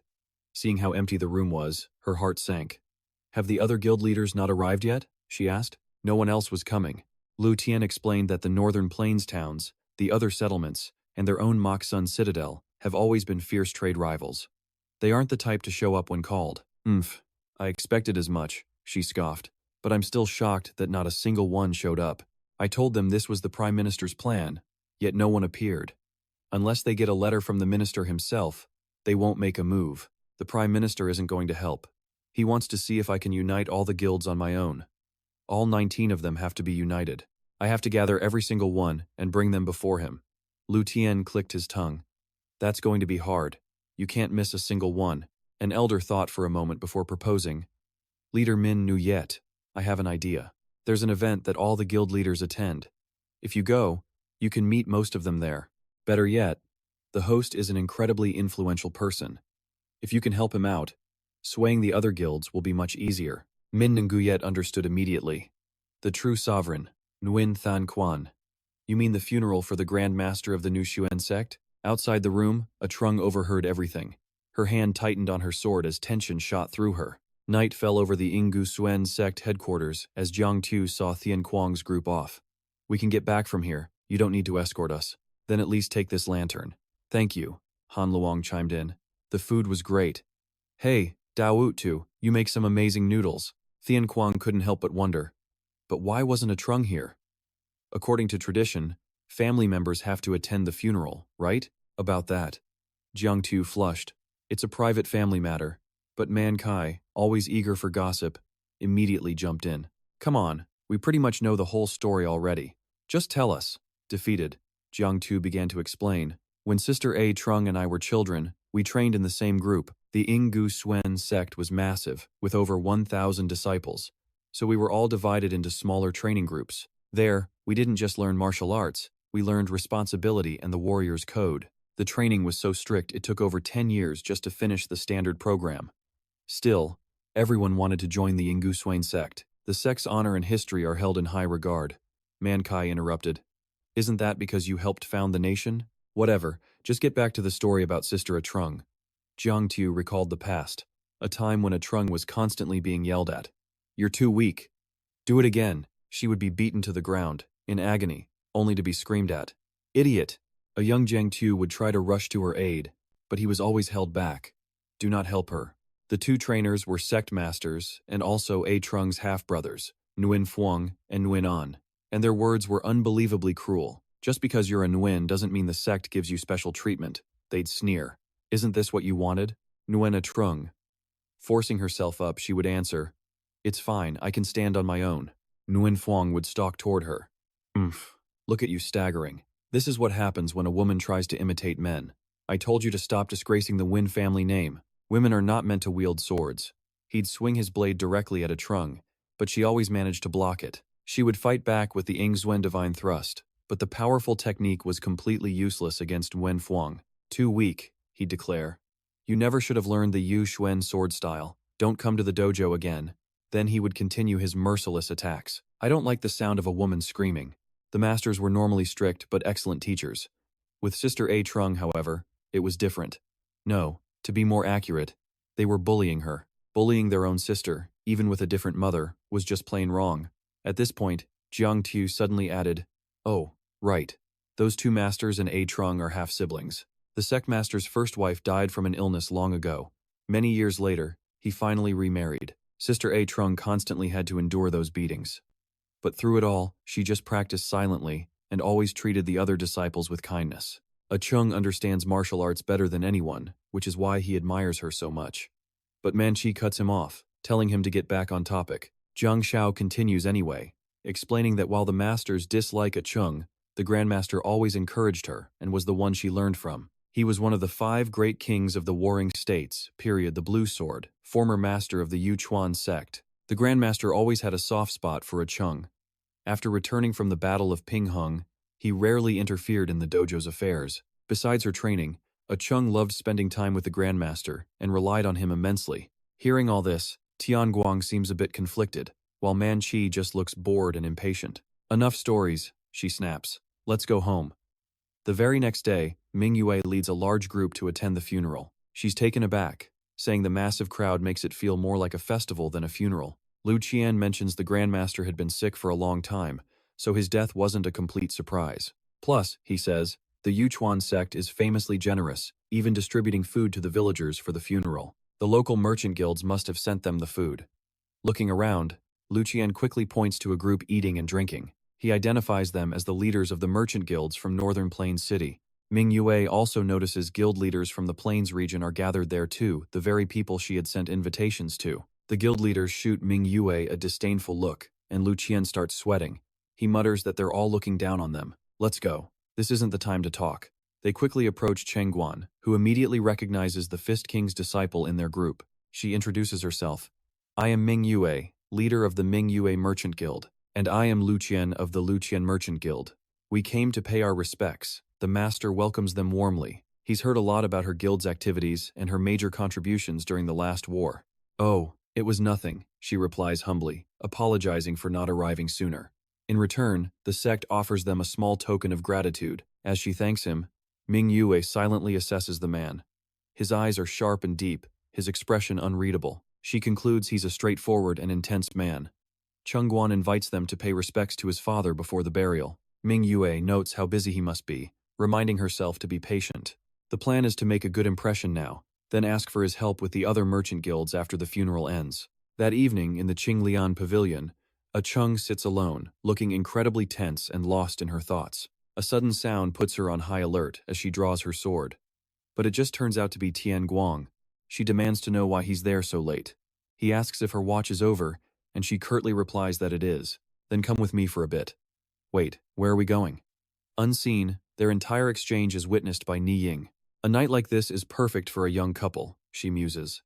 Tian Guang leads a Chung to the Yuchuan sect, where Manchi is already waiting. You're here, she says. Everyone's busy with the funeral. There are guards, but you can handle them, right? A Chung is completely lost. Why? Why did you bring me here? Tian Guang replies, if I were your grandfather, I'd want you to see me one last time. A Chung stands speechless while Manchi urges them on. Let's go. It's easy to sneak in now. Tian Guang easily dispatches the guards, successfully leading a Chung to where Yuanjun's body rests. He lies there, a white cloth over his face. Grandfather, a Chung whispers, completely frozen as she recalls a memory of him protecting her as a child. His voice echoes in her head. Ho ho, a Chung, crying from anger again? She collapses onto his body, sobbing and calling his name. Tian Guang and Manchi stand back and watch in silence. A Chung can only hear her grandfather's words replaying in her mind. A Chung, a warrior doesn't cry, he once told her. A swordsman of Yu Chuan should never show their feelings so easily. He believed emotions like these would only obstruct a swordsman's journey on the righteous path. But through her grief, a Chung notices something is wrong. She stops cold, her brow furrowed. There, on Yuanjun's chest, is a deep wound. 5 years ago, a shocking incident rocked the Yu. Rows of corpses lay covered by white sheets. Chen Quan and his men could only look on in grim silence. Yuan Fang and Yuan Ying exchange a knowing glance.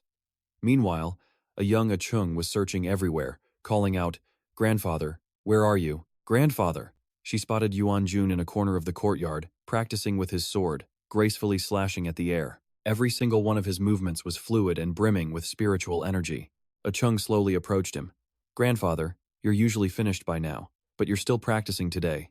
He simply replied, Is that so? I may be old and weak, he explained, but I feel uneasy if I'm not holding a sword. It's when I feel most myself, like the blade possesses my very body. He then asked her warmly, What do you think? Would you like to join me? Yes, grandfather. Ah Zhong slips through the door after knocking out the guard, her eyes filled with terror. A deep stab wound marked Yuan Jun's chest. She stared in disbelief. A stab wound? How is that even possible? Ah Zhong suddenly recalled the servant's words. He has been gravely ill for a very long time. He passed away just last night. Her hand trembled. This wasn't from an illness, was it? Ah Zhong lifted the white silk sheet to look at Yuan Jun's face. Her eyes shot wide open in shock. Outside, Yuan Fang interrogates Tian Guang and Manchi. Who are you? How dare you set foot in this place? The two panicked. We've been caught, what do we do? I didn't know this was Ah Zhong's home. Should we make a run for it? We knocked out the guards, we have to escape now.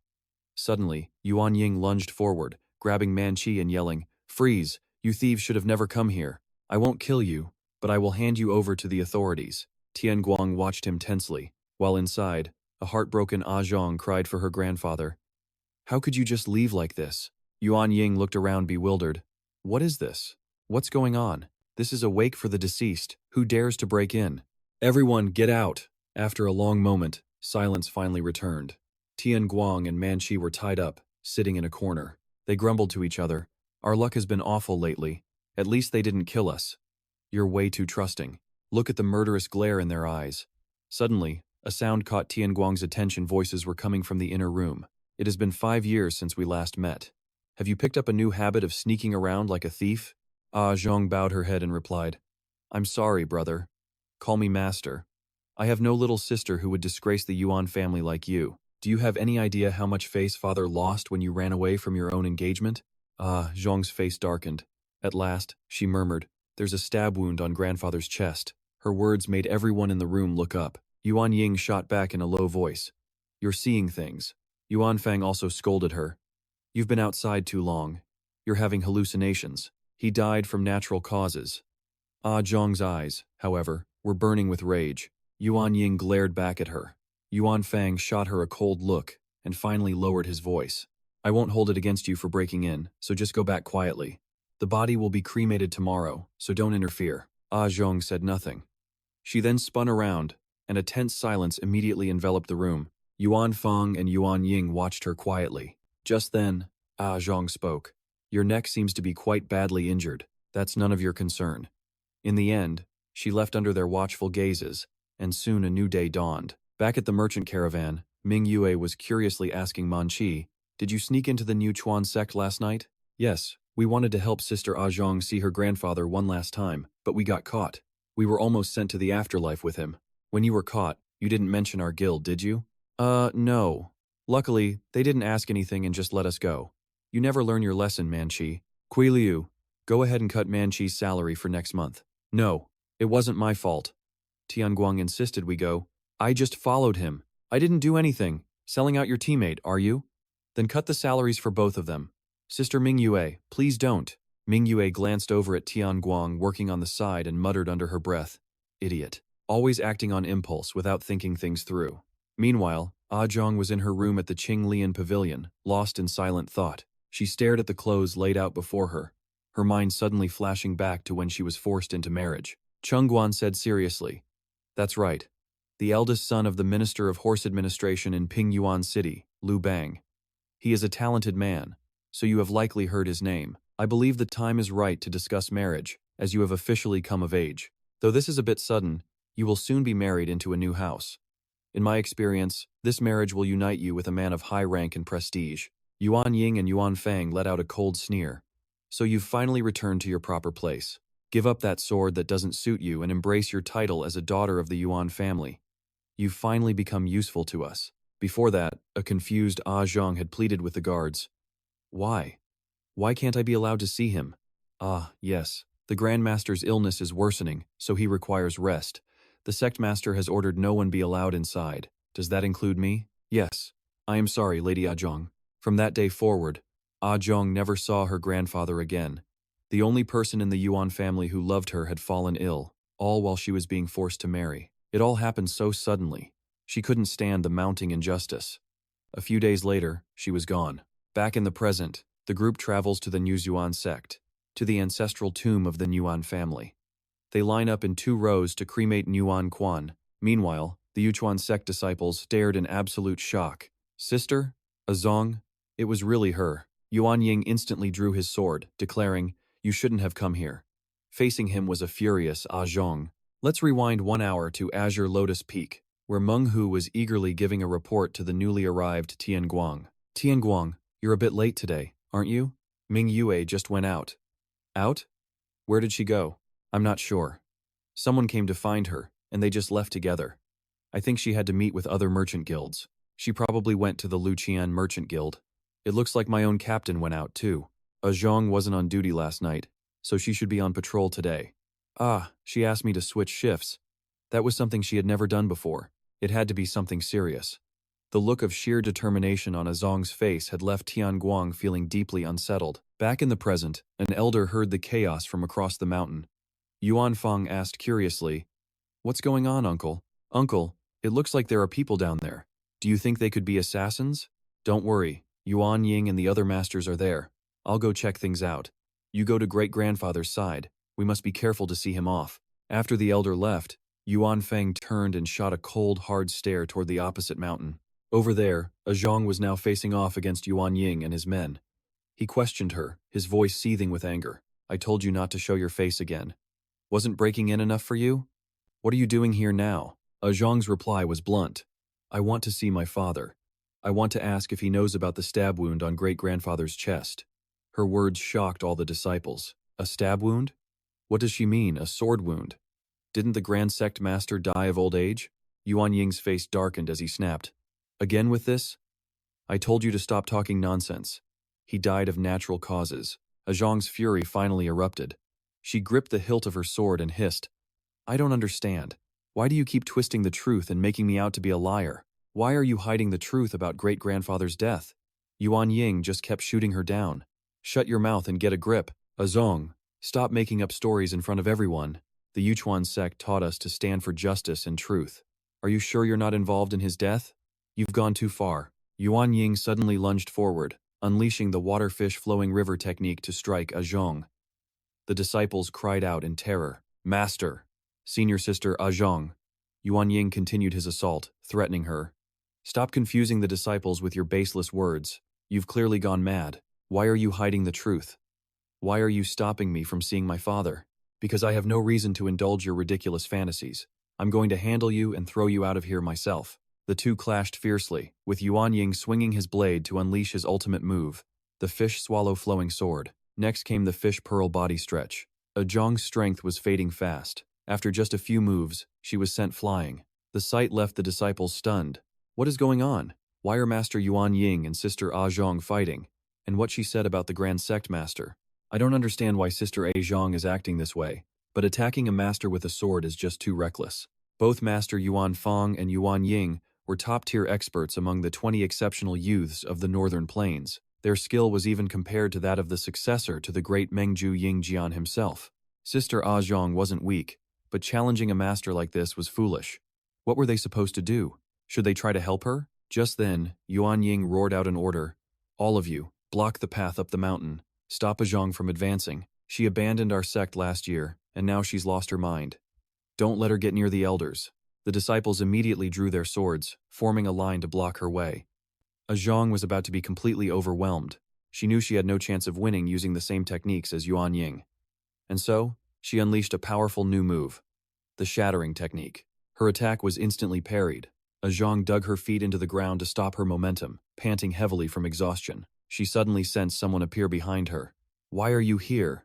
Tian Guang's answer was straightforward. "I came to help you. I figured you were about to stir up trouble after seeing the look on your face. Hearing you say that really makes me feel crazy." Zhang Xiao saw him and gasped, "Tian Guang too? Why?" Yuan Ying furiously warned the disciple of the Fist King, "Don't interfere in another family's business." Tian Guang coolly replied, "I'm not interested, but this matter involves one of my friends." Those words, however, hit Zhang Xiao's ears as one of my girlfriends. While Zhang Xiao was lost in jealous thoughts, Zhang suddenly had an idea, yelling to Tian Guang, "Boost me up." Tian Guang understood immediately. She leaped, and he thrust his palm forward, using the assassin's palm to launch her into the air. Propelled by the empty illusion path, her body shot forward like an arrow straight toward her target. She flies right over the other disciples, and a tearful Zhang Xiao charges straight for Tian Guang. So it's true they're together, but Tian Guang just grabs him by the head and slams him into the ground. Yuan Ying is stunned by the decisive move. Tian Guang turns to face him, his voice sharp. "Are you all planning to rush me at once?" Yuan Ying immediately shoots back. "The righteous Yuchuan sect would never do that. Disciple of the Fist King, I will fight you myself." "Really now? You could all come at me, and it wouldn't matter. But I'd rather not deal with irrelevant people. Anyone who dares to chase Zhong will have to go through me first." Yuan Ying is on high alert. Zhang Xiao is one of their best, yet this guy took him down in a single move. He's no ordinary disciple. Meanwhile, Zhong leaps through the treetops. When she suddenly senses someone approaching fast, she swiftly blocks a surprise attack from Yuan Feng. They both land on separate stones, and Yuan Fang starts yelling, "You're causing trouble again. No more warnings. I'm going to defeat you and kick you out, just like last time." Ah Zhong's brow furrows. She and Yuan Fangsu clash, their feet barely touching the water's surface as they move. One unleashes the Yutham flowing sword style. The other counters with the water flow Yuchuan technique. Yuan Fang quickly knocks Ah Zhong back, pressing the attack so relentlessly she can't even get a foothold. Finally, Yuan Fang executes the Yuchuan body stretch, a brutal slash aimed at her midsection. Ah Zhong spins instantly to counter. The battle rages on, fiercely contested. But Yuan Fang slowly starts to overpower Ah Zhong, raising his hand for the swordless flow technique. A powerful current of water knocks Ah Zhong clean off her feet. After a struggle, she finally breaks the surface. From above, Yuan Fang unleashes the exact drop strike point technique right on top of her. She powerfully counters with shatter. Yuan Fang leaps high into the air, mocking her from above. "You're too weak." Still the shame of the Yuchuan sect. Down below, Ah Zhong is clearly exhausted. And back on the shore, Tian Guang faces Yuan Ying's lightning-fast blade. He quickly ducks under the attack. Every single strike Yuan Ying throws, he dodges with perfect ease. He thinks with a slight frown, so fast with his strikes. This must be the master of the Yuchuan sect. There are two kinds of swordsmen in battle, new recruits forced to use one, and masters who have total confidence in their skills. On a battlefield, fighting empty-handed is a death sentence. For cavalry, a spear or a halberd is usually the better choice. But when a true master draws their sword, it's a completely different story. For them, the weapon is an extension of their body. A sword offers more reach than fists and far more versatility than a spear or a halberd. He knows a killing blow would just make things worse, but he absolutely cannot let them give chase. Ah Zhong is fighting and managing her mission at the same time.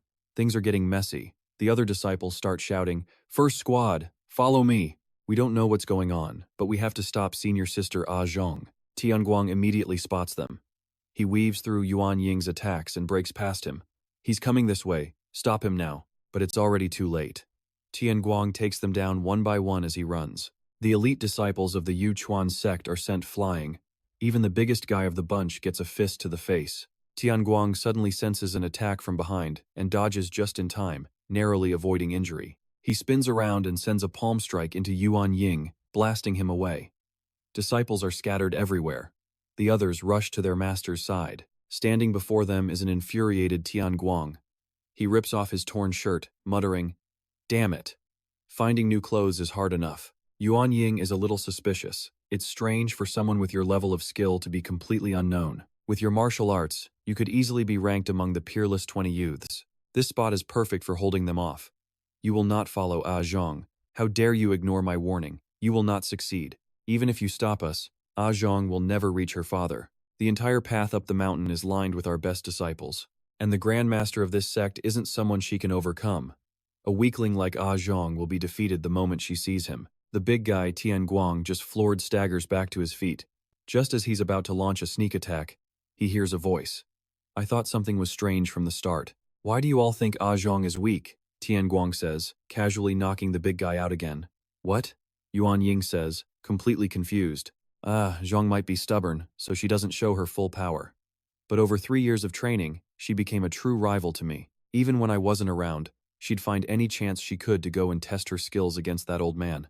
Ah, Zhong just hates to admit how much she actually learned from him. She did come from the Ingushuan sect, after all. But because they sparred so often, he knew her martial arts best." These words left Nguyen An utterly stunned. Tian Guang states with confidence that now is when she'll finally reveal her true power. Meanwhile, a Trung is leaning on her sword, looking exhausted. But from above, Nguyen Phuong suddenly dives in for an attack. A Trung calmly catches the blade with her bare hand, then powerfully flings it aside. A massive surge of spiritual energy sends Nguyen Phuong flying. He's in shock, thinking her fighting style has changed. It's still Nu Suen swordsmanship, but her moves are now incredibly rough and aggressive. "A Trung, you brat, have you been corrupted?" A Trung just glares back at him. She coldly retorts that deciding what's righteous and what's defiled is a game for cowards. Didn't he know? She then unleashes her ultimate move, Shattering Thrust, aiming for Nguyen Phuong. The razor-sharp tip nearly grazes him as he dodges to the side. A Trung keeps up the relentless assault, giving him no room to breathe. She realizes a direct clash will break her sword, so she has to maintain distance. Nguyen Phuong grits his teeth and swings his blade. Trung raises her scabbard to block, but it's sliced in two. He grabs her sword hand, pinning it in place. She swings her leg, he's startled. Trung's kick connects with his chin, snapping his head back. Elsewhere, disciples are trying to stop Tian Guang, blocking his path. He sends the guards flying with a single punch as one of them yells, "Damn it!" He knocks another one away. Nguyen snarls, "You!" He swings his sword at him and shouts, "You bastard! I told you I was your opponent." Tian Guang casually dodges the blade. "That's your business." Nguyen presses his sword to his neck, grinding his teeth. "Is that so?" He quickly retreats, yelling to the disciples around him, "Everyone, form the 8-sided formation and surround him." The disciples shout back, "Yes, sir." Tian Guang tenses up, glancing around. "I thought fairness and integrity were the new Xian way. Had a change of heart?" The man glares, "I admit you're strong. You asked for this, so I'll—" Tian Guang feels a little worried, thinking to himself that these guys are more stubborn than he thought. Not a single one of them has been taken down. Even that Utu guy is back on his feet. He scans the area. This is getting tricky. Back to the fight. Trung is breaking a sweat. Nguyen Phuong, having been hit, says angrily, "At the Ingusuen sect, there are no low blows." With that, he uses the Imperial Barrier Jiang Vung technique, slashing his sword towards Trung. She quickly dodges his attack and fires back. But that old-fashioned mindset is what's holding you back. She brings her sword down hard, suppressing his aura. This isn't a dojo match. That kind of thinking keeps you from using your full strength. Nguyen Phuong scoffs as he parries her blade. You are the shame of the Ingu Shuan sect. Even your thoughts have been tainted." Trung presses her sword down, retorting, "That rigid thinking is better than never getting what I want." He yells back, "Nonsense." The two swords clash with a deafening boom. The two flip across the water, trading blows. Trung uses the water serpent of Ngu Xuen, and Nguyen Phuong counters with the reverse current sword. As he glides across the water, he thinks, the Ngu Xueng sword is defined by its fluidity, like a flowing stream. The techniques aren't meant for overwhelming power. They require the user to have profound internal energy. You need incredible stamina to continuously execute moves, getting stronger the longer you fight. Because of this, the style isn't suited for someone as weak and light as Trung. He unleashes a powerful slash, but Trung easily dodges. Trung swings her sword back in response. He carefully analyzes her attack. But now, every single one of Trung's moves carries immense power. Her arm nearly reaches his neck before he manages to grab it. Her movements are less agile, but each strike is incredibly strong, like a gentle stream that's turned into a raging waterfall. Nguyen Phuong strikes with a heavy blow, forcing Trung to retreat. This sword style is making her stronger by the second. He's also forced back. He wonders, what am I even thinking? She's just someone who's lost her way. He breaks into a cold sweat and makes his decision. I have to set her straight. Trung is also panting, thinking, my swordplay can match my brother's. I have to admit my Nuzian style. She remembers Han Luong's advice. Don't be afraid of change. They cross blades once more. Trung reassures herself. As long as I'm on the right path, I'm still me. Good thing this is one-on-one. I'm not confident enough to use this style against a crowd. She recalls Tian Guang standing behind her, offering, I want to help you. Trung swings her sword. She remembers every move Tian Guang showed her. I'm not interested, but this involves one of my friends. Trung's resolve hardens. You may be an idiot, but... Thank you. Tian Guang is surrounded by disciples, but Trung cuts a path through them, finally reaching his side. Tian Guang rolls behind a rock, cursing, damn it, these guys are relentless. Trung raises his sword. Why are you showing off today? This isn't like you at all. Tian Guang is stunned. What? Why is she still even here? Zhang lands on a rock, demanding an answer. You were so confident holding them off. Why did you lead them all the way here? Tian Guang retorts mid-fight. He claims he was avoiding a major scene, holding back his ultimate techniques. I was trying to think of your sect's reputation. Zhang strikes back while cursing him out. Thinking about what? You just dragged them here. He parries a sword, adding, just try your best not to kill them. All right? Tian Guang fights on, completely baffled. What are you even talking about? How can I not kill them at full power? Zhang just screams. Now, Tian Guang, she's using a combined technique. He raises a fist, unleashing Earth Wind Dew. Their two attacks merge into a massive torrent, washing their pursuers away. Yuan Ying is stunned. That was dangerous. From behind him, Yuan Fang shouts, Yuan Ying, quick, divert its path now. The two brothers coordinate, unleashing the water-bending fish stream technique. Their swords meet, creating a shattering wave to counter the massive vortex from Tian Guang. A massive explosion rocks the entire forest. Deep inside, a brilliant golden light erupts, impossible to miss. Over on their side, Chengguan and his men are shocked. What was that noise? Something's definitely happening down there.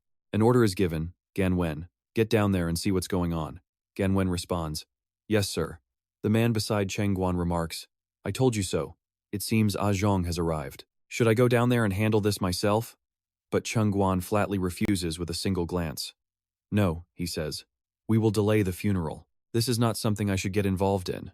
Meanwhile, the battle rages on with Yuan Fang trading blows with Tian Guang. Yuan Ying attempts a sneak attack, but Ah Zhong is too fast, intercepting his move. He throws a punch as Yuan Fang slashes with his sword. Yuan Ying also launches a sword strike at Ah Zhong, but he and Tian Guang evade perfectly. In a blink, partners have switched. Now Yuan Ying faces Tian Guang, and Ah Zhong takes on Yuan Fang. Flashes of blue and gold light collide, setting off massive explosions. The disciples watching from the sidelines are completely floored. One of them stammers, this is terrifying. There's no opening for any of us to even interfere. Another adds, both senior sister Ah Zhong and the Fist King's disciple are too strong. They're actually holding their own against two of our masters. Jiang Xiao holds his sword, stunned by the thought. Senior sister Ah Zhong. She's gotten strong enough to fight a master. He's absolutely dazed. She's incredible, he thinks to himself. From a distance, Mingua and her group are watching the whole situation unfold. She sighs, completely unsurprised. Just as I expected, Ah Zhong is here. But, Yu Guan adds, right. But who knew Tian Guang would be with her, causing all this chaos? Mingua narrows her eyes. We're getting nothing out of this. Yu Guan asks, so what's the plan? Should we try to stop them? Suddenly, a blinding light erupts beside them. Chengguan and his men descend, their qi creating a gentle wind. In an instant, they're standing right in front of Mingua's party. Just the force of his presence is enough to stop the four combatants in their tracks. Yuan Fang shouts, Father! Tian Guang is shocked. That overwhelming power. This guy is on another level entirely. It's enough to crush a person's will to fight. He glares intensely at the man who just arrived. Tian Guang had learned a great deal from his fight with Zhao Chu. That battle taught him how to truly gauge an opponent's power. He pictures Lu Ji's face. If he had fought Zhao Chu at full strength, he might have held on for just a moment longer before being killed. Then, the image of Ying Jian, Meng Ju's disciple, comes to mind. A fight against him would have been a much more balanced match. But this man, this Zhen Di, who radiates such crushing pressure. Tian Guang knows one wrong move, and he would be dead in an instant. Chengguan glares at them all, his voice low and dangerous. All of you stop. This is the sect master of the Yuchuan sect. He then declares, everything that has happened is my responsibility. Ah, Zhong's jaw drops. Chengguan just said the most shocking thing imaginable. The cause of this entire mess. The person who killed your father was me. Flashback to 5 years ago at the Yuchuan sect. Blood-soaked bodies are everywhere as a younger Chengguan just stares, completely numb. Behind him, the Yuan brothers stand in stunned silence. A voice rings out. To think something this horrifying could happen inside our very own sect. Yuan Fang walks and says, it was not Xinhan. This was a murder. His brother Yuan Ying quickly shushes him. Yuan Fang, keep your voice down. Calm yourself. Yuan Fang's expression is deadly serious. With the elders away at the front lines, we have to handle this ourselves. Yuan Ying agrees. That's right. We will be staying back from the battlefield for a while. We need to focus on finding the killer while training the new disciples. Anger contorts Yuan Fang's face. If the killer is one of us, what an absolute disgrace for the Yuchuan sect. From a distance, Ah Zhong watches Yuan Jun practicing his swordsmanship. Night falls, the flickering torchlight revealing a horrific scene. The bodies of murdered Yuchuan disciples are strewn everywhere. Yuan Ying and Yuan Fang can only stare, dumbfounded. In front of them stands Yuan Jun, his sword dripping with blood. He glares at them. What unit sent you? And why are you so late? Yuan Ying's eyes widen in horror. Yuan Fang breathes out, Grand Uncle. On the old man's wrist, they spot a Zhiji clamp. A doctor informs Chengguan and his sons. It appears he is suffering from amnesia. Chengguan repeats the word, shocked. Amnesia. Yuan Jun's eyes flutter open weakly. As he walks across a stone bridge, he asks, how many people did I kill? Following behind, Chengguan answers, 6 guards and 7 servants. Oh dear. Yuan Jun stares off into the distance. To think, I killed that many of my own sect's people. Never mind my status. I deserve to be executed. The old man spoke calmly, handing all authority over to his vice-sect leader, including his own punishment. Tian Guang accepted the command, watching the old master leave before turning to warn his two sons. Because a master swordsman with no direction is a terrifying thing, a threat to the very sect he's supposed to protect. Nguyen Feng, Nguyen An, escort the Grand Ancestor to his residence, and postmasters to stand guard over him. No one is to enter without my permission, and no one must know the saintly sword's current condition. Both of them simply replied, yes, but it wasn't long. The very next year, the disciples guarding the residence were slaughtered. A scream cut through the air. Fall back, go get the elders. The situation was critical. Nguyen Quan had gone mad, killing all the guards himself. He roared, General, where is the enemy? Nguyen Feng saw his brother bleeding, his voice filled with worry. Nguyen An, are you all right? Clutching his wound, Nguyen An thought to himself, is this really the power of a 90-year-old? A man who can't even control his own body? The madness had completely consumed the Grand Ancestor. This dark aura, it felt like the presence of a demon. Nguyen Quan went berserk, a crushing pressure exploding from his body and destroying everything. Then Quan and the elders arrived, with Nguyen Lor frozen in pure shock. What is happening? Nguyen Dam cried out. Tian Guang gave a sharp order. Nguyen Dam, you control the situation here. He then drew his sword as leader of the Ingushuan sect. I will take responsibility for my failure to deal with the saintly sword. On the mountain behind the gate, a flash of steel. The blade cut through the air and then vanished. Another flash, brighter this time, more violent, followed by a massive explosion.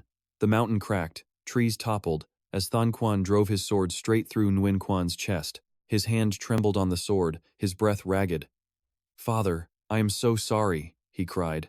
Nguyen Quan could barely breathe. The old man's voice was soft. I'm so tired. I just want to rest for a while.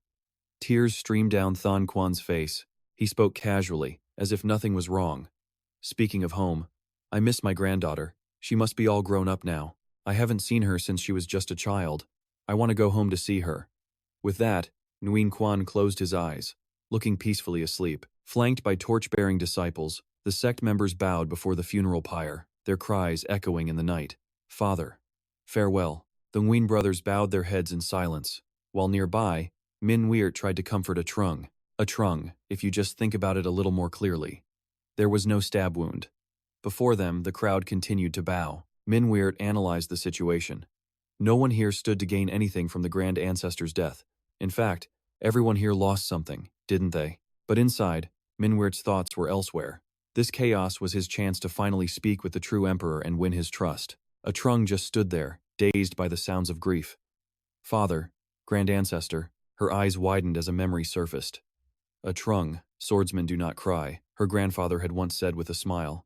Angu Suen warrior never shows emotion so easily. He had pulled the crying child into a hug, whispering, these overwhelming emotions will only lead a swordsman astray. A tear fell from a Trung's eye as she watched the flames. Nearby, Tian Guang stood frozen, lost in his own memories. He remembered his decision back in that room. I am stepping down as leader. A man who kills his own father is unworthy of this position, but his sons had tried to stop him. You can't, father. You are the Ingu Suen sect leader now. Nguyen Lor had agreed with them. If you fall now, all the other sects that follow Ingu Suen will be shaken. If you're no longer the leader, our enemies will invade, and our allies will be utterly destroyed. Even Nguyen Dam tried to reason with him. Luckily, only a handful of us witnessed the Grand Ancestor's final moments. We'll keep the masters and servants quiet, and proceed with the funeral. Sect leader. No, Tian Guang, I understand what you're feeling right now, but you have to think about your position. You are not just Nguyen Quan's son. You are the symbol and leader of the entire Ingu Suian sect.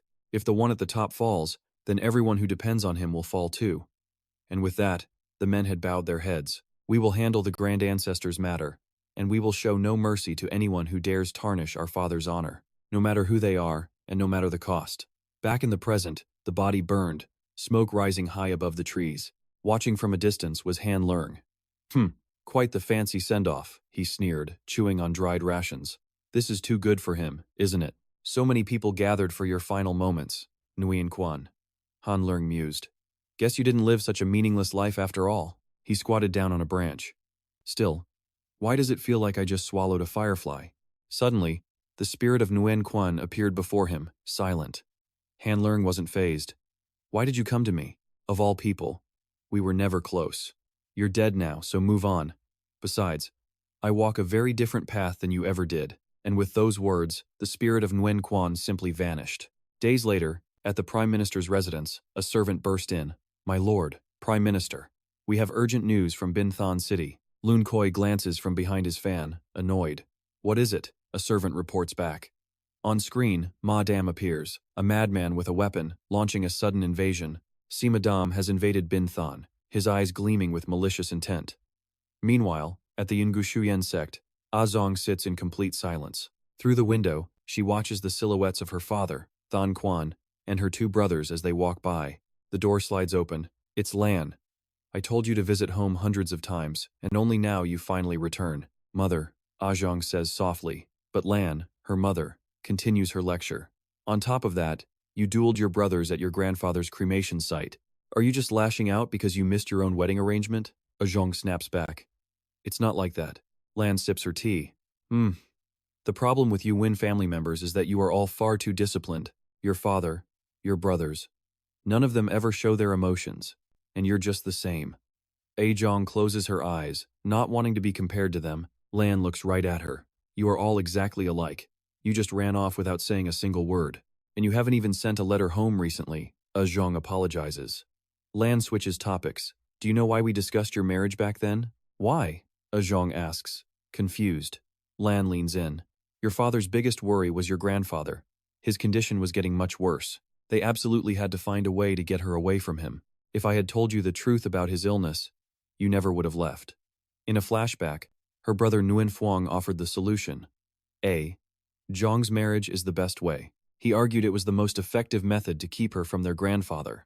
Her other brother, Nguyen An, added that if Zhong found out about his illness, many people would end up dead. Lan immediately spoke up.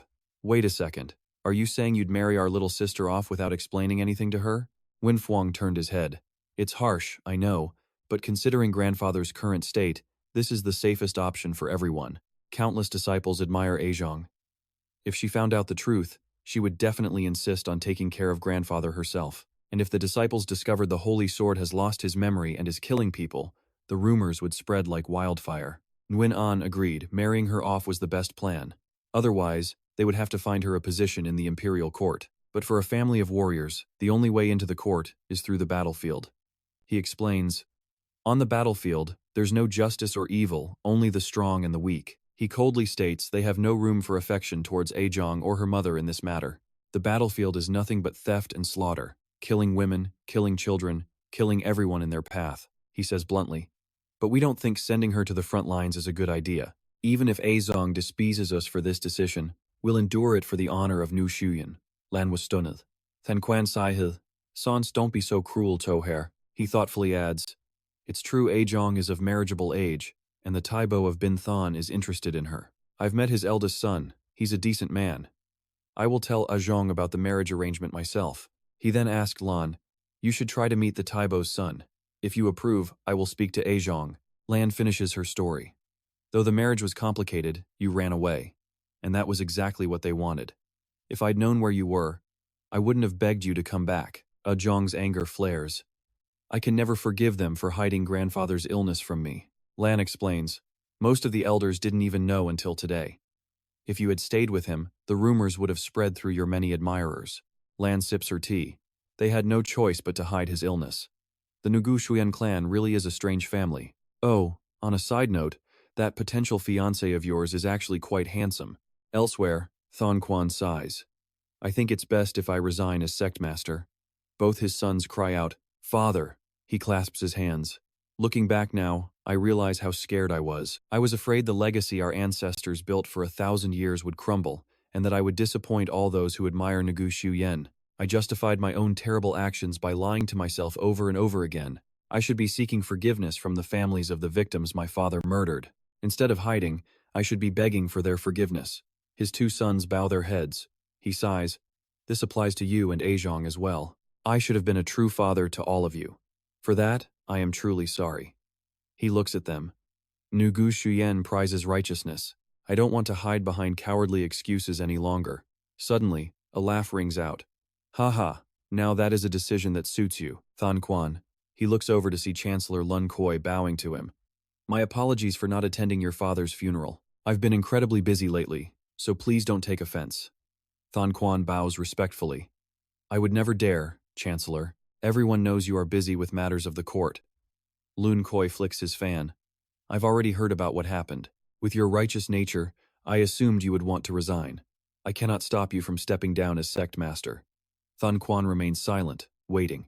However, I will not allow you to resign as one of the 12 emperors. He looks him in the eye. For the sake of all who support Nugu Shuyen, you must continue as a true emperor. Thanks to guild leader Mingua's encouragement, the elders of the Yuchuan sect finally took action. They formally expressed their condolences to the families of the victims murdered by the former sect master. Knowing that rumors twist the truth, they worked tirelessly to set the record straight. Fortunately, the public still trusted the Yuchuan sect, offering comfort and forgiveness, proving they didn't want to see it fall. The man looked on, deeply grateful. Lun Hui approached him. Though this was a family matter, we now owe a great debt to guild leader Mingyue. I hear you've allied with her. He nodded. That's right. She was a dear friend to my daughter. She helped my daughter carry burdens that I, blinded by family honor, knew nothing about. She even attended the cremation and explained the situation with Ah Zhong, which helped immensely. He fell silent for a moment. He thought of Ah Zhong and Lan. Because of her, my youngest daughter finally came home after 5 long years. Lun Koi smiled gently. So that's why you seem relieved. I know the timing is terrible, right after the Sword Saint's funeral, but I have urgent news to report. The older man was shocked. Urgent? Lun Koi's eyes narrowed. An emergency dispatch arrived at dawn. Sima Tan has attacked Pingcheng. The 3 men stared grimly as banners whipped in the wind. A voice boomed. Jenda, 12th Prince Chengguan, as Prime Minister of Ping. I relay His Majesty's sacred decree. You are to immediately lead 40,000 soldiers and defend Pingcheng. You must stop the mercenary king, Sima Tan's hired army. 3 days later, the troops were on the move. 40,000 soldiers of the Zhenda Corps marched for Pingcheng, their horses' hooves thundering across the rocky plains. Leading the relief force was Zhenda Chengguan himself. Behind him marched 3,000 disciples of the Yuchuan sect, their banners flying high. Following them was a train of 600 supply wagons, a seemingly endless line of provisions. The supply convoy's leader was Peng Wuzhang, escorted by Mingyue's own aide, Ma Changqi. Changqi showed off to Tian Guang. Hey brother, look at this. The guild leader gave me this axe. Tian Guang had been assigned as a guard. In Ma Changqi's memory, Mingyue clung to his arm, whispering, You're my savior, Ma Changqi. He blushed at the thought. She noticed my axe broke in the last fight. I was so incredibly touched. Tian Guang scoffed coldly, remembering when she introduced Wuzhang. You might already know each other, she had said. This is our transport division leader, Peng Wuzhang. He'll be managing supplies for Pingcheng, so please give him your full support. The man raised a hand. A pleasure. We'll do our best, guards. Mingyue had looked at him with a warm gaze, saying, Please take care of us. Peng Wuzhang had replied, I should be the one saying that, guild leader. After the battle at Yutian City, I left the army. But since you've hired me, I'll give it my all. She then announced, All right, time is short. Supply team, prepare to move out. Tian Guang raised his hand, and she asked, What is it? He hesitated. I mean, can I not go? She frowned. No? Tian Guang quickly tried to explain. No, I just thought, wouldn't it be better if Brother Guan went instead of me? He's smarter. Ming Yue didn't even look at him. Guan needs to stay here to protect me and fulfill his duties as vice leader. She read from a document. You were hired by the guild. Follow your orders. This is just assigning the right person for the job. Stop complaining and go help the relief division. His eyes fell as he started to object, but she simply closed the scroll. Besides, isn't it safer here than on a battlefield? He was confused. Yeah, she replied flatly, so stop arguing with everyone. Just go, and then come back. There will be plenty of work for you to do when you return. He was stunned. Return. Suddenly, Han Liang grabbed him by the neck. What's up? When are we leaving? You look like you've seen a ghost. He struggled against the old man's grip. What do you want, old man? Han Liang grinned. My weak little puppy is going off to war again, so I had to stop by. If I didn't check on you, you'd just pout. Tian Guang glared. I don't pout. Han Liang just smirked. Oh, really? I was thinking I'd come with you. Tian Guang shot back. Why? You don't want me to go or something? The old man sighed. It's not that I'm worried, but the Yuan army has been visiting me lately, and it's getting on my nerves. Tian Guang asked. Who's visiting you? He quickly changed the subject. Oh, just some old friends, checking to see how they're doing. I won't be a bother, so let's go together. The old man kicked back on a supply wagon. Now, let's try all of Ping's famous snacks on the way. Changqi was still bragging nearby. Look how sharp this axe head is. Tian Guang seethed with anger. Sometime after the army left, back at the Mingua guild, Kui Luan appeared, whining. Vice Leader Guan? Seeing her, Yu Guan smiled in greeting. Kui Luan, welcome. Hey, you know what Ming Yue told me? She said I shouldn't come to the guild anymore. Ming Yue replied coolly, you're making things up again. Peng Wuzhang is here, so you no longer need to act as the vice leader. Kui Luan's eyes welled with tears. How is that any different? How could you just use me and then abandon me? Ming Yue's expression hardened. So, does she even know what real abandonment is? The brothel keeper told her to stop poaching their clients, and Thui Lone was just speechless. Enough with the whining. You can still sell weapons to the barracks here, but you'll give me a 5% cut. My money's on 3%, not a penny more, you cheapskate. While everyone was lost in conversation, a command was given. Corps Commander, get to the Yuchan Sect immediately. Yes, Corps Leader. Oh, come on, Ming Yue, I can give you 4%. Quan, you have to say something. 3%, final offer. Now go back to Chiangrian Peak. Later, at the Yuchan Sect, everyone bowed as they approached, thanking Ming Yue for ensuring the funeral went off without a hitch. The Yuchan Sect owes you a great debt, Corps Leader. Ming Yue was humble, saying Zhong was her friend, so it was only natural. I'm very grateful you arranged this meeting, and the person she was speaking to was an elder of the Yuchan Sect. The elder continued, it seems Zhong is staying at Chiangrian Peak. Isn't it strange for an unmarried woman to live so far from her family? What will people think? Besides, the girl should really get married before she gets too old. The elder's words annoyed Ming Yue, just a bunch of old-fashioned thinking. But hey, it was a good thing. If Zhong left, her own master would probably kill her. Finally, they arrived at the main hall. The group inside was already waiting. Oh, the elder has arrived. Dai Van watched them with a questioning look. Ming Yue spoke up. It's an honor to meet you, guild masters. You're with the Ming Yue Merchant Guild. What are you doing here? Her face flooded with killing intent. She cursed them internally. These bastards dared to ignore her invitation. Their time was up. At that same moment, with the true Emperor Corps reinforcements, Tian Guang was ecstatic. I'm getting used to riding a horse now. Turns out it's not that hard. Ingu Trong told him it was as easy as a child learning to walk. It only gets difficult when you're charging into a battlefield. You have to get used to their steps and their breathing. Grip the reins tightly with your thighs. Truong Kai scoffed. What's this? You're acting like some expert rider now? But he was being honest. I almost died in the last battle because I couldn't ride. If I'd known how, I could have gotten back faster. The other man just sneered. A real man walks on his own 2 feet. Horse riding is for the weak. Tian Guang shot him a sideways glance, especially since that guy had been thrown from his horse countless times. Ngu Trong spoke up.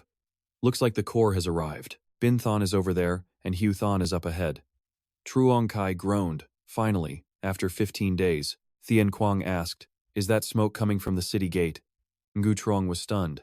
That is, it looks like they're under siege. An entire army, like a swarm of ants, was charging the city gate. Climb and kill them. Get the ladders up, move it, fire arrows, charge, get inside. A fiery battle raged on.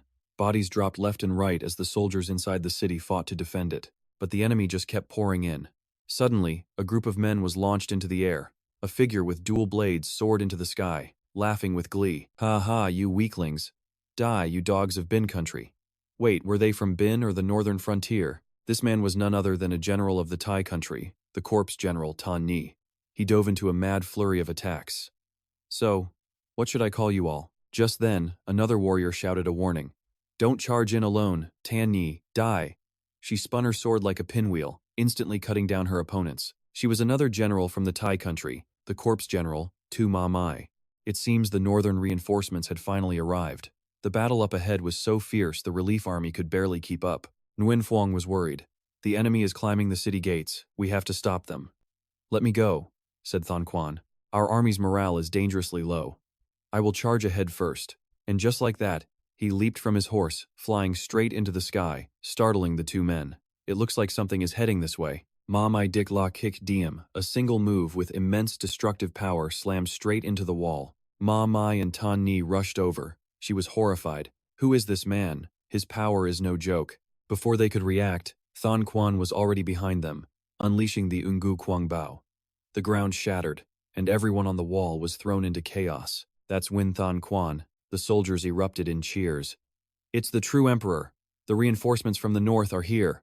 We're saved. Nguyen Tian Guang. He raised his sword high, standing tall. Heroes of Bin country, raise your swords. After his words, everyone's spirits soared. The dragon god is here to save us. The savior dragon god has arrived. Tian Guang declared, I will fight alongside you to claim victory. Even if I die, I will stand with you. The morale of the entire army was restored. The tide of battle had turned. Ma, Mai, and Tan Ni were furious. Damn it, you foolish Bin country dogs. Their spirits revived just because of one old man. The morale of the Bin country has been terrifyingly restored. Now I understand how much they trust the true emperor. Tan Ni ordered, siege army, fall back. If their main reinforcements arrive, it'll be dangerous. He hadn't even finished his sentence before he was sent flying by an attack. Ah, this old man. They watched him, mesmerized. Every swing of his sword blew away dozens of men. The number of fallen warriors grew as the survivors desperately held their ground. Deep in enemy territory, Tian Guang fought alone, a whirlwind of death cutting down foes with every swing. Suddenly, he spotted something. One powerful move sent bodies flying everywhere, shattering the very ground. Amidst the chaos, only Tian Guang remains. Immediately after, another devastating attack came hurtling straight for him. A different foe charged in, only to be blocked instantly. The counterattack absolutely obliterated the ground around them. The old man looked on, amused. Well now, who is this? Isn't this Yuan Jun's little brat? This was the great general of the Tai kingdom, the mercenary king of Xinjiang, Sima Tan. This looked too fun. I had to come see for myself. He asked casually. So, how has Yuan Jun been these days? Tian Guang replied. He recently passed away. Sima Tan's face twitched. Ah, right. I did hear something about that old fool going mad and becoming a sword demon, didn't I? Tian Guang cut him off sharply. Watch your mouth. The Tai and Ping kingdoms have shared a close bond since we became allies. Your own son even married a royal princess to solidify that bond, and he's now an official in Shaoxiang. So why would you suddenly choose to betray the emperor? The old man's face soured. The emperor? He spat. I was never loyal to that pathetic puppet. You lot from the northern frontier act like you rule the entire Ping kingdom, but Shaoxiang was never yours to begin with. You don't honestly think you walked here without being led into a trap, do you? A sudden realization struck Tian Guang from the Tai kingdom to Shaoxiang. Everything was targeting Ping Cheng. Sorry to interrupt, but you two seem quite friendly. Han Liang appeared out of thin air, distracting them both completely. Sima Tan and Tian Guang were both frozen solid. The Fist King, Han Liang, acted like nothing was wrong. Hey, long time no see. Sima Tan stared in utter disbelief. Impossible. You're still alive. Slash. Before he could finish, a massive strike appeared at his neck, the force alone destroying everything nearby. On the city walls, the men shouted, What was that? Did the enemy general just attack? No, the true emperor is unharmed. Han Liang looked on, annoyed. What is this? The old man gritted his teeth. You seem to care about me a great deal. Sima Tan's dark eyes looked him over. Seriously, you haven't aged a single day. He wondered aloud, the one who defies age. That's what they call you, right? This is my first time seeing it in person. The two stood facing each other. Ever since the Battle of Pingxiang, your power hasn't changed one bit. Not true, old-timer. My hairline is starting to give up. These two were members of the legendary 5 great kings from the Warring States period, the Hell Buddha Fist King. Han Liang. The other was also one of the 5 great kings from that era. The mercenary king, great general of the Tai kingdom, Sima Tan of Xinjiang. I get older, while you stay exactly the same. It's just not fair, Sima Tan scoffed. Earth Emperor Slayer. You once said you had no interest in war. Han Liang smirked back. I don't. I only came here to see you. Is that so? Seeing the two legends talking, Tian Guang knew better than to interfere. The entire battlefield fell into a strange, heavy silence. Huh? Then, just like that, the two of them turned and walked off, leaving everyone completely stunned. Hey, the enemy general is leaving with that old man. Even the hidden members of the Tian Guang clan were shocked, sweating profusely. Your master just left with the enemy's general. That old man just shows up out of nowhere and then leaves like that? Back in Pingcheng, at the true emperor's main camp, Tian Guang was in a strategy meeting. What's the situation at Shaocheng? After the true emperor confronted the mercenary king, the enemy seems to have temporarily pulled back. But he had a lingering question. Still, true emperor. Why the Fist King? You mean why did he leave with Sima Tan? Don't tell me we now have to face two of the five great kings. This man was Chengguan's younger brother, Yuan Han. Chengguan thought for a moment. I don't think that's it. They said they were only here for a chat. Now it was Yuan Ying and Yuan Feng's turn to be utterly baffled. A chat? In the middle of a battle? Those old men aren't just stubborn, they're completely insane. Suddenly, a messenger burst into the tent. Sir Yuan Tan, I scouted the escape route as you commanded. And what is it? The man was panicked. It's exactly as the true emperor predicted. The troops at Xiaocheng are on the move. Sima Tan's son, Sima Lu, the lord of Xiaoxiang City, is leading the attack. At the same time, an entire army is moving in to cut off our retreat from the rear. They were closing in fast. Yuan Tan grimaced. So we're completely boxed in. Who would have thought they'd trap us from behind? Wu Zhang was drenched in a cold sweat. The situation had become incredibly dire. At the west gate of Pingcheng, behind the main camp, the Tian Guang and Changji supply convoy was in total chaos. We can't turn back? Wu Zhang confirmed. That's right, a soldier stammered. But why? I don't get it. Isn't Xiaoxiang City on our side? Why would they be attacking us? Wu Zhang tried to explain. The situation is complicated, but simply put, Shijiang and Xiaoxiang were never truly under the Ping Kingdom's control. A nation as vast as the Ping Kingdom can't control every single territory under the emperor's banner. After the Battle of Pingxiang, Sima Tan was granted full authority over Shijiang and given the title of mercenary king by the emperor himself. On one side, sheer terror.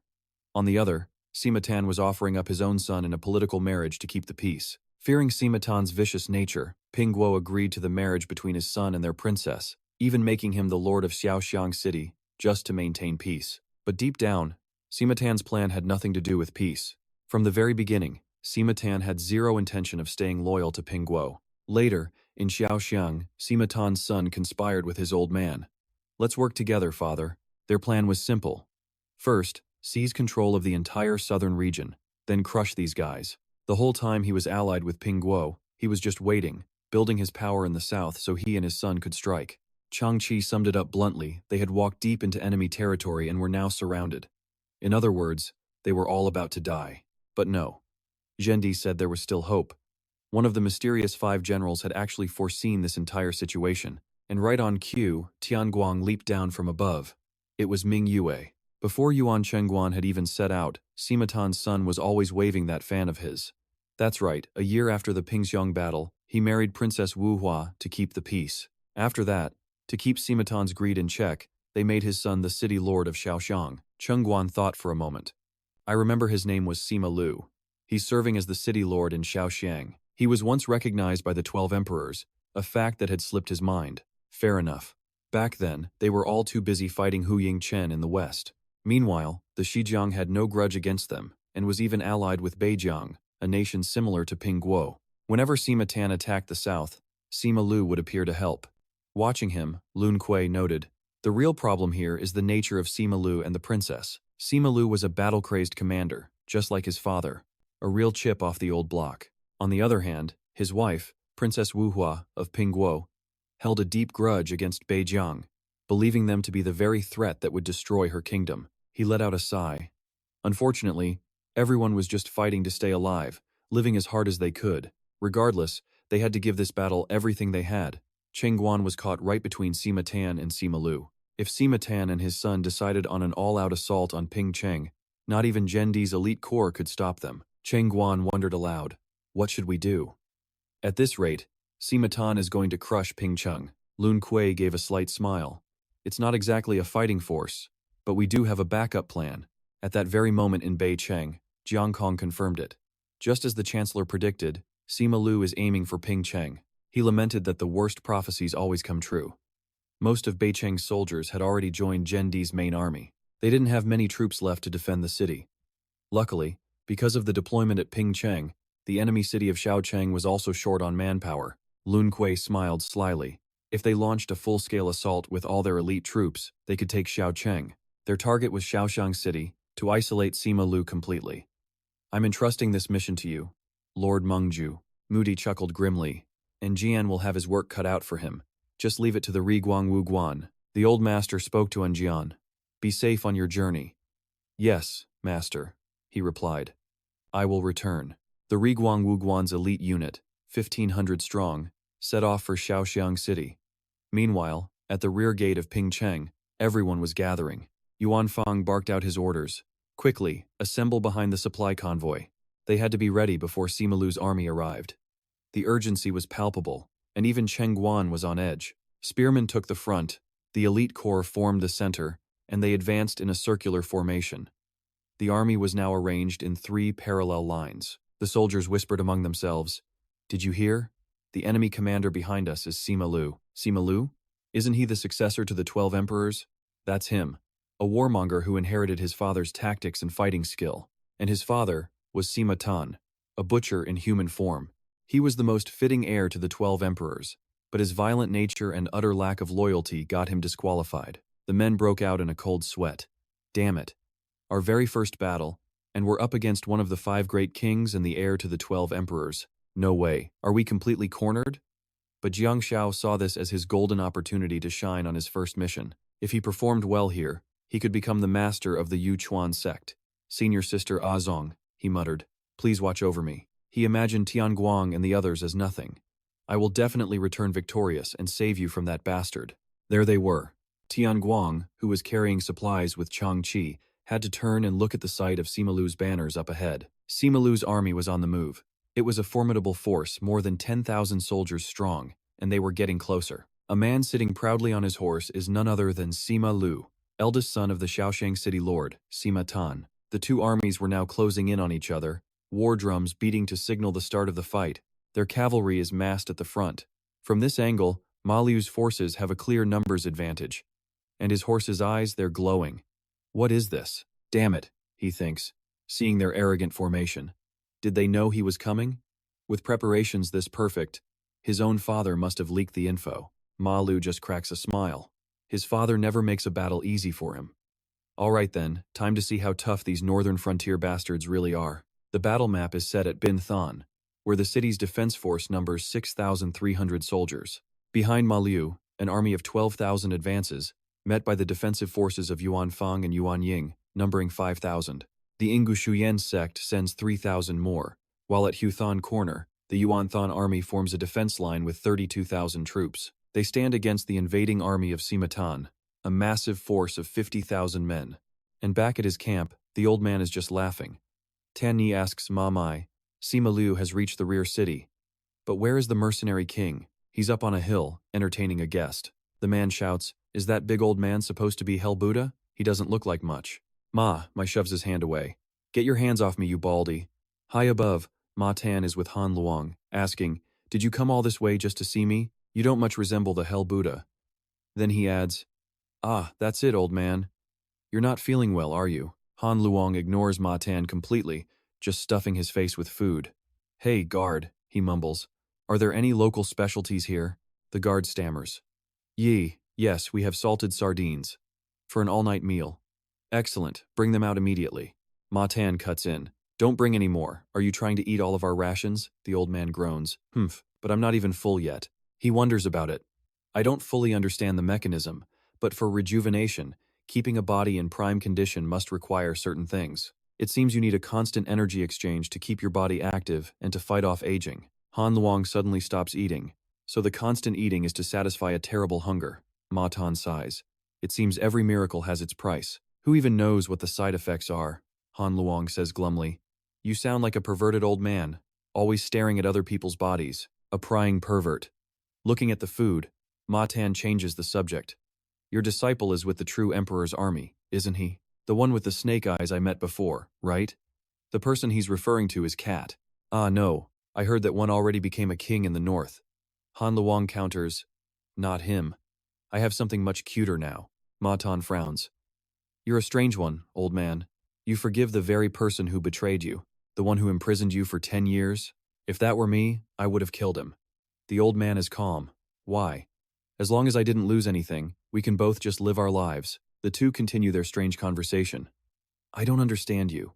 Why hold on to such power without any ambition or desire for revenge? You've always been an eccentric." Ma Tan finally makes his offer. "How about you join my army? I will give you anything you want." Han Luang quickly finishes his food. Not interested. If I joined you, you'd just work me to death on the battlefield. I follow a different path than you, old man. And besides, you won't even let me eat my fill. Hearing this, the two guards are speechless. No meat to eat. How pitiful. After stuffing his gut, he puts a hand on Matan's shoulder. You're old, but still so greedy. We're not compatible at all. He squeezes tightly. But hey, thanks for the meal. I'll always be watching you, so don't you worry about me. Just go on and live your own life. If my side wins this battle, I'll be back to try the local specialties. And with that, Han Luong leaps straight down. Farewell, that absolute maniac. Looking down the insane cliff, the men are speechless. Mamai asks, could he be a spy for the true emperor, the mercenary king? Maybe it's a plot to leave him here to eat us out of all our supplies. Matan scoffs. Haha, Simamai, your jokes are pathetic. Hell Buddha as a spy? It doesn't suit him one bit. The Hell Buddha I know isn't that kind of complicated man, I assure you. I'm not joking, his son replies. But Matan cuts him off. He doesn't listen to a word anyone says. So we proceed with the plan. His eyes sharpen with deadly focus. And now, back to the main event. It seems Sima Lu has arrived. Let's see what my son has learned after all this time. At the eastern gate of Binthan, Sima Lu's 12,000 troops face off against the 8,000 soldiers of Yuan Fang and Yuan Ying. The two commanders look nervous. That man is Sima Lu, the one who was supposed to become one of the 12 emperors. Ma Lu shouts. Are those two the famous guys from the Ungu Shuyin sect? A soldier replies, yes sir. What the hell, they're just a couple of kids. He begins to draw his twin blades. Well then, in that case, I guess we'll just have to play the part of the bullies. Model. With his soldiers pumped for the fight, Yang Jiao speaks up, saying at best, they'll just be an annoyance to Sima Mei. He shouts, let's see what these brats can do. But Yuan Fang and Yuan Ying aren't backing down. A fight, right after they just arrived? They're flanking from all sides, they have to be stopped. Yuan Fang charged ahead to pin them down, yelling that they must hold the line until the supply team gets clear. Yuan Ying followed up the order.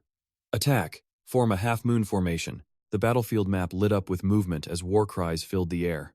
They all went on the offensive, creating a chaotic slaughterhouse. Surround them, the bastards! Meanwhile, back at Pingcheng, a soldier reported, Your Majesty, Sima Lu's army is attacking Yuan Ying and Yuan Fang's rear guard. An attack? The commander questioned. Did their ambush fail? So now they're trying a direct assault? Their numbers aren't enough to break the rear guard. Could they be planning a suicide charge? The commander figured they had another plan, or just believed they were stronger. Sima Lu's martial arts are legendary. They definitely need to send reinforcements over there. Suddenly, they spotted something at the front gate. Your Majesty, Sima Tan's army has arrived at the front gate. Sima Tan's powerful army appeared, with both Ma Mei and Qin in its ranks. The old man sneered. And where do you think you're going? The two of them broke into a cold sweat. Yuan Tan gritted his teeth. Damn, I can't get out of here. At the west gate of Pingcheng, the battle was raging fiercely. Jiang Shao was fighting off two enemies at once. You bastards, he spun, cutting them both down. Without hesitating, he ran them through with his sword. Die! A comrade yelled at him to not let the enemy break through. If the center of the Yuchuan Legion breaks, the whole formation will collapse. New recruits, follow your captains and form groups of 5. The 5-man teams quickly assembled. This was nothing like sparring back at the dojo. The young warrior couldn't even regulate his energy or unleash a single technique. Just then, Sima Lu, high on his horse, swung his blade straight down at the 5 of them. The sheer force of the blow sent the entire squad flying. Jiang Shao's mind raced. He's too strong. Sima Lu just laughed scornfully. Think you can block that? The one in the middle isn't a rookie, I see. Just then, Yuan Ying struck from behind with his sword already drawn. Nuchuan light burst, but Sima Lu blocked the attack with a single hand. Yuan Ying attacked from below, their combined slashes forcing him to leap off his horse. Ha! Rebellious Yuchuan. Now, Yuan Fang was facing him head-on. Heh, a bunch of little brats. Sima Lu scoffed at the insult. Sima Lu, you dare betray Pingguo and rebel? You will regret this. He just smirked. Regret? Sima Lu instantly unleashed his plundering martial arts technique. Rockbreaker. You really think you stand a chance? Yuan Fang yelled. Yuan Ying, now! He struck with the Nuchuan sword. They both charged, trapping Sima Lu between them, but he just chuckled. Ha, not bad. His calm voice stunned them both. He had blocked each of them with one hand. If I'd been careless, my sword would have shattered. With a single powerful spin, he threw them back. But you two are still too weak. It's not just that you're weak, your tactics are sloppy. His blade sliced across Yuan Fang's shoulder. Yuan Ying was hit in the next moment. Sima Lu's voice was low and menacing. You focus so much on me. You forgot to watch your back. Back at the supply convoy near the west gate, a scream rang out. There, it's them. Huh, what was that sound? Everyone looked up at the cliffs above. From the other side of the mountain, an entire army came pouring down, charging straight for the supply wagons. Lord Taishan promised us a share of the supplies, so all we have to do is kill them. Simatan's army had 700 soldiers. Cries of ambush erupted from within the convoy. Zhang Ji roared an order. Stop them! Protect the supplies! Everyone followed the command, forming a wall to hold them back. Wu Zhang fought back fiercely, yelling, Protect the wagons! They just climbed a mountain. They're exhausted. Their numbers aren't that big. Ma Changji and I will lead the guard. He cursed. Damn it. I thought we could avoid a fight. Where's second brother? General Wu. I already sent him away. What? You sent him away at a time like this? If His Majesty can't get here, no one can stop their leader. We need more firepower. If we have a master-level fighter, he should be sent there. But amid the chaos, Han Liang was still yawning. Sima Lu's martial arts were on the level of the divine transformation realm. Back at his position, he was easily handling both Yuan Feng and Yuan Ying. Suddenly, he snapped his head around. And who are you? A figure had appeared, holding a defeated enemy. At the same time, on the walls of Pingcheng, 3 streaks of light appeared at once. The soldiers panicked. One screamed, Ah, my leg! Another attack! Thousands of light trails began raining down on them. Run! They're attacking the city directly. Ah, here comes more. What is this devilish technique? Help! These attacks were from Ma Tan's long-rain technique. The old man kept launching them, faster and faster. Here they come again! Master! Yuan Tan shouted. Chen Guan leaped forward, blocking all of Ma Tan's attacks. He immediately countered with the Yuchuan sword, then followed up with the Yuchuan body extension. He roared at the troops, Do not panic. If he could attack continuously like this, he would have done it from the start. No matter how strong he is, an area of effect attack this massive can't last long. The city official immediately gives the order for the captains to raise their shields, blocking the incoming spears and deflecting them upwards. Ma Dan waves his hand. Haha, that's right. The kid's smart, just as clever as Yuan Jun, and just as much of a pain. Qin asks, Should we send our forces to surround them? No, he replies, not yet. The old man explains the attack's purpose is simply to stop that kid from reaching the western gate. Don't engage them. Just beat the drums to threaten and mock them. Ma Dan orders. Just wait a little longer. Qin Sima Mei. I'll open the field for you soon. Neither of them objects. As you command. He lets out a smirk, saying it's now time to give Sima Lu a chance to shine. The scene shifts back to Sima Lu. He's momentarily distracted by Tian Guang, silently impressed by his opponent's presence. Damn, he looks strong, he thinks, remembering Wu Zhang's order. You need to go assist Yuan Fang and Yuan Ying. Why? I don't even like those two. Because Ma Changji and I must protect the supply convoy, so we can't go. If we can't stop the enemy from flanking us, our only retreat route from this place will be completely cut off. Just go help them, he insisted, leaving Sima Lu no choice but to obey. Fine. Then he added, Show them what you're made of. Tian Guang, show them the power of someone who once faced a grand general. No Zhao Chu. Sima Lu scoffs, like it's that easy. Yuan Fang spots him as Yuan Ying, the boxing king's disciple, grits his teeth and charges forward. I'm ready. Tian Guang flexes his power, then shoots forward like an arrow. The other two match his pace. Oh? Sima Lu seems intrigued.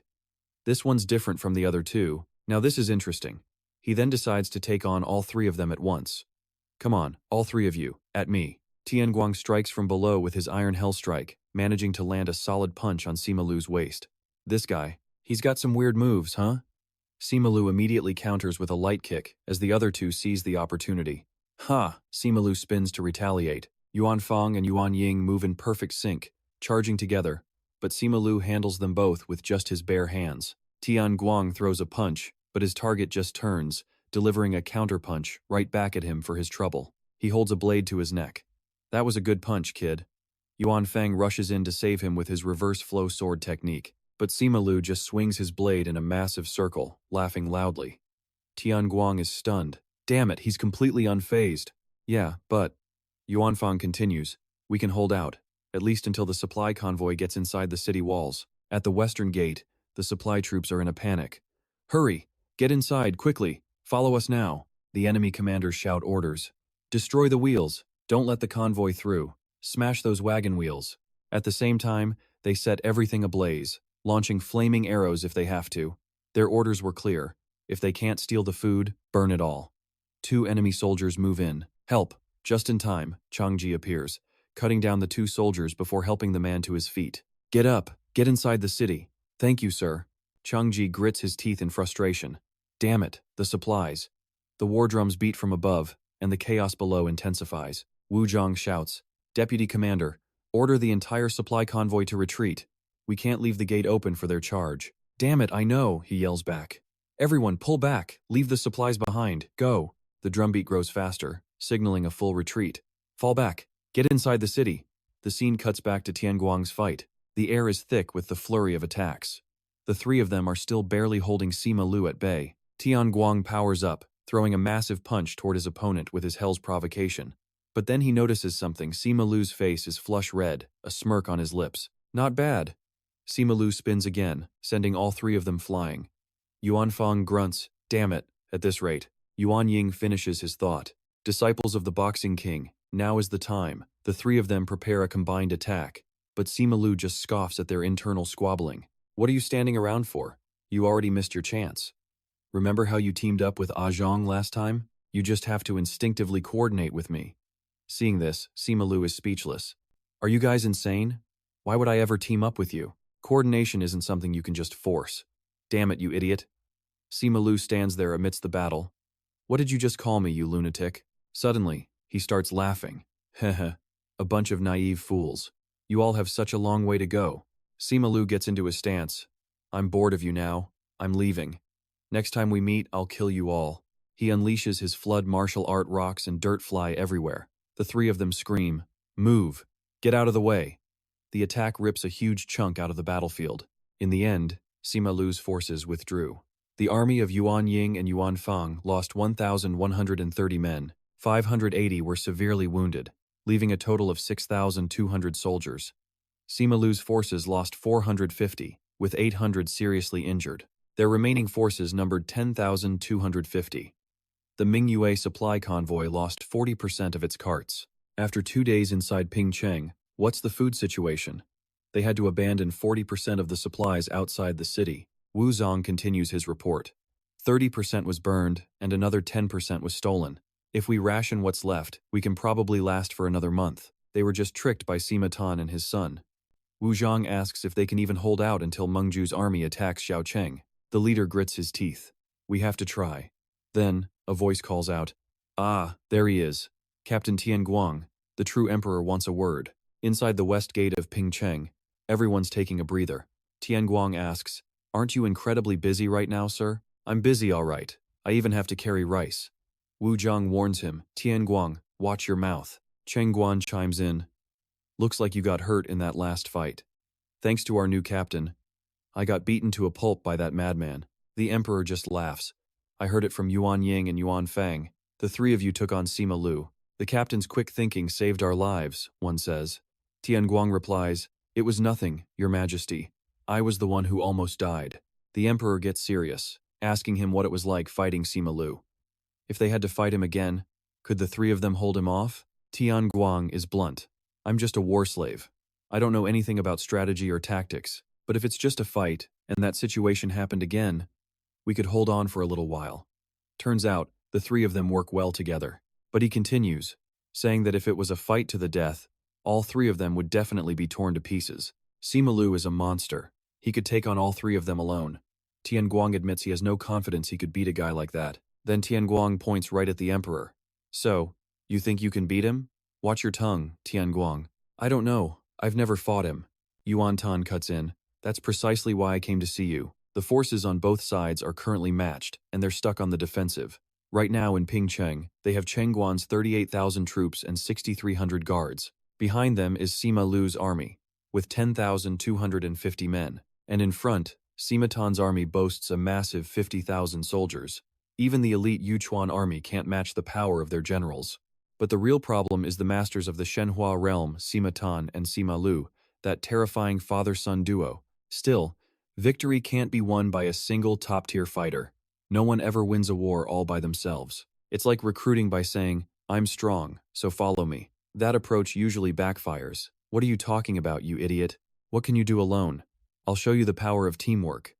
It's a leadership style that applies to armies, strategy, even territory. But for a Shenhua realm martial artist, it's a completely different story. One of them alone has the power of 10,000 soldiers. They're masters who have far surpassed human limits. And Tian Guang is caught right between Sima Tan and Sima Lu. Their number one priority is protecting Ping Chung and everyone inside it. The second priority is to hold out as long as possible until they can capture Shaoxiang City, while Ping Cheng stalls the Sima father and son. For Yingjian's forces to take Shaoxiang City, they absolutely have to deal with Sima Tan and Sima Lu, two Shenhua realm masters. With that said, Chung Guan gets to the point, but he can't handle both of them alone. Suddenly, a chase breaks out. That old man is stealing rice again. Get him, people shout. This crazy geezer is trying to starve us to death.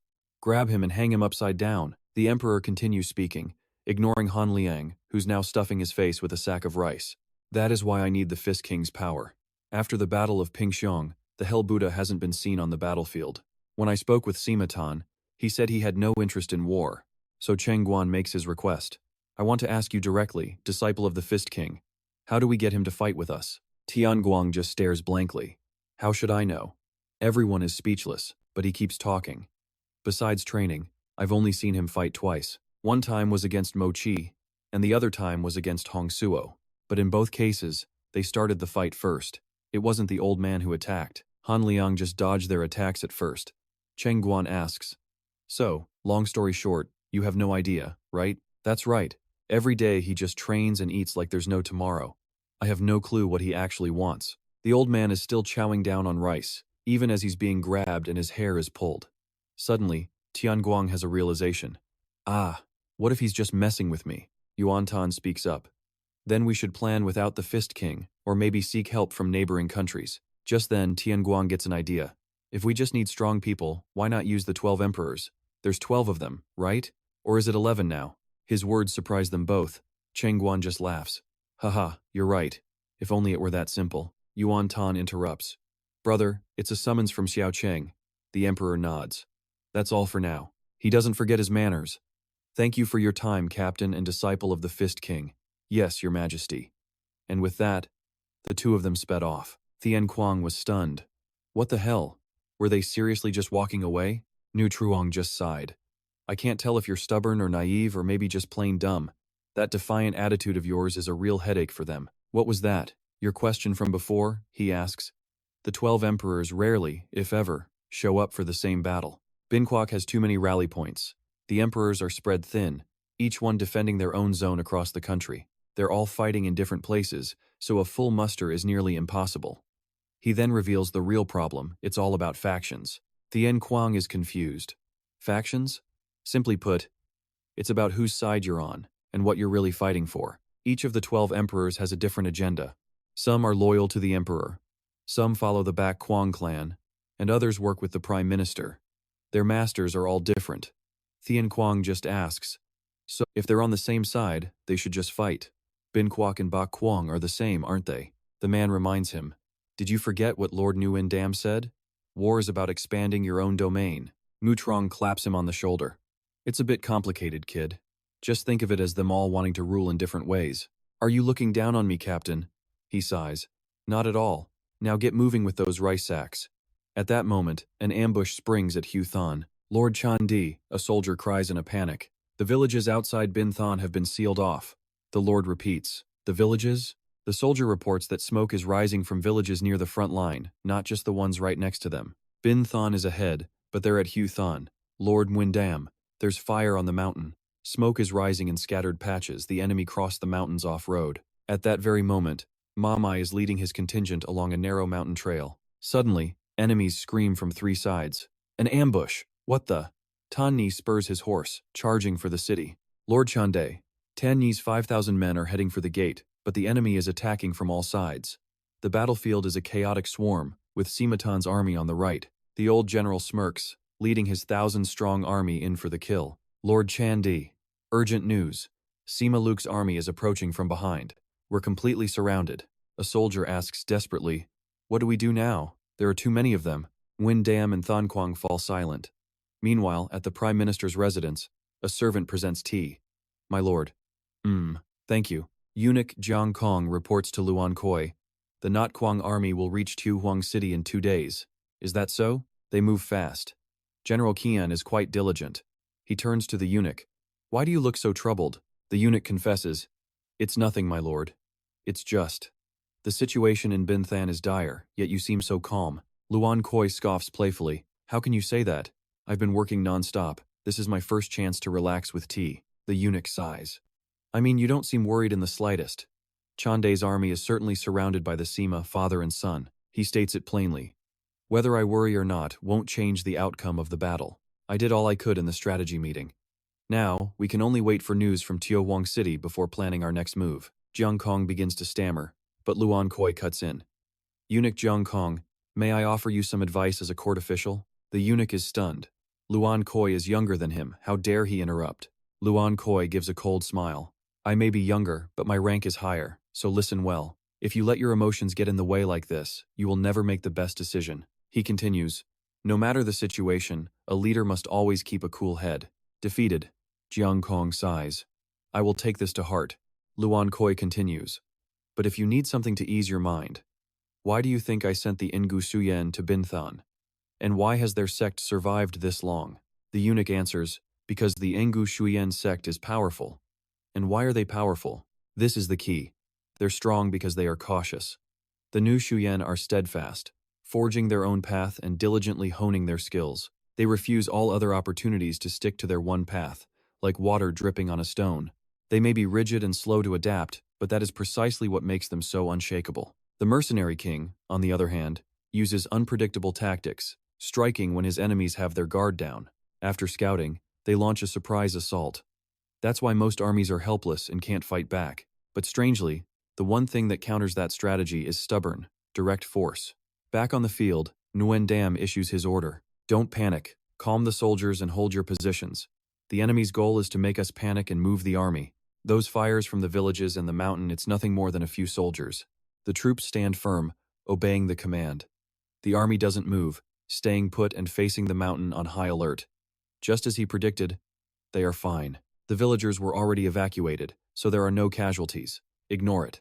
Simatan isn't stupid enough to burn down every village. The two sides clash fiercely. Hold your positions. Focus on the soldiers attacking from the front. The speech grows more intense. Their forces must hold steady, not letting enemy tactics shake their resolve. But then Ma Dam appears out of nowhere, his sudden blade strike catching Yuan Dan completely off guard. He shows no mercy, but Cheng Guan intercepts just in time. He laughs. The Thai state's leader always leads the charge, eh? Ma Dam retorts. Huh. Sitting around giving orders is just plain boring. Come on then. Show me what you're really made of. Meanwhile, Yuan Jun's sons are between Hu Than and Bin Than, in a refugee village where their troops are burning houses to the ground. Someone orders them to halt. That's enough fire. Burn the whole village and it's useless to us later. He then asks their leader, Sima Mei, I believe we've drawn enough attention. Even with a thorough search, it's clear the villagers have already fled, leaving this place a ghost town. Let's head back or rejoin General Sima Lu's main forces. That might be our best bet. Sima Mei, however, flatly refuses. No. If we fall back, even our trained soldiers will desert. She argues everyone has their reasons, so they can't just assume all the villagers fled to the city. Then, with a pensive look, she orders her men to search the smoldering wreckage, and sure enough, they discover people still hiding within the village. Sima Mei just smiles. This is the unwritten rule of warfare. Back at Bin Than's eastern gate, the battle is absolute chaos, with earth-shattering blows landing every second. And the enemy cavalry is closing in. Cavalry, move to the right flank. But the spearmen up front complain. Ah, how are we supposed to move in all this madness? The formation has completely broken down. Fall back. From high above, Sima Lu watches the chaos unfold. His subordinate asks him, Sir, aren't you joining the battle today? The vice captain, Pan Sai, replies, Today it's just the two Yuan brothers. Far too boring. They're fighting with everything they have, but a mere 1,000 of his soldiers would be enough to handle them. He calls out, Pan Si. Yes, my lord? Being this powerful is a lonely, boring existence. What do you mean by that, sir? He confides that because he's become so overwhelmingly strong, he can no longer enjoy the true thrill of a battle. Usually, no one in the enemy ranks is strong enough to risk facing him just weaklings. And when he does meet someone worthy, they're too afraid of losing to attack him head-on. They just circle around him. He growls, his voice low and filled with frustration. Pan Si begins to sweat as Sima Lu's hands start to shake. He wants a real fight, a life-or-death struggle where both sides go all out. The moment he can finally swing his sword and take a worthy head. That exhilarating feeling, he says, is better than any woman's embrace. A sudden thought crosses his mind. Ah, if I can't find a worthy enemy, maybe I should just kill my father? Pan Si is completely shocked. My lord, what are you saying? Sima Lu turns back to him. Just kidding.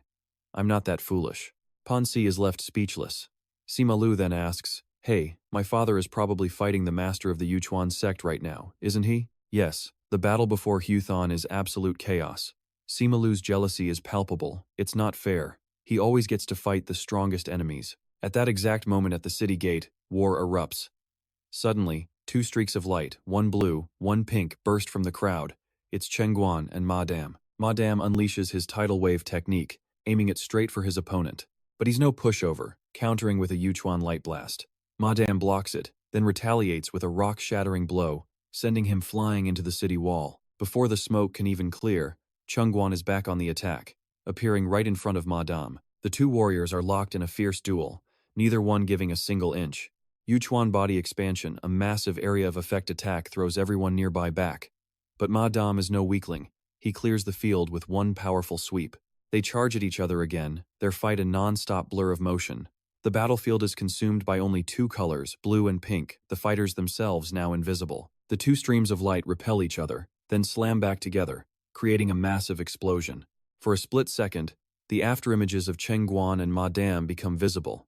They move like dancers in the sky, one attacking, the other parrying, neither showing any mercy. Suddenly, they both crash straight into the city, tearing a massive tower completely in half. Ignoring everything around them, they fight with pure ferocity, slashing left and right until a piece of Madame's armor shatters and falls away. A moment later, even his inner tunic is torn open. They face off, obscured by the clashing lights, before a single slash sends Madame reeling. Creating some distance, their battle moves from the top of the city walls down into the city's center, then all the way to the foot of the city, before a final blow sends him flying straight into a cliff face. Madame lands high on the rocks. As Tian Guang looks up from below, he pants, not bad. I'm old, so the longer this goes, the more exhausted I get. Tian Guang remains vigilant. Madame lets out a cruel laugh. You truly are worthy of your title as one of the 12 emperors of North Yuan City, son of Yuan Jun. Your father would be so proud in the afterlife. His smile widens into a wicked grin. I'm talking about the one I killed with my own hands. Watching from above, Yuan Dan is terrified. Senior brother. He's way too far from the main army. Guards were ordered to support their senior brother, and two masters charged forward, Mei and Yuan Qing, of the Yuchuan sect. The order was received from senior brother Yuan Tan. Suddenly, a noise echoed from behind them. Ah, an enemy approaches. It was none other than Qin who sneered.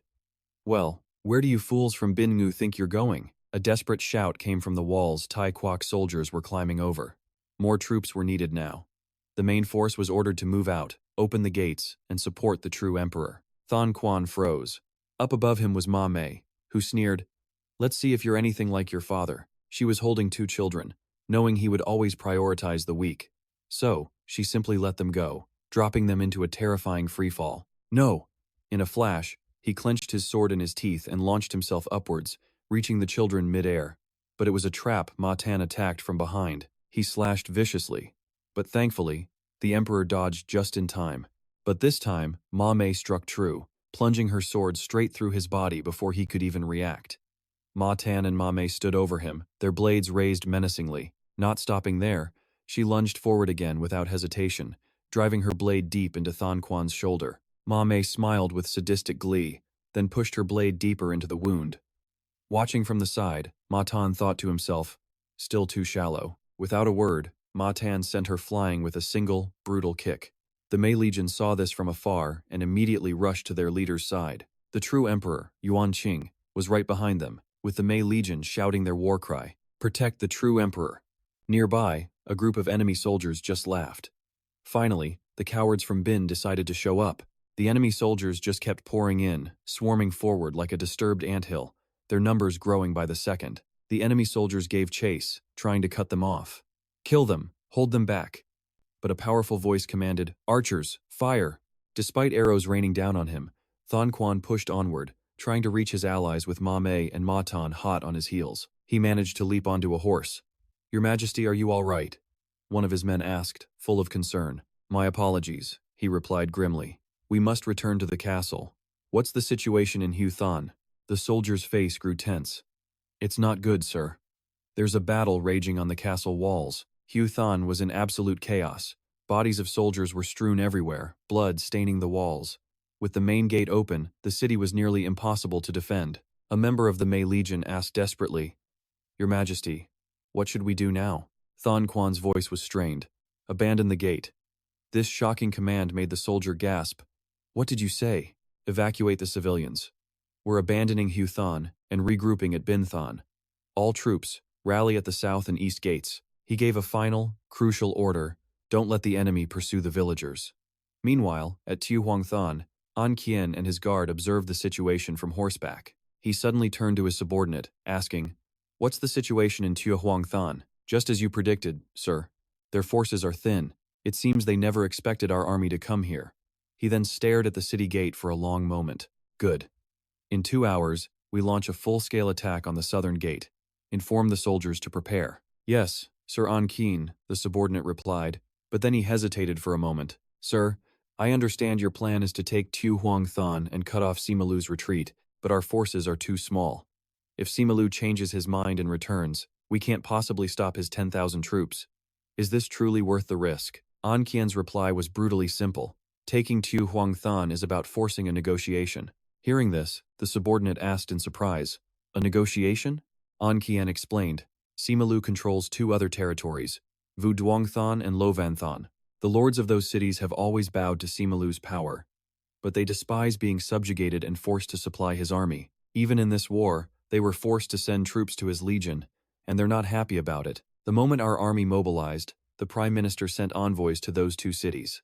The deal is this: we take Tuhuangthan, and the remaining forces from Vuduang and Lovanthan will be deployed against Simatan. Once Simalu is defeated, Tuhuangthan will be handed over to those 2 lords."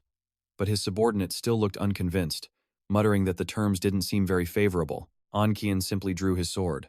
From the Prime Minister's perspective, those 2 lords are much easier to deal with than Simalu. "And don't you forget," he added, "our primary objective is to protect Bin Than." With his final word, he roared out his command, "That's it! Sound the drums!" His subordinate was still flustered, but An Qian paid him no mind. Full of fighting spirit, he yelled, "All forces, advance!" In an instant, the army received its orders and charged toward Tuhuangthan. An Qian's forces began to surround the city. The banner of Huthan fluttered defiantly in the wind. And at the Binthan front line, soldiers stood guard vigilantly at every corner of the city wall. At the southern gate of Binthan city, Ma's army swarms, a sea of soldiers without a single gap. And at the eastern gate, Ma Liu's forces are just as overwhelming an absolute horde of soldiers. Inside the city, Zhendi's army burns with fighting spirit, but the Yuanthan forces only number around 29,000. The city guard itself has 6,100 men. Ma Liu commands 8,900. Ma Dan's army a terrifying 43,000. Night falls on the southern gate, but the soldiers stay alert. Inside, Yuan Han asks Thon Quan, "How is your wound?" He responds calmly, "It's better." "How long have we been surrounded?" Yuan Dan looks down. "It's been a month trapped inside Bin Than, and over 3 months since our army first arrived. Both the villagers and the soldiers can no longer hide their growing fear and exhaustion." "I'm sorry, senior brother." Thon Quan quickly looks up at him. "You were injured protecting me." "No, this is my failure, not yours. You are the mind of this army. Emotions have no place here. Our only mission right now is to protect Bin Than." "Yes, brother. This battle might end, but the war will drag on. For anyone caught in war, time itself is a form of torture. The will of both armies is being ground down by constant fear. The villagers are losing their homes, their families, and even their very lives. But the most terrifying part of this agony is that it feels endless." Meanwhile, outside the eastern gate, 2 soldiers hide in the forest, observing. "Damn, this is bad," one says. "We are completely and utterly surrounded. At this rate, we're done for before Tuhuang City's reinforcements arrive." Then, a dangerous thought crosses his mind. "We're already out here, so why not just make a run for it?" Suddenly, Han Liang appears from nowhere. "What are you 2 doing?" The 2 soldiers jump in shock, dropping the animals they'd hunted. "Here, take these back," one of them stammers. There aren't any bears around, so this will have to do. Now hurry up and get these animals back to camp. The two soldiers look at the hall and realize the wildlife around here is becoming more and more scarce. Han Liang immediately urges them on. Don't just stand there, get moving. You kids called me a food thief, so I went and hunted this for you. They're completely stunned. How are they supposed to carry all this? Just one of those beasts would have them collapsing halfway back. The old man complains, you bunch of weaklings are useless. Just carry the rabbits over there. He then turns and points. You, kid, carry 5 of them. Tian Guang quickly agrees. All right, Ma Changji, don't push yourself, just take a few. But he refuses. No, with a body like this, my pride won't let me carry fewer than you. 2 soldiers walk up to Han Liang. Hey old man, one asks, with that kind of strength, shouldn't you be on the battlefield? Yeah, you're stronger than most of the generals out there. Han Liang just grits his teeth. You brats, he growls. You have no respect for human life. Why should I risk my neck fighting for strangers I don't even know, using this power just to kill people? It's pathetic. Besides, he adds, with the number of men I've already sent down there, hell is probably full. There's no room left for anyone else. Saying that, he hoists the rest of the animals himself. So stop your damn chatter and get back to the city. The 2 soldiers look horrified. Wait, don't tell us we have to climb the wall again? Of course, he answers calmly. They aren't just going to open the gates for us. The next morning, bright sunlight bathes the fortress. There, in front of the gate, Ma Mei is being beaten without any mercy. Ma Lu stands behind her, screaming, You useless fool. He scoffs that she couldn't kill her target and even let Zhen Di escape. A weak little sister like you is just a complete nuisance. She immediately fires back. Seeing this, Ma Dan quickly steps in to stop them. That is enough. Sit down. But I injured their general, so that's an achievement. It's been so long since we reunited, father. Are we finally equals? Ma Lu just scoffs. No need to get all sentimental, father. After you married me off to that pathetic royal family, I was bored to tears. You get to have all the fun on the battlefield, while I was stuck in that tiny city. What was I supposed to do? The old man just replies calmly. It was all for the bigger picture. You just had to be patient. Once we slowly swallow the entire Bin Kingdom and the northern frontier, you will find thousands of enemies worthy of your blade. I will leave Yuan Jun's son for you, Ma Dan offers. Ma Lu replies, No need. What's the fun if he's already wounded? Besides, the soldiers are fully rested now. Why don't we just end this battle? The old man agrees instantly. Fine. That kid has cost us far more time than I expected. With that, Ma Dan rises, ready to end this quickly. Now then. Ma Dan draws his long, curved blade. So the first step is the plains. Once we get there, father, I'll slaughter the remaining 12 kings myself. The soldiers heard this and let out a fearsome roar. They lined up in perfect formation. Then, another army advanced toward them, with the legendary Tian Guang leading the charge. He solemnly declared the final battle had begun. The 2 armies faced off in silence as their flags snapped in the wind. In that single moment, it felt as if time itself had completely stopped. Even the guards on the city walls couldn't help but stare and whisper, Damn, it's old man La. I haven't seen him lately, so I just figured he'd already fled from Huthan. Oh my god, I heard he still has an elderly mother at home. 2 other innocent people were kneeling on the ground, covered in wounds and looking absolutely pathetic. Soldiers surrounded them, watching their every move. Ma Dan spoke without a shred of pity. Kill them. Immediately, the soldiers obeyed the command, finishing them off with brutal efficiency. The civilians behind them panicked even more. Still not satisfied, he ordered the rest of the villagers released into the western forest. Ma Dan smiled cryptically, saying, I will show mercy to those without weapons. The people were overjoyed at his words. Thank you, my lord. But that wasn't his intention at all. The mercenary king's only goal was to shatter the morale of the true emperor's legion. In truth, the power difference between Tian Guang's and Tu Madame's armies wasn't that big. Though Tu Madame had more troops, Tian Guang's forces were far superior in However, Tu Madame's entire strategy was based on deception and mind games. His army vanished like ghosts, only to reappear suddenly somewhere else. Tu Madame's soldiers were fearless and knew nothing of retreat. Facing an enemy like that, their foes would be terrified, thinking that Tu Madame's army was somehow much stronger than their own. The soldiers' will to fight would crumble. They would be easily broken. Am I going to die like that? Hold on. Are they sparing those who aren't soldiers? Should I just ditch this armor and run away? For now, the stalemate held firm. The army stood frozen, their numbers unchanged. Tian Guang and 3 others observed the entire scene with serious eyes. Suddenly, he spoke up, calling out, Nguyen An, Nguyen Phuong. They both answered in perfect unison. You two will lead the force against Tu Ma Dam's army at the eastern gate. Nguyen Dam, tell them the strategy.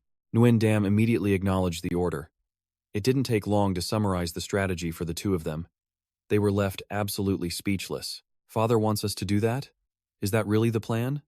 Nguyen Dam crossed his arms, quietly adding, Of course, only until the right moment.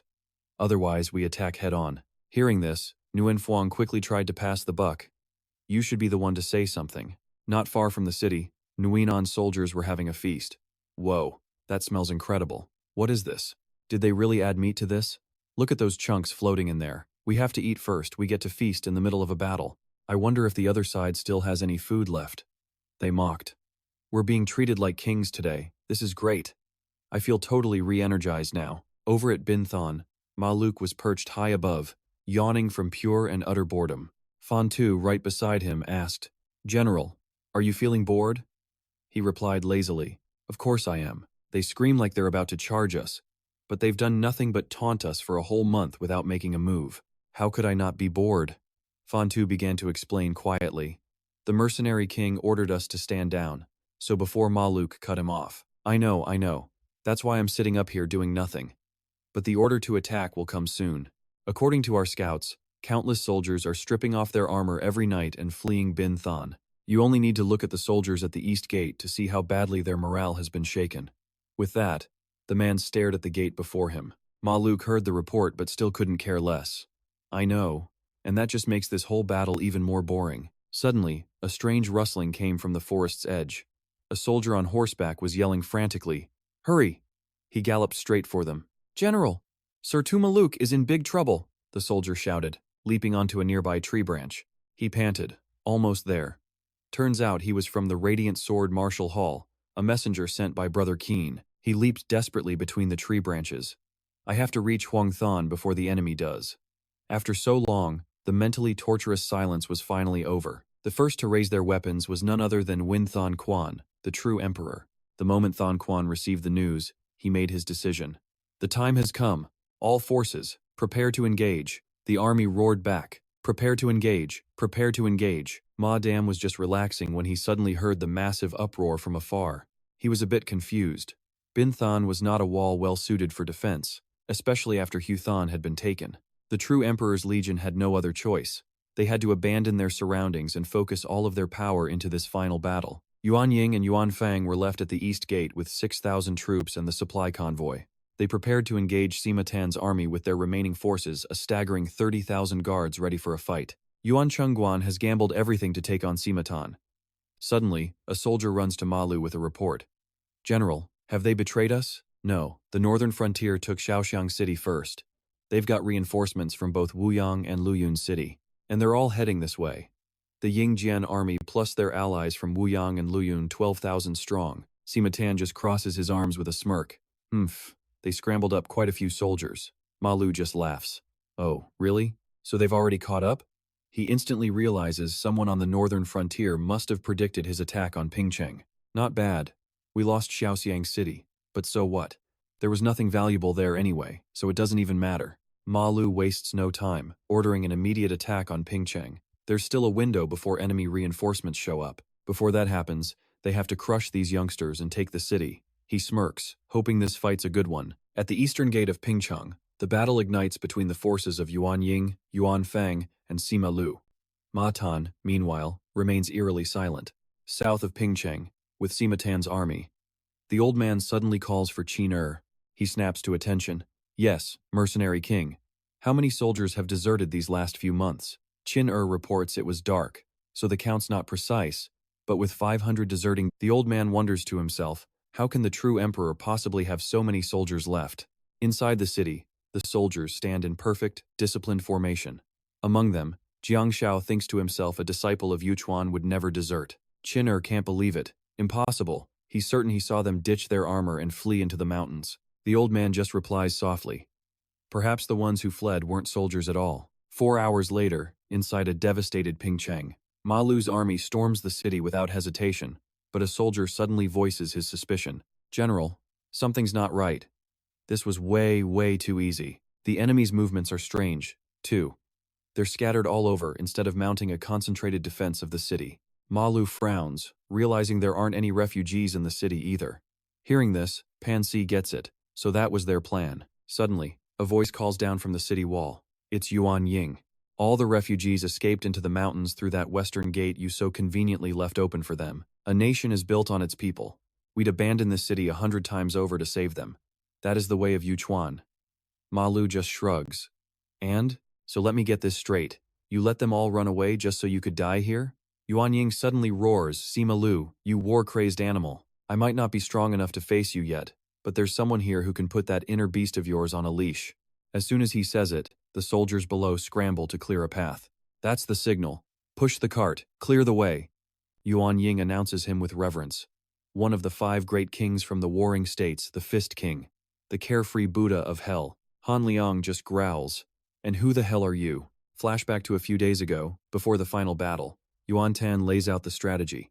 With Xiaocheng fallen, the outer walls of Pingcheng are almost impossible to defend. Plus, the city is packed with refugees. Fighting a decisive battle there would be a complete disaster. So, the plan is to evacuate the civilians into the northwest forest. They'll move at night, disguised as deserters, using the very path Sima Tan opened. After that, they'll leave the city empty. The perfect bait to lure Sima Lu right through the eastern gate and funnel his forces. This lets them pin down a massive army with just a handful of soldiers buying time until reinforcements arrive from Xiaoxiang. Then, all their combined armies will gather for the final showdown against Sima Tan.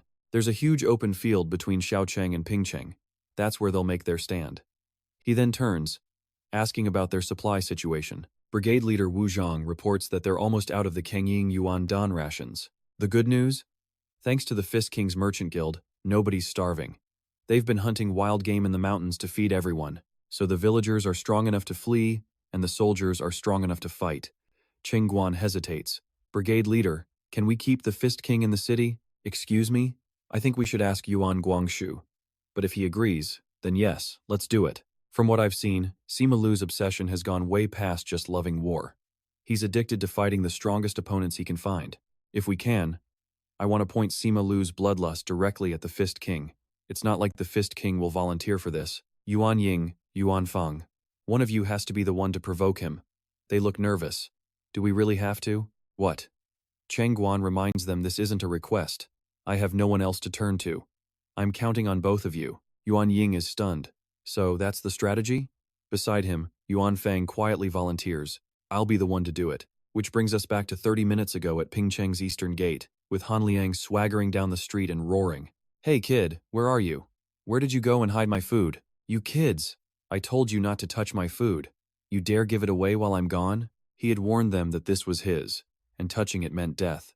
You're dead now, kid. Where are you hiding? While Tian Guang quietly hid from the ranting, Han Liang quickly locked onto a completely different target. Hey, Stonebeard, get over here, you brat. From the city walls, only a loud scream echoed. Damn it, why am I stuck doing this? Stop right there, he finally yelled out. Run to the east gate. Ma Changqi, you punk, were you hiding there this whole time?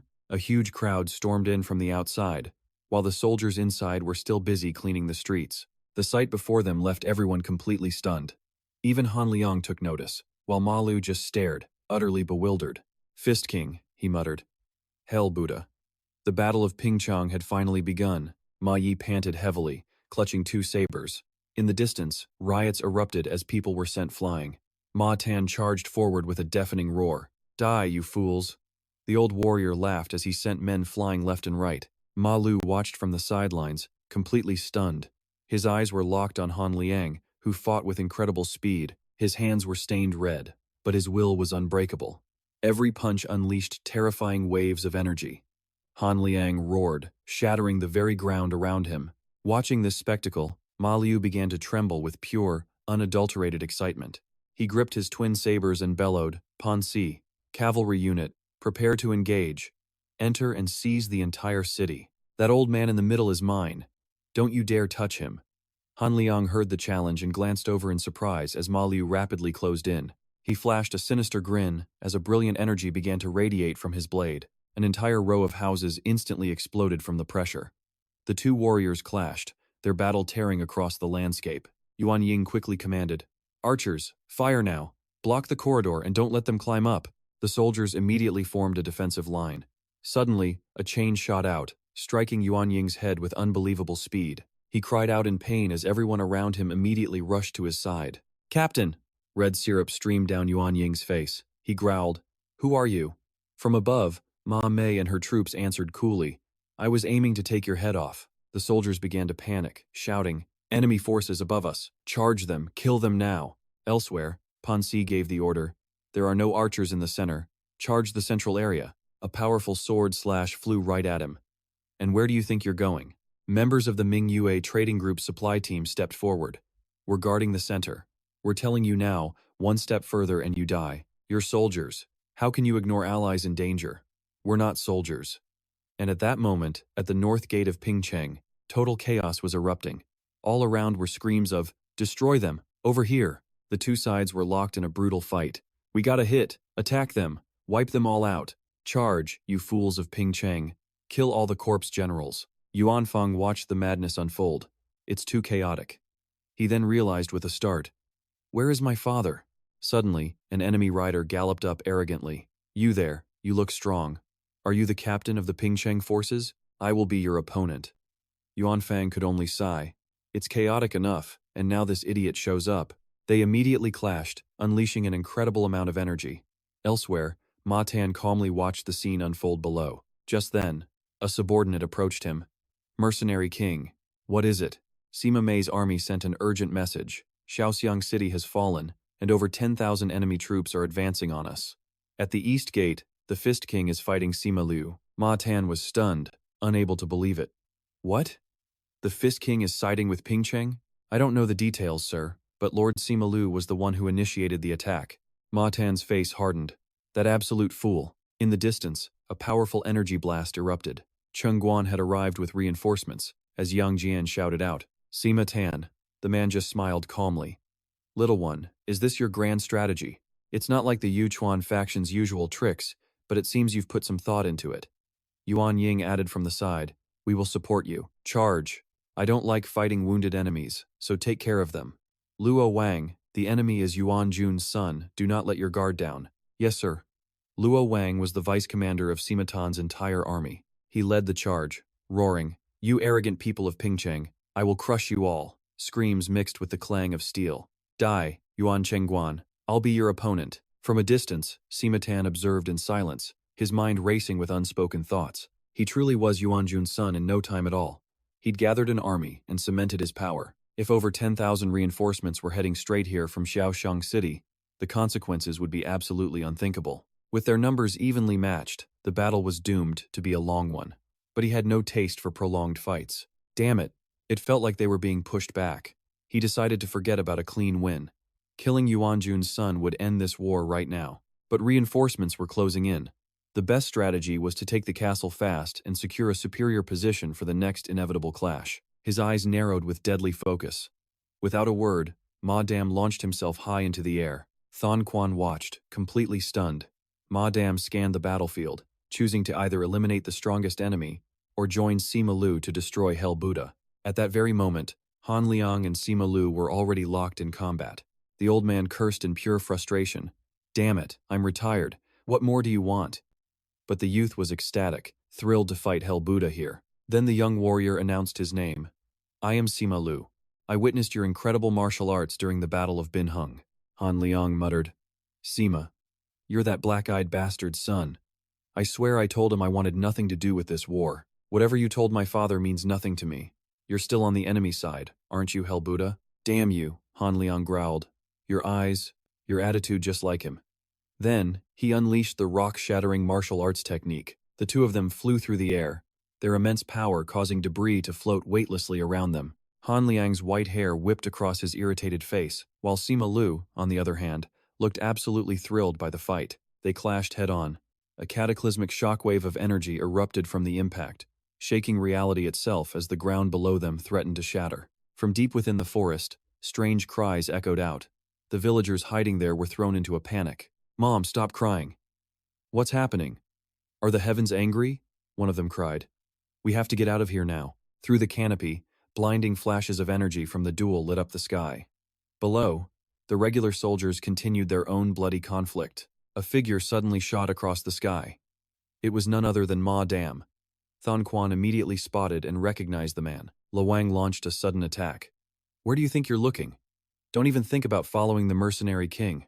His horse took the full force of the blow. Your Majesty, the soldiers cried out in alarm.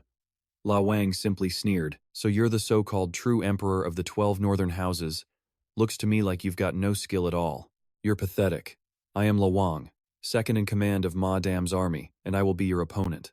My size is useless for sieges, but on solid ground, I am absolutely unbeatable. Mei Duan groaned in despair. Ma Dam alone was already a massive headache, and now this absolute giant shows up. Thon Quan said nothing, his eyes scanning the entire battlefield. They were surrounded by powerful warriors. Besides the colossal Wang, all the others were mounted on powerful war horses.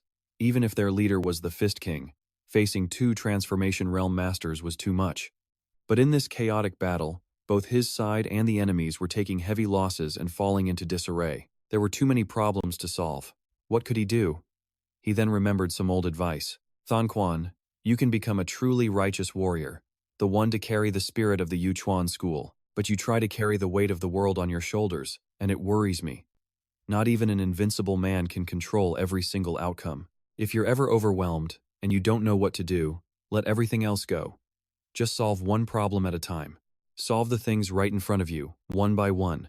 With that renewed resolve, Thon Quan's blade flashed, severing Wang's arm in a single, clean stroke. The words echoed in his mind.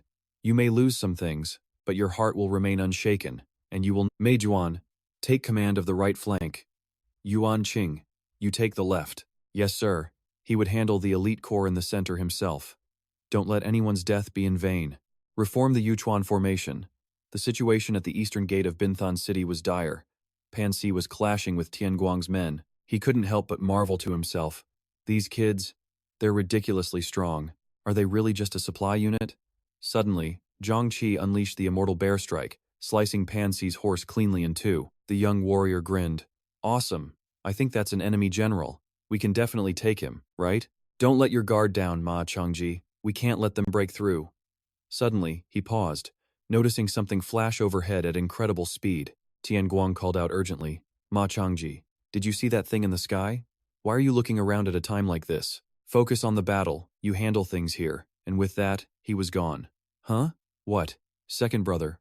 Where are you going? Pan Si didn't seem to care that Tian Guang had just bailed, but Zhang Qi, left to fight alone, was furious. Damn it, what was so important? That bastard. Elsewhere, waves of pure energy radiated outwards, the destructive fallout from Han Liang and Sima Lu's epic clash. The old master unleashed his light strike technique, but Sima Lu met the blast with his own deadly move, the Hell's Invitation. Then came another punch from Han Liang, unleashing a wind wave of hell that was enough to make his opponent scream. Ma Lu was sent flying for miles, but he instantly knew something was strange about his opponent's attack. The sun reversal. A terrifying blast of energy shot up from below, leaving deep red gashes all over his body. At the same time, Ma Lu charged back in, slamming down a light strike that sent rubble flying everywhere. Before he could even recover, 2 more sword slashes appeared from nowhere. Han Liang quickly tried to block the attack. The very ground beneath them cracked and splintered as the space around them seemed to freeze solid. The sword sliced into Han Liang's arm, but Ma Liu was also bleeding from the mouth, and he was thrilled. Yes, this was it. This was a real battle. Ma Liu's entire body trembled with excitement. I love this. Han Liang just slammed a fist into his gut. What are you, some kind of freak? The assassin's palm technique was unleashed, throwing Ma Liu high into the air, but he was still ecstatic. Incredible. It felt like my insides were on fire. Suddenly, Ma Lu stopped, realizing something. He yelled, Damn it, he's my opponent, Dad! Just then, Ma Dan flew in from out of nowhere, aiming his twin blades straight for Han Liang. Han Liang just calmly turned his head, looked over, and gave a slight smile. But what nobody saw coming was the arrival of Tian Guang, who unleashed 2 killer moves, the Earth Monument Killing Fist, directly at Ma Dan. After launching his attack, he glanced down only to see Ma Dan had grabbed his leg. The old man twisted his body, and Han Liang immediately rushed to help. Ma Lu roared, Hey, where do you think you're looking, Hell Buddha? I'm your opponent. His massive blade swung down, but Han Liang caught it with both hands as Tian Guang and Ma Dan rejoined the fight. Han Liang took a direct hit, crying out in pain before unleashing the powerful Earth Monument Killing Fist. Prison of Slaughter. A massive explosion erupted from the clash. and a blinding light consumed everything in sight. It all happened in an instant. As the dust settled, Han Liang commented, "Such a loyal kid. You thought I was in danger, so you came running, didn't you? Damn it. Even for an old master like you, taking on these two monsters would be a tough fight. But now that I'm here, I'm starting to regret it." "What's wrong?" "I think this is some quality bonding time." The two now stood together, facing down the terrifying father-son duo. Ma Dan spoke quietly. "I've heard the news. The situation is critical, so we have to kill Hell Buddha first. But Dad, can't you let me fight him alone? I know I can win. Just trust me. Stop being an idiot. This isn't just a fight, this is a war. Do you really want to live like some beast that only knows how to fight?" Hearing this, the son fell silent before finally letting out a massive roar. "I'm not an animal. Father," Tian Guang couldn't help but remark. "Looks like those two have taken a real liking to you. What can I say? This old man is popular. What about you? Which one do you want?" "I don't want either of them. I can't handle them alone." "Alright, fine. It's been a while since I've had a real battle anyway. Kid, are you even listening to me? While I deal with the spiky-haired one, you figure out a way to keep the guy with the black eyes from interfering. You know I can't hold that guy off for long. What happened to that fearless kid who used to charge headfirst at any enemy? Why so timid all of a sudden? If you can hold him off for half an hour, then you've already won, kid. And I'll even forgive you for stealing my food rations. Damn it." Meanwhile, Ma Dan was plotting, "I'll handle the brat so you can kill Hell Buddha. Got it?" Both sides charged forward. A brilliant golden energy immediately enveloped both Tian Guang and Han Liang. A powerful iron fist technique was unleashed, as Tian Guang prepared to throw a devastating punch toward Ma Dan. Han Liang and Ma Lu also slammed into each other. The battle erupted, and the very ground began to tremble. Ma Dan swung his blade with the wind wave of hell technique. Tian Guang thought, "I can't give him an opening. I just need to stall for time." But it was as if Ma Dan had read his mind, striking with blinding speed and knocking Tian Guang to the ground. He couldn't believe it. He still found an opening? Tian Guang instantly recovered, unleashing the Hell's Iron Hammer punch. "You die," Ma Dan thought to himself. He keeps using such strange moves. Even that last technique was completely bizarre. He's the disciple of Hell Buddha, but it's clear his martial arts style is anything but orthodox. Normally, I would love a fight against someone like this. Tian Guang just stared at his opponent in total shock. The old man stated flatly, "But right now, I'm busy. Get out of my way." And with that, Tian Guang was sent flying. On the other side of the battlefield, Han Liang and Ma Lu were still locked in a fierce struggle, relentlessly trading attacks. Ma Lu managed to stab Han Liang's shoulder, who immediately answered with a brutal punch. Han Liang couldn't help asking, "Why are you even more fired up than before?" He just gave a wicked smile. "Because I get the feeling that you and I, we're both fighting for the exact same purpose. Even for the legendary Buddha of Hell, fighting two divine realm masters at once is tough. You must be afraid, sending a disciple just to stall for time. But he can't handle my father, he'll be dead soon. And we don't have all day for this fight." Maluk prepares his ultimate martial arts technique, his voice a low growl. "Time to end this. With my greatest technique." With that, he launches himself forward at unbelievable speed. Han Luang also clenches his fist, unleashing his own hell provocation technique. In the distance, the soldiers are still locked in a brutal, chaotic fight. It was a true free-for-all. The entire battlefield was pure chaos. Men had gone mad, no longer caring about winning or losing. All they knew was how to kill and be killed, to the point they couldn't even tell if their sword was aimed at an enemy or an ally. They didn't know if this was the right path, or how much longer they could possibly hold out. There were no flags to see or drums to hear, only dust and screams.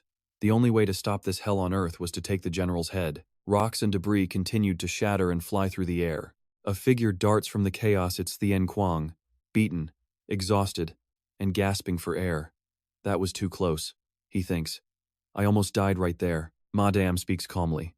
How long have you been studying martial arts? Why do you ask? About 3 years, I guess. The old man was shocked. Only 3 years? His techniques were incredibly raw and unlike anything he had ever seen before, but his fighting instincts were terrifyingly sharp. On top of that, he wielded the Buddha of Hell's destructive power and an unpredictable amount of energy. The old man was surprised himself. How strange. I should be taking down the Buddha of Hell to turn the tide, but my gut is telling me if I let this kid live, he'll be a catastrophe later on. He's on the enemy's side in the northern province. So, a change of plans. Even if it takes time, I have to eliminate him now, for the future. Meanwhile, the insane battle between Han Luang and Ma Luke rages on. Tian Guang's eyes were filled with defensive caution. But Madame remained completely calm, without a single worry. Suddenly, Tian Guang dashes forward, weaving through a storm of attacks to get close to Madame and unleash his hell provocation technique. The old man easily pushes Tian Guang back, dodging the blow. But he doesn't give up, relentlessly launching another deadly strike. He follows up with another hell technique, pressing the attack. Madame calmly analyzes his opponent. This kid's style is a mix of many different martial arts. He clearly didn't follow a proper path, which is exactly how he reached this level in such a short amount of time. His attacks are powerful and erratic, making them incredibly difficult to counter. Anyone facing him for the first time would be thrown into chaos. But after a few exchanges, it's easy to figure out how to deal with him. If I had to rank him, he's a new general at best. There's no need to dodge or even try to stop his moves. The moment he launches his first attack, I just have to stop it before he can even launch a second. If I don't give him an opening for a combo, he's nothing more than a common fighter with 3 years of training. Tian Guang cries out in pain as he's struck. Madame continues his assault while calculating. Still, this kid has the potential to become a true master, a talent that could become a massive threat down the line. And that is why you must die. Tian Guang's eyes widen in absolute shock. Madame grabs him, landing a critical strike on a vital point. Even then, Tian Guang defiantly raises a fist to fight back. The old man muses. As expected from a disciple of the Buddha of Hell, his body is incredibly solid. I'll just have to kill him while holding him by the neck. Madame then says casually, just consider yourself unlucky, disciple of the Buddha of Hell. On the battlefield, no one waits for your turn. His blade aims for Tian Guang's face, mere inches away, when a sudden flash of light appears in the air. A stream of long hair whips past, blocking the attack right before Tian Guang's eyes, leaving him completely astonished. It's Han Chengquan, arriving as backup. He swings his sword and shouts, "You held on well, young hero, Tian Guang. Now, it's my turn." Seeing this, Madame just laughs. "Well now, little one, you must have rushed to get here, huh? You don't look so good. Back with the soldiers, things are chaotic. Damn it, Lord Luo Wang was defeated. Don't panic, our side still has the upper hand.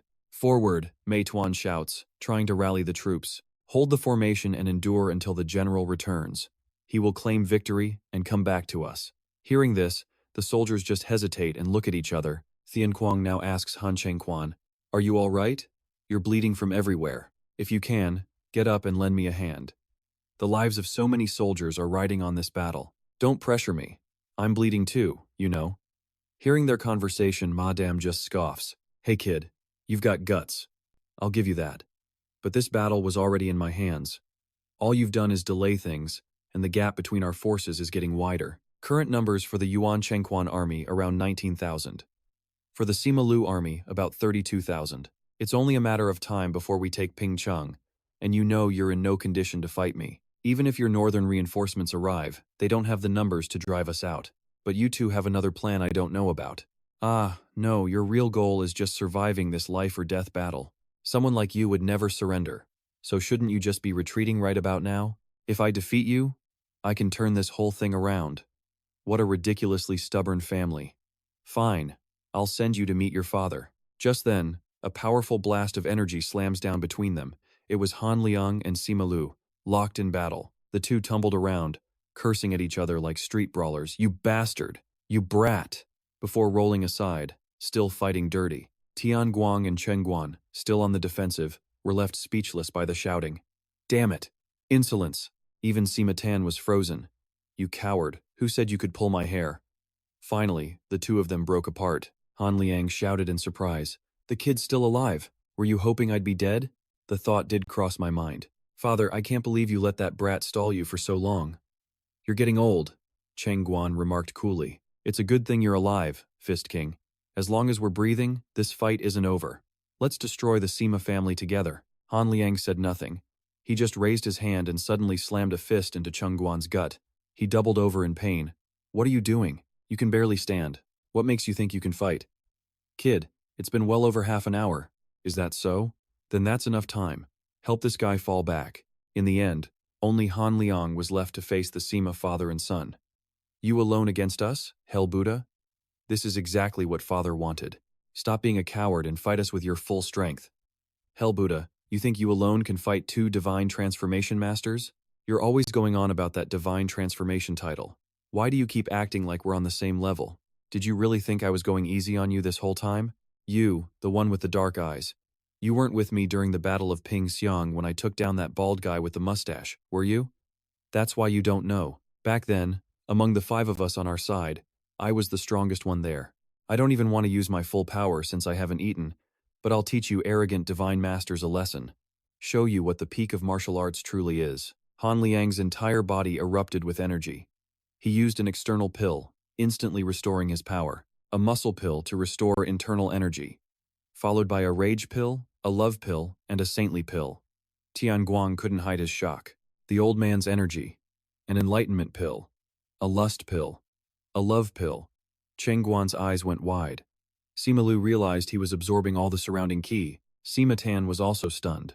His aura was so thick you could actually see it with the naked eye. Han Liang had achieved immortalization, becoming an immortal being.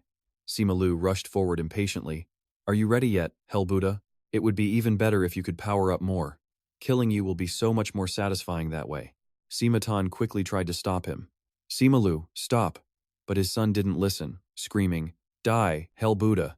Han Liang, unafraid, simply raised a hand to the sky. Above them, the clouds began to swirl as a column of golden energy descended from the heavens. Slowly, it formed into the true assassin's palm technique before slamming down toward the ground with immense force. It directly caused the entire area to explode. After that attack, Sima Lu had lost an arm. Elsewhere on the battlefield, another opponent had just been completely defeated. This was still within the Ping Xiang war zone. The victor glanced over. What's this? A strange energy from the left flank. Sand Demon, is that one of your techniques? The old man replied, My techniques mainly paralyze the 5 senses. The aura you're feeling is beyond that, so it's not me. Isn't the enemy General Basha Wenda? Who knows? Could be 2 of them. Or 3. That's my guess.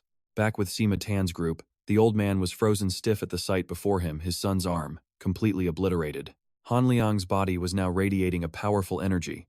Filled with spirit, he held his fist forward, ready. Cheng Guan and Tian Guang were absolutely astonished. What's with the old man? Did he get struck by lightning or something? Han Liang had officially reached immortalization.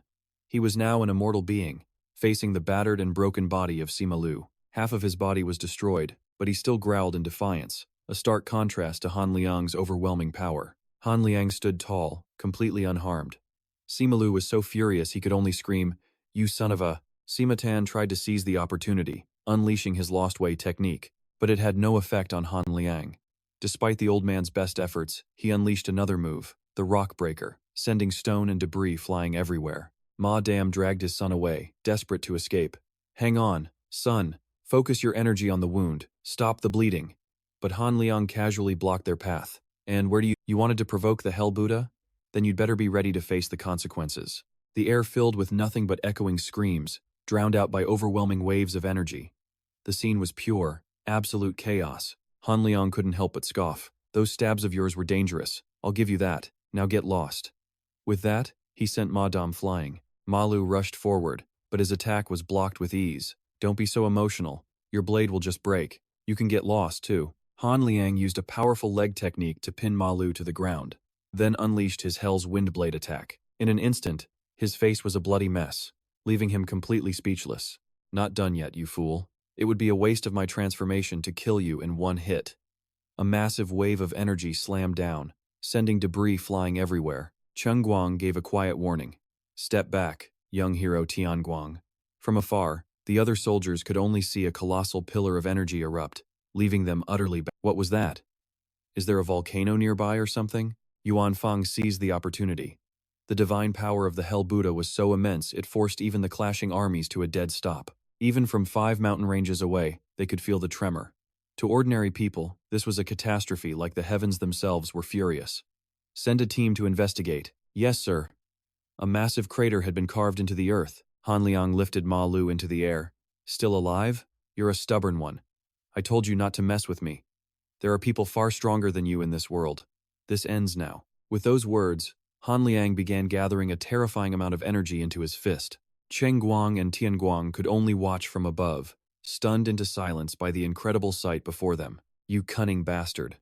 You're the one who intentionally kills people by throwing them off cliffs, aren't you? And now you protect him just because he's your son? How selfish. Ma Dam used his own body to block the blow. In this world, is there anyone who isn't selfish? He then shoved Han Liang back. Ma Lu struggled up, leaning on his father. Father, I underestimated the power of the Earth Emperor's killing intent. Why did you do that instead of letting me die? Because you weren't strong enough to hold off the Hell Buddha while I escaped. You had to lead the army and retreat to Shijiang. Ma Lu, our army is still strong. Go back and rebuild our forces. And don't get me wrong, Ma Lu, the only reason I saved you wasn't because you're my son, it's because this was the best choice for conquering the northern frontier. I am old, but you are young. You can become stronger than the mercenary king. Ma Dam grasped his son's hand. Live, and fulfill my dream. Conquer this entire land. His entire body trembled as he struggled to call out to his father. In a final move, Ma Dam used his Taiwu palm to throw Ma Lu far into the distance. He looked back, screaming, "Father!" Back in Binthan, Pan Si spotted a figure flying through the air. It was none other than Ma Lu. He instantly recognized the technique as Lord Ma Dam's. What? That's Lord Ma Lu. Panic flooded Pan Si's face. Damn it! All troops, back to the south gate. Rescue General Ma Lu. But Ma Tuan stopped him. Brother, the enemy is retreating. What's happening? The Battle of Binthan had ended. The Snow Spear and Mingua regiments were victorious. Ma Dam knelt before Han Liang. He spoke softly. This isn't so bad, I suppose. The end of the mercenary king should be on the battlefield. He looked up at Han Liang. But I never expected to die by your hands. Ma Dam's face was battered and bruised. He let out a final, sorrowful breath. The mercenary king, Ma Dam, was dead. Back with Ma Lu, things were just as chaotic. Pan Si was frantic. Lord Ma Lu, no. How did this happen? Get the Grand Physician here. Now. Vice Captain, the enemy is approaching. Bring a stretcher. No, get a cart. Ma Lu coughed up blood, horrifying his soldiers. Lord Ma Lu, he forced out his orders through the pain. Return to base. All troops, retreat to Shijiang. What?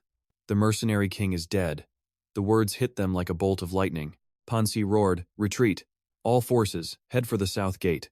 Fall back now. Hu Thon, we have to return to Shijiang. Hearing this, Qiner was furious. What? We're about to win. Why are we retreating now? Yuan Feng sized up the situation. Something must have happened on their side. This is a once-in-a-lifetime chance. All Yuchuan forces, advance. Qin Er rode after Yuan Feng, completely humiliated. This feels like I lost to him and ran away. Damn it. Cavalry, split up and buy us time. Stall them so the infantry can retreat. Meanwhile, at the city gate, the battle was still raging fiercely. Ma Mei was covered in wounds, her weapon shattered. Yuan Ying was completely overwhelming her. Both were exhausted, but their eyes still burned with determination. Seeing this, soldiers rushed forward. Protect Lady Ma Mei. Yuan Ying. Seeing the soldiers charge, Yuan Ying leaped away to another spot, infuriating them. Damn you! Lady Ma Mei. That's the signal for a retreat. Sir, we must fall back to base. Sima Mei is absolutely seething. She grinds her teeth. You just wait. Her soldiers scramble to obey. Retreat! Retreat! Back to base. At the same time, the Yuchuan soldiers report in. Sir Yuan Ying, the Corps General's army is withdrawing. We've won. We successfully defended Pingcheng. It's finally over. A thunderous roar of victory shakes the earth. The Corps army is on the run. High above on a cliff, Ying Jian's legion watches it all unfold. Sir Ying Jian, Sima Lu's Corps army is retreating. What should we do now? Should we pursue them? No. They still have us outnumbered. They're not retreating because we arrived. First, we need to join Zendi's legion and get a handle on the situation. Ying Jian thinks grimly. And one more thing. I have to tell Zhendi the truth. The air goes silent, with only the sound of the wind blowing. Chengguan is in shock. It's over. Sima Lu has fallen before Han Liang, whose entire body is now glowing with a blinding aura. With the fight finished, he retracts his power, grumbling to himself, Damn it, I'm starving. A cloud of smoke envelops his body, and Han Liang slowly fades from view. Tian Guang notices the old man's body seems to be shrinking. And he's right. Through the hazy smoke, Han Liang gets smaller and smaller. Before disappearing completely, he barks one last command. Hey kid, I'm starving, so I'm off to hunt. You head home. I'll need a huge meal when I'm back, so catch a few bears and get 'em roasted. Tian Guang agrees. With a final whoosh, Han Liang disappears completely. The Battle of Pingcheng was over. The combined forces of Pingcheng and Yuan Chengguan totaled 46,300.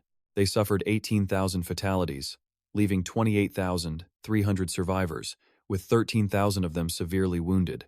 On the opposing side, Simalu's corpse army numbered 62,000. They lost 20,500, leaving 41,500 troops. 8,600 of those were seriously injured. The final result: Yuan Chengguan's army had successfully defended Pingcheng. That night, on the city walls, a few exhausted soldiers kept watch. Countless wounded soldiers lay everywhere, their moans filling the air. So hot, it hurts so much. Civilians began to trickle back into the city, carrying their belongings. In a room, Yuan Fang and Yuan Ying are having their wounds treated. Yuan Fang speaks up. "I heard you spared the enemy general's life." Yuan Ying struggles to answer. "Brother Yuan Fang," his brother continues, "you lost an eye, but you still let her live? Are you some kind of saint?" Yuan Ying finally replies softly, "In that moment, I suddenly thought of Ah Zhong. She isn't my little sister, but every time I think of my sister, I can't bring myself to raise my sword." Yuan Fang is speechless. "You need to get yourself killed before you finally see sense." "I know." Elsewhere, Yingjian reports to Chengguan, who is stunned. "So that's what happened at Shaoxiangcheng. I'm sorry, I saw it, but it's all right. I believe you did everything you could. May I report this matter when I return?" "Please do. Our army will remain here to reinforce Pingcheng until it's stable." Nearby, a doctor's quiet voice breaks the silence. "Gently now. Don't move. He's treating none other than Tian Guang. There we go. I've bandaged it tightly so it shouldn't leave a bad scar. But with all these other scars on your body, are you sure you're all right? Though your wounds do heal incredibly fast." Tian Guang doesn't respond, only offering his thanks. Chengguan approaches him. "Are you okay?" "Tian Guang. Thank you, sir. It's my first time being treated by a doctor, so this feels a little strange. We owe you our thanks." "Really? I was just getting beaten to a pulp by that black-eyed guy. The old man's power is what solved everything, but it's true. Because you bought time, our side suffered fewer casualties. No matter how strong a hell item is, it can't save everyone." Tian Guang is quiet for a moment, then asks in awe, "The old man is terrifyingly strong. If I train hard, could I ever become like that?" Perhaps.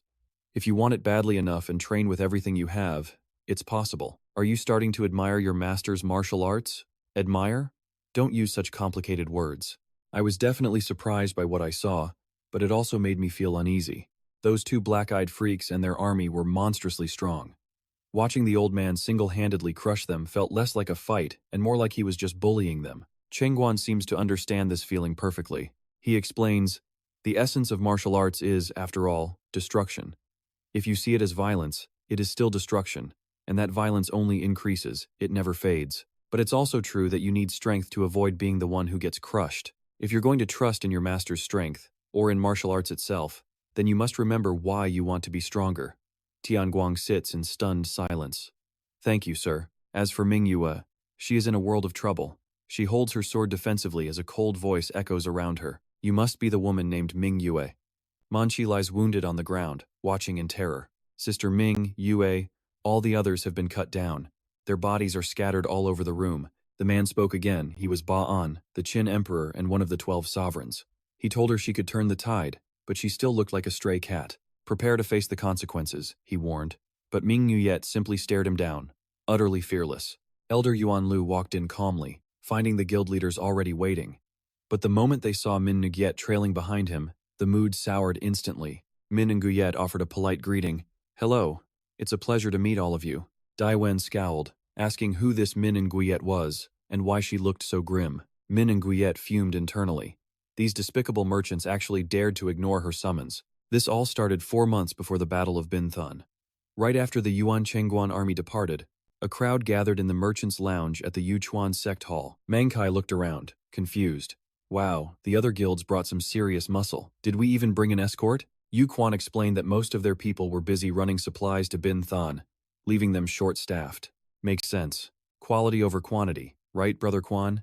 Speaking of which, that group over there looks pretty high quality." He pointed to one side, at a man named Natuo, a twin-blade master renowned throughout Binthun. He was famous as the top disciple of the Purple Emperor, one of the 12 sovereigns.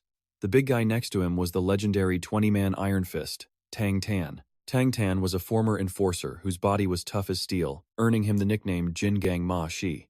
Also in the crowd were Wang Jiawei, a master archer, and Yu Qi, an expert in the long fist technique. Oh, and that's Xian. His spear skills are incredible, so fast I'd love to learn from him. Manchi's head was spinning. So, they're all stronger than you? Yu Quan just waved a hand and laughed it off. Ha, this world is filled with countless masters. Then you should show them what you've got, put them in their place. But Yu Quan just shook his head. And what good would that do? Inside the main hall of the Yuchuan sect, everyone sat quietly, their attention fixed on Mingua. Thank you, esteemed elders, for answering my summons despite your busy schedules. Since some here may not know me, allow me to introduce myself. I am Min Nguyet, leader of the Min Nguyet Trading Guild, and I am currently working with the Musan Merchants Association. The guild leader of the Daiwen merchants crossed his arms, shooting her a look of pure contempt. Oh, I know who you are, he scoffed. What man doesn't know of Min Nguyet, the top courtesan of the Qinglian Pavilion? He then turned to the others for support. Am I right, esteemed elders? The crowd eagerly chimed in. Indeed. Is there anyone here she hasn't served wine to? Haha, that's right. All this talk is suddenly making me thirsty. Min Nguyet's face turned to stone at the insults. Elder Yuan Lu had to step in. That's enough mockery. This is a serious matter. The warning was enough to make Dai Wen shrink back. Yes, Elder Yuan Lu. My apologies. The man beside Dai Wen then spoke up. We have ears. We've heard the news. You plan to open a trade route across the entire land under the Prime Minister's command. This was Ba Qi, the new leader of the Yuanhu Trading Guild from the north, and he didn't pull any punches. The plan sounds nice, but it's nearly impossible. You want us to build a road between Binthan and a northern city that's in an active war zone. Do you have any idea how much time and money a single supply route of that size would cost? What are your thoughts, Guild Leader Fantai? The leader of the Fantai Trading Guild began calculating on his fingers before he spoke. The road would need to be 3.5 meters wide for an ox cart, and would have to be 350 miles long to reach Binthan. Just preparing the materials would cost a guild about 3 years of its entire budget. Even with the court providing prison labor, this project is immense. Also present were Cao Tai, representative of the Cao Tai Trading Guild in Mushan City, and Liu Qian. Liu Qian, who represented the Liu Qian Trading Guild in Mushan, listened intently as Fan Ti laid out the facts. And even if we meet the Prime Minister's exact demands, Ba Qi added, we'll still face a severe shortage of resources. To put it simply, there are 42 cities within the safe zones of Bin Kwok. Building a supply line to connect all of those cities would require the national treasury, massive manpower, and years of time. The Prime Minister just has to think of an idea and give an order. But for us, the people doing the work, this is a nearly impossible task. The crowd murmured in agreement. Spoken like a true scholar, Guild Leader Ba Qi has hit the very heart of the problem. Min Nguyet, it seems you're just blindly following the Prime Minister without thinking. A true guild leader must weigh the costs and benefits, but Min Nguyet didn't back down. Actually, the plan to build this road was my idea, which I personally presented to the Prime Minister. Dai Wen was completely floored. What?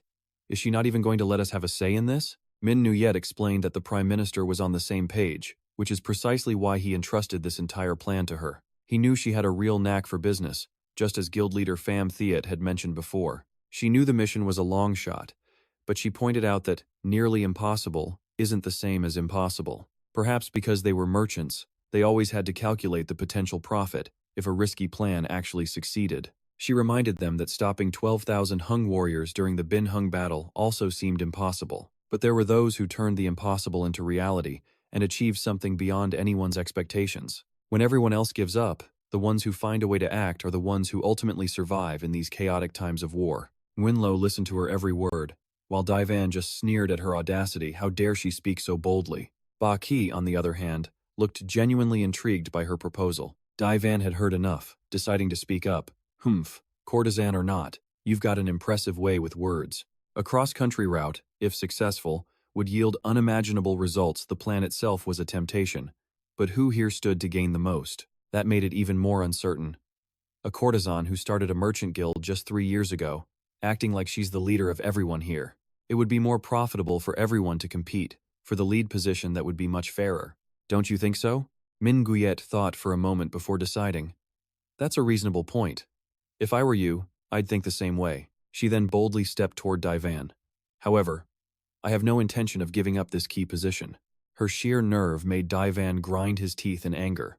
Seeing the tension boil over, Ba Kai quickly stepped in to separate them. All right, let's all calm down, guildmasters. It seems everyone is interested in building this route after all. The final question is, who will be responsible for this plan? How about we do this? Although Guildmaster Mingua was entrusted with this task by the Prime Minister, we haven't seen your true abilities yet. And Guildmaster Dai Van, you have the largest guild here and are certainly capable, but you weren't given the responsibility.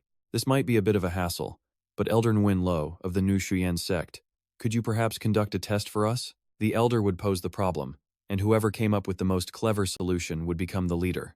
No one would argue with your final decision, as you are the most righteous and fair Elder of the Ngu Shuyan Sect. Nguyen Lo's cheeks flushed at the compliment, and he agreed immediately. This old man doesn't mind the trouble. If all guildmasters agree, I will set the test. I will prepare the test within a week. Those who want to compete for the leadership can return then. And with that, the meeting concluded. On the way back, Dai Van grumbled to Ba Kai. Having to take a test at my age, it's humiliating. But Ba Kai thought it was the only fair way. If we let everyone vote, you would obviously be chosen. But Guildmaster Min Guyet's side would never agree. Just think of this as a way to make Guildmaster Min Nguyet angry enough to quit. Even though we kicked her out, the Min Nguyet Guild has been growing fast. In the next 10 years, that guild could become a force we can't just ignore anymore. We have to crush them while they're still young, Dai Van replied, annoyed. Even if she challenges me, I'll never lose. I just can't stand that woman. That arrogant wench needs to be taught a lesson. Bakai just smiled. Funny, I kind of like her. Dai Van thought for a moment. He'd heard that most of her guild members were away, resupplying the Binthan battle. With the test coming up, killing her would be too obvious. Maybe he should just scare her a little bit before the test. That evening, on the outskirts of Mok Sun Thon, as Min Ngiet walked with Thuy Lone, she wondered, is Thon Lien Pavilion already closed this evening? Thuy Lone replied, not yet. The high officials from Mok Sun Thon are coming tonight. The madam said she should make an appearance at the party. But Min Ngiet said, I'm not in the mood today. Thuy Lone asked, why not? Did something happen today? Min Ngiet grimaced, just a bunch of annoyances. Most of them were men she had met as a guest at Thon Lien Pavilion. They were so eager back then, but now they just glare at her when it comes to business. Thuy Lone quickly grabbed Min Nguyet's arm in solidarity. Oh, that sounds awful. Are those men really that petty and discriminatory? Suddenly, I'm getting angry for you. I know they're just trying to protect their own interests, but trying to steal my money is unforgivable. I will make them kneel before me. Her intense killing intent completely startled Thuy Lone. Whoa, it's a battle between a strong woman and some nasty old guys. Min Nguyet proposed, I don't know what kind of test the Ngu Shuyan sect will come up with, but we'll need the power of the women from Thon Lien Pavilion. Depending on the situation, I'll need your help too, Thuy Lone. Thuy Lone replied with a sly grin. In that case, you'll have to share a lot of that money with me. But they had no idea that deep in the forest, Natthak's men were secretly watching their every move. What a hassle. I hate this, one of them grumbled. Are we really wearing masks just to scare some woman? It's the client's orders. What can you do? Besides, we're not just some common thugs. He nudged Natuo, telling him to speak up. What would your master think if he saw us now? Yuan Fang and Yuan Ying are at Yuchuan trying to take all the credit for the battle at Pingcheng, Natuo snapped. Enough. I'm angry too. But just think of the money guild leader De Wen is paying us. At the mention of cash, the other three shut up. They saw Natuo's point. How could you earn that kind of money doing only what you enjoy? Fine. They were in. All right. We just need to scare the girl. Damn it, let's finish this and get out of here. But before they could even move, one of them was cut down by a slash straight through his gut. Sensing danger, the other three drew their swords. Before a question could be finished, before an attack could be launched, each man was struck by a bloody blow from the Qingxian Hongqian technique. The master of that very technique was Yu Guan. His fighting style? Effortless, confident, absolutely deadly. He spun, each slash a blur, every single one finding its mark. In moments, they were all on the ground. Another group dropped down from the trees, rushing forward in a fury. Damn it. What the hell are you? Yu Guan met their charge with pure confidence. You're assassins, right? Shouldn't I be the one asking that question? But I'm not that curious. He took on the whole group by himself, his Qingxian triple strike hitting every single target. Just then, Natuo lunged from behind, unleashing his Manhwa twin blades technique. He followed up with Plum Blossom Bloom, but Yu Guan dodged it easily. He even asked, still alive? Impressive. A master of twin blades indeed. Yu Guan flicked his wrist, blasting Natuo backward as sword energy filled the air, slicing through the bamboo grove. One slice across Natuo's neck, and the man froze. Impossible, how could someone this powerful be a complete unknown? I couldn't even withstand a single move of his. The gash sent Natuo collapsing to the ground. His last word was a choked whisper, "Master." And just like that, Yu Guan had dealt with all the assassins.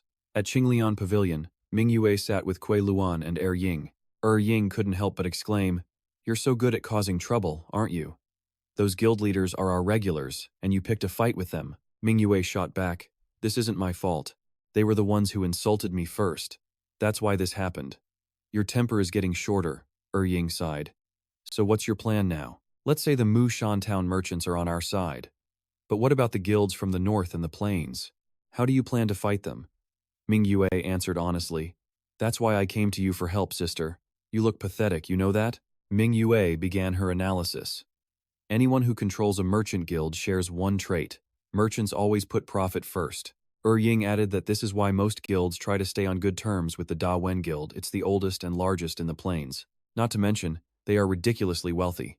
Because Da Wen controls nearly the entire trade network, a dynasty of business tycoons, generation after generation, it's no exaggeration to say they don't just control the town's network, but all the surrounding regions as well. So for the other merchant guilds, the only way to survive is to become a subsidiary of the Da Wen Guild. As the middleman, Da Wen demands sky-high fees, but in return, they offer massive trade volume, leaving them no other choice. It's true, Da Wen acts like a tyrant, collecting a 30% fee, and yet the merchants have to obey. "We will pay you, please just give us more time." Ying agreed with this assessment. Exactly. The fees are high, but it's better to sell a lot of goods than to struggle alone. "So, what are you planning to do?" Mingua explained that they accept being at a disadvantage to earn more profits with Da Wen. "That expensive fee, that's what I'm targeting. When it comes to connections, who here could possibly fall short of the Da Wen Guild?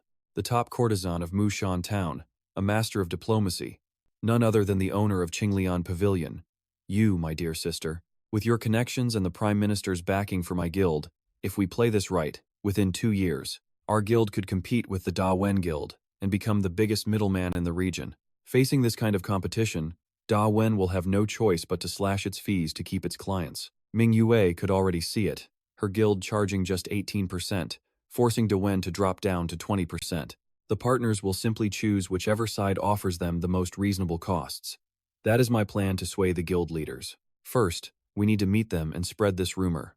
I don't know what test the Yuchuan sect has, but we need as many people on our side as possible. That way, we can be well prepared for their test and still have other opportunities if we fail. So the goal was simple, then they had to win this test and become the masters of the new transport route project. Exactly. Otherwise, they would lose everything. At that, both Neon and Thuilon's eyes immediately lit up. Alright, hold on. First, they wanted to discuss their cut of the profits, her too.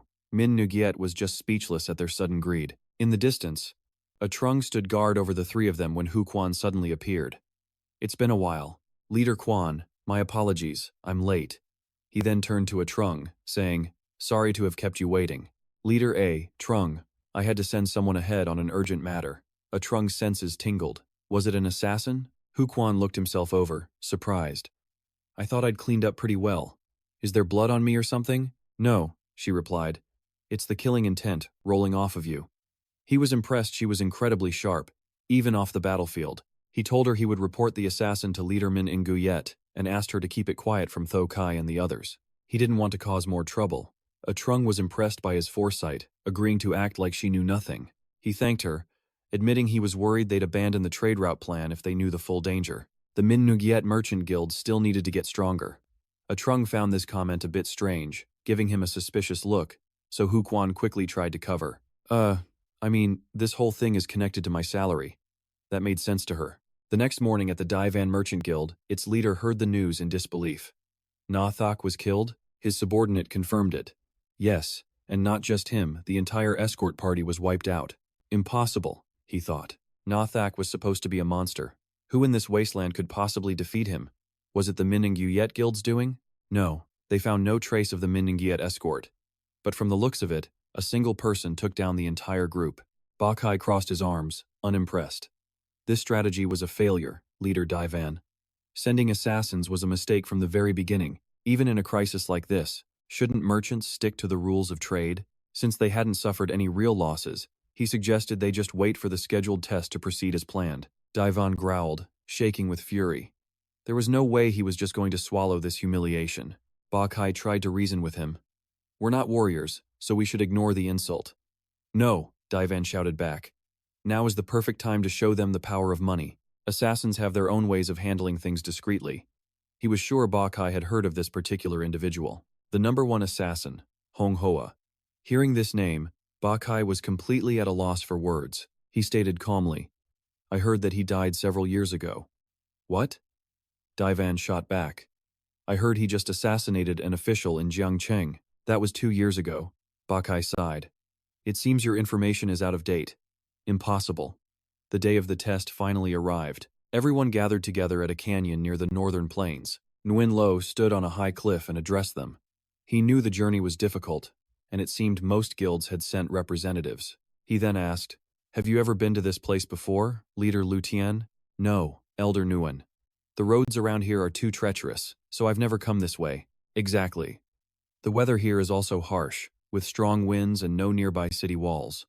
It's why merchants usually avoid this place. The elder began to tell a story from his youth, when he worked on a river construction project under orders from Bin Kwok. The goal was to divert the water through the canyons to the plains for farming. That waterway project was a truly overwhelming task. But the work went smoothly, and the river was successfully diverted toward the plains. But in the years after, every rainy season brought disaster. The new river branch would flood, swamping all the surrounding villages. Because of this, the villages around here have suffered from annual floods.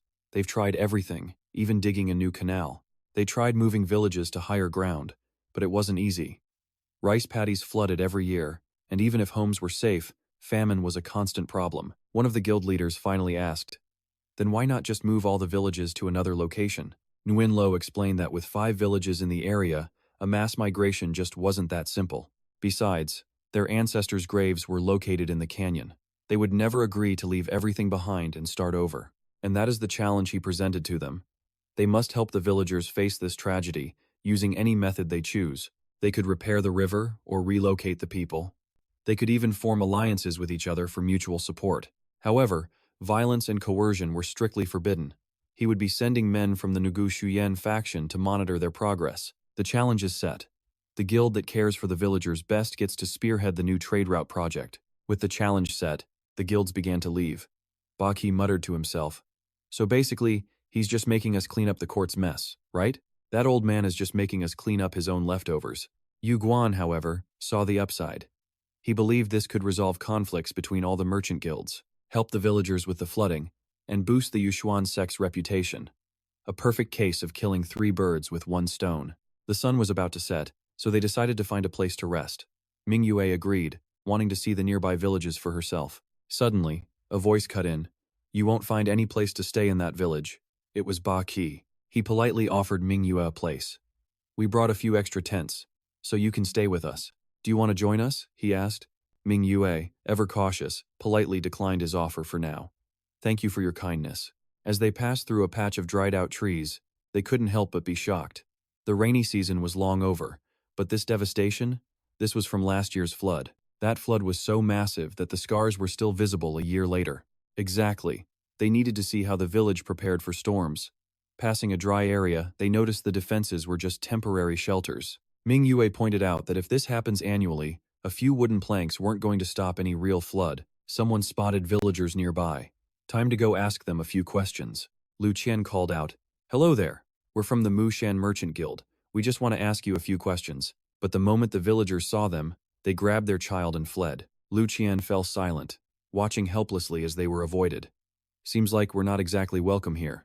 They probably hate us because we're from the city. If the city wall redirected the stream and flooded their village, their hatred would be completely understandable. Their very lives were threatened, just to meet the needs of those inside the city walls. Surely the people from the city had tried to help them with the flooding. But if this keeps happening year after year, eventually something's got to give. Lu Qian whispered, Damn it. I never realized life outside the walls was this hard. Cao Tai cut him off. Guildmaster Lu Qian, don't let your pity distract us from our goal. The Dawin Guild is already gathering other guilds for discussion. We have to act fast before we get left behind. Hearing this, Mingua remained silent, not wanting to interfere.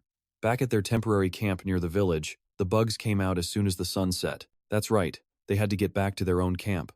The servants should have a fire going by now. One of the men grumbled, "Damn it.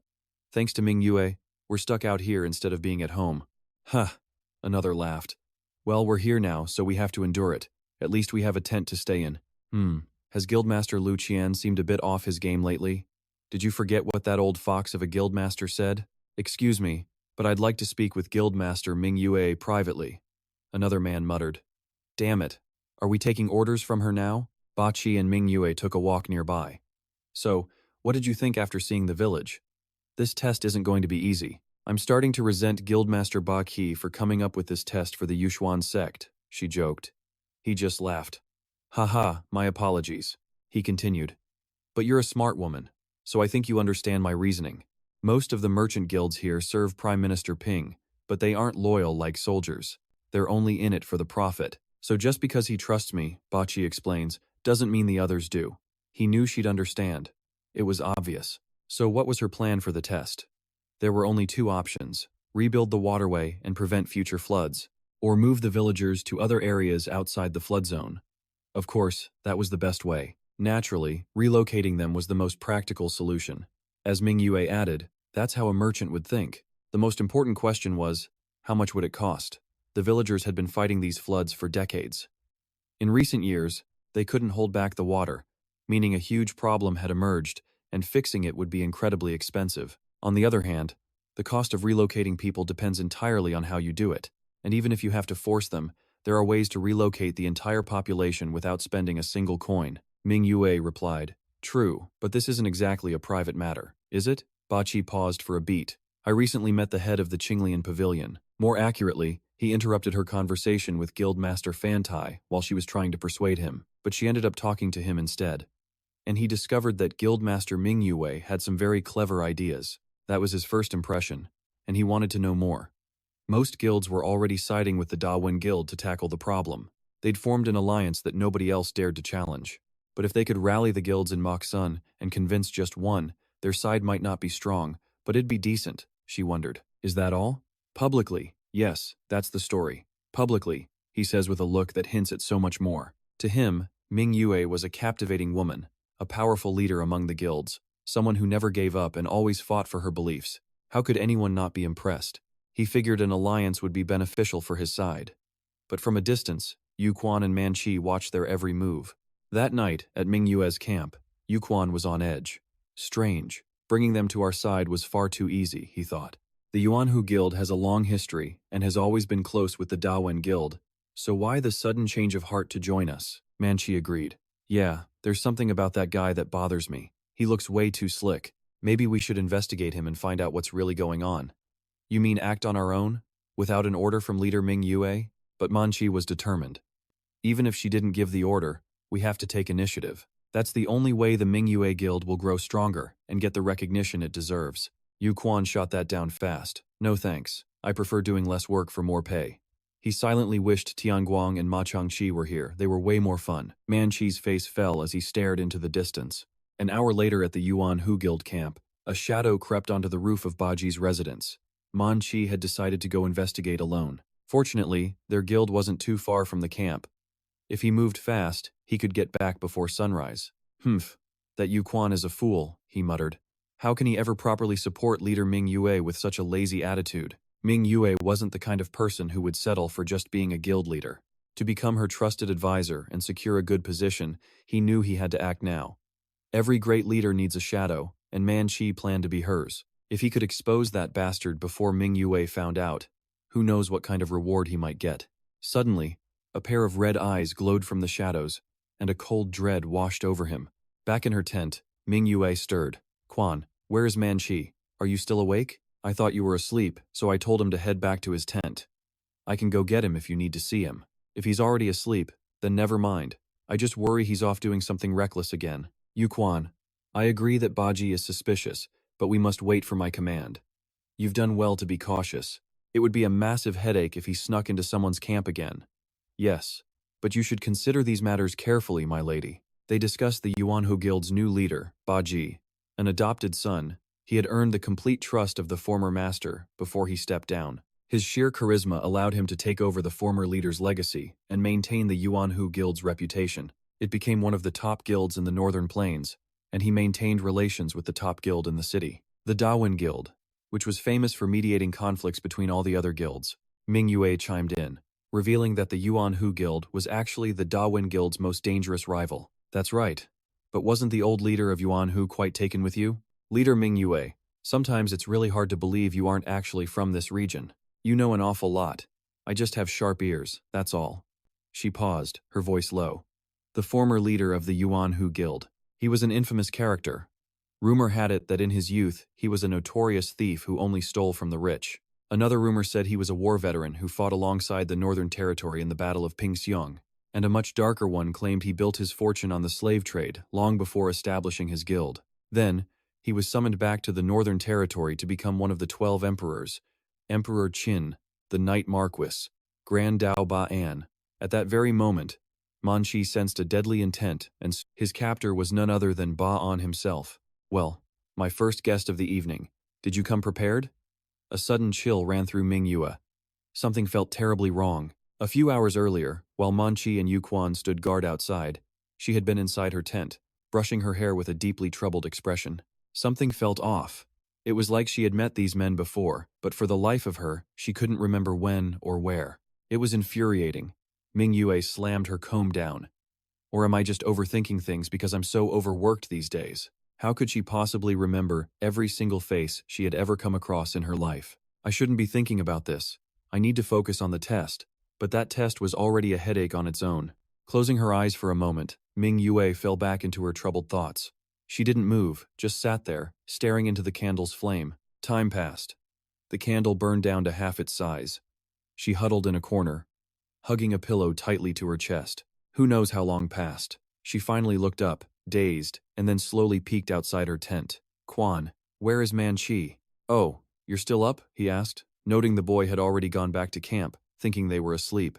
And just like that, another night passed. The next morning, in the village by the cliffs, Lu Qian and his men moved through the streets, handing out supplies to the children. At the negotiation table, one of the villagers slammed his fist down. Nonsense. Our ancestors' graves are here.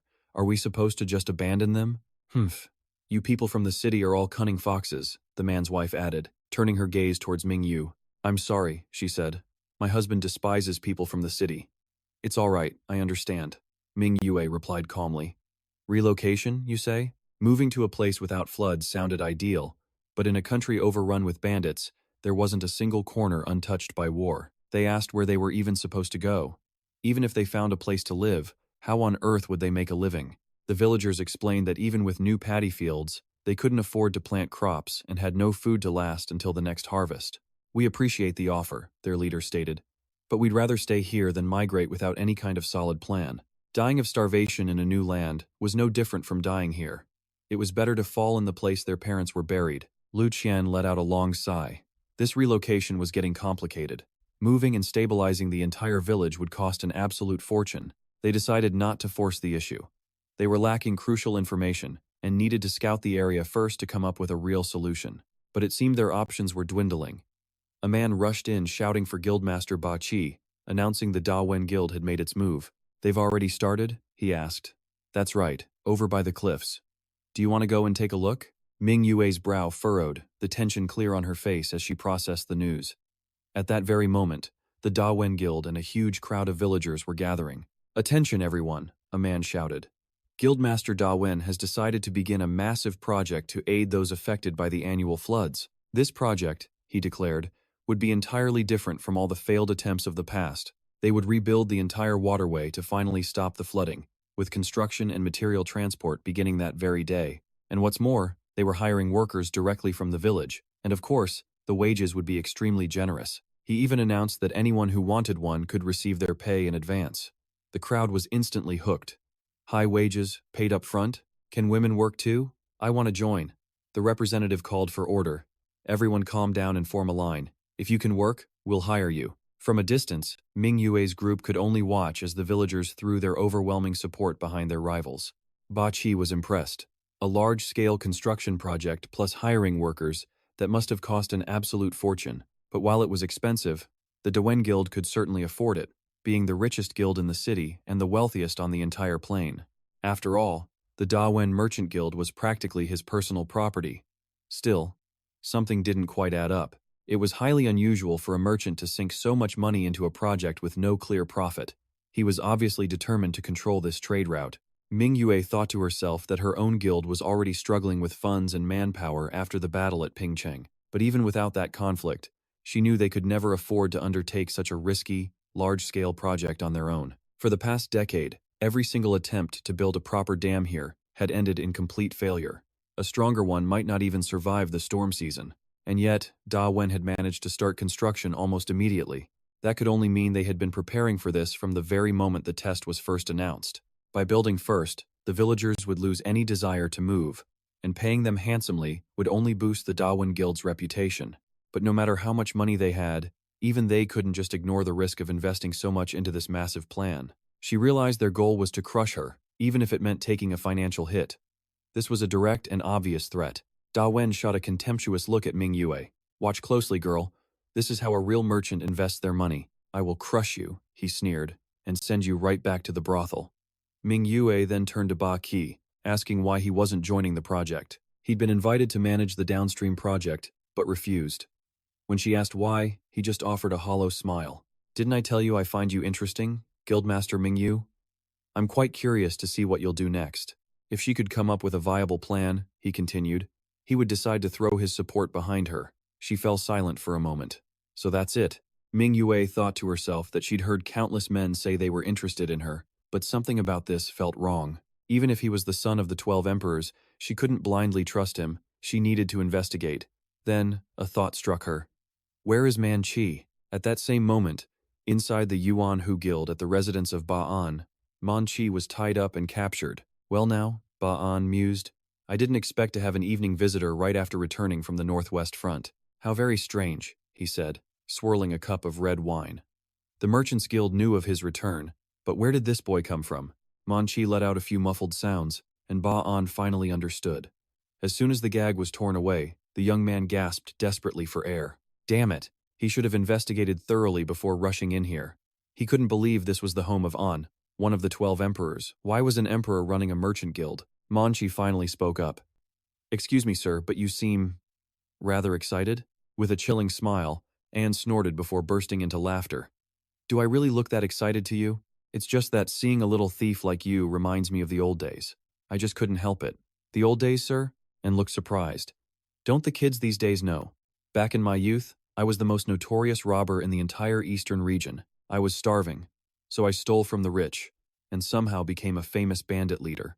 Then I met Qianvu Khan in the northern frontier and got dragged into a war. He just followed the man into the Battle of Bin Hung, and next thing he knew, he'd accidentally become one of the 12 emperors. And just like that, he spent the rest of his days on the battlefield. He came home after a long day, hoping for a family welcome, but found this kid instead." Manchi lowered his voice. "My apologies, sir. I knew you lived in the northern frontier, but I never imagined the Nguyen Hao Merchant Guild was your actual home." So you snuck in here without a clue it was my house? The guild's name is Nguyen Hao, after all." Anne's eyes narrowed. "If you didn't know, then were you just here to steal from the guild? Ah, then you must be my son's guest. Ba Kai, wasn't there some kind of test for the guild these days? Are you a spy from another merchant guild?" The boy didn't answer, his face a mask of fear, sweat dripping down his chin. The old man roared with laughter. "Kid, your intentions are written all over your face. You're caught red-handed. Damn, it was over. He was exposed. So, what happens to me now?" And glared, his voice dropping. "What do you think happens? I'm thinking I'll sell you. Sell you as a war slave. You'll die on some forgotten battlefield." He paused, watching with amusement as tears streamed down Manchi's face. "I'm joking. The slave trade is illegal in Bin Kwok. A member of the 12 emperors can't just sell people. Honestly, I'm actually pretty ticked off at Qianvu Khan about that whole thing. Think about it. Even in the northern frontier, when things get tough, they draft citizens into the army and use them up. But I'm not allowed to do that. Of course, it's not like I want to sell people, but they get to do it when times are hard, and I don't. That's the part that gets me. It just makes me so angry. Don't you agree?" Manchi glanced away, thinking to himself, "Why does this old man talk so much?" And spoke again. "Well, I'm bored right now, so this is actually a nice change of pace. Kid, humor an old man for a bit before I hand you over to the authorities." The boy let out a quiet sigh of relief. He was just being handed over. As night began to fall, a young village boy slipped outside to relieve himself. his thoughts consumed by his rumbling, empty stomach. Suddenly, a figure stepped up right beside him. In the blink of an eye, the boy vanished into the darkness, with no one around to witness it. Sometime later, Min Nuyet arrived at the Grand Minister of Agriculture's office in Musan City. My deepest apologies for arriving at such a late hour. You are the only one I can turn to for help. Nonsense. For our dear Min Nuyet, of course I can help, but I haven't seen you at Thon Lian Peak lately. You must be terribly busy, aren't you? She gave him a weary look. Yes, running a merchant guild is not an easy task. Ah, business is always like that. My cousin runs a guild down in South City, you know. It seems we've arrived. The Grand Minister quickly followed behind her. Ah, yes. All the records for Bin Than and Mok Sun City are stored right here. Wonderful. He stepped into the dimly lit room with Min Nguyet, his face flushed with excitement. You can start your search on that shelf near the door. All the account books are organized by year. From the Grand Minister's point of view, Min Nguyet looked sharp and intelligent, but her low-cut top was driving him to distraction. Min Nguyet, seeing you looking so focused, it makes me feel... Before he could finish his sentence, a spear point was aimed directly at his face, forcing him back. She spoke, her voice like ice. Thank you for your guidance. It's late. Please escort the minister home. Yes, Guildmaster Min Nguyet. She gave a fake little wave as her guard, Hu Quan, forcibly dragged the Grand Minister away. She immediately pulled out a stack of books, spreading them across the table. By the faint candlelight, Min Nguyet began to study every single line. She had already spent 2 full days listening to the opinions of the villagers. Most were hesitant to relocate, worried about ancestral graves and finding a new place to live. And to make matters worse, the Daivan Guild had already started rebuilding the dam. It was a massive undertaking, a huge gamble whose success wouldn't be known until the rainy season finally arrived. Guildmaster Daivan had won the villagers' trust with this plan, even paying them for their labor. On that front, she had already been completely outplayed, but she was resolute. No matter the cost, she had to win this test and become the one in charge. The next morning, villagers and workers began rebuilding the dike. But 15 days later, progress was still agonizingly slow. Their plan was to build up the entire landscape. Hu Quan couldn't help but smirk. This was like trying to move a mountain. It would take an insane amount of money and manpower. Just then, a heavy-set man approached, panting as he glared at him. What kind of guard abandons his post to just wander around alone? Model. You are. Do you know who I am? Of course, you're Dung Than, one of Twit Ni's 10 blades. That's right, but I have no idea who you are. Hu Quan is suddenly flustered. Oh, right. How strange. He still can't believe Nathak is dead. He wasn't the kind of guy to be killed so easily. He'd heard rumors from the merchants that Nathak's final mission had something to do with the Minweert Merchant Guild. But the strange thing is, the Minweert Guild suffered no losses. Another rumor says he was ambushed, but who on earth could kill Nathak? Sensing the heavy killing intent pouring from his opponent, Hu Quan just manages a weak laugh. I wouldn't know. My guards haven't seen any combat lately. You must have been pretty close with Nathak, huh? Dung Than covers his face. He was a good man. Even to a troublemaker like me, he always treated me well. I just came here to confirm a few things, so I'll be going now. We're both busy, let's talk again after this test is over. He watches the hulking figure of Dung Than as he laboriously walks away. Man, no wonder he looked so exhausted coming up here. I should probably keep a low profile for a while. At the flood dam, Darvun was seething. What did you say? What do you mean the workers didn't show up? They're getting paid, so they should be working. I don't know what's happening either, but the children in the village have gone missing, so everyone is busy searching for them. What? The look on his face instantly shifts to one of tension. How could this have happened? It's been going on for a week, kids just suddenly vanishing, and now the number has reached 20. But a moment later, Darvun's suspicion turns sharply toward Minweert. No way. Could that woman be playing tricks on me? Not far away, how does it look? Guild leader, it's just as you predicted. Minweert's subordinate, Lu Tien, rushes to report. Guild leader Minweert, something terrible has happened. What is it? What's wrong? Guild leader Lu Tien reports the children from the village have disappeared. Hearing this, the light in her eyes instantly vanishes. Did you hear me? Guild leader Minweert? Sorry, she says. I was just remembering some unpleasant things. Hu Quan, I have to go first. Yeah, leave things here to me. Immediately, Minweert rushes after Lu Tien back toward the village. Meanwhile, the villagers had already split up, scouring the area for their mysteriously vanished children and grandchildren. My child, where are you? Mirlor, sweetie, if you're here, please make a sound. Where are you? Hardor, my daughter, Hassan, where could you be? Matkath Haodong. Hurry over to the stream and check for any tracks by the cliffs. Amidst the chaos, Minweird arrives as night begins to fall. Guild leader, Minweird, have you heard? Yes, I've heard the news. Members of Darivant's merchant guild are on this side as well. He screams at her, you. The moment Minweird turns her head, he swings, slapping her hard across the face. Herquan immediately intervenes. Damn it, I was trying to stay quiet. Instantly, Darvan's bodyguards surge forward, pressing their blades against his throat. Herquan, stop. Guild leader Minweird speaks up. Everyone, lower your weapons. Don't frighten the villagers. What do you think you're doing? Guild leader Darvan, storming in here, cursing and striking people like an uneducated brute. Darvan immediately snaps back. A lowly woman like you, less than an animal, deserves this. You kidnapped the village children to obstruct my project. Don't think I don't know. And what makes you so sure it was me? Proof? I'll find my proof soon enough. He scowls, grinding his teeth as he argues. In a desolate place like this, how could a dozen children suddenly go missing? Isn't it my merchant guild that will suffer the most damage from this? Darvan, you're making baseless accusations. Who else stands to gain from this besides you? Even if you want to win this test, your methods are going way too far. Meanwhile, at Ba-An's residence in the Winho Guild, he was so drunk he was about to pass out. I'm telling you, my son, you know him. And with that, Ba-An goes limp. Marnki carefully stands up. This old man is something else. He's been drinking and talking for a week straight. My ears are about to bleed. He thinks to himself as he bites through the ropes that bind him. I've never met anyone who talks more than I do.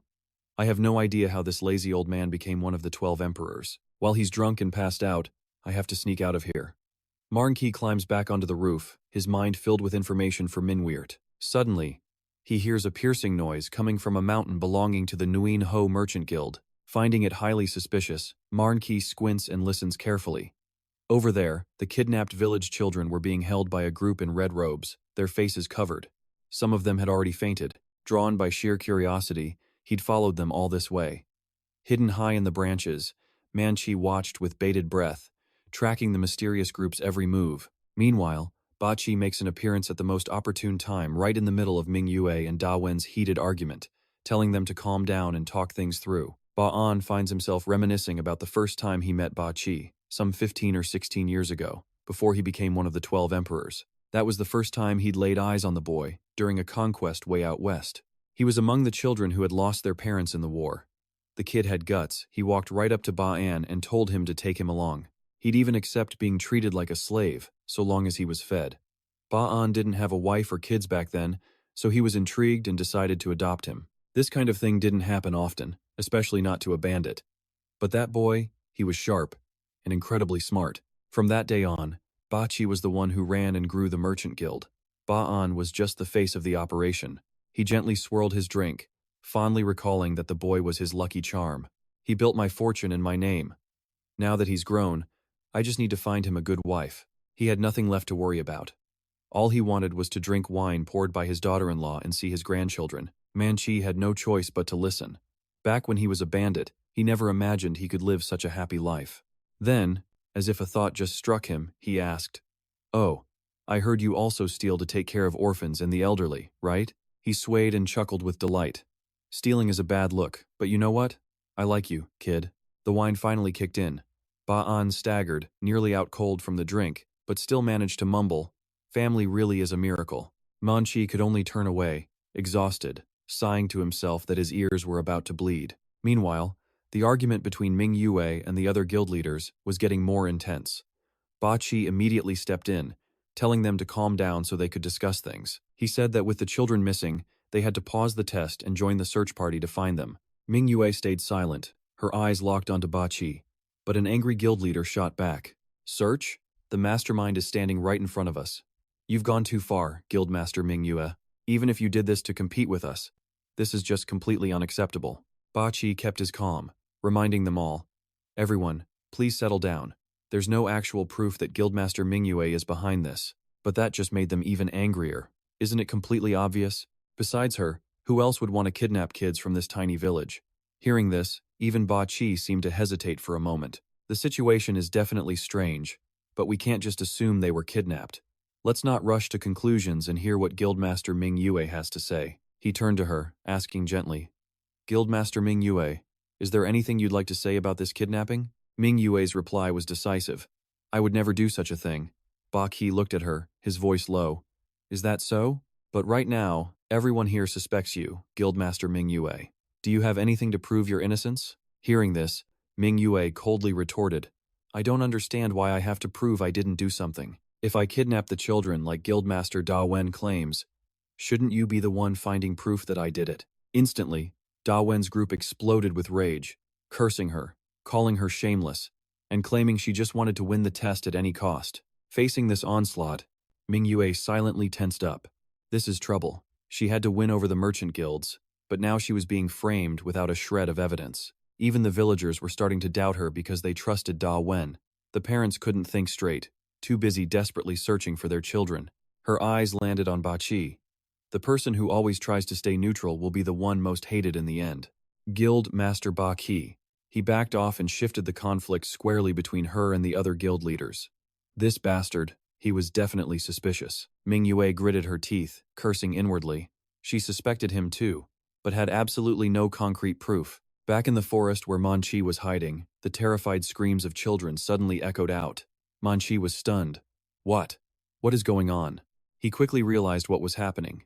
The children, they're being kidnapped? Those are guards from the Yuanhu Merchant Guild. Manchi's mind raced. Even in the northern frontier, when they're in a tough spot, they just force villagers into the army and use them. Without war slaves, how could they have such a huge army? Everyone knows about it, but they just turn a blind eye and keep on using them. Could the Qin Emperor be the one behind this whole thing? Just as Manchi was lost in thought, Tang Tan appeared from nowhere, launching an attack with his wolf style. Manchi was horrified. The attack shot towards him like a battering ram, slamming right into the tree where he was hiding with lightning speed. In that critical moment, Manchi threw down a smoke bomb, dodged the attack, and made a run for it. Tang Tan's men could only stare in confusion. Boss, what just happened? Uninvited guests? He throws a smoke bomb and makes a run for it. Tang Shan orders his capture, and his men immediately give chase.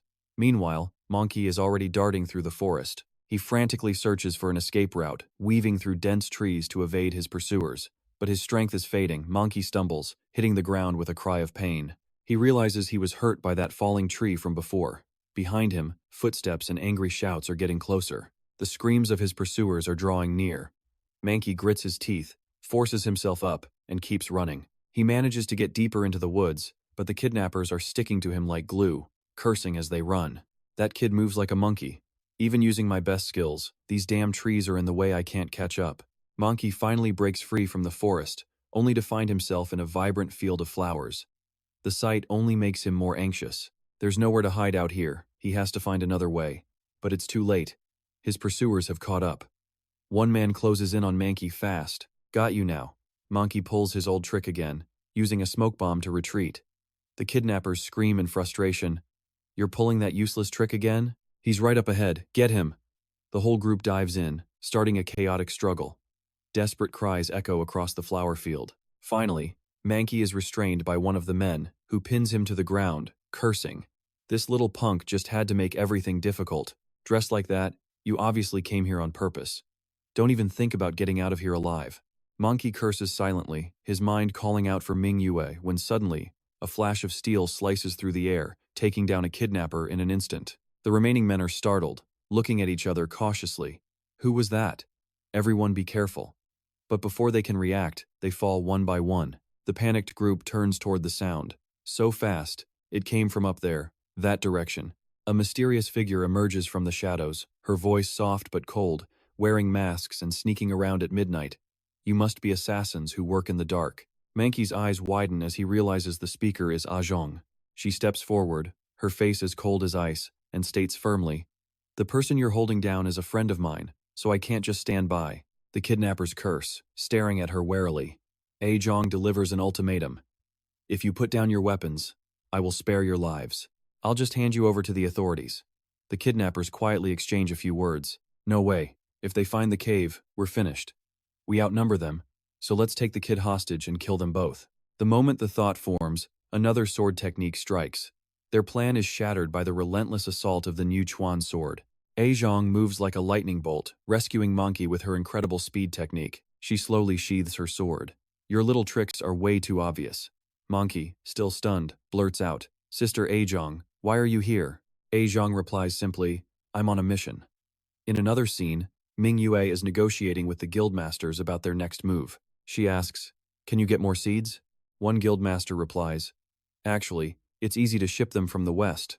I already paid the delivery man, and they were sent yesterday. Mingua looks over and remarks, they seem to be growing well, right? Guildmaster Lu Qian, would you like to take a look? Lu Qian asks hesitantly, are they really that easy to grow? Mingua explains, this is a famine relief food called the potato. This tuber comes from the west. Originally, this plant only grew in a place very far from here, and its roots can thrive even in barren soil. We've only just started trial planting one type, unlike rice. This crop can be cultivated in the same kind of soil as regular vegetables. Even in a drought or a flood, it can still grow very well and be ready for harvest in 3 months. Lu Qian is amazed. If it's that easy to grow, why isn't it common here? Mingua answers, because its tubers don't taste as good as rice. In fact, foreigners often use them as feed for their livestock, so merchants saw no value in bringing them here to sell. Lu Qian asks in disbelief, you want to feed people something that's meant for livestock? Mingua replies, pigs eat human food, so why can't humans eat livestock feed? In other places, this food source is essential, especially during wartime. Besides, depending on how you cook it, the flavor is actually quite good. Even if we can't use spices, we can create recipes using strong-smelling vegetables or herbs. With the number of seeds that just arrived, we can try planting them in the mountainous regions. I want to ask the Cao Tai Merchant Guild to be in charge of the cultivation. After a successful harvest, I'll be counting on your merchant guild to develop recipes and purchase spices. The other party immediately agrees. Mingua continues, Guildmaster Lu Qian, I'd like you to continue monitoring things here and discussing it with the villagers, but Lu Qian can't hide her concern. But will that be enough? Compared to the Daivan Merchant Guild, this is nothing. Our merchant guild is far too small to compete with the Daivan Guild. Right now, most of our manpower has been dispatched to the Pingcheng battlefield, but Mingua simply reassures her. But the real point of this test was empathy for the people's struggle. Just stopping the flood wasn't the answer, it wasn't the only solution. The proper way forward was to empower the people to withstand the disaster and find a way to live alongside it. Just then, a Zhong suddenly appeared, carrying Manchi on his back. Spotting Mingua, Manchi cried out happily, Sister Mingua. Mingua froze, completely stunned. Manchi, a Zhong. But Manchi was still beaming, calling out her name again with pure joy. Back at the Mingua Guild, Manchi was forced to kneel as punishment for acting alone. As Mingua heard the full story, her expression darkened, so it was all the Yuanhu Guild's fault. Suddenly, the true enemy was crystal clear. It was them. Apparently, the Yuanhu Guild has been in the slave trade for a very long time, a low-cost operation with huge profits. Zhang added, but in Beijiang City, the slave trade is completely forbidden, so they move with extreme caution to avoid being discovered. And how convenient. A perfect scapegoat appeared, a trading guild already envied and hated by so many others. That guild was the Mingua Guild, it was hers. So from the start of the test, he had been watching her, studying her. Her sharp personality had made her an easy target to hate. Zhang cautiously asked, so what are you going to do? Take out the Yuanhu Guild? Of course. It's the right thing to do. The only problem was, they didn't have the 12 emperors backing them. If Manchi was right, this illegal guild had the protection of a 12th emperor, a man who was a former bandit warlord. Acting too rashly now would only make the entire situation worse. Whether they were right or wrong didn't matter. Her guild, the Yuchuan Sect, and all of Beijiang were tied to Pingcheng, seen as arrogant, yet holding no real power. If we confront them without strength, we will be the only ones who get crushed. After a heavy silence, a Zhang finally spoke, but we can't just stand by and watch. The Yuchuan Sect does not allow evil to prevail. And I'm sure you don't want to be framed, either. At the very least, we need to rescue those kidnapped children, and fast. Mingua looked at her, completely taken aback. You seem very eager to help, especially since this has nothing to do with your Qinglian Ting. I'm not exactly the helpful type. But if it were your people in trouble, my sect would help, whether you asked or not. During their tense conversation, Manchi and Yuguan could only watch in silence, a hint of confusion on their faces. In a cave behind the Yuanhu Guild, the desperate screams of children echoed. The kidnappers roared at them, but the cries only grew louder. At that moment, Ba Qi appeared, with Tang Tan following timidly behind to give his report. We still haven't captured enough. He will be disappointed. That's the real problem.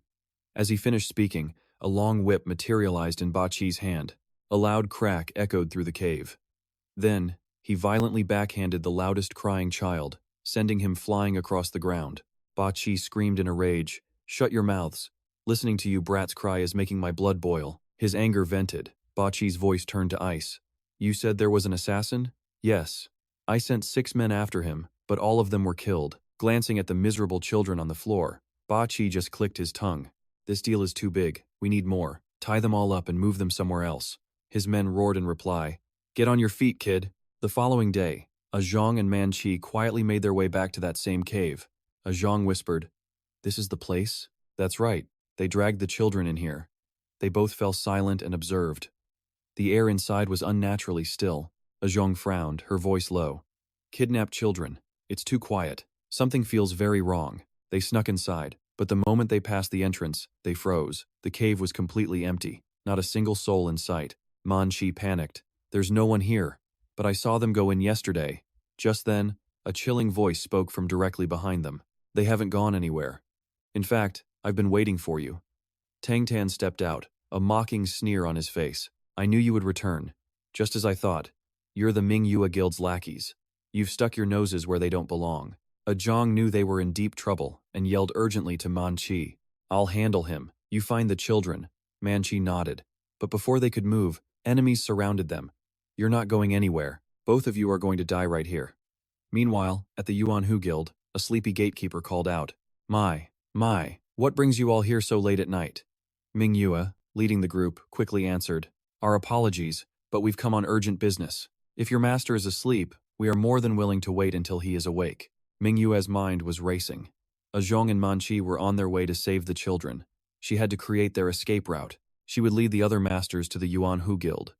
If negotiation failed, they would force a confrontation with Ba Qi. In fact, when she first made this plan, Guan had tried to stop her. "Guildmaster, it's too dangerous to go into enemy territory alone." But Mingua's mind was set. "We are short-staffed. We have no choice. It's unclear how the Yuanhu Merchant Guild is involved in the kidnapping, but they must be thoroughly investigated and eliminated." While the main group headed inside, Guan was tasked with patrolling the surrounding area. They figured the kids might have been moved after Manchi was spotted. The #1 priority was the rescue. Now, back to the fight between Tang Shan and Zhang. The two clashed fiercely, with Zhang constantly being pushed back by her opponent's sheer force. She cursed inwardly, his power was just too immense. Her normal attacks were completely useless against him. Zhang instantly shifted her stance, unleashing a reverse wood fish stream counterattack. Her blade shot out like a flash of lightning, aimed straight at Tang Shan. Nearby, Manchi was in the middle of a desperate escape. He sprinted for his life as a voice roared from behind. "Where do you think you're going, kid?" Manchi cried out in agony, "Stop chasing me." Just then, he screamed at the top of his lungs, "They're here! Help me!" The words had barely left his mouth when a group clad in purple appeared from nowhere, intervening just in time. The two factions were evenly matched, their weapons clashing in a fight to the death, while Manchi used the chaos to slip away and escape. The clock rewinds half an hour. The scene shifts back to the cave entrance, where a crowd was gathered, waiting. One of the men grew impatient and grumbled, "Tang Shan is making us all wait here just to catch 2 kids. What a complete waste of time." The leader replied, "Still, it's easier than escorting the kids to the rendezvous point. Once we catch them, we're all getting a round of drinks." Hearing the word drinks, the other man's face lit up. "Now you're talking." As they were talking, both men were suddenly startled by another group approaching from behind, who immediately began to scold them. "And you call yourselves guards? A bunch of irresponsible fools." The squad leader from the Dawen faction spoke up. "Guildmaster, it's dangerous here. Please, step back." Dawen, however, insisted on moving forward. "No, that witch Mingua is walking into the tiger's den. I can't just hide in the back, it would be humiliating. He had to be the one to save the children so the villagers would remember his name. Only then could he finally teach that Mingua a lesson." Once the men surrounding the cave recognized him, they all panicked, immediately drawing their weapons.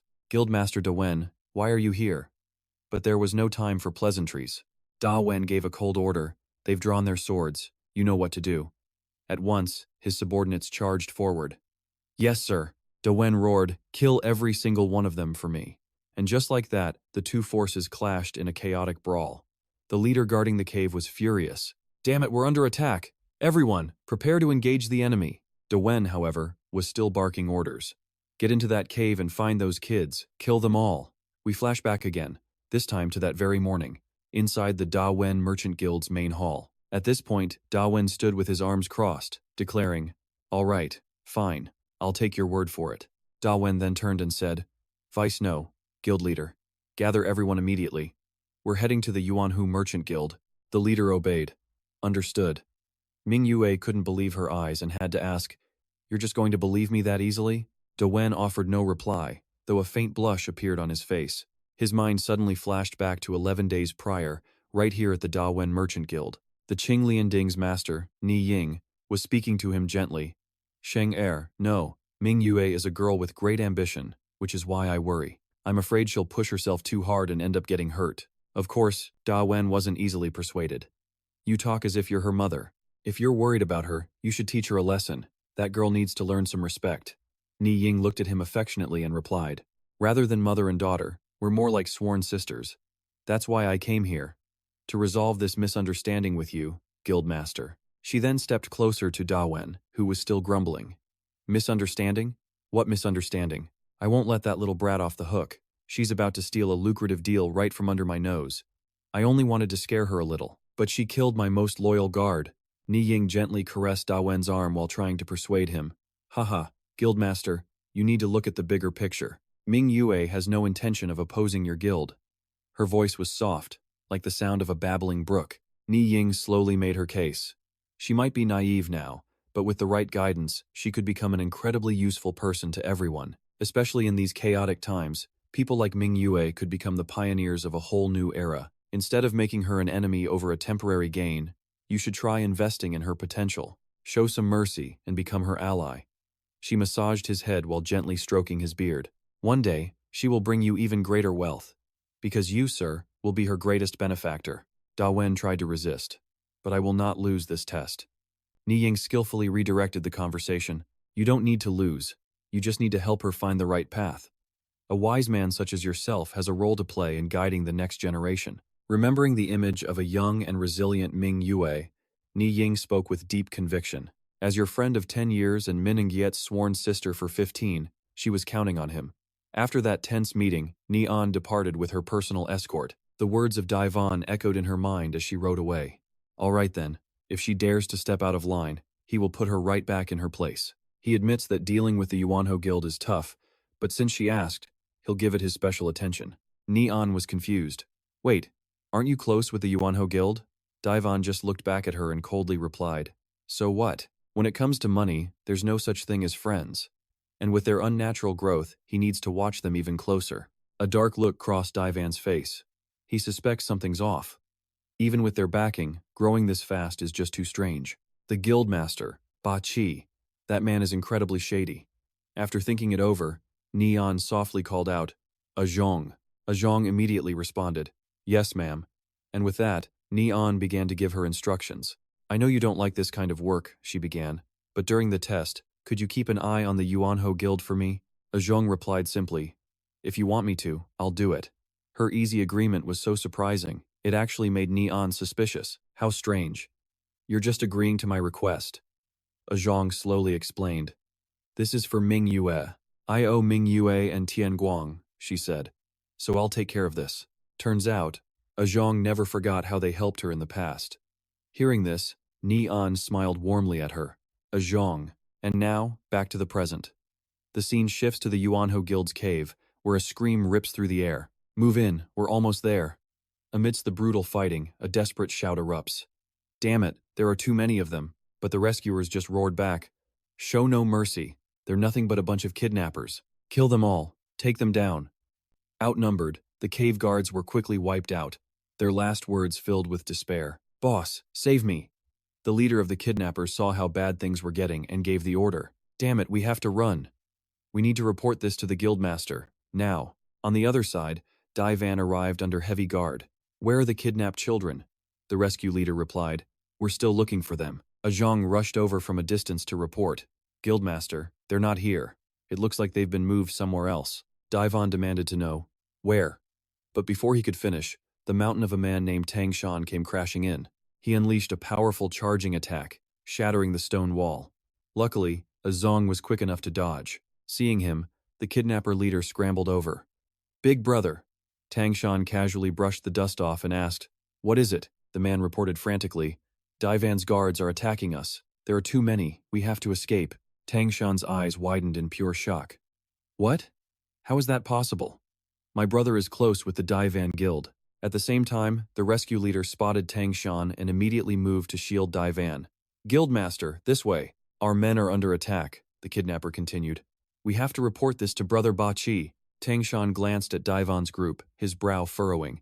He knew if all his men died here, he'd never face Ba Chi again. "Everyone, with me. Retreat, retreat." Meanwhile, outside the Yuanho Guild's main headquarters, a small group was lying in wait. Yu Guan was carefully scouting the area when suddenly, his eyes caught something on the ground. It was the ground itself. The open area was covered in countless tracks, as if many wagons had recently passed through. "What is this?" he wondered. Completely unaware of this discovery, Mingyue's group was still waiting at the main gate of the Yuanho Guild's base. Someone stepped out to confront them. "It's the middle of the night.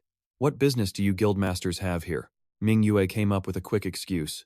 "We needed to discuss the test, so we rushed over."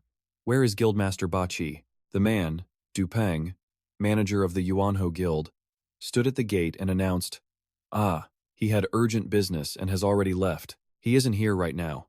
But Mingyue wasn't buying it. "He's gone before the moon is even high? Where did he go?" "Well," Dupeng said, "it was a personal matter, so I wouldn't know." An uneasy feeling washed over Mingyu.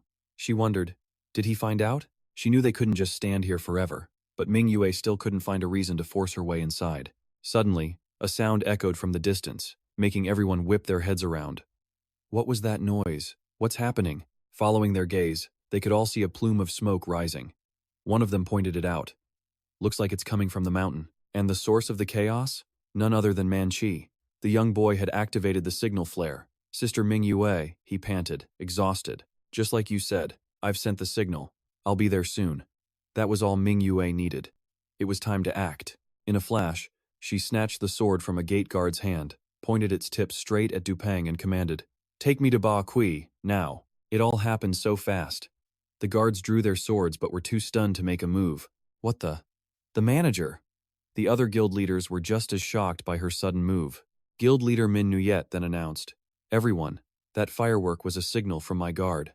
It seems Leader Bakai has already moved the children." She ordered the guards, "If you want Dubang to live, drop your weapons." Cornered, they all threw their swords to the ground. Dubang, sweating profusely, tried to de-escalate. "Wait, guild leader Min Nguyet, I think there's been a misunderstanding." But Min Nguyet paid him no mind. "I'll get the real story from guild leader Baki." She pressed her blade to his throat and issued her command, "Take me to him now." Terrified, Dubang agreed. "All right. But first." Meanwhile, the leaders with Min Nguyet whispered anxiously, "Is this a good idea? Our guards are still posted outside." They had only come because guild leader Divan was involved, but now everyone was clearly having second thoughts. Honestly, did the Yuanhu Merchant Guild really kidnap the children? This was absolute madness. What in the world was going on? The group then proceeded deeper into the compound, with Dubang slowly leading them all down a staircase. With no one in sight, Min Nguyet scanned the area and demanded, "Dubang, where is guild leader Ba Kai?" All the guild leaders were now gathered in the center. Min Nguyet suddenly sensed something was wrong and screamed, "Everybody, get down!" The words barely left her mouth when red lines shot out from every direction, cutting right through the group. Blood erupted amid their agonizing screams. Seizing the chance, Dubang immediately made a run for it. Suddenly, something lunged at Min Nguyet, but Manchi leaped forward, shoving her out of the way. "Sister Min Nguyet, look out!" The boy tumbled across the ground. Min Nguyet rushed to him. "Manchi, are you all right? You're injured." Then, a figure in a red cloak appeared. Min Nguyet immediately drew her sword, preparing for the absolute worst. The man just sneered at them. "Oh? You barge in without permission and then you draw your sword?" Dubang, hiding by a door, immediately snitched, "Sir, that's Min Nguyet. She's been slandering us and insulting your son, guild leader Ba Kai." Min Nguyet quietly took in the situation. But when she saw the enemy's face clearly, she became concerned. The man was Qin Emperor Ba'an. He simply asked, "So, you are the renowned Min Nguyet?" All the while, Manchi was whimpering in pain. "Sniffle, Sister Min Nguyet." Ba'an's deep voice dripped with sarcasm. "Quite a talent for making a scene, aren't you?" With a stone-cold expression, he said, "Daring to sneak around here like a thief. Are you prepared to face the consequences?" Though his face remained completely blank, Ba'an's aura grew more and more terrifying by the second. Min Nungiet observed silently, her focus at its peak. Ba'an then flicked his hand, unleashing countless projectiles. The objects flew with terrifying speed, all of them aimed directly for Min Nguyet's head. At that exact moment, a sharp clang of metal rang out. A spear appeared, saving Min Nguyet from death's door. Her savior was Hu Quan. His body was covered in cuts. Holding an iron ring and his weapon, he grimly said, "This is really bad." Even though he was seriously wounded, Hu Quan refused to back down. Facing one of the 12 emperors was no easy task. So, to recap, Min Nguyet's party of 3 is now facing Ba'an in his own residence at the Yuan Hu Merchant Guild. Meanwhile, Dai Van and Azhong were finishing off the remaining soldiers. Ba'an unleashed his technique, a storm of flying iron rings. Min Nguyet cried out in panic. "Wait, Hu Quan, don't fight back. We can try to negotiate." But Hu Quan just kept blocking with his spear, yelling, "There's no time for that now." His spear moved like a whirlwind, creating a shield that sent the iron rings flying. This performance actually impressed Ba'an. "Oh, you blocked that. Impressive. You're no common fighter, are you?" He then hurled 2 spinning chains straight for Hu Quan's head. "How about this then?" Ba'an leaped up, unleashing his special technique, the Ba'an style, Niu Bei Da Qi. As weapons rained down like fire, Ba'an thought smugly, "This attack isn't something you can just defend against." As the battle intensified, Hu Quan pushed Min Nguyet behind him. "My apologies, guild leader." Hu Quan made the choice to sacrifice himself, using his body to shield Min Nguyet from the entire attack. His clothes were in tatters and his hands were soaked in blood, but Hu Quan just kept fighting on. Min Nguyet cried out his name in worry. "Hu Quan." He yelled back. "Outside the Merchant Guild, there are cart tracks heading west." His voice grew urgent. "If you follow those tracks, you can catch them. Find Dai Van's guards and convince them to help you. I can't hold back one of the 12 emperors for long."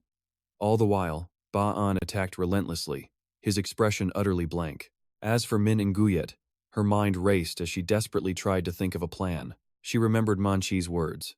"Qin Emperor Ba'an shouldn't be involved in their business, he's always on the front lines. He just returned from the front. He shouldn't be connected to this." All the while, Hu Quan continued his desperate struggle to protect them. Min Nguyet glanced over at Mong Kai and the other leaders, thinking she could probably reason with the man. But with the kidnapped children's lives on the line, she had no time to waste trying to win him over. Min Nguyet made a split-second decision. She had to chase down Ba Kai and expose his real intentions. There was no time or energy left for mind games with Tande. She bolted for the door, shouting back, "Sorry, Quan, don't you die for me." But Ba'an wasn't about to let her go that easily. "Where do you think you're going?" His attack, however, was intercepted by Hu Quan, who yelled, "Stop right there!" In the middle of the clash, an iron ring snaked through the chaos, flying straight towards Min Nguyet. It slashed across her arm, drawing a bloody line. But it was already too late to stop her. The second Min Nguyet was out. She slammed the door shut, leaving Hu Quan to hold off Ba'an alone. Ba'an just tilted his head, scratching his ear. "Was I too drunk to stop her? You're no ordinary fighter, are you? Even on the battlefield, not many can withstand my iron rings." Across from him, Hu Quan had to brace himself against the ground, panting heavily just to stay upright. He knew he couldn't win, but Hu Quan still tried his best to buy more time. "I hate fighting to the death. So could you just stand down and hear me out?" Suddenly, the air grew thick with tension. Ba'an's voice dropped to a low growl. "Listen to you? I just let a thief I've been talking to for a week get away." Hu Quan tightened his grip on his spear as Mangkai let out a gasp. Countless iron rings began floating around Ba'an's body. "I don't know what your real plan is, but if I take you down first, I can figure out what to ask you later." A murderous aura exploded from Ba'an. "And since you intended to harm my son, I have even less reason to forgive you." Hu Quan broke out in a cold sweat against this overwhelming pressure. "This is bad. I have to hold on long enough to find an escape." Without another word, Ba'an unleashed his Mong Dang That Kai. The iron rings twisted together, charging forward like a cavalry of steel. A massive crash shook the building, startling Min Nguyet. The roof tiles themselves shattered into pieces from the force. Though worried, Min Nguyet gritted her teeth and ran for the stables.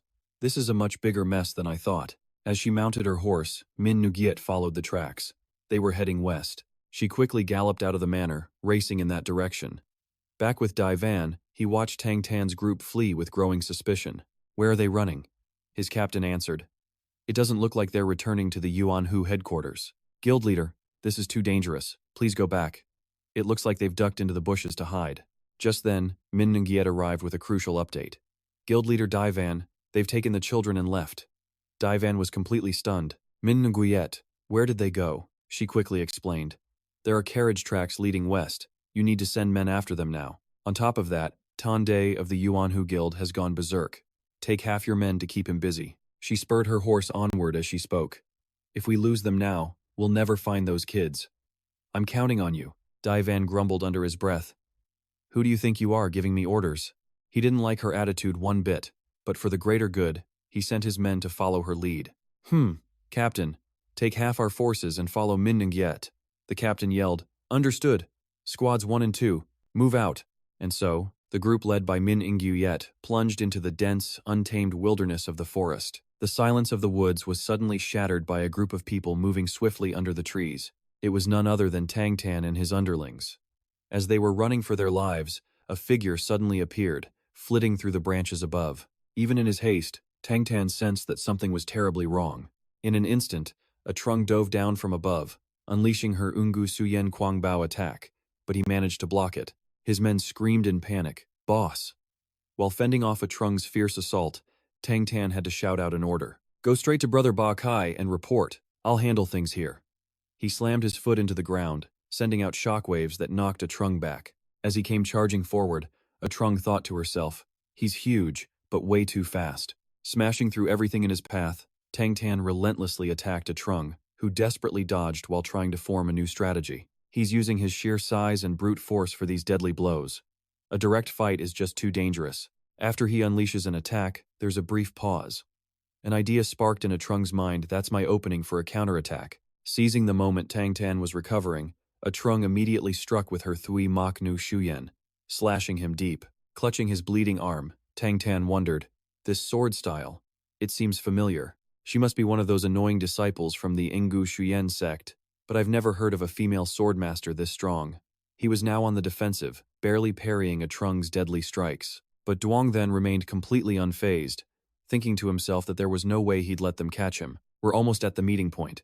The two of them were locked in a brutal battle when suddenly, Min Nungiet shot past on horseback, startling them both. Min Nungiet called out to her subordinate, A Trung, what's the enemy's status? A Trung quickly replied, they're about a mile ahead. Hearing this, Min Nungiet issued a warning.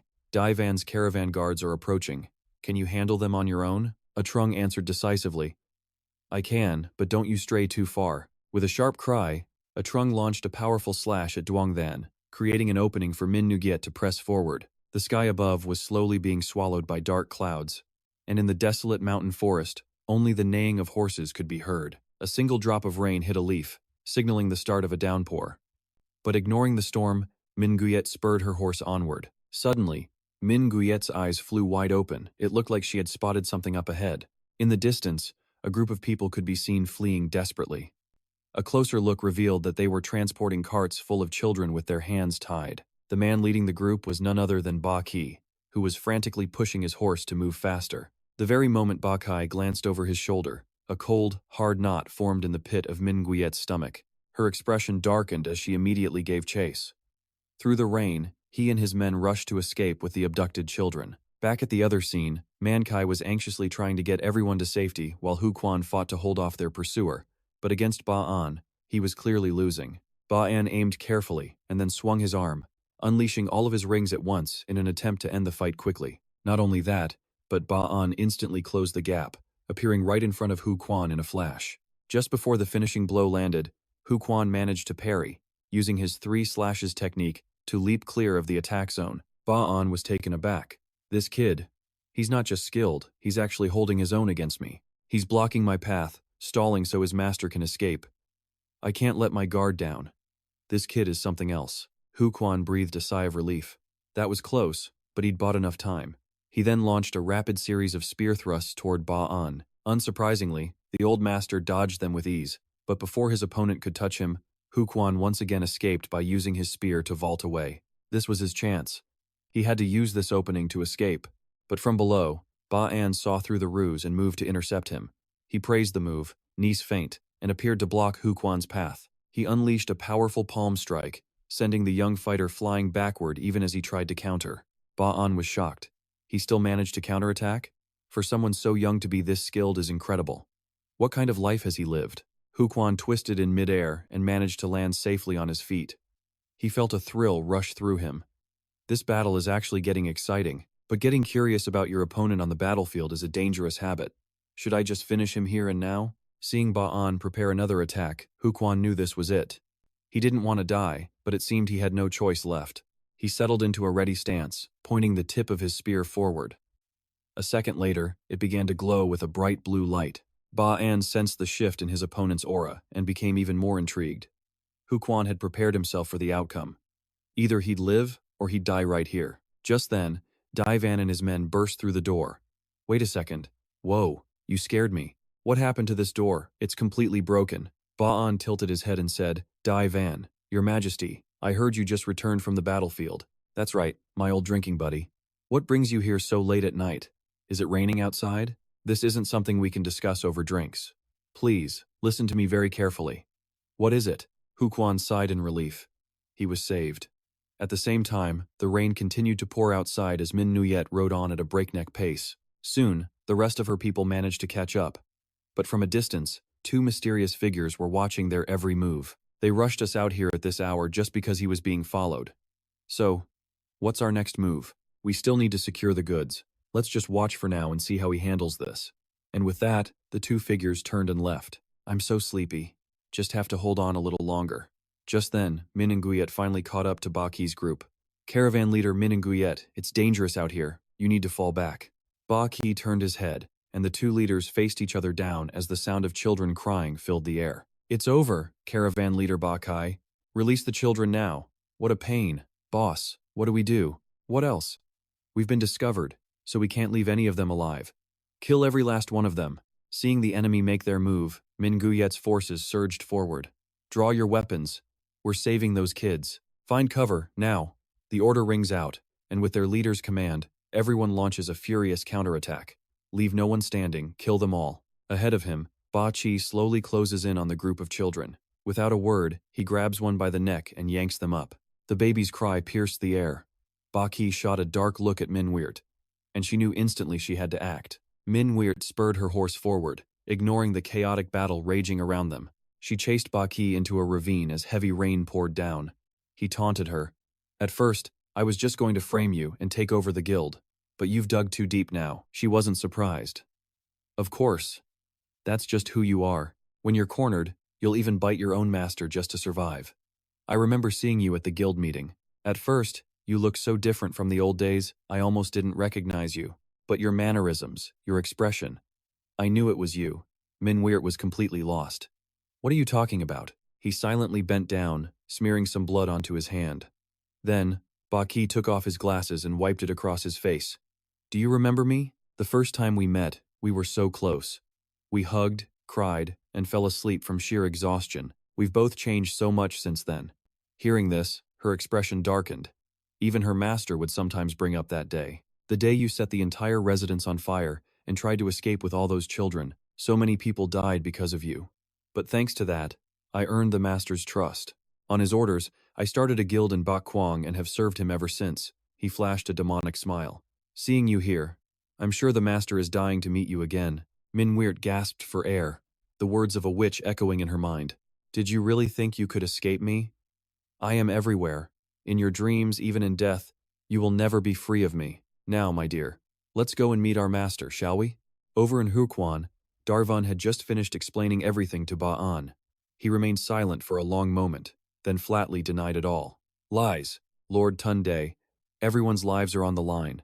We have to find Guildmaster Ba Ki and get to the bottom of this kidnapping. Maranki jumped in. I saw it with my own eyes, too. The Yuanhu Merchant Guild's guards took the kids and locked them in the cave next door. He tried to say more, but at this point, the old man had stopped listening. Ba'an's mind drifted back. Becoming one of the 12 emperors has taken its toll on you. Just leave the guild's affairs to us. It's been so long since you've been home, father. Just get some rest. He thought to himself. They're right. What the hell do I know about a guild? All right, fine. I'll leave it in your hands. What could possibly go wrong if they were just making their own money? But now, Ba'an was utterly floored, his trust completely shattered. His face darkened. All of you wait here. I will go and check this out myself. And if you dare to lie to me, I will kill every last one of you."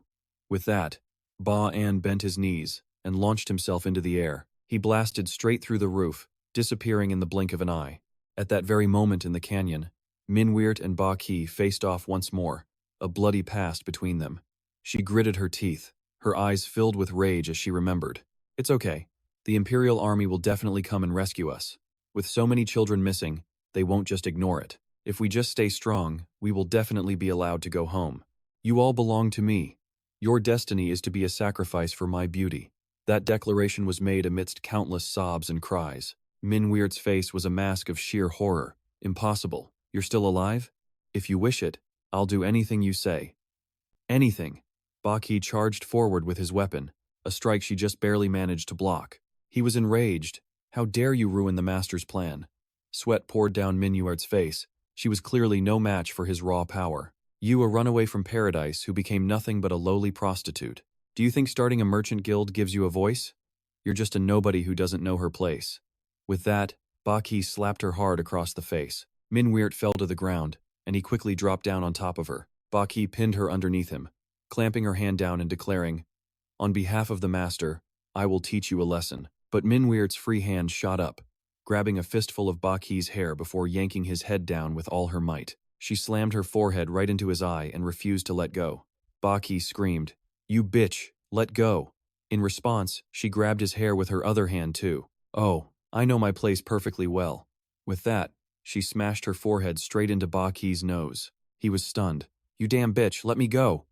But she knew if she did, he would kill her instantly. When Baki tried to pin her again, Minweert bit down hard on his hand. He let out a piercing scream of pain. This was her opening. Minweert flipped them over, slamming him to the ground. She roared down at him.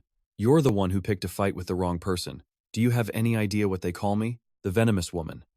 To prove her point, Minweert gripped his hair with one hand and drove her knee straight into his face. Meanwhile, back with a Chung's group, the battle was still raging on. Her opponent gave no ground.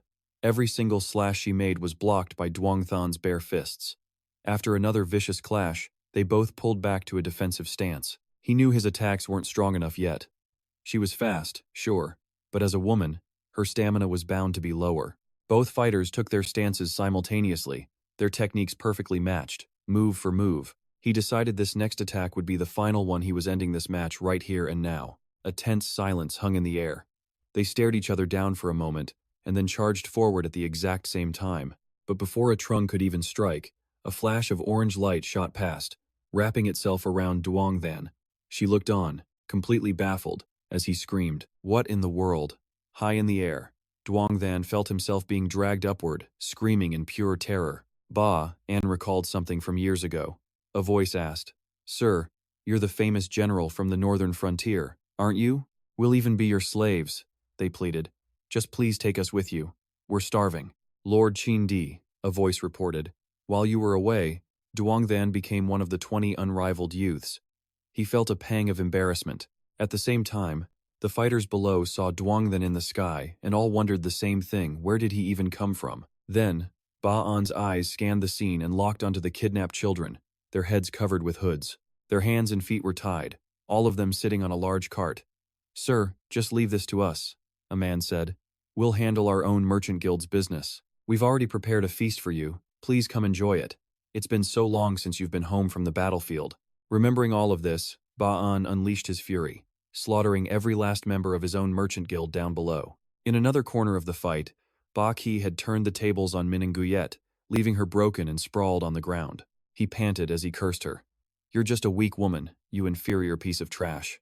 With every curse, Ba Kai kicked her battered body. "You ruined my business, so I'm going to ruin you. I'll take you and those brats with me, and torture you until you wish you were dead. You will beg me to kill you. I'm taking all of you to my master." Just then, a scrawny horse turned its head toward a newcomer, but Baki didn't notice and just kept talking. "The master will definitely be pleased. What do you think? You're dying to see him again too, aren't you?" Only when Ba-An spoke did Ba Kai whip his head around, completely stunned. His father. Seeing the scum in front of him, the man's entire view of his son shattered. "So you've become one of the 12 emperors, father. That's incredible. But a 12 emperor with a past as a bandit leader. That doesn't look so good. So let's create a merchant guild under the name of Chin Di. Leave the operations to me. I'll build up your reputation and your wealth. After all, we're family. It was only then that Ba-an realized his son's eyes had never held the innocence of a child. A few minutes earlier, while Ba-an was busy slaughtering his guild, a fat man and a thin man watched from afar. It's starting to rain. Let's go back. What about the goods? The other asked. The master doesn't want to fight with the 12 Emperor. We no longer have any product in the north. You idiot. We'll all get killed. What a waste of time. Let's just go back to paradise. Back in the present, Ba-an dragged Duongthan and stood before Ba-ki. He stared daggers at his son. Ba-kai was stunned, stammering father, as if he couldn't believe it. Ba-an recalled another memory. Father, you're a bandit leader, so why don't you claim a territory? Call me Big Brother, he had told him. But you named me, so I want to call you Father. Please answer me. After the war, other bandit groups started looting to supply the army. But what about our gang? We're supposed to be a gang of thieves. The only reason we're poor is because we don't steal. Ba-an stated firmly, my Yuanhu gang does not steal from the poor. His son had asked, so you're a righteous bandit? No, it's not about a title. It's just that taking from those who have more than enough doesn't really hurt them. If we rob the poor during a war, they'll starve to death. If we get too desperate, we can just beg for alms from the north. Honestly, I don't really like killing people. His son then mocked him. So you're a bandit who pretends to be a living saint? No, father. Your ideals are admirable. I respect you. Ba-an had smiled. You do? Heh. Well, that's a relief. He realized now that Ba-kai had been plotting even back then. What a foolish man he had been. Ba-kai had seen him as the perfect cover for his own twisted nature. And now, that nature was completely exposed. No, father, this is a misunderstanding. Please, listen to me. Before he could finish, Ba-an's hand flashed out. Ba-kai hit the ground, knocked out cold from a single slap. Min Nguyet's group was speechless as she slowly sat up. My son, no, this criminal, hand him over to the authorities. If I take him myself, I'll do something a 12 Emperor shouldn't do. A subordinate bowed. Understood. I'll take responsibility and deliver him. Just like that, they began to clean up the battlefield, taking Ba-ki and Duongthan with them. Guild leader Min Nguyet, are you all right? Someone calls out to check on the child over there. It looks like he was hit in the head. My God, he's still alive. Damn, he's hurt bad. They have to treat him first. At that exact moment, a rider charges in at full speed. He's yelling for Minwirt, guild leader Minwirt. She answers, asking what's wrong. He's a messenger from the new Xian sect, sent by the elders. The situation is critical. She needs to get to the testing grounds immediately. The other guild leaders are all being summoned there too. Heavy rains have caused the river to swell, triggering a flash flood. It hit suddenly and with brutal force, wiping out all the houses in the lowlands. People and livestock were all swept away, the few lucky survivors who weren't caught in the current scramble for higher ground. Guild leader Darvun and his people stare, completely stunned. He curses, a massive investment of his was just destroyed in a flash. He calls out in a panic to guild leaders Minwirt and Lutin. Not only is the river rising, but the damage from the flood is absolutely catastrophic. The village is being swallowed by the water. The situation is dire. Minwirt declares they have to evacuate the villagers first. She tells Darvun there's a nearby merchant guild camp where they can take everyone. He scoffs, telling guild leader Minwirt not to give him orders. He says his group will handle the downstream region, while her guilds can take care of the upstream area. Then he turns to Lutin, and they head out. The rain continued to pour down relentlessly, cloaking everything in darkness. 30 days later, at the Ingushian sect, the merchant guilds are being thanked for saving the people. Thanks to their efforts, the village suffered far less damage this year. And even though this year's flood was bigger than the last, not a single person died. Nguyen lore continues, first crediting Darvun's dam for slowing the rising water, giving villagers time to escape with their belongings. And it was thanks to guild leader Minwirt's hard work that no one starved in the aftermath. Better yet, the village won't need supplies from the city, which has boosted morale. And now, it is time to choose the winner of this test. After careful consideration, he has chosen the most suitable candidate. He decides that guild leader Lutin will be the one to head the trade route construction project. Everyone is completely shocked. Lutin can't believe it. Others demand to know why him. Nguyen lore explains that they all performed great deeds. What they did was something no ordinary person could ever accomplish. But the true point of this test was about empathy for the villagers' plight. Because even with brilliant strategies, without a real connection to the people, you can't create change.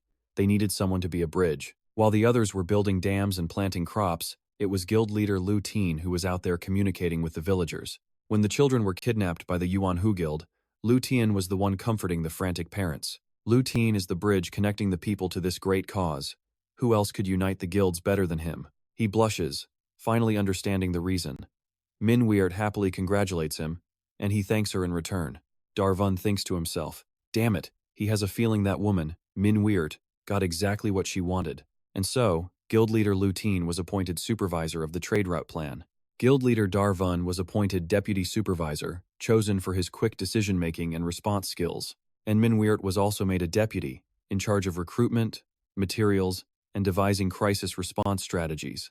Not long after, at the Mingua Guild, Ba'an sits alone on the roof, next to an unrepaired hole. Hearing a noise behind him, he turns to see Manchi approaching, carrying a few jugs of wine on his back. Afterwards, the two of them chat comfortably, like old friends catching up after a long time. In the village once destroyed by the flood, things are slowly being rebuilt. Carefully tended crops are ready for harvest, and the sound of children's laughter fills the air again. At the same time, back with Mingua, she hears that the Yuan Cheng army defeated Simatan's forces in the Battle of Bin Than. What a relief it means everyone is returning home safely. She declares they'll start the waterway repair project as soon as everyone returns. Quan simply replies, I know. She asks him what he's reading. Quan looks over at her and pauses for a few seconds. He was just checking, and now it's time for him to leave this place. What? Before the words even register, Quan suddenly lunges, striking her in the stomach. She falls, stunned and unconscious. He says she did her job well for the past 3 years, but now it's time for him to return to his true mission. After knocking Mingua out, Quan leaves with a sack slung over his shoulder. But halfway down the road, he suddenly stops. A voice says, I heard from Manchi that you were the one who defeated Dung Than during that kidnapping incident. Duong thought back, realizing the kidnapper looked at him with vengeance for his friend, but he couldn't be sure. Thank you, a Trung. Just then, a Trung slowly emerged from behind a tree. Why are you here? I've been suspicious of you for a long time. You're powerful, but something's not right with a leader like you.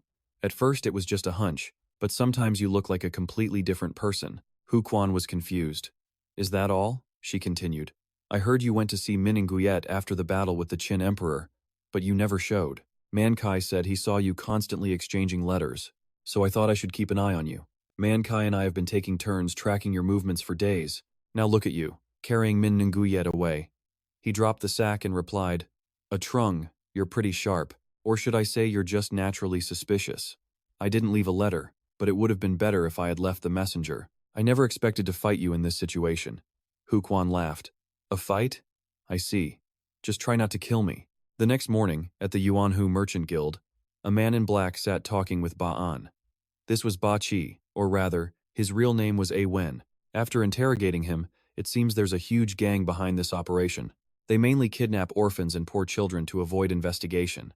No wonder you didn't notice you were busy on the front lines. Swirling the liquor in his flask, Ba'an was silent for a moment. I want to withdraw from the 12 emperors. How can I serve the country when my own family commits such inhumane crimes? My continued presence will only tarnish the name of the 12 emperors. Besides, everyone will think I'm the one behind these kidnappings. The man in black immediately objected, smacking him on the head. No way. It's hard enough finding a gorilla like you. Is that really what matters? Whether you like it or not, you will keep the title of Qin Emperor.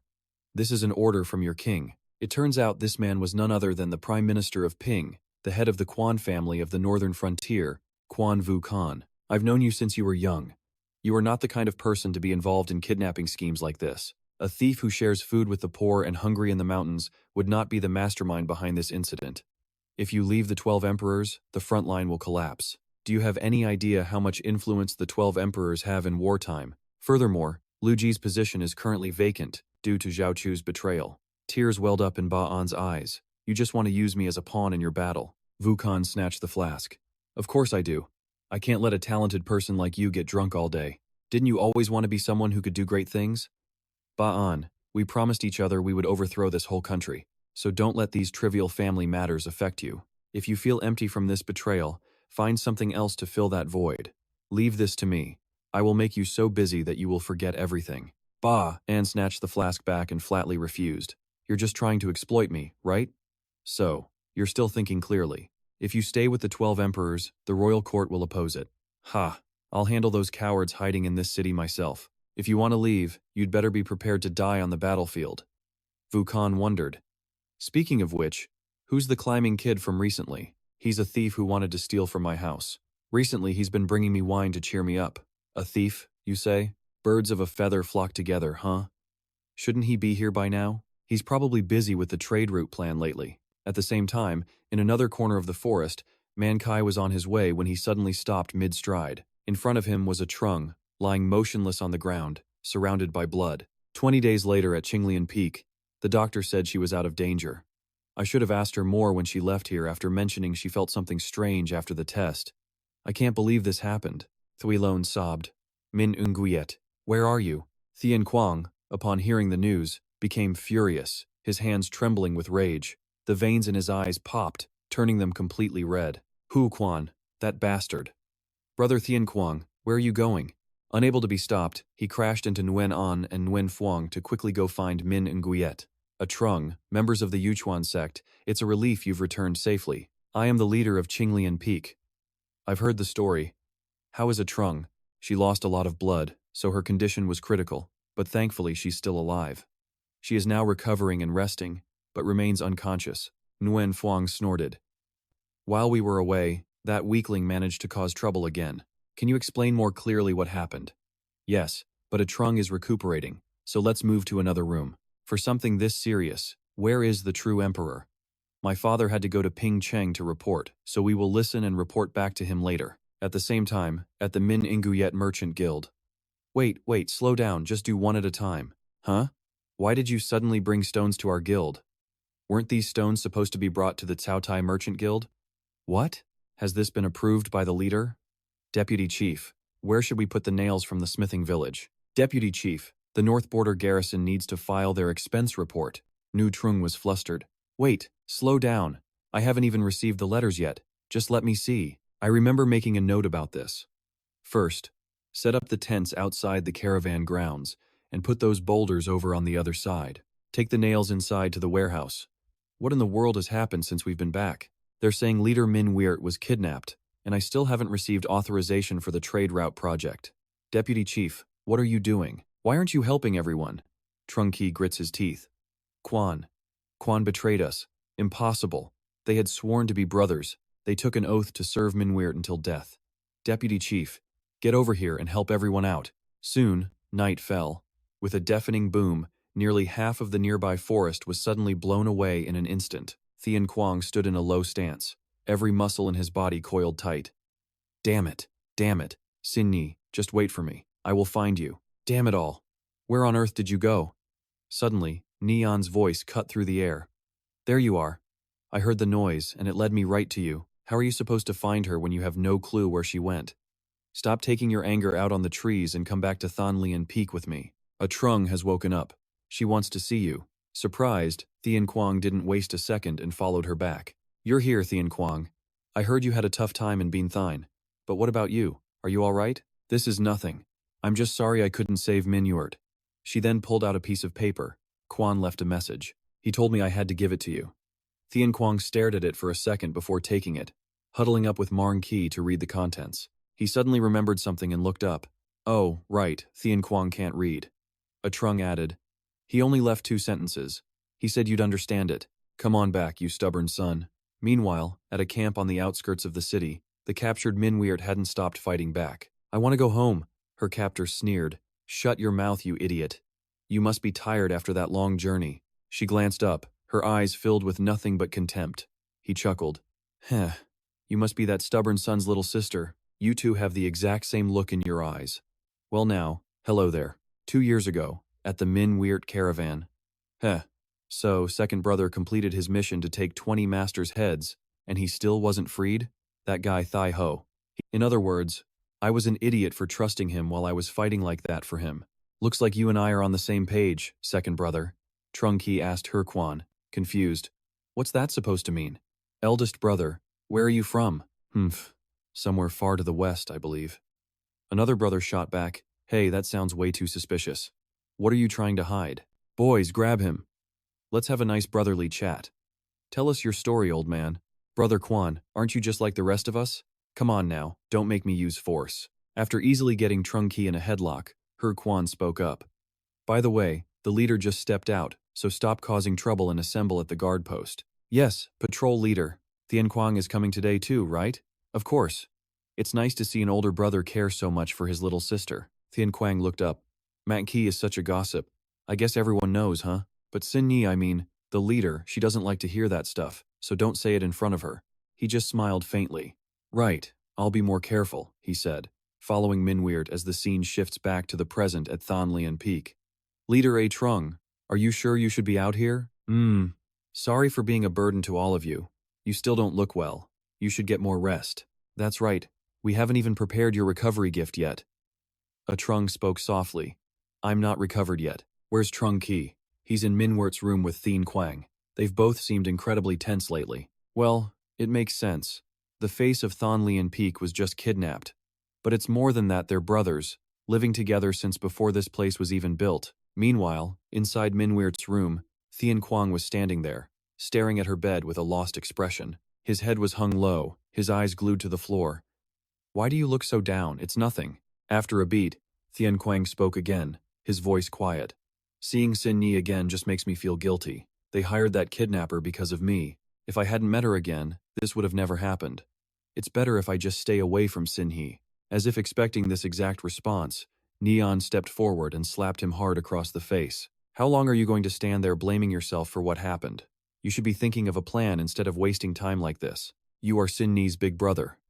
That slap, and those words, finally snapped Tian Guang back to his senses. That's right.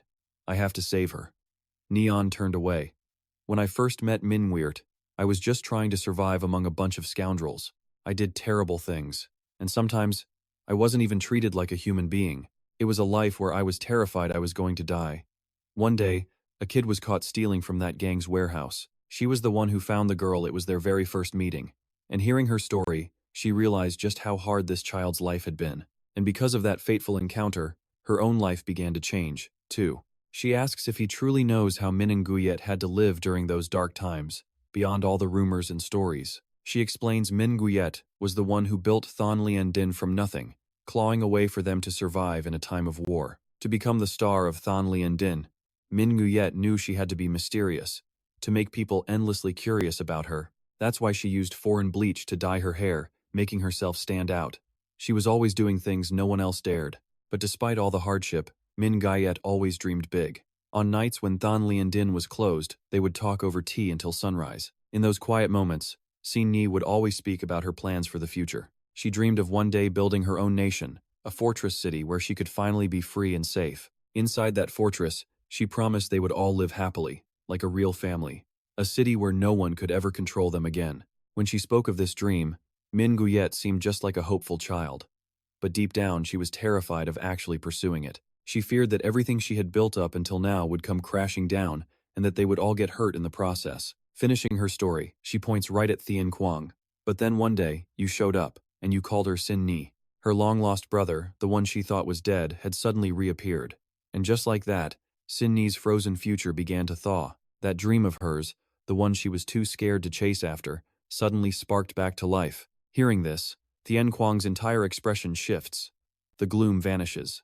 Right then, Meng Hu walks through the door with an update. He reports that Min Nguyet's belongings have arrived. It seems to be the few things she took with her for the inspection. The items were apparently recovered from a tent belonging to the Yuanhu Merchant Guild. They couldn't deliver them because of the kidnapping incident, so guards from the Min Nguyet Guild went to retrieve them. He then gently sets the bundle down. The woman thanks him and takes her leave, but Tian Guang just stands there, completely lost, as if his soul left his body. After a moment, his gaze falls to the items on the floor. With Neon watching, Tian Guang walks over and begins sifting through them. Thuilone tries to stop him, but it's too late. That's not junk, she says. It was Min Nguyet's favorite doll. She had it before we met. She explains Min Ngi might not have even realized it, but she always kept that doll with her, no matter where she went. Whenever she felt scared, overwhelmed, or anxious, she would hold that doll tight for comfort when she thought nobody was looking. Thuilone warns him to be gentle. The doll is so old that the straw stuffing is starting to fall out. It was so damaged she had to replace the stuffing, but Min Ngiet always tried her best to keep the doll in one piece. At these words, tears begin to stream down Tian Guang's face. He can't even hear what Thuilone is saying anymore. A memory flashes back, clear as day. Happy 5th birthday, Xin Yi. His own younger voice echoes. Your big brother made this for you. Does it look strange? He had asked. No, she replied. It's beautiful. It's not perfect, but I love it so much. Thank you, big brother. The realization that she kept this doll all these years, the warmth of her smile, it all comes rushing back, and the tears just won't stop. Thuy Lone grows worried. He's been silent for far too long, his entire body trembling. Are you crying? She asks. Meanwhile, at the Yuanhu Merchant Guild, Ba An confronts a young man. You're going to rescue your master? The young man confirms it. He knows where she was taken and he's leaving immediately. He tells the old man not to worry. He promises he'll be back soon, asking the old man to look after the elders in his group while he's gone. The old man turns away, silently crying. The boy sighs. There you go again. Are you really one of the 12 emperors or not? All right, stop crying. I get it, Ba An says, pointing to some horses. I'd go with you, but Quan Vu Khan ordered me to stay put. It's not much. But take these horses, he offers. They've just been standing around for days anyway. Might as well be useful. The boy thanks him gratefully. A short while later, on the outskirts of Musan City, a Trung approaches Win Fuang. What do you want? She asks. He replies, I heard you're going after that courtesan. Min Guyet, was it? So what if I am? She says coldly. I'm just worried a weakling like you will tarnish the Ingu Zuyen sect's name out there. Is that all? She asks. He awkwardly holds out a sword and a pouch. What's this? She demands. It's my sword, he explains, and your robes. He continues. I heard your sword was broken in the last fight. Next time you face him, use this. Prove that a blade from the Ngu Suyen sect never breaks twice. Brother Nguyen Fuang, the guards already prepared a special sword for me, a gift for my recovery. He flushed red and yanked his hand back immediately. She adds she'll take the clothes, since it was a kind thought. That's enough. He tells him to shut up, take the stuff, and get lost. There's nothing else. Meanwhile, in another corner of the forest, everyone was ready. Second brother notes that old Emperor Qin even sent horses, so their journey should be a breeze. Tian Guang looks confused. You guys are coming along too? Of course. Their leader was kidnapped, so they have to go rescue her. Besides, they need to question the officials, and staying here means the vice captain would just give them more work. Their friend was taken, so naturally, they had to go. Someone says she's going in her senior sister's place. Kui Lone is all fired up. Let's go. Time to rescue Ming Yue together. But this is no field trip. Shenger waits in the woods, while Han Liang is still starving. And in a nearby city, the people were cheering, welcoming the return of their hero. He crushed the traitors, fought off the foreign invaders led by Sima Tan, and saved Ping Chung from the threat of the Tai Kingdom. The master of the Yuchuan sect, the great Yuan Cheng Guan, has returned. He walks calmly through a sea of banners, heading straight for the imperial palace. Inside the hall, incense smoke fills the air. The 36th emperor of the Ping Kingdom, Wu Yuan, praises him enthusiastically. The emperor heard the Yuchuan sect defeated the Sima father and son. A job well done. Cheng Guan humbly replies that he was just doing his duty as a citizen. He explains many soldiers were injured, so he took it upon himself to order their retreat. He takes the blame, saying they were divided after receiving urgent news and it was all his fault. But the emperor dismisses it. He tells him not to say that he's a hero. Thanks to him and his sect, countless lives were saved, and he knows he can count on him. The emperor then asks about the urgent news Cheng Guan needed to report. Cheng Guan hesitates for a long moment. Princess Wu Hua, after Sima Lu, the lord of Shaoxiang City, betrayed them. She took her own life. The words leave Wu Yuan staring in utter shock. The scene flashes back to the battle for Pingcheng at Shaoxiang City, with soldiers shouting orders at each other. Take the city, but do not harm the civilians. Forget them. Just focus on capturing the city. From above, Wu Hua hears the desperate screams from below. Cries for mercy. A child calling for their mother. Just then, Yingjian throws open her door. He looks up at her figure. Princess Wu Hua. My name is Yingjian, a disciple of the Sunlight Sword Sect from Beijiang City. He says he is here to escort her, but she scoffs. The man who attacked her city wants to escort her? Escort her to the afterlife, maybe? He apologizes, explaining the situation is critical. The Sima and Ping Kingdom armies are fighting at Pingcheng.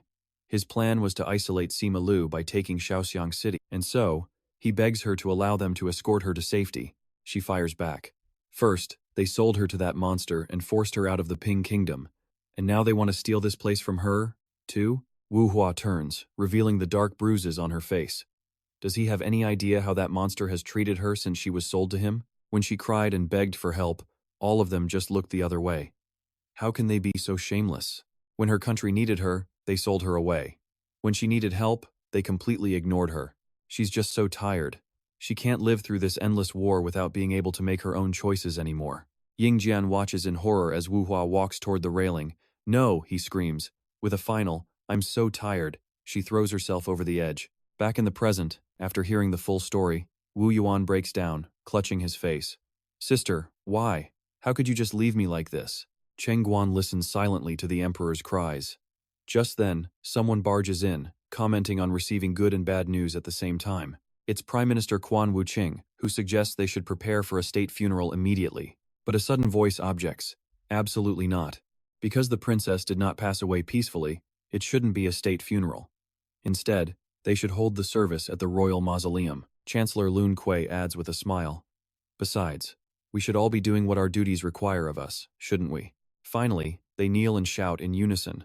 Long live the emperor! But in their eyes, you can see their own hidden agendas at work. On the throne, Wu Yuan's hands tremble as he clenches his fists. Prime Minister, Chancellor, you may rise. Somewhere in a forest west of the Ping Kingdom, Kui Lone is bandaging a Zhang's wounds. He thanks her for the help, then mutters, Yours are huge. She freezes. What did you say? Nothing. He claims it's just his pride that's been wounded. Kui Lone asks with concern if his injury has even healed yet. Is he really okay to travel this far? Zhang quietly replies. He explains if he practices his inner cultivation by regulating his breathing, the wound will heal. Luckily, Tian Guang knows how to channel qi, so he's recovering twice as fast. Oh, so you were getting treatment? She says she thought they were up to something shady. Shady? No. He thanks her sincerely. Because she's been changing his bandages so often, he's healing much faster. She's been a huge help. Kui Lone's face lights up. Really? I'm good at helping people, right? I've been super useful to you, haven't I? Haha. Of course. Just as they were traveling, Tian Guang's carriage wheel suddenly broke. He griped in frustration to Truong Kai and Man Kai. Looks like the axle is broken. Damn it. I knew something like this would happen. Hurry up and fix it. The sun's setting. How much further do we have to go? After finally fixing the carriage and getting back on the road, it took them another 6 days to reach the Hanku Sect's headquarters. The Hanku Sect sometimes operates on the front lines of West Bin country, so the distance to their base was considerable. The sect's people were spread out absolutely everywhere. If Xin Yi was taken to the city, they were definitely at the main headquarters. Tian Guang noticed the other two staring at him, and suddenly felt a bit awkward. What? They shot back in unison. This serious role doesn't suit you at all, so stop pretending you know everything. Yeah, your impulsive personality is a much better fit. Acting like this just isn't you. What the hell, guys? Of course I'm worried about Xin Yi, and I'm furious. But if that man is the Tai Ho I know, he's not the type to act so recklessly. What are you talking about? You always said he was a bad guy. He is a bad guy. A bastard, a scumbag old fox. But he doesn't do bad things just for the fun of it. Meanwhile, over at the Hanku Sect's stronghold, a massive crowd had gathered. Tai Ho excitedly pointed out the main sign of the sect to Min Nguyen. After that stupid brat set fire to the place and ran, we made a bigger one. We still have the old one, though. I'm planning on using it to punish that little fool when he finally comes back. Punishing that kid is going to be so satisfying. Hey, you want to see the barracks where he used to stay? It's pretty filthy and smells awful, though. It's for war slaves, after all. Min Nguyen asked coldly. What exactly are you doing? Tai Ho replied seriously. I'm giving you a tour of the house. No, not that. Why did you suddenly kidnap someone like this? Tai Ho was rendered speechless by Min Nguyet's words. She continued to press him. From the looks of it, Hu Quan is your subordinate, and all this time, he's been a spy at my side. This means you kidnapped me to use me against Tian Guang. But why are you giving me a tour of your sect while my hands are tied? Tai Ho's expression shifted slightly, and he finally sighed. You really are that kid's little sister, aren't you? You're being treated this well, and you're still so disrespectful. What? First, Hu Quan isn't my subordinate. We simply cooperated for a common goal. Second, I didn't hire Hu Quan just because of that little brat. The reason I sent Hu Quan there was for the Buddha of Hell. The former sect master you escaped with, he was one of the previous leaders of the Hanku sect. And third, I didn't kidnap you because of Tian Guang. The original plan was to kidnap Tian Guang himself, so you're partly right about that. But after watching you for over 3 years through Hu Quan, I had a change of heart. Min Nguyen was a little stunned. She listened as Tai Ho continued. I felt it would be a waste. I'm talking about you. Leader Min Nguyen, In such a short time, a war supply merchant group managed to do business with the army and even handled trade route construction. With just a little intervention from me, your merchant group could grow so much larger. Besides weapons, I can handle the slave trade or even build relationships with the evil sects. This could strengthen the Hanku sect when we fight on the front lines. In other words, capturing you is far more useful than capturing that punk. Don't you see?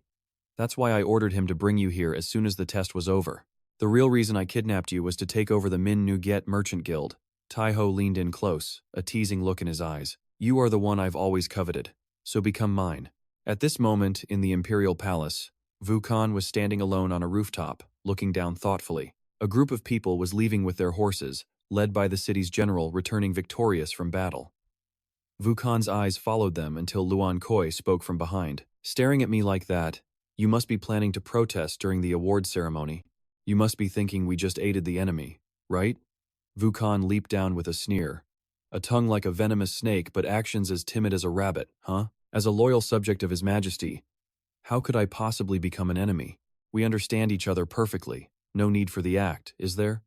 The Ingushuyan sect is the Emperor's unwavering strength, so it's normal for you to be wary, Vukan bluntly shot back. In that case, shouldn't I be more wary of you? Prime Minister, you are one of the ones with the most members of the 12 emperors on your side, and you're the truly cunning one, never letting anyone see your true intentions. Luan Koi turned his head away. Why would you say that? I only wish for this country to be at peace. The peace you speak of isn't for Bin country. You're being evasive. Grand Marshal, you are opposing the Prime Minister. Are you talking to me? The peace for Bin country you mentioned sounds like it's your own personal country. Vukan roared with anger. Watch your mouth, model. Lun Koi. Wu Yuan was a better king than his predecessor, a kind man who cared deeply for his subjects. But kindness alone isn't enough to rule the entire Bin kingdom, especially with foreign powers eyeing their lands. What they needed now was an overwhelming force and a powerful emperor, an emperor strong enough to rule a continent in chaos. Hearing these words, Lun Koi found them deeply ironic. He remarked that for someone who talked in circles, Wu Qing was being surprisingly direct. Why not just come out and say you want to be emperor? Wu Qing immediately shot back that Lun Koi was the one hiding and gossiping. But on one thing, he agreed. They needed a strong emperor. He'd love to stay and chat, but he had work to do. Lun Koi scoffed, a coward, already planning his escape. You're not even my son's age, yet you have such an arrogant attitude. Speaking of your son, send my regards to Pham next time you have the chance. Regards? He hadn't even seen the boy in over 3 years himself. He just couldn't understand what kids these days were thinking. That's why I like Pham, Lun Koi said. Only strange people can truly understand each other. After he left, Wu Qing fell back into deep thought. Finally, he just clicked his tongue. Both Lun Koi and Pham, he didn't understand either of them one bit. Back with Mingua, she was confused by his attitude. Was she misunderstanding him? He was inviting her to join, so what strange ideas was she having? Your way of speaking is just weird. You're right, he admitted. Speaking vaguely lets me change my story later if I have to. If you're not a complete fool, you'll think this through very carefully. I treat my people extremely well, but I show no mercy to those who oppose me. Mingua realized what he meant. If she refused, he would kill her on the spot. Ah, so she was considering it. An interesting offer, she'd think about it. Taihu immediately praised her decision. You're a smart one. First, can I see the army? I want to see its size and current condition. Fine, you can follow me. You too, Machi. Yes, second brother. Taihu then warned his subordinate, she's that little brat's younger sister. Keep a close eye on her in case she tries anything. Understood. A moment later, the group arrived at a chaotic, noisy field. The men inside roared with excitement when they saw them. A woman! It's a woman! And a beautiful one at that. Damn, she's gorgeous. Who the hell just grabbed my ass? Damn it, Taihu warned Mingua. Don't wander off alone in this crowd. It's been a long time since they've seen a woman, so they're like dogs in heat. Isn't anyone in charge here? Machi just snorted coldly. In charge? You city folk know absolutely nothing about the battlefield. These aren't trained soldiers. There is no way to control them. They're war slaves. Most were either sold or kidnapped and brought here. You should be thankful they aren't swarming us right now. They have no hope of survival or desire for glory. They're controlled with violence and rewarded with food. Hearing this, Mingua became even more confused. But wouldn't doing that completely destroy their morale? Wouldn't it be better to train a smaller group than have a large, disorganized mob? Taihu just laughed. If you're talking about fighting, that makes perfect sense. But do you have any idea how vast the Hangju Sect's western front actually is? The front line is divided into 34 sectors, stretching over 700 miles. It takes at least 2 months just to cross the entire area. If all we needed was to attack, I'd have other methods. But we also have to defend the entire western front. You can't control a territory that massive, with only a small number of trained soldiers. A battle's outcome might be decided by combat power and leadership, but without enough bodies, you can't even start the fight. Mingua asked curiously. So how many troops does the Hangju sect have? Who knows? Men die every single day. But if you count all the trained soldiers, there are at least 100,000. Including the war slaves, it's over 200,000. 200,000? That's right. Mingua was horrified. This wasn't a conscript army, but a standing force of over 200,000 men. No wonder he can't control them. She had heard rumors about the Hangju sect back at the military camp. People said the Bin Kingdom's western front was the most brutal war zone in the world. It was a place where blood was spilled daily against Huan, Na, and their Yan Kingdom allies. 70% of the Bin Kingdom's military power was stationed right here. 6 of the 12 emperors were assigned to the western front, and its very center was the Hangju sect, an irreplaceable local force. They held their ground in a chaotic meat grinder of a battlefield, a place where more people died, and more news of victory or defeat came from, than anywhere else. They were the only base that operated independently, without direct orders from the 12 emperors. Their scale was far larger than she'd imagined, yet the condition of the soldiers was absolutely wretched. All the while, the slaves continued their frantic screaming. Damn it, she's looking this way. Look at her, I'm about to lose it. I have to corner her, I have to grab her. This bastard is really about to drop his pants. Get out of my way. Time to use my third leg. In another corner, 3 men were desperately trying to pack dirt into another man's wound. Ah, the pain. Hold him tight. Don't let him move. Suddenly, 2 thugs rushed over to harass Mingua. Come on now. My turn, idiots. Ma Kai cursed as he smashed his mace into them. Taiho Tianqi warned her, don't let your guard down. This place is full of dogs in heat. But Minguet's expression took him by surprise, a strange reaction. He figured someone from the city would be disgusted and unable to even look. You're a strange one, but I like you. Don't come here expecting laws or morals. A person's life is worth less than dirt here, so you better get used to it fast. At that very moment, the 2 troublemakers were silenced. Permanently, Ma Kai just snorted coldly. Fools. Min Nguyen observed him bluntly. You're as brutal as ever. Have we met before? I don't remember. A moment later, Ma Kai let out a gasp. Now that you mention it, I remember that woman with the strange colored hair. You were with that little brat back then. Min Nguyen thought with a sigh, this guy really is an idiot. What an idiot. When I was chasing that kid, you were there too. So you're his little sister. Wait, the little sister is the Merchant Guild's leader? You must be loaded then, right?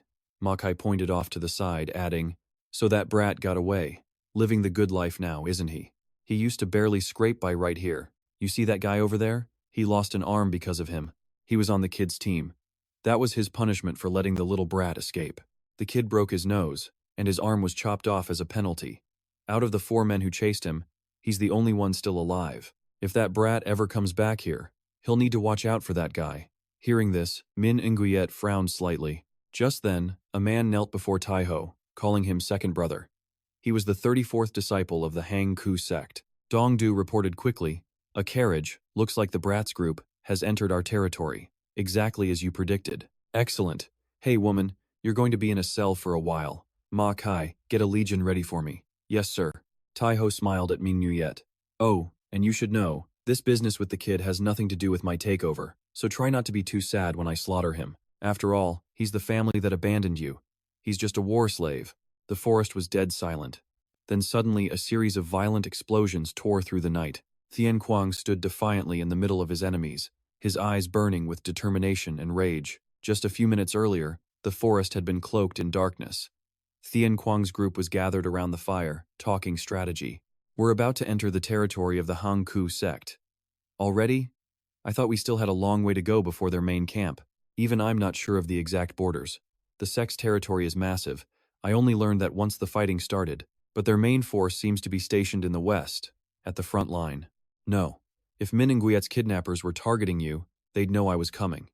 The enemy is definitely lying in wait for me. Is that right? Then we can't take the main road. We're outnumbered. so it's better to hide and strike at them individually. If needed, we can split up to create a diversion. Someone has to be the bait, not me. I don't want to be bait. Tian Guang suddenly spoke up. I'll be the bait. Ma Kai nodded. All right, you do it. But even with preparation, it's not going to be easy. Tai Ho, that bastard will definitely predict my route. A Chung, however, wasn't so sure. You give him too much credit. Tian Guang shot back instantly. He's a treacherous strategist. When I was a war slave with zero martial arts training, the only way I took the heads of masters was by following Tai Ho's orders to the letter. Trong Kai asked in shock. You could take down a martial arts master just by following orders? Of course, the tasks he gave me were damn near impossible. Besides, the fighters I killed were hardly what you'd call legendary grandmasters.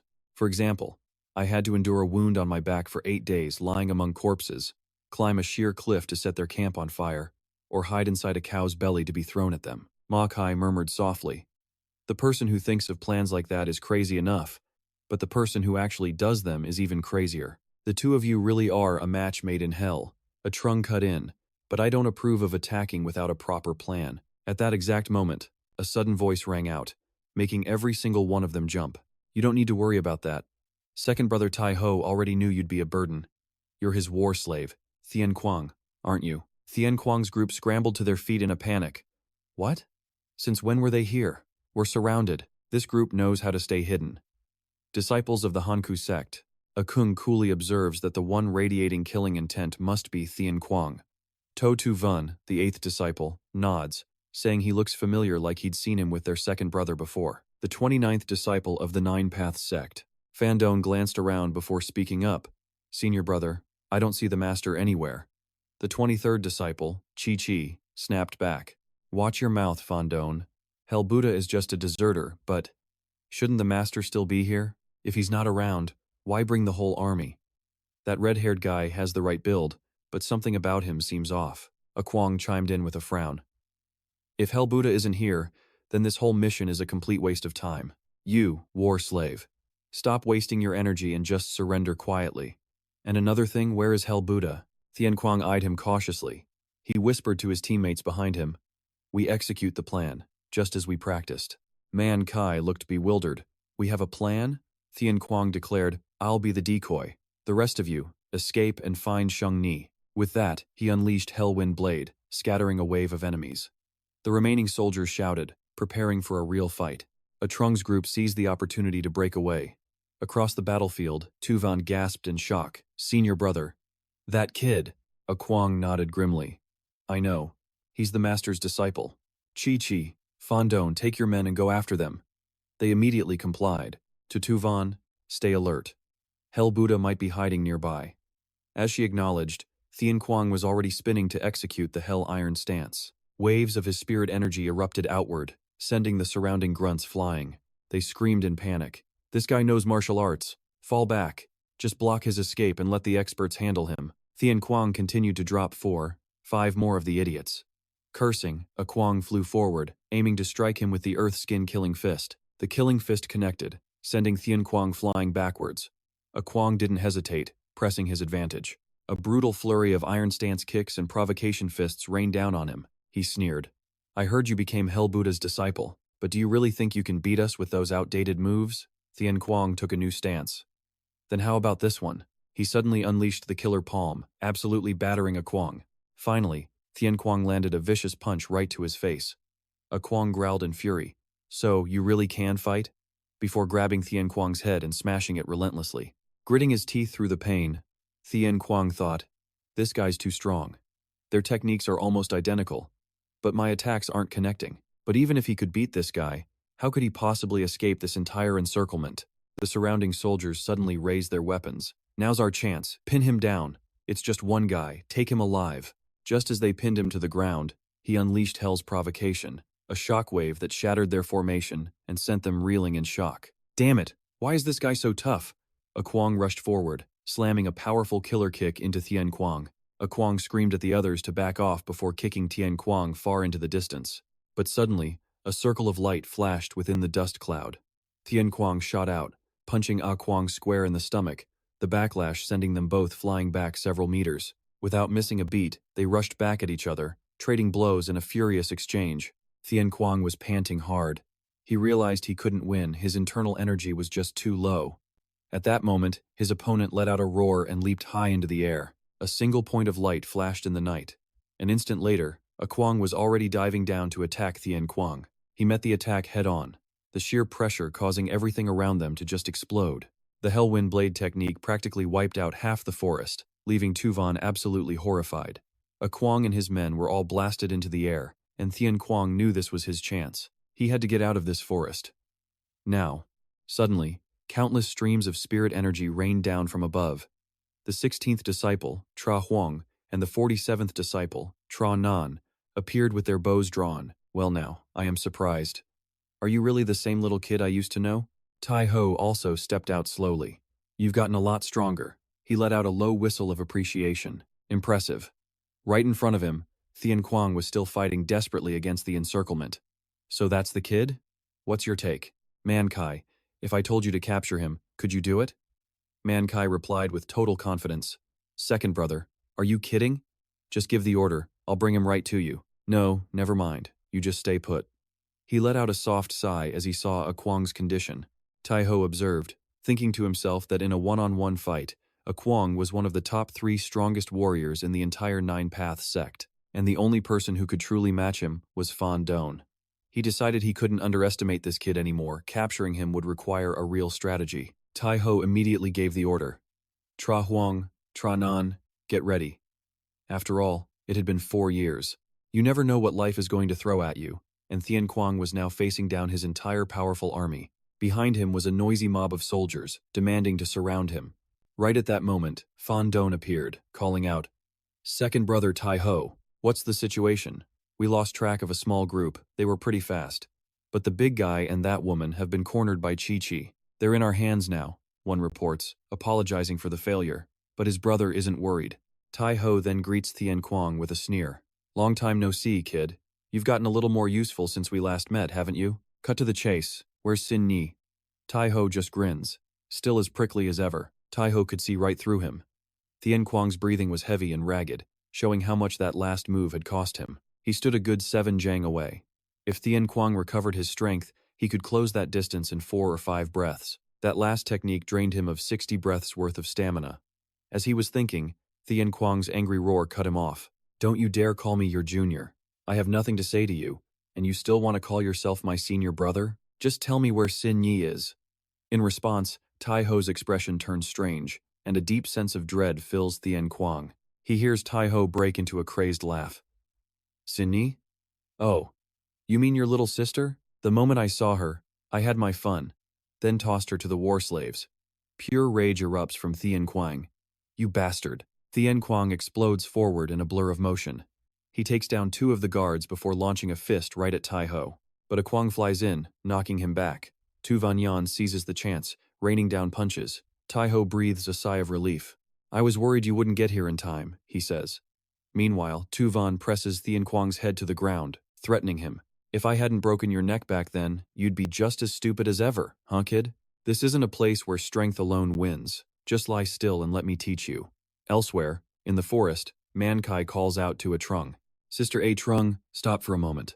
I don't think they're chasing us anymore. A Trung quickly helps her hide on a high tree branch. Manchi watches in awe, saying, That lightness skill is amazing. Can you teach me how to do that? We're not necessarily safe yet. We have to save our energy to keep running. I just hope everyone else is okay. All we can do is hope now. That ambush caught me completely by surprise. So what should we do? I don't know. This is her first time on a real battlefield. All she can do now is try her absolute best. They're all gathering where Tian Guang is. If we follow behind them, we might sneak into their camp to find Min Nguyen and the others. If Tian Guang and Truong Kai's group get caught, we won't be able to save Min Nguyen. It'll all be for nothing. We have to keep moving. Okay, I can walk on my own now. Silently, a Trung prays that he'll be safe. Outside the Han Kufai's prison, war slaves peek through the door, whispering, This is it. I heard the woman's in here. What a beauty. Dongdu shouts angrily, Get lost, you filthy slaves. He scoffs at how they act like animals at the mere sight of a woman. Tai Ho told me to protect you until he gets back, so just sit tight and wait peacefully. There used to be a dungeon under the main hall, but your brother went and burned the whole place down. Finally, Min Nguyen has a moment of quiet. She sadly realizes it's hard to assess the situation. Perhaps she's lived in the city too long. This is a battlefield, a place without rules. Here, morality and authority have no power. Man, woman, old, young, or sick, it doesn't matter. Everyone can die here. If she wants to live, she needs power. That man, Tai Ho, needs her Min and Guyet merchant guild. He needs her business skills for a reliable supply of materials during the war. She despises her current situation, but she has to admit the offer isn't entirely bad. However, the Han Kufai are really just a massive gang of thugs. They're so big they can't even control their own forces. Considering their scale and current situation, they're seizing control in the west. They're using a huge number of war slaves to defend the Western Front, but they don't have nearly enough equipment to supply that many people. That's why so many of them die from starvation and battle. Properly armed soldiers would present a much more unified front. Food and supplies would bring stability, reducing death and desertion. Once the trade route is open, she'll have a stable supply line. The Han Kufai would become an even stronger army than it is now. In some ways, Tai Ho is absolutely right, and for her Min Ngyet merchant guild, how much it can achieve depends entirely on the position she secures. If she's too obedient, her share of the profits will be small. But in a mutually beneficial relationship, her cut could be much larger, and if she can gain an influential position, she could command an armed force that no other merchant guild has.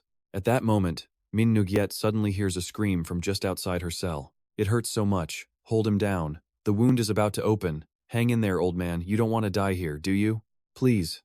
I don't want to die. A moment later, he takes his last breath, and the other's attitudes change in an instant. Damn it, he's dead? Now I'm covered in blood. I'm taking his arm guards. Then I'll take the chest plate. He'd been eyeing this armor for a while. Damn it all, the old man's sword was completely useless. If you're going to die, he thought, at least bleed less.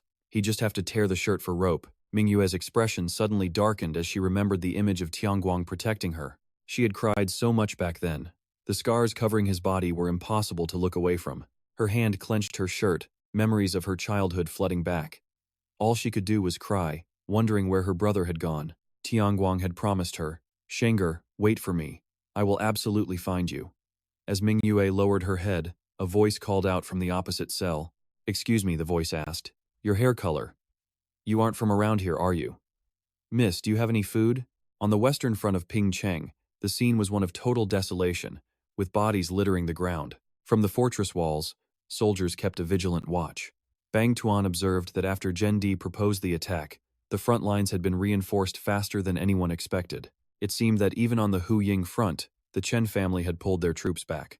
Hearing this, Jia calculated that at this rate, Zhen Di would only need another 6 months to rebuild his army and concentrate his power.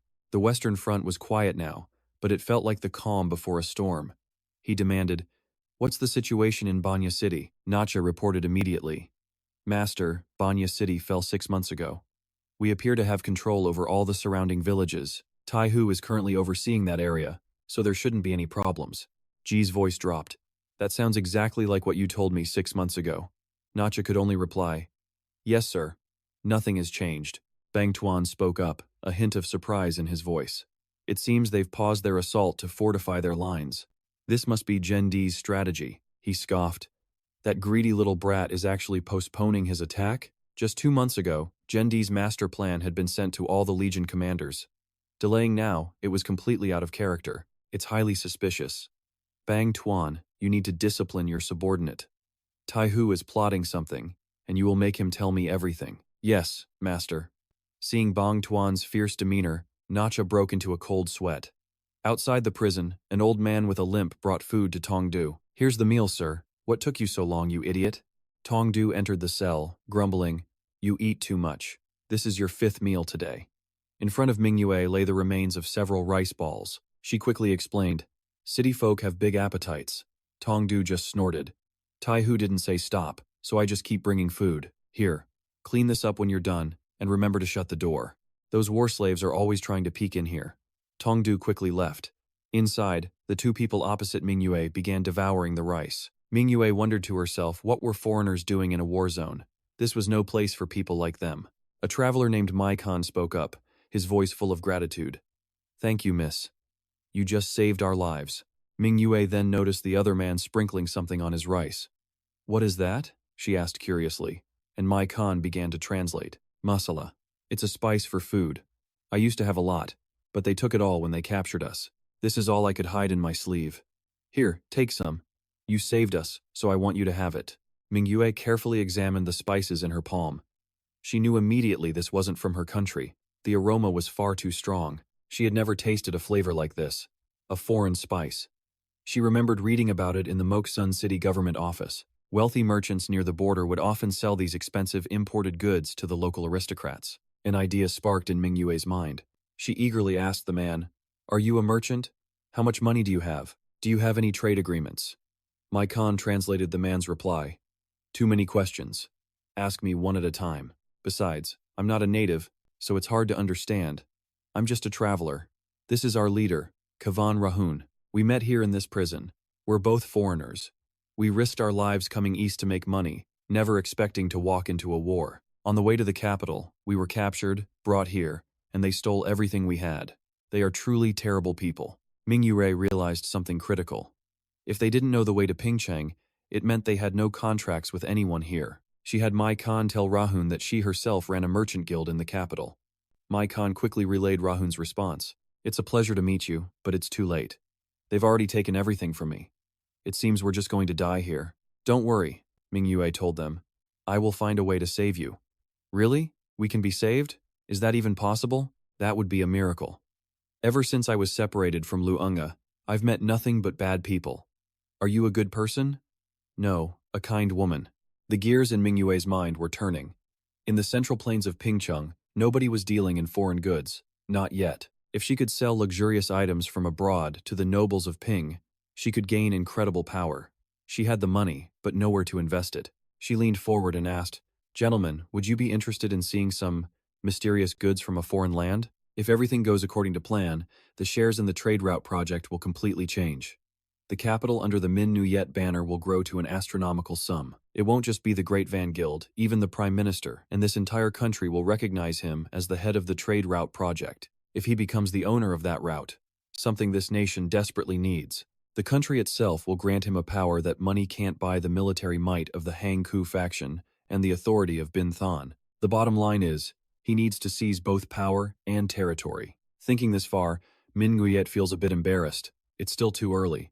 First, he has to deal with the Hang Ku faction. Meanwhile, in the forest, things are getting wild as Taiho's soldiers search everywhere for their targets. They grumble in frustration. "Damn it, the sun's already up. Chasing them all night like this. My luck is shot, stuck in Chi-Chi's squad. The captain's gonna kill us." They suddenly spot a scrap of cloth on a tree, and one of them yells out, "Over there!" Seeing a figure, he immediately barks, "Freeze! You're under arrest." Thui Lone turns around, her eyes already welling with tears as she begs them, "Please, brave sirs, that monster abandoned me here and ran away. Please spare me, I don't know anything. I was just following his orders." The two blushing soldiers tell her, "Get up. Just surrender quietly." But right at that moment, Truong Kai lunges out from behind them. Piercing screams echo through the woods. Truong Kai lets out a soft sigh. "Got him. Now let's move them." Did that little act actually work? To think they fell for such a basic performance. Men on the battlefield are such easy targets. Funny, that trick never worked on Manager Dubang before. While crossing the mountainside, they had spotted a village over in the distance. First things first, let's go there for food and find a place to hide. Suddenly, a group of soldiers bursts from the woods. "There he is! The sound came from over there." Tui Lone and Truong Kai cry out in a panic. "What? We've been discovered. Damn it! If Min and Guyet were here, we wouldn't have been caught. They found us. We need to run. Thui Lone, you run straight to the village and hide there." Truong Kai immediately attacks the enemy with his craftsman's axe and Lang Tru technique. They scream in terror. "Damn it! This guy is a total monster. Go get Captain Chi-Chi." Truong Kai keeps breaking through the enemy ranks, roaring, "That's right. Come on, you bastards. I'll tear you all to pieces." Chi-Chi suddenly drops down from above, pinning Truong Kai to the ground with his purple blade. "Finally got you. Surrender now." Truong Kai unexpectedly swings his blade, sending him flying. The enemy side is stunned. "This guy's insanely strong. Captain, second brother Tai-Ho ordered us to take him alive." "I know." Panting heavily, Truong Kai shouts back. "You think I'll let you capture me just like that? There's no way a prisoner gets set free," Chi-Chi deduces. "It seems he's stalling for time so that woman can escape." "You're a fool, you big oaf. There are only two of you, but we have thousands surrounding this forest." Hearing that, Truong Kai is absolutely livid. I've already sent men to chase after her. The soldiers greedily chase Thuy Lone, laughing with delight. Get her. Catching a girl is easy work. Grab her, she cries out. Why is this village so empty? There's no one here at all. The village is completely silent and desolate. Somebody, help me. Then, a sharp sound slices through the air, followed by a series of agonized screams. Thuy Lone collapses from exhaustion. But when she lifts her head, she sees the silhouette of a young man standing protectively in front of her. In the next instant, the remaining thugs are beaten to a pulp, left standing there in a daze. Thuy Lone is utterly shocked, thinking she had fallen into a wolf's den only to be rescued. She stares intently at the back of the person who just saved her. He had taken down the entire group with one hand, while his other held a basket of herbs. Thuy Lone quickly realizes it's none other than Hu Quan. With the job done, Hu Quan turns to look back, but Thuy Lone still can't believe what she's seeing. She whispers his name, stunned. Hu Quan calmly starts a conversation. Thuy Lone, why are you here? Are you here looking for Min Nguyen? Seeing her miserable, tear-stained face, he bows his head and offers his help. First, you should stand up. But suddenly, Thuy Lone flashes back to memories of their group, and the thought just makes her angrier. She weakly flails her arms around, trying to vent her frustrations, leaving Hu Quan completely bewildered. But Thuy Lone manages to regain her senses and begs him. Ma Truong Ki is in danger in the forest. You have to save him. You're his sworn brother, aren't you? Please, save him and bring Min Nguyen back. Hu Quan lets out a sigh, shrugs his shoulders, and casually replies, I don't feel like it. Absolute shock is all she can feel in this moment. At the same time, back in the forest, the battle is raging. Truong Kai is now fighting one-on-one with Chi Chi. Truong Kai activates Heroic Slash, sending the surrounding men flying. To counter, Chi Chi immediately uses Hell's Taunt. Then Truong Kai lets out a massive roar and swings his axe, unleashing the chasing bird technique. Die, you bald-headed bastard. However, Chi Chi manages to dodge in time. Stubborn kid. His techniques are nothing special, but his raw physical power is on another level. Truong Ki spins his axe, becoming a violent whirlwind of steel. He thinks, gasping for air, that he absolutely cannot let them surround him. This is how all his brothers died. He remembers holding their lifeless bodies, promising himself that he would not die here. He can't face his fallen little brother. Truong Ki pours all his strength into a vicious attack on Chi Chi, roaring, Get out of my way. Even so, the blow does nothing to Chi Chi. He just scoffs. You're just an animal. I'll show you what real martial arts looks like. Noticing Truong Ki using his Black Prison Point skill, Chi Chi urgently warns his men, anyone who can't channel their chi, fall back now. Chi Chi, who had been on the defensive, suddenly launches a counterattack. Got you. He hooks his blade up from below, but Truong Ki blocks it with the axe handle. Suddenly, he abandons his weapon, grabbing Chi Chi's head and arm, shocking his opponent. Truong Ki tenses his muscles, pouring every last ounce of strength into this incredibly risky move. He immediately drives his knee straight into Chi Chi's groin and screams, Die, you bastard. The surrounding grunts rush in to help their leader. A direct hit to a very sensitive spot. With the toughest enemy down, Truong Ki easily plows through the minions, shouting, Get lost, you fools. Finally, Truong Ki gets a moment to breathe. This is his chance to escape. In an instant, Fan Duan appears right beside him. He slams his shoulder forward with immense force, making Truong Ki scream out in pure agony. Truong Ki collapses to the ground. The nearby grunts see their opening and rush in, yelling, Capture him. Captain Fan Duan announces, I'm here to back you up. When Chi Chi doesn't respond, Fan Duan turns to him. Are you dead or something? Chi Chi's voice trembles as he replies, Not yet. You owe me for this one. Second brother Thai Ho ordered me to return. Everyone retreat, we've caught the slave. I have to get back quickly before the sect master notices I was gone. Hearing that, Truong Ki begins to worry. Did that mean his second brother had been captured? Chi Chi finally speaks up. That woman ran to the village. We have to catch her. Fan Duan answers. That place? That's the territory of that mysterious cultist. He's already made a deal with our second brother Thai Ho, so we shouldn't provoke him. He must have returned there after his mission. Besides, second brother said it's okay if a few get away, so let's not cause any more trouble. If we can't capture them alive, just kill them. Hearing this, the men exchange nervous glances. Knowing there's no way out, Truong Ki immediately raises his hands. All right then, I surrender. Fearing they won't believe him, he quickly adds, Please, spare me. A moment later, the forces of the Hanku sect can be seen retreating through the forest. The scene shifts to Thai Ho, sitting calmly and taunting his captive. Been a while since we met like this. Brings back memories, doesn't it? Still acting as foolish as ever, with that same stupid look on your face. His prisoner is Tian Guang, defeated and his hands tightly bound. Thai Ho observes him. You haven't changed at all. But then his tone shifts, as if he's noticed something interesting. Wait, have your eyes changed? Tian Guang just glares back at Thai Ho, refusing to say a word. Thai Ho continues. Before, your gaze was like a dagger. It seems living in the city has dulled that killing intent. But you calmed down fast after that provocation. You might actually be more useful to me now. At this, Tian Guang finally speaks. I lost my cool for a moment because of your taunts. But on second thought, I'm sure you wouldn't dare provoke me like this for no reason. This only intrigues Thai Ho even more. Oh, is that so? It seems you've gotten a little smarter, haven't you? You're right. I didn't capture your clever little sister just to torture you. As he speaks, his expression grows more sinister. Your little sister is being taken very good care of. In the prison barracks. After speaking with her, I realized she's just as cunning and useful as you are. When you escaped, I wanted to destroy you. I wanted to eliminate the Buddha of hell and tear that old man to 100 pieces. He speaks with a calculated tone, but when I learned of your sister's existence, I decided to just observe for a while. She has a decisive mind for business and a talent for handling any situation. She's a prodigy who can bring incredible benefits to the Hanku sect. Your little sister has already agreed to work for me. Of course, it's not like she had any other choice. He then makes his offer. So, I'll give you a chance too. Kid, come back and work for me. With my talent, your sister's support, and your current strength, my dream of crushing the Union and becoming the master of the Hanku sect will soon be a reality. Tian Guang remains absolutely silent. Seeing no reaction, Thai Ho stands up. All right, I get it. You want to check on your little sister first, don't you? Model. He taps Tian Guang on the head with his fan and smirks. Heh, I can see right into that foolish little head of yours. Fine, you can see her. Be a good boy and follow me, and I'll take you right to her. Thai Ho then gives the order to move out, and his underlings fall in line immediately. Meanwhile, in the main encampment's prison, Rahun and Mai Khan are sound asleep on a simple mat. But unlike them, Min Nuyet is wide awake, her mind racing. What's critical now is figuring out how to negotiate with Thai Ho in a way that benefits them both. First, she has to find a way out of here. Is it hopeless? Suddenly, a voice calls from outside the prison, but it's quickly cut off. Who was that?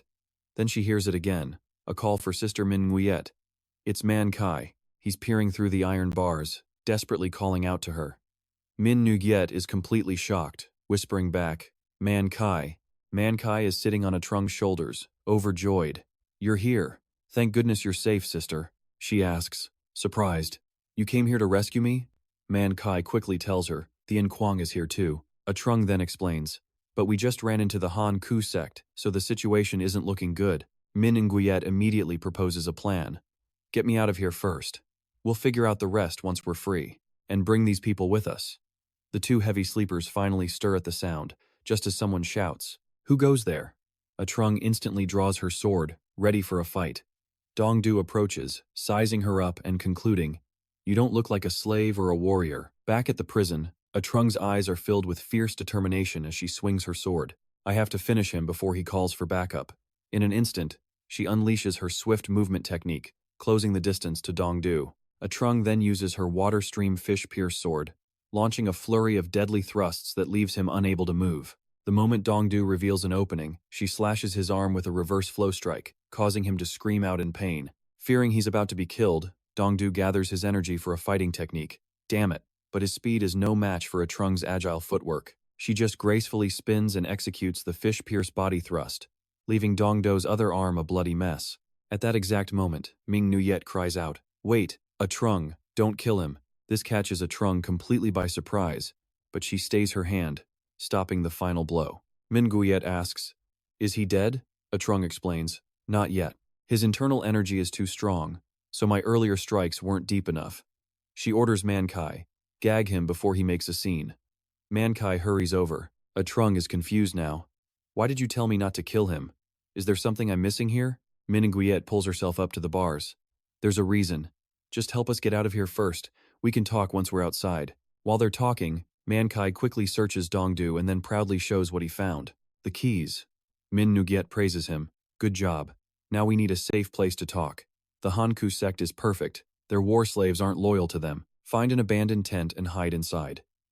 A moment later, the group is safely hidden in a tent with Manchi standing guard. A Trung speaks.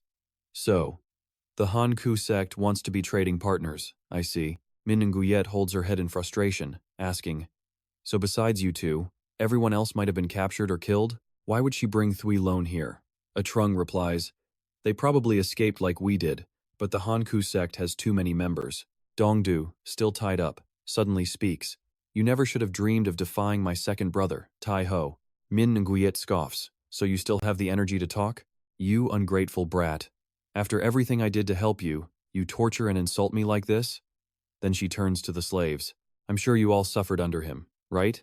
This is your chance for revenge. He's strong, so you should use rocks. Go ahead and hit him, but don't let him die. The slaves immediately obey. Really? This is great. Dongdu gets beaten relentlessly and is forced to beg for mercy. Don't. Mininguyet just glares at him. If you want someone to blame, go blame the oppressive rule of the Hanku sect. If it wasn't you, then who was it? Thanks to you spilling everything, we know a lot more about them now. Dongdu curses himself inwardly.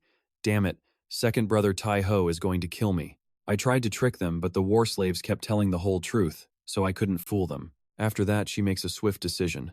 The Hanku sect. No, I need to deal with this Tai Ho guy first. First, we need to get rid of any potential disadvantages. Gather around. I'll explain everything to you all. Mankai continues to keep watch, while Min Nguyet asks Mai Khan and Rahun, please, help us. Time passes, and a mountain village slowly comes into view. Thuy Lone's endless scolding can be heard echoing in the distance. Idiot, freak, squinty eyes, ugly. But Hu Quan just kept walking, completely silent. Fed up, he finally turned around. How many times do I have to tell you I don't want to? I'm an informant, and I'm not part of Min Nguyet anymore. If you want to save Ma Chung Ki, then do it yourself. Red-faced and exhausted, Thuy Lone shot back. How am I supposed to have the strength to save him? I don't know how to fight, but you're an expert, Brother Quan. That's why I'm counting on you. But Hu Quan was completely unmoved. He says saving people isn't about strength, it's about will. So why do you keep trying to force me to do things I have no interest in doing? Then he turns away, declaring coldly, I've lost interest. Go find Min Nguyet and rescue Ma Chung Ki yourself. Thuy Lone is just frozen, unable to believe what she's hearing. The air between them grows heavy with tension. Not another word is spoken. Watching Hu Quan's back grow more distant, she can only wonder what's gotten into him. Why is he acting so strange? Dragging her exhausted feet up the stairs, Thuy Lone feels completely drained. Where did his famous compassion go? He used to be so friendly. She flashes back to playfully climbing onto his back, asking, Quan, wanna marry me? Hu Quan had simply said no. But now, a new question hit her. Then why did he save her just a moment ago? She vividly remembers him stepping up to shield her from danger. Completely helpless, Thuy Lone cries silently. Lost and alone in this desolate place, what can she possibly do? Min Nguyet, what do I do? Her only plan, stick to the least terrifying option and just keep pestering him until he agrees to help. Hiking up her dress, Thuy Lone marches after him. Quan, no, you jerk. At least tell me where Min Nguyet is. But her words catch in her throat. Right in front of her, the courtyard is filled with countless earthen graves. She lets out a terrified scream. What? Are those graves? Hu Quan, sitting by a grave, asks calmly. Why so shocked? Is this the first time you've ever seen one? He explains that this place was once a righteous sect, but it was wiped out, leaving absolutely no trace behind. He points them out one by one. This is the sect master's grave. That's his family's. And this one belongs to his successor. His voice drops as he gestures to the grave right in front of him. And this one? It's not important. There's nothing to tell. Still absolutely terrified, Thuy Lone forces herself to ask, how did they all die? Hu Quan stands, a small sickle still in hand, and delivers a chillingly simple answer. I killed them all. I didn't like them. She freezes, absolutely rigid, and the tears just start pouring down her face. It hits her. He's the real monster here. How did he become so terrifying? Completely ignoring her breakdown, Hu Quan asks if she'd like to stay for dinner. This bizarre kindness just makes him 1,000 times more frightening. 2 days later, we cut to a forest where Tai Ho's soldiers have made camp. A Quang steps forward. Second brother Tai Ho, we request permission to return to our posts. Tu Van Bo's. I as well. Tai Ho just nods. Fine, he says. The Hell Buddha isn't here, so you don't need to stay. I'll return when things are handled. Fondone adds, if we stay any longer, the sect master will notice. We should also be getting back. Taiho just shrugs it off. It's fine, you can all relax. Tuvan has to ask, relax? And Taiho confirms it. A Quang breathes a sigh of relief. Yes, second brother. But as they prepare to leave, a voice comes from a cage. It's Trong Kai. This is such a hassle. Tian Guang, his hands bound, replies, as long as Min Nugiet is safe, then everything will be all right. But his worry is obvious. Captured like this. Are they going to make us into war slaves? Is life as a war slave easy? Having been through it, Tian Guang explains quietly, it's a half-dead existence. He continues calmly. But this isn't over yet. Man Kai and a Trung are still out there. After we find Min Guiet, I'll follow her lead on what to do next. Chung Ki is stunned by this. What? What can Man Kai, second brother, and sister Trung even do? In this situation, how can our leader possibly save us? But Tian Guang's expression is resolute. You can beat someone with pure strength, but you can't crush their will that way. Just keep waiting. The opportunity will come. Chung Ki is taken aback by his comrade's words. All this calm and wise talk, it really doesn't sound like you at all. Second, brother, did being locked up finally mess with your head? As the group marches on, Man Kai suddenly comes to a dead stop. His eyes lock onto something in the distance. Pure shock spreads across his face as he urgently calls out, second brother Taiho? Far ahead, plumes of gray smoke are rising, glowing with a brilliant, burning light. Taiho is baffled, stammering, what is that? What in the world is that? Right on cue, a subordinate rides up to report. What's happening? Taiho demands. The man, a disciple named Tiet Hien from the Hangku sect, gives a one-word answer. Headquarters. It was worse than he thought. The entire camp was on fire. All the prisoners had escaped, and they set the blaze. It seems the foreigners we caught and that female troop leader escaped into the eastern forest. Senior brother Dongdu is missing. The fire over there has thrown the whole camp into chaos, and now the war slaves are rising up and rioting. In the camp, countless people rush to douse the flames and suppress the slaves. This sudden flood of bad news made Manchi and Taihu's faces turn grim. Taihu immediately ordered his subordinates Qi, Cha Ren, and Cha Huang to lead soldiers, suppress the slaves, and then extinguish the fire at headquarters. The men whose names were called immediately obeyed. Yes, sir, Cha Ren shouted in response. Cha Ren's entire unit set off, while Cha Huang pointed, signaling her troops to prepare to move out. Tian Guang watched everything unfold and then spoke quietly. Ma Changji, get ready to fight on my signal. Changji looked surprised, asking, how am I supposed to fight tied up like this? Left with no other choice, Tian Guang had to remind him. Use your strength to break the ropes. If you can't do it, I'll help you. Changji was stunned, unable to believe what he was hearing. You knew how to break free this whole time and you didn't escape? Why did you just sit there? Tian Guang simply replied. The situation has changed. Changji's astonishment grew. I told you not to act so wise. It really doesn't suit you at all. Tian Guang remained calm, staring outside. My opportunity will definitely come, he said. Outside, Taihu was racking his brain for a strategy, starting to wonder, could that kid's little sister be behind all this? I don't have time for this, and now those two siblings are causing even more trouble. I treated them well, yet they keep making a mess for me. He was getting fed up. Should I just kill them both? Just then, he heard someone's footsteps approaching. It was Manchi. He slipped forward, standing directly in front of Taihu, who immediately scowled and snapped. What is it now? The moment he appeared, Manchi pulled out 3 smoke bombs in each hand. This was all part of a plan hatched minutes before by Mingua. Let's split into 2 groups. One group will set fires around the forest to make it seem like the Hanku sect's headquarters is burning. The other will find Rahun's belongings. According to the intel we gathered from interrogation, Taihu is the type to get angry when things don't go according to plan. This fire will remind him of the one at headquarters when Tian Guang escaped. We'll use that against him. Of course, we aren't going to burn down the entire headquarters, but we will set fires in the surrounding forest, so it looks like the main camp is burning down as Taihu returns. My goal is to provoke Taihu and scatter his troops. Based on what we learned, most of Taihu's army will return to their original posts after capturing Hell Buddha and his group. She pointed to the unconscious Dongdu behind them. As for the remaining soldiers, we just need to neutralize them. Ajong and I will handle setting the fires. Meanwhile, Manchi, you need to find the stolen items with them. There should be something useful. I'll use chili powder and gunpowder to make tear gas. The 2 of them handed Manchi a packet of spices. Here, use this. It's a bit unpleasant. Ah, so spicy. If this gets up your nose, you're done for. The chili powder from the foreign lands is different from ours, and the smell is extremely potent. It will definitely work. Back in the present, the soldiers panicked when they saw the smoke bombs being thrown. Boom! 6 smoke bombs exploded simultaneously. Is that just smoke? Ridiculous. In a place this wide, the one who said that immediately regretted it as the fumes hit his nose. Their entire formation quickly broke down into a coughing, choking mess as they were enveloped by the tear gas. Amid the chaos, Taihu quickly covered his nose and tried to get a read on his surroundings. Before he could do anything, a massive explosion erupted nearby.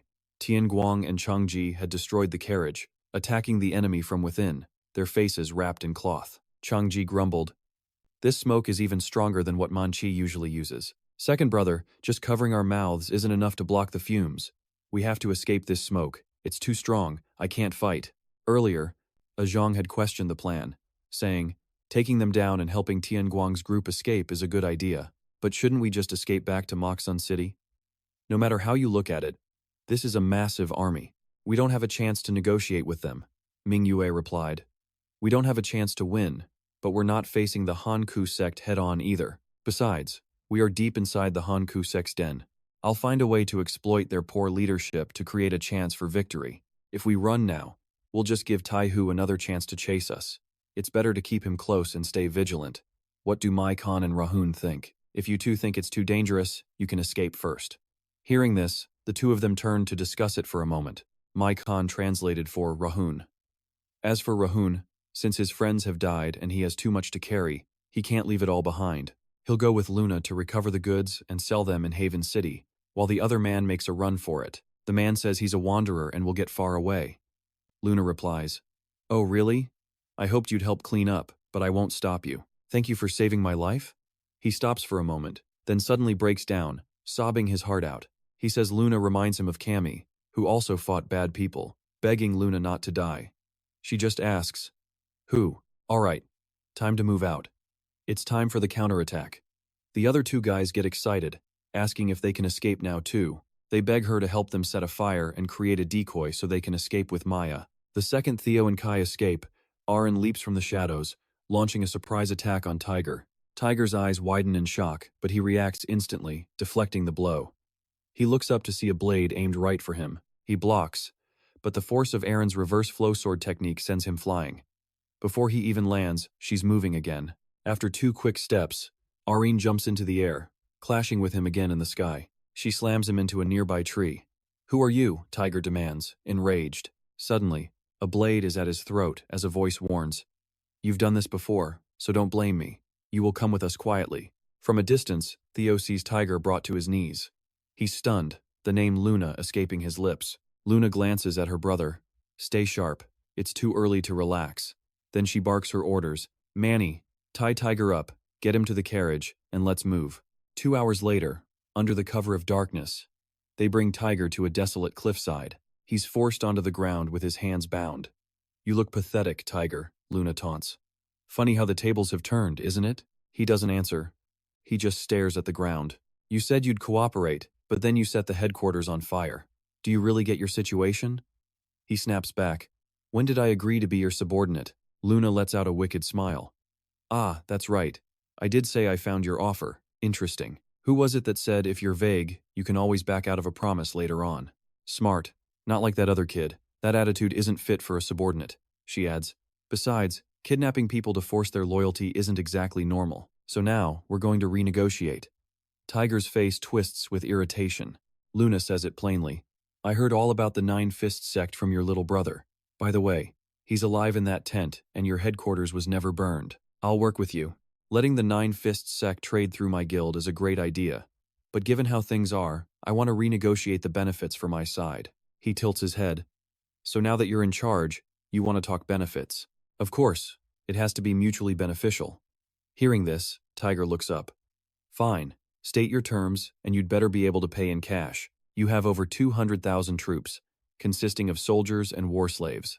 There's no way you have the funds to support an army like that. You want something else. Spit it out." Luna holds up her hand. 2 conditions. First, military support from your army. We're arms dealers, but we lack combat skills for battlefield deliveries. In the future, we'll need a powerful army to provide support for our trade routes all across the Haven Kingdom. The Nine-Fist Sect is the strongest force in the kingdom, so you can provide it. My second condition, give me control of the war slaves. Some were kidnapped, sold, and forced to be here. Hearing this, Theo is completely floored, staring at her in total disbelief. They're being forced to fight for reasons they don't even understand. Their skills are poor because they aren't paid. You can't just dismiss this by saying it's normal in this age of war. You know an army built on kidnapping and violence can't fight effectively. They've been torn from their families with no hope of ever seeing them again. Not a single merchant guild in our union wants to support such a ragtag force. Theo stares at Luna, speechless. Tiger just gives her a look of pure exhaustion. He slowly raises a hand. I knew you were ambitious, full of desire and will, but you're completely unrealistic about war. To be honest, I'm a little disappointed. With that, Tiger flexes his muscles, shattering the ropes. The move is so fast Manny and Kai can't react as he leaps to his feet, ready to fight. Aaron senses the shift and attacks. As expected, his Hell Windblade technique creates a massive shockwave. If Theo and Aaron hadn't shielded her, Luna would have been hit. In that single instant, Tiger vanished from where he stood. Manny and Kai report that they're unharmed. But then from a dark corner, Tiger's voice calls out. While we're at it, let me tell you two truths you've missed, another man said.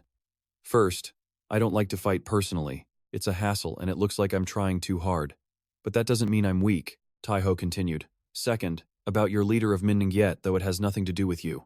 My backup plan is to capture all of you runaways. A whole crew showing up to save their leader? That shows a disgusting amount of loyalty. I figured if I gave you a chance, this group would do something stupid, like running straight here for a rescue. Show yourselves. On his command, two figures appeared, followed instantly by two more. Everyone was stunned. Impossible. They had seen these men moving with the main army. Tai Ho explained. My sect has walked the line between life and death for years. We can communicate our intentions with just a few words. They realized the horrible truth. Their enemies' casual conversations were packed with hidden signals only they could understand. And now, Tai Ho said with a smug grin, let's renegotiate, shall we? His team Fan Don, Tu Van, Akwang, and Chi Chi stood ready at his side. Seeing the tension spike, Truong Ki spoke up. Our numbers are even, but we're at a disadvantage. The soldiers aren't here yet, so I think we should run before this gets ugly. No good, another replied. They'll definitely hunt us down. Tai Ho stepped forward. Leader of Min Nguyen, I've heard your terms, but a negotiation needs to benefit both sides, so I'll give you a choice. This is your last chance.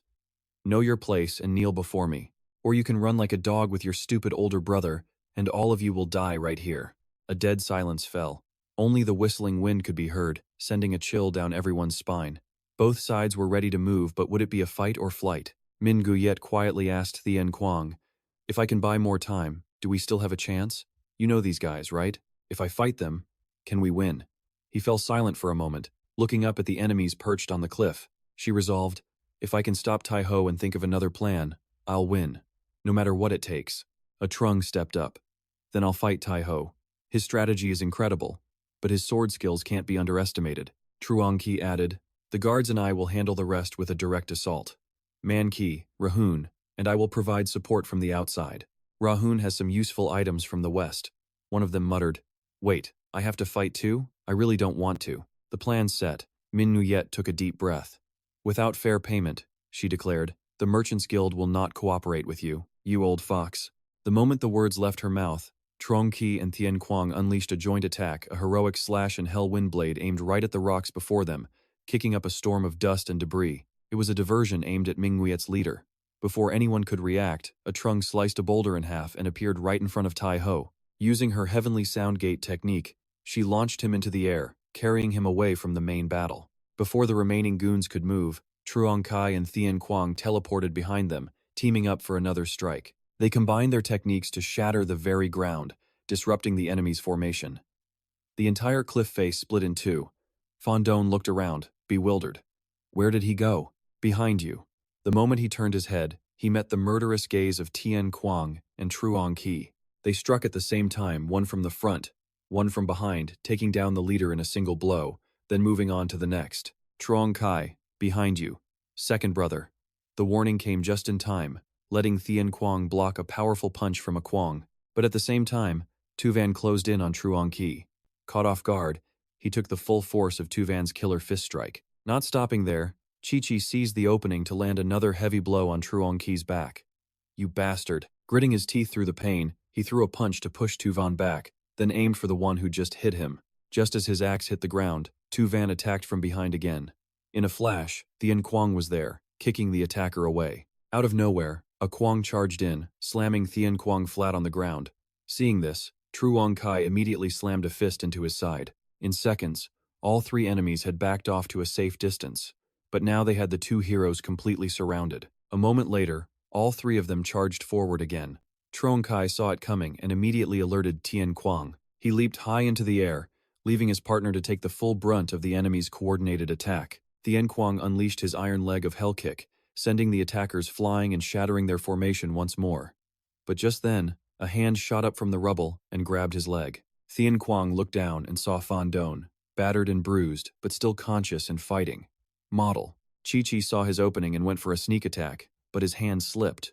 All hope of finishing Tian Guang now rests entirely on Tuvan. And sure enough, Tuvan launched himself forward with blinding speed, coming down on him from above. Out of nowhere, something slams hard into the man's left side. Ziwen looks down in shock as blood starts gushing from the new wound. From across the way, smoke still drifts from Manchi's gun. Rahun points, yelling something at him, but the boy is totally lost. What is he even saying? Aim for the head? Was he serious? Manchi couldn't believe it. If the old man knew so much, he should do it himself. He'd never even used this thing. What now? Why was the old man suddenly praying? The warriors muttered among themselves, wondering if it was some kind of foreign weapon they'd never seen. It used gunpowder, firing lethal steel balls without any need for martial arts. At that moment, Tian Guang unleashes another deafening explosion. This guy was a real pain. Damn it. He'd have to deal with the small fry over there first. On another front, Changji had just sent Pan Duan flying. But while no one was watching, Chiji grabbed his saber and began scaling the cliff face. Rahun spots him just as he reaches the top. He scoffs at these weaklings and their foolish games, promising to kill the intruder. But Chiji himself had no idea that Mingua was hiding right beside him. The moment he turns his head, a smoke bomb is already flying right at his face. With a pop, Chiji takes a full blast of noxious gas, a dose potent enough to take out an entire army. He's completely disoriented, his eyes and nose streaming as his face turns bright red. And just like that, Chiji free falls from the cliff in absolute agony. While their comrades struggle below, a Chang and Ziwen power up and charge ahead, facing off against an equally battle-hungry Changji and Tian Guang. The second their techniques clash, a massive explosion erupts, sending Changji hurtling backward. The blast wave tears through the forest, not even sparing the nearby cliffside. Elsewhere, a Zhang had successfully pulled Tai Hu far away from the main battle. She quickly regains her balance, pursing her lips and narrowing her eyes in focus. He just widens his, a sick, enraged smile spreading across his face. She attacks with flowing stream pierce again, 3 slashes in one motion, forcing Tai Hu to backpedal. He counters with double killing sword, but a Zhang blocks it easily. She immediately follows up with the Fish River body stretch, a wide horizontal slash, forcing him to leap away. Then she continues to press the attack relentlessly. But with his vast combat experience, Tai Hu easily evades her precise and deadly strikes. A Zhang analyzes his style. The 2 long, thin swords were clearly built for lightning-fast attacks. Just as she suspected, there wasn't a single wasted movement. He preferred to dodge rather than block, trying to keep his fragile blades from breaking. His techniques prioritized agility over raw power or speed. She knew that to win, she had to apply even more pressure to gain the upper hand. With that decided, she immediately uses the Void Path, instantly appearing right behind Tai Hu. A Zhang puts immense force into her Waterflow Fish River strike, forcing him to cross his swords to block. The impact leaves deep chips along both of his blades. Realizing things are going south, Tai Hu unleashes a wide-area Windblade Hell technique, trying to force her to back off. He calls it, "You've been attacking non-stop since we started. I really hate fighting like this, young lady. Good technique," he praises, "steady footwork and well-trained swordsmanship. If you're from the capital, you must be from the Yu Chuan or the Ri Guang Sect." He continues, "I've seen the Sunlight Sect swordplay a few times, but your techniques are completely different. You have to be a master from the Yu Chuan Sect. I see it now. You must be one of their famous heroes." He guesses, Yuan Ying and Yuan Feng. A Zhang cuts him off sharply. "It's not me." Tai Hu pauses. No? With martial arts like that, I figured you had to be a first-generation disciple. If you're not, then the skill level in the Central Plains isn't half bad." She tightens her grip on her sword. These Jingju sect warriors sure talk a lot. Then use this opportunity to remember this well. The heroes of the Yuchuan sect are not just my brothers. I am the youngest child of Yuan Chengguan of the Yuchuan sect, one of the 12 emperors, the true emperor. I am Yuan Azhong. With that declaration, she channels the power of her arms and hips into a devastating downward slash. The Fish River light burst was so strong it cracked the very ground beneath them, he thinks to himself. Yuan Azhong. That was the name mentioned in the official's letter. She was the one who sparred with that kid, the reclusive leader of the Green Lotus Peak, a swordsman with unparalleled skill. He admitted to himself her swordplay was far superior. In a normal duel, he would have lost 100 times over by now. After observing her techniques for a while, Taihu decides he's seen enough. It was finally time for him to counterattack. But before he can even make a move, Azhong aims for his hands, and a single slash shatters both swords, sending the pieces flying into the air. What she didn't expect was for Taihu to kick a cloud of sand into her face. This bastard, he dared to play dirty? While Azhong is momentarily blinded midair, he instantly moves to position himself directly beneath her. She panics, but before she can recover, Taihu grabs her arm and drives an assassin's fist deep into her stomach. He gives her no time to react, pulling her down and immediately hitting her with an assassin's palm that sends her flying. Azhong is stunned. This monster, he wasn't a swordsman at all. As if reading her thoughts, he replies with a smirk. I just wanted you to think I was. When a sword breaks, it creates an opening. In battle, pure strength isn't enough. You have to know how to bluff to secure an easy win. Thai Ho arrogantly held a Trung's sword, glancing over as she fell to the ground like a sack of bricks. A sword is a powerful weapon. Master it, and it gives you the upper hand in almost any situation. But the moment you step out of your comfort zone, you become incredibly vulnerable, which makes swordsmen laughably easy to fool. To prove his point, he placed A Trung's blade on a rock and snapped it with his foot, shattering her entire argument. She quickly pushed through the pain and got back up. Thai Ho smirked. What's this? You're tougher than I thought. I was sure I broke your bones. A Trung looked up, mouth bloodied, clutching her wound with one hand. That dirty trick? I'm used to it, thanks to training with Tian Guang countless times. Is that so? You plan to fight me without a sword then? Nguyen A Trung. I know your sword style inside and out. I won't be holding back. She shot back. You're the one who knows nothing, because you've only ever fought in wars. Fools who think like you have been around for hundreds of years. The Ingushuan school isn't stupid enough to ignore such an obvious weakness. A Trung took her stance. The swordless style of the Ingushuan school was about to be unleashed. Thai Ho just laughed. A swordswoman with no sword. I'm actually looking forward to this. Back with Tian Guang, the earlier explosion had left a massive crater in the cliff face, a scene of total destruction. Manchi was panicked. I'm out of metal balls. Rahun, do you have any more? He shouted something back, but the words were lost. Master Min Weert, what do we do now? Stay calm. We still have smoke bombs, 2 of them, but they're used to the tear gas, so it won't work anymore. She gritted her teeth. We can't give up. It's not over yet. Down below, both Tian Guang and Trung Qi were heavily injured, covered in blood. The big guy was panting, trembling. He was out of breath, at his absolute limit. Looks like he'd have to fight these guys to the death. Yet, not a single one of their enemies had fallen. A Kung told Tuvan, looks like the big one is exhausted. He's huge, but he never had much stamina to begin with. He was only ever a temporary problem. He then glanced over at Tian Guang, who was also covered in wounds but was still standing firm. His guard was up, his stance sharp, ready for the next clash. Seeing his partner falter, Tian Guang gave the order. Ma, Trung Qi, get to Sin Ni and protect her. We're too slow to escape anyway. Protect Sin Ni while you recover. You can't win this. I promised I would win, so I'll win, no matter the cost. A moment later, Tian Guang's body erupted with murderous intent and raw determination. Their enemies were shocked. He still has the will to fight? Now I see why Brother Thai Ho called him a stubborn brat. In a long fight, a warrior's spirit usually fades, but this guy's fighting will was still burning strong. A Kung watched him for a moment before preparing to engage again. Don't let your guard down, To Van. Fight him like you fought Senior Bangdan. Meanwhile, in a forest far from the Han Ku sect, we find Mai Han. After walking for a while, his 2 companions were exhausted. They're not following. Let's rest. They wouldn't send people after a small fry like me, right? No, look. The fire hasn't been put out yet. We used so much oil and set the whole forest ablaze, they can't put it out that easily. But where do we run now? We have nowhere to go and no food. Just as they were thinking of selling something for cash, they noticed the bag on Mai Khan's back. They crept up behind him, but then Mai Khan pointed suddenly. Something strange over there. They looked toward the burning forest surrounding the Hanku sect. In the next instant, a section of the fire was extinguished. A second later, the flames next to it went out.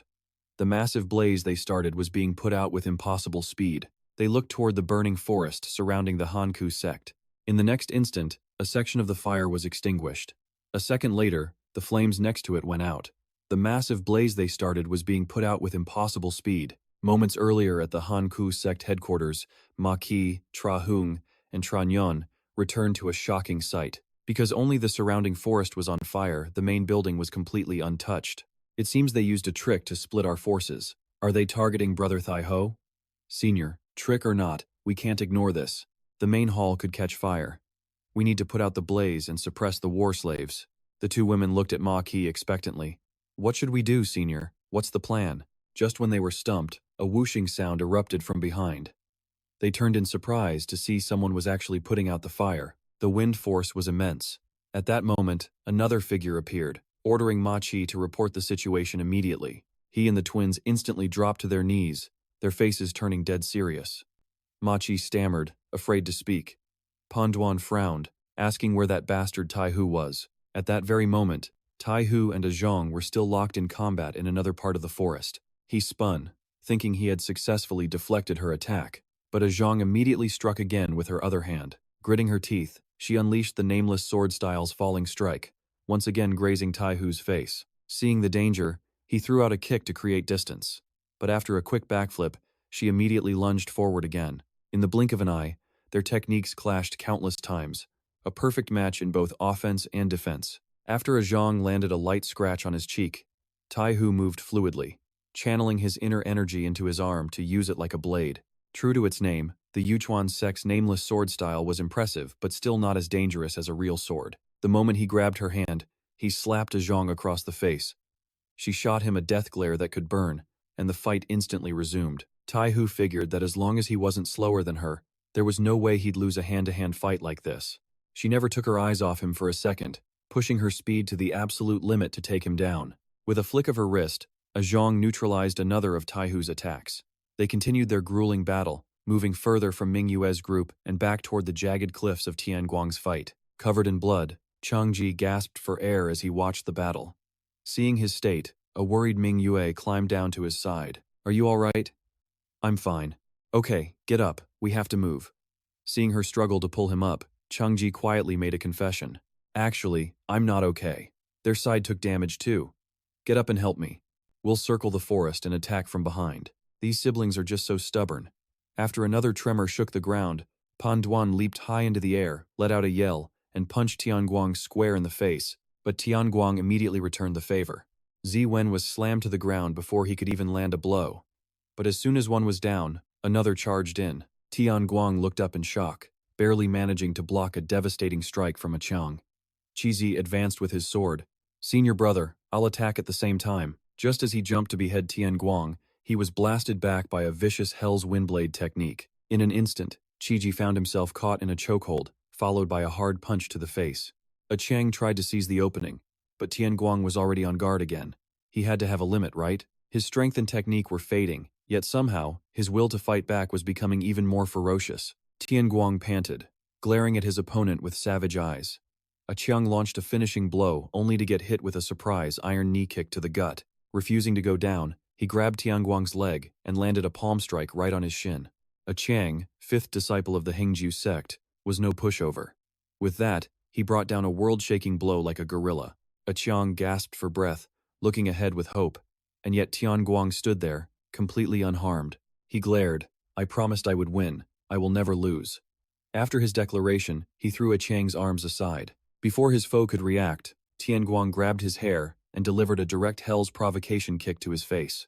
Pan Duan and Ziwen screamed in unison. Senior brother a Chang. After taking the full force of that kick, he coughed up a huge amount of blood and collapsed to the ground. Damn it, that brat has his limits. We can kill him. Just as he was about to move, Ziwen noticed something. He saw Changji carrying Mingua appear behind Pan Duan and immediately shouted a warning, but she was faster, throwing a smoke bomb right in Pan Duan's face. Mingua threw another smoke bomb and yelled, "To the carriage, now!" Nearby, Ma Qi and Rahun grabbed Tian Guang to make their escape.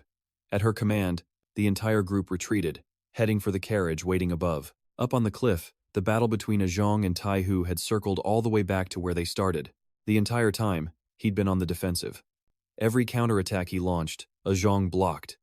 But not every block was perfect. Tai Hu sent her flying towards the carriage with a powerful blow. He even praised her. Not bad. But for a Yuchuan sect swordsman, this is unbelievable. You've run yourself ragged. To his surprise, Zhang reached inside the carriage, searching for something. A sharp metallic clang rang out, and Tai Hu realized. You carry a spare sword? She frowned, pulling out the blade that Yuan Fang had given her. Zhang gritted her teeth and attacked with the Yuchuan sword style. Tai Hu's eyes narrowed with caution as he raised his twin blades to block her Yuchuan light path. But she didn't stop there, relentlessly unleashing the Yuchuan water flow technique, determined to overwhelm him. Model. She taunted him, saying this was far easier than before and that playtime was over. But her words couldn't seem to break Tai Hu's focus. The two warriors continued their relentless exchange of blows, while the others could only watch from afar, wounded and helpless. Mingua was sick with worry for Zhang, while a desperate Zhang Ji cried out, "Gods, I'm going to die." Just then, Qiji began crawling up from behind. "Damn it, get back here."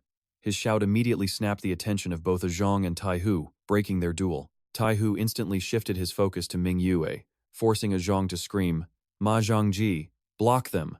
Zhang Ji scrambled up, weapon ready, urging Mingua, "Leader, stay back." Zhang unleashed his water stream fish thrust, launching a blast of sword energy to hold back Tai Hu and Qi Ji. Tai Hu took aim at Zhang Ji, launching his devastating iron Tai kick technique, but Zhang moved like lightning to intercept the blow. With incredible skill, she managed to block Qi Ji as well. A panicked Manchi screamed, "Sister Mingua, look out, it's dangerous." In the middle of the chaos, Zhang successfully got behind Qi Ji and locked him down. But across the field, Tai Hu had grabbed Manchi as a hostage. He held the boy in a chokehold, his hand clamped on his head, causing him to cry out in pain and fear for Sister Mingyu. A wave of dread washed over her. "Manchi," Zhang growled through his teeth, "you filthy schemer." But Tai Hu just sneered back. "This is better than fighting to the death. I don't enjoy violence." Under Zhang's blade, Qi Ji spoke up. "Second brother, I'm fine. Do what you have to do." But Zhang immediately shut him down with a sharp, "Shut your mouth." Manchi tried to be brave, echoing, "Sister Mingyu, me too." But the moment Tai Hu tightened his grip, the boy broke, admitting, "I don't want to die yet." The stalemate was agonizing. Suddenly, Tian Guang, who was collapsed nearby, made a slight movement. It was small, but it was enough to catch Tai Hu's attention. In the distance, the ground began to tremble with the sound of an approaching army, led by the fourth disciple of the Xingju sect, Lu Taiyang. Another group followed, led by the seventh disciple, Shen Dun. This was the main force of the Xingju sect. Among them were the 12th disciple, the Ju Ying Corps, and the 9th disciple of the Xingju sect, Li Miao. A man who was clearly the commander stepped forward. "You abandoned your post without permission, and a fire breaks out at headquarters. As the 2nd Division commander and strategist, what do you have to say for yourself? Explain." This was Bang Duan, first disciple and leader of the Grand Army. He demanded an answer with a clenched fist ready. Tai Hu's face tightened as he realized who it was. "Humph." Tai Hu, Bang Duan. Mingyu quickly stepped forward. "It's an honor to meet you, Vice Sect Master." But Tai Hu snapped at her. "This is not your business." "Vice what?" Bang Duan looked at Mingyu with curiosity. "And who are you?" Mingyu introduced herself respectfully. "Sir, my name is Mingyu. I am the head of the Mingyu Trading Guild from Musan City. It is an honor to meet the great Bang Duan, the rising star of the Xingju sect." This was a calculated move. She was remembering key information she'd gathered from a previous interrogation. The information was simple. No matter how you look at it, the Xingju sect has internal problems. The first disciple, Bang Duan, and Tai Hu absolutely despise each other. Within the Xingju sect, those two were locked in a bitter rivalry for the top position and leadership of the Grand Army, both vying for the sect master's favor. And because their personalities were polar opposites, all the junior disciples were split into two opposing factions as well. The two of them were like cats and dogs, always ready and willing to tear each other apart at a moment's notice. She put the pieces together. Tai Hu's mortal enemy, Bang Duan, was here, and Tai Hu's troops needed to return to their posts. This meant Tai Hu was acting without the sect's approval. In other words, this entire operation was something Tai Hu couldn't afford for headquarters to discover. If another faction or a higher-up found out, they could easily replace him as the lead negotiator with her guild. She pressed her advantage, explaining, In the capital of Pingcheng, Prime Minister Lun Kuei is launching a trade route project to ensure a stable supply line. The plan is to connect all the regions of the Ping Kingdom into a single, unified trade road, she continued. This is to bolster the fighting strength of the Pingcheng soldiers with necessities and weapons that can't be found in rural areas. But during our negotiations with the second disciple of the Xingju sect, we were put in a difficult position by his unreasonable demands. They even brought an army to attack us, which is what led to this disastrous situation you see before you. We sincerely hope that you, Sir Bangduan, can understand our circumstances and reconsider this negotiation. Prime Minister Lun Kuei of the Ping Kingdom wishes to cooperate with the Xingju sect. Hearing her eloquent plea, Taihu fell into a deep, silent thought. An empty wind blew across the clearing. The atmosphere was unbelievably tense. Mingua trembled, trying to steady her nerves. Please, she thought, let the Prime Minister's name be enough. But Taihu was grinding his teeth, furious. I should have captured her, but now I'm stuck with this kid because that swordswoman blocked me. They're making me lose face in front of Bangduan. Him showing up here. It's impossible. I have to kill them all, he decided, before they have a chance to say another word. But before Bangduan could even reply, Tian Guang staggered to his feet. He planted himself in front of Mingua and warned her. Sheng'er, get back. The sudden act of bravery stunned Mingua. What are you doing? This is not the time for you to interfere. You're the one who needs to get back. But Tian Guang thought differently. Even if they hate each other, the enemies he knew were never that simple. No matter how much they despise one another, being enemies doesn't automatically make them allies. They're all bad news. Hearing this, Bangduan tilted his head and gave a simple, chilling order. Get them. Instantly, the disciples of the Xingju sect swarmed forward, surrounding them. Tian Guang quickly warned, Get down, Sheng'er. Mingua couldn't believe how fast the situation had turned. Ah Zhong cried out in alarm. Seizing the chance, Qiji broke free and landed a surprise slash on her. Taihu also lunged in to attack, thinking, Faster, they're coming. Ah, Zhong was in a tight spot. Damn it, I'm caught. She used her Yu Chuan sword, while Taihu defended with his Diluo Jidian. He almost managed to land a hit on her, but a fist shot out, slamming into his thigh and wrist, making blood spray.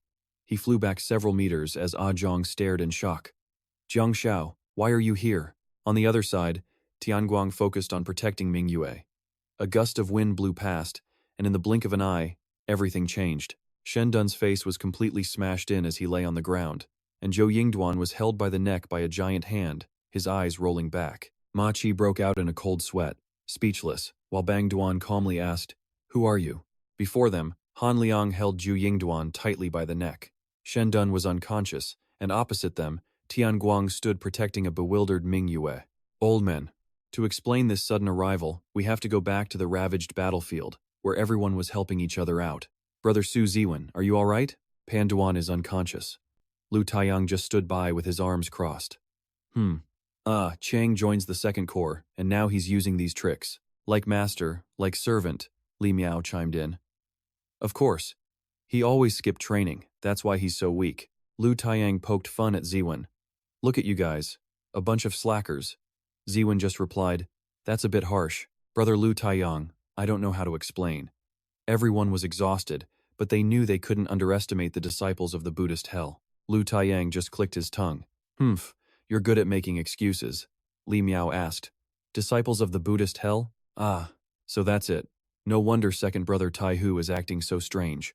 He's trying to capture the person from the Buddhist hell that he let escape a few years ago, isn't he? But it seems luck isn't on his side. He mobilized the whole corps without permission and got caught. Ziwen angrily cut in. Watch your mouth, Li Miao. If you're injured, then fall back. Brother Su Ziwen, let the first corps handle this. With a unified shout, they charged out.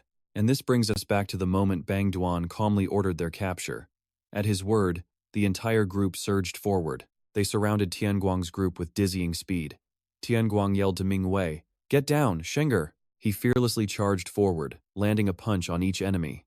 But they fought back hard, clashing with Tian Guang's group. Manchi was sent flying into the distance.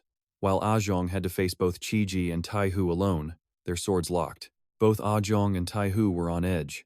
Jiang Xiao rushed in to block a blow for Ah Zhong, his face blushing as he tried to speak. Sister Ah Zhong, he used his Diluo Jidian to send Taihu flying. Ah, Zhong was left to handle Qiji. Seeing the dire situation, Tian Guang and Mingua grew worried. Han Liang quietly approached the encirclement, drawing everyone's attention, and just like that, in a flash, the old man blurred into motion, tearing through the attackers before they could even react. One by one, Han Liang tossed them straight into the air. Nobody understood what was happening. All they saw was a storm of killing intent as Han Liang appeared and disappeared. Everyone witnessing the massacre was completely frozen, which brings us back to the scene from the beginning. One man beaten unconscious, his face a mess. Another held by the throat by Han Liang. Tian Guang was just as confused. Old man? Han Liang had appeared like a god, saving him from the enemy's trap. After dealing with them, the old man stomped over to Tian Guang. Without a word, Tian Guang just stood there, stunned. Smack! Han Liang delivered a massive blow to his head, sending him tumbling to the ground. The old man yelled, "You brat! I told you! I told you to cook all the bears I hunted!" And it was true, he had told him before. Remember to cook them for me. Wait a second. You chased me all the way here just for that? Just for that one thing? So who's going to be responsible for my muscle loss, huh? Look, my arms are getting skinny. You old geezer, I just escaped death and this is what you say to me? What do you mean skinny? Haven't seen you in days and you've gotten bold, huh?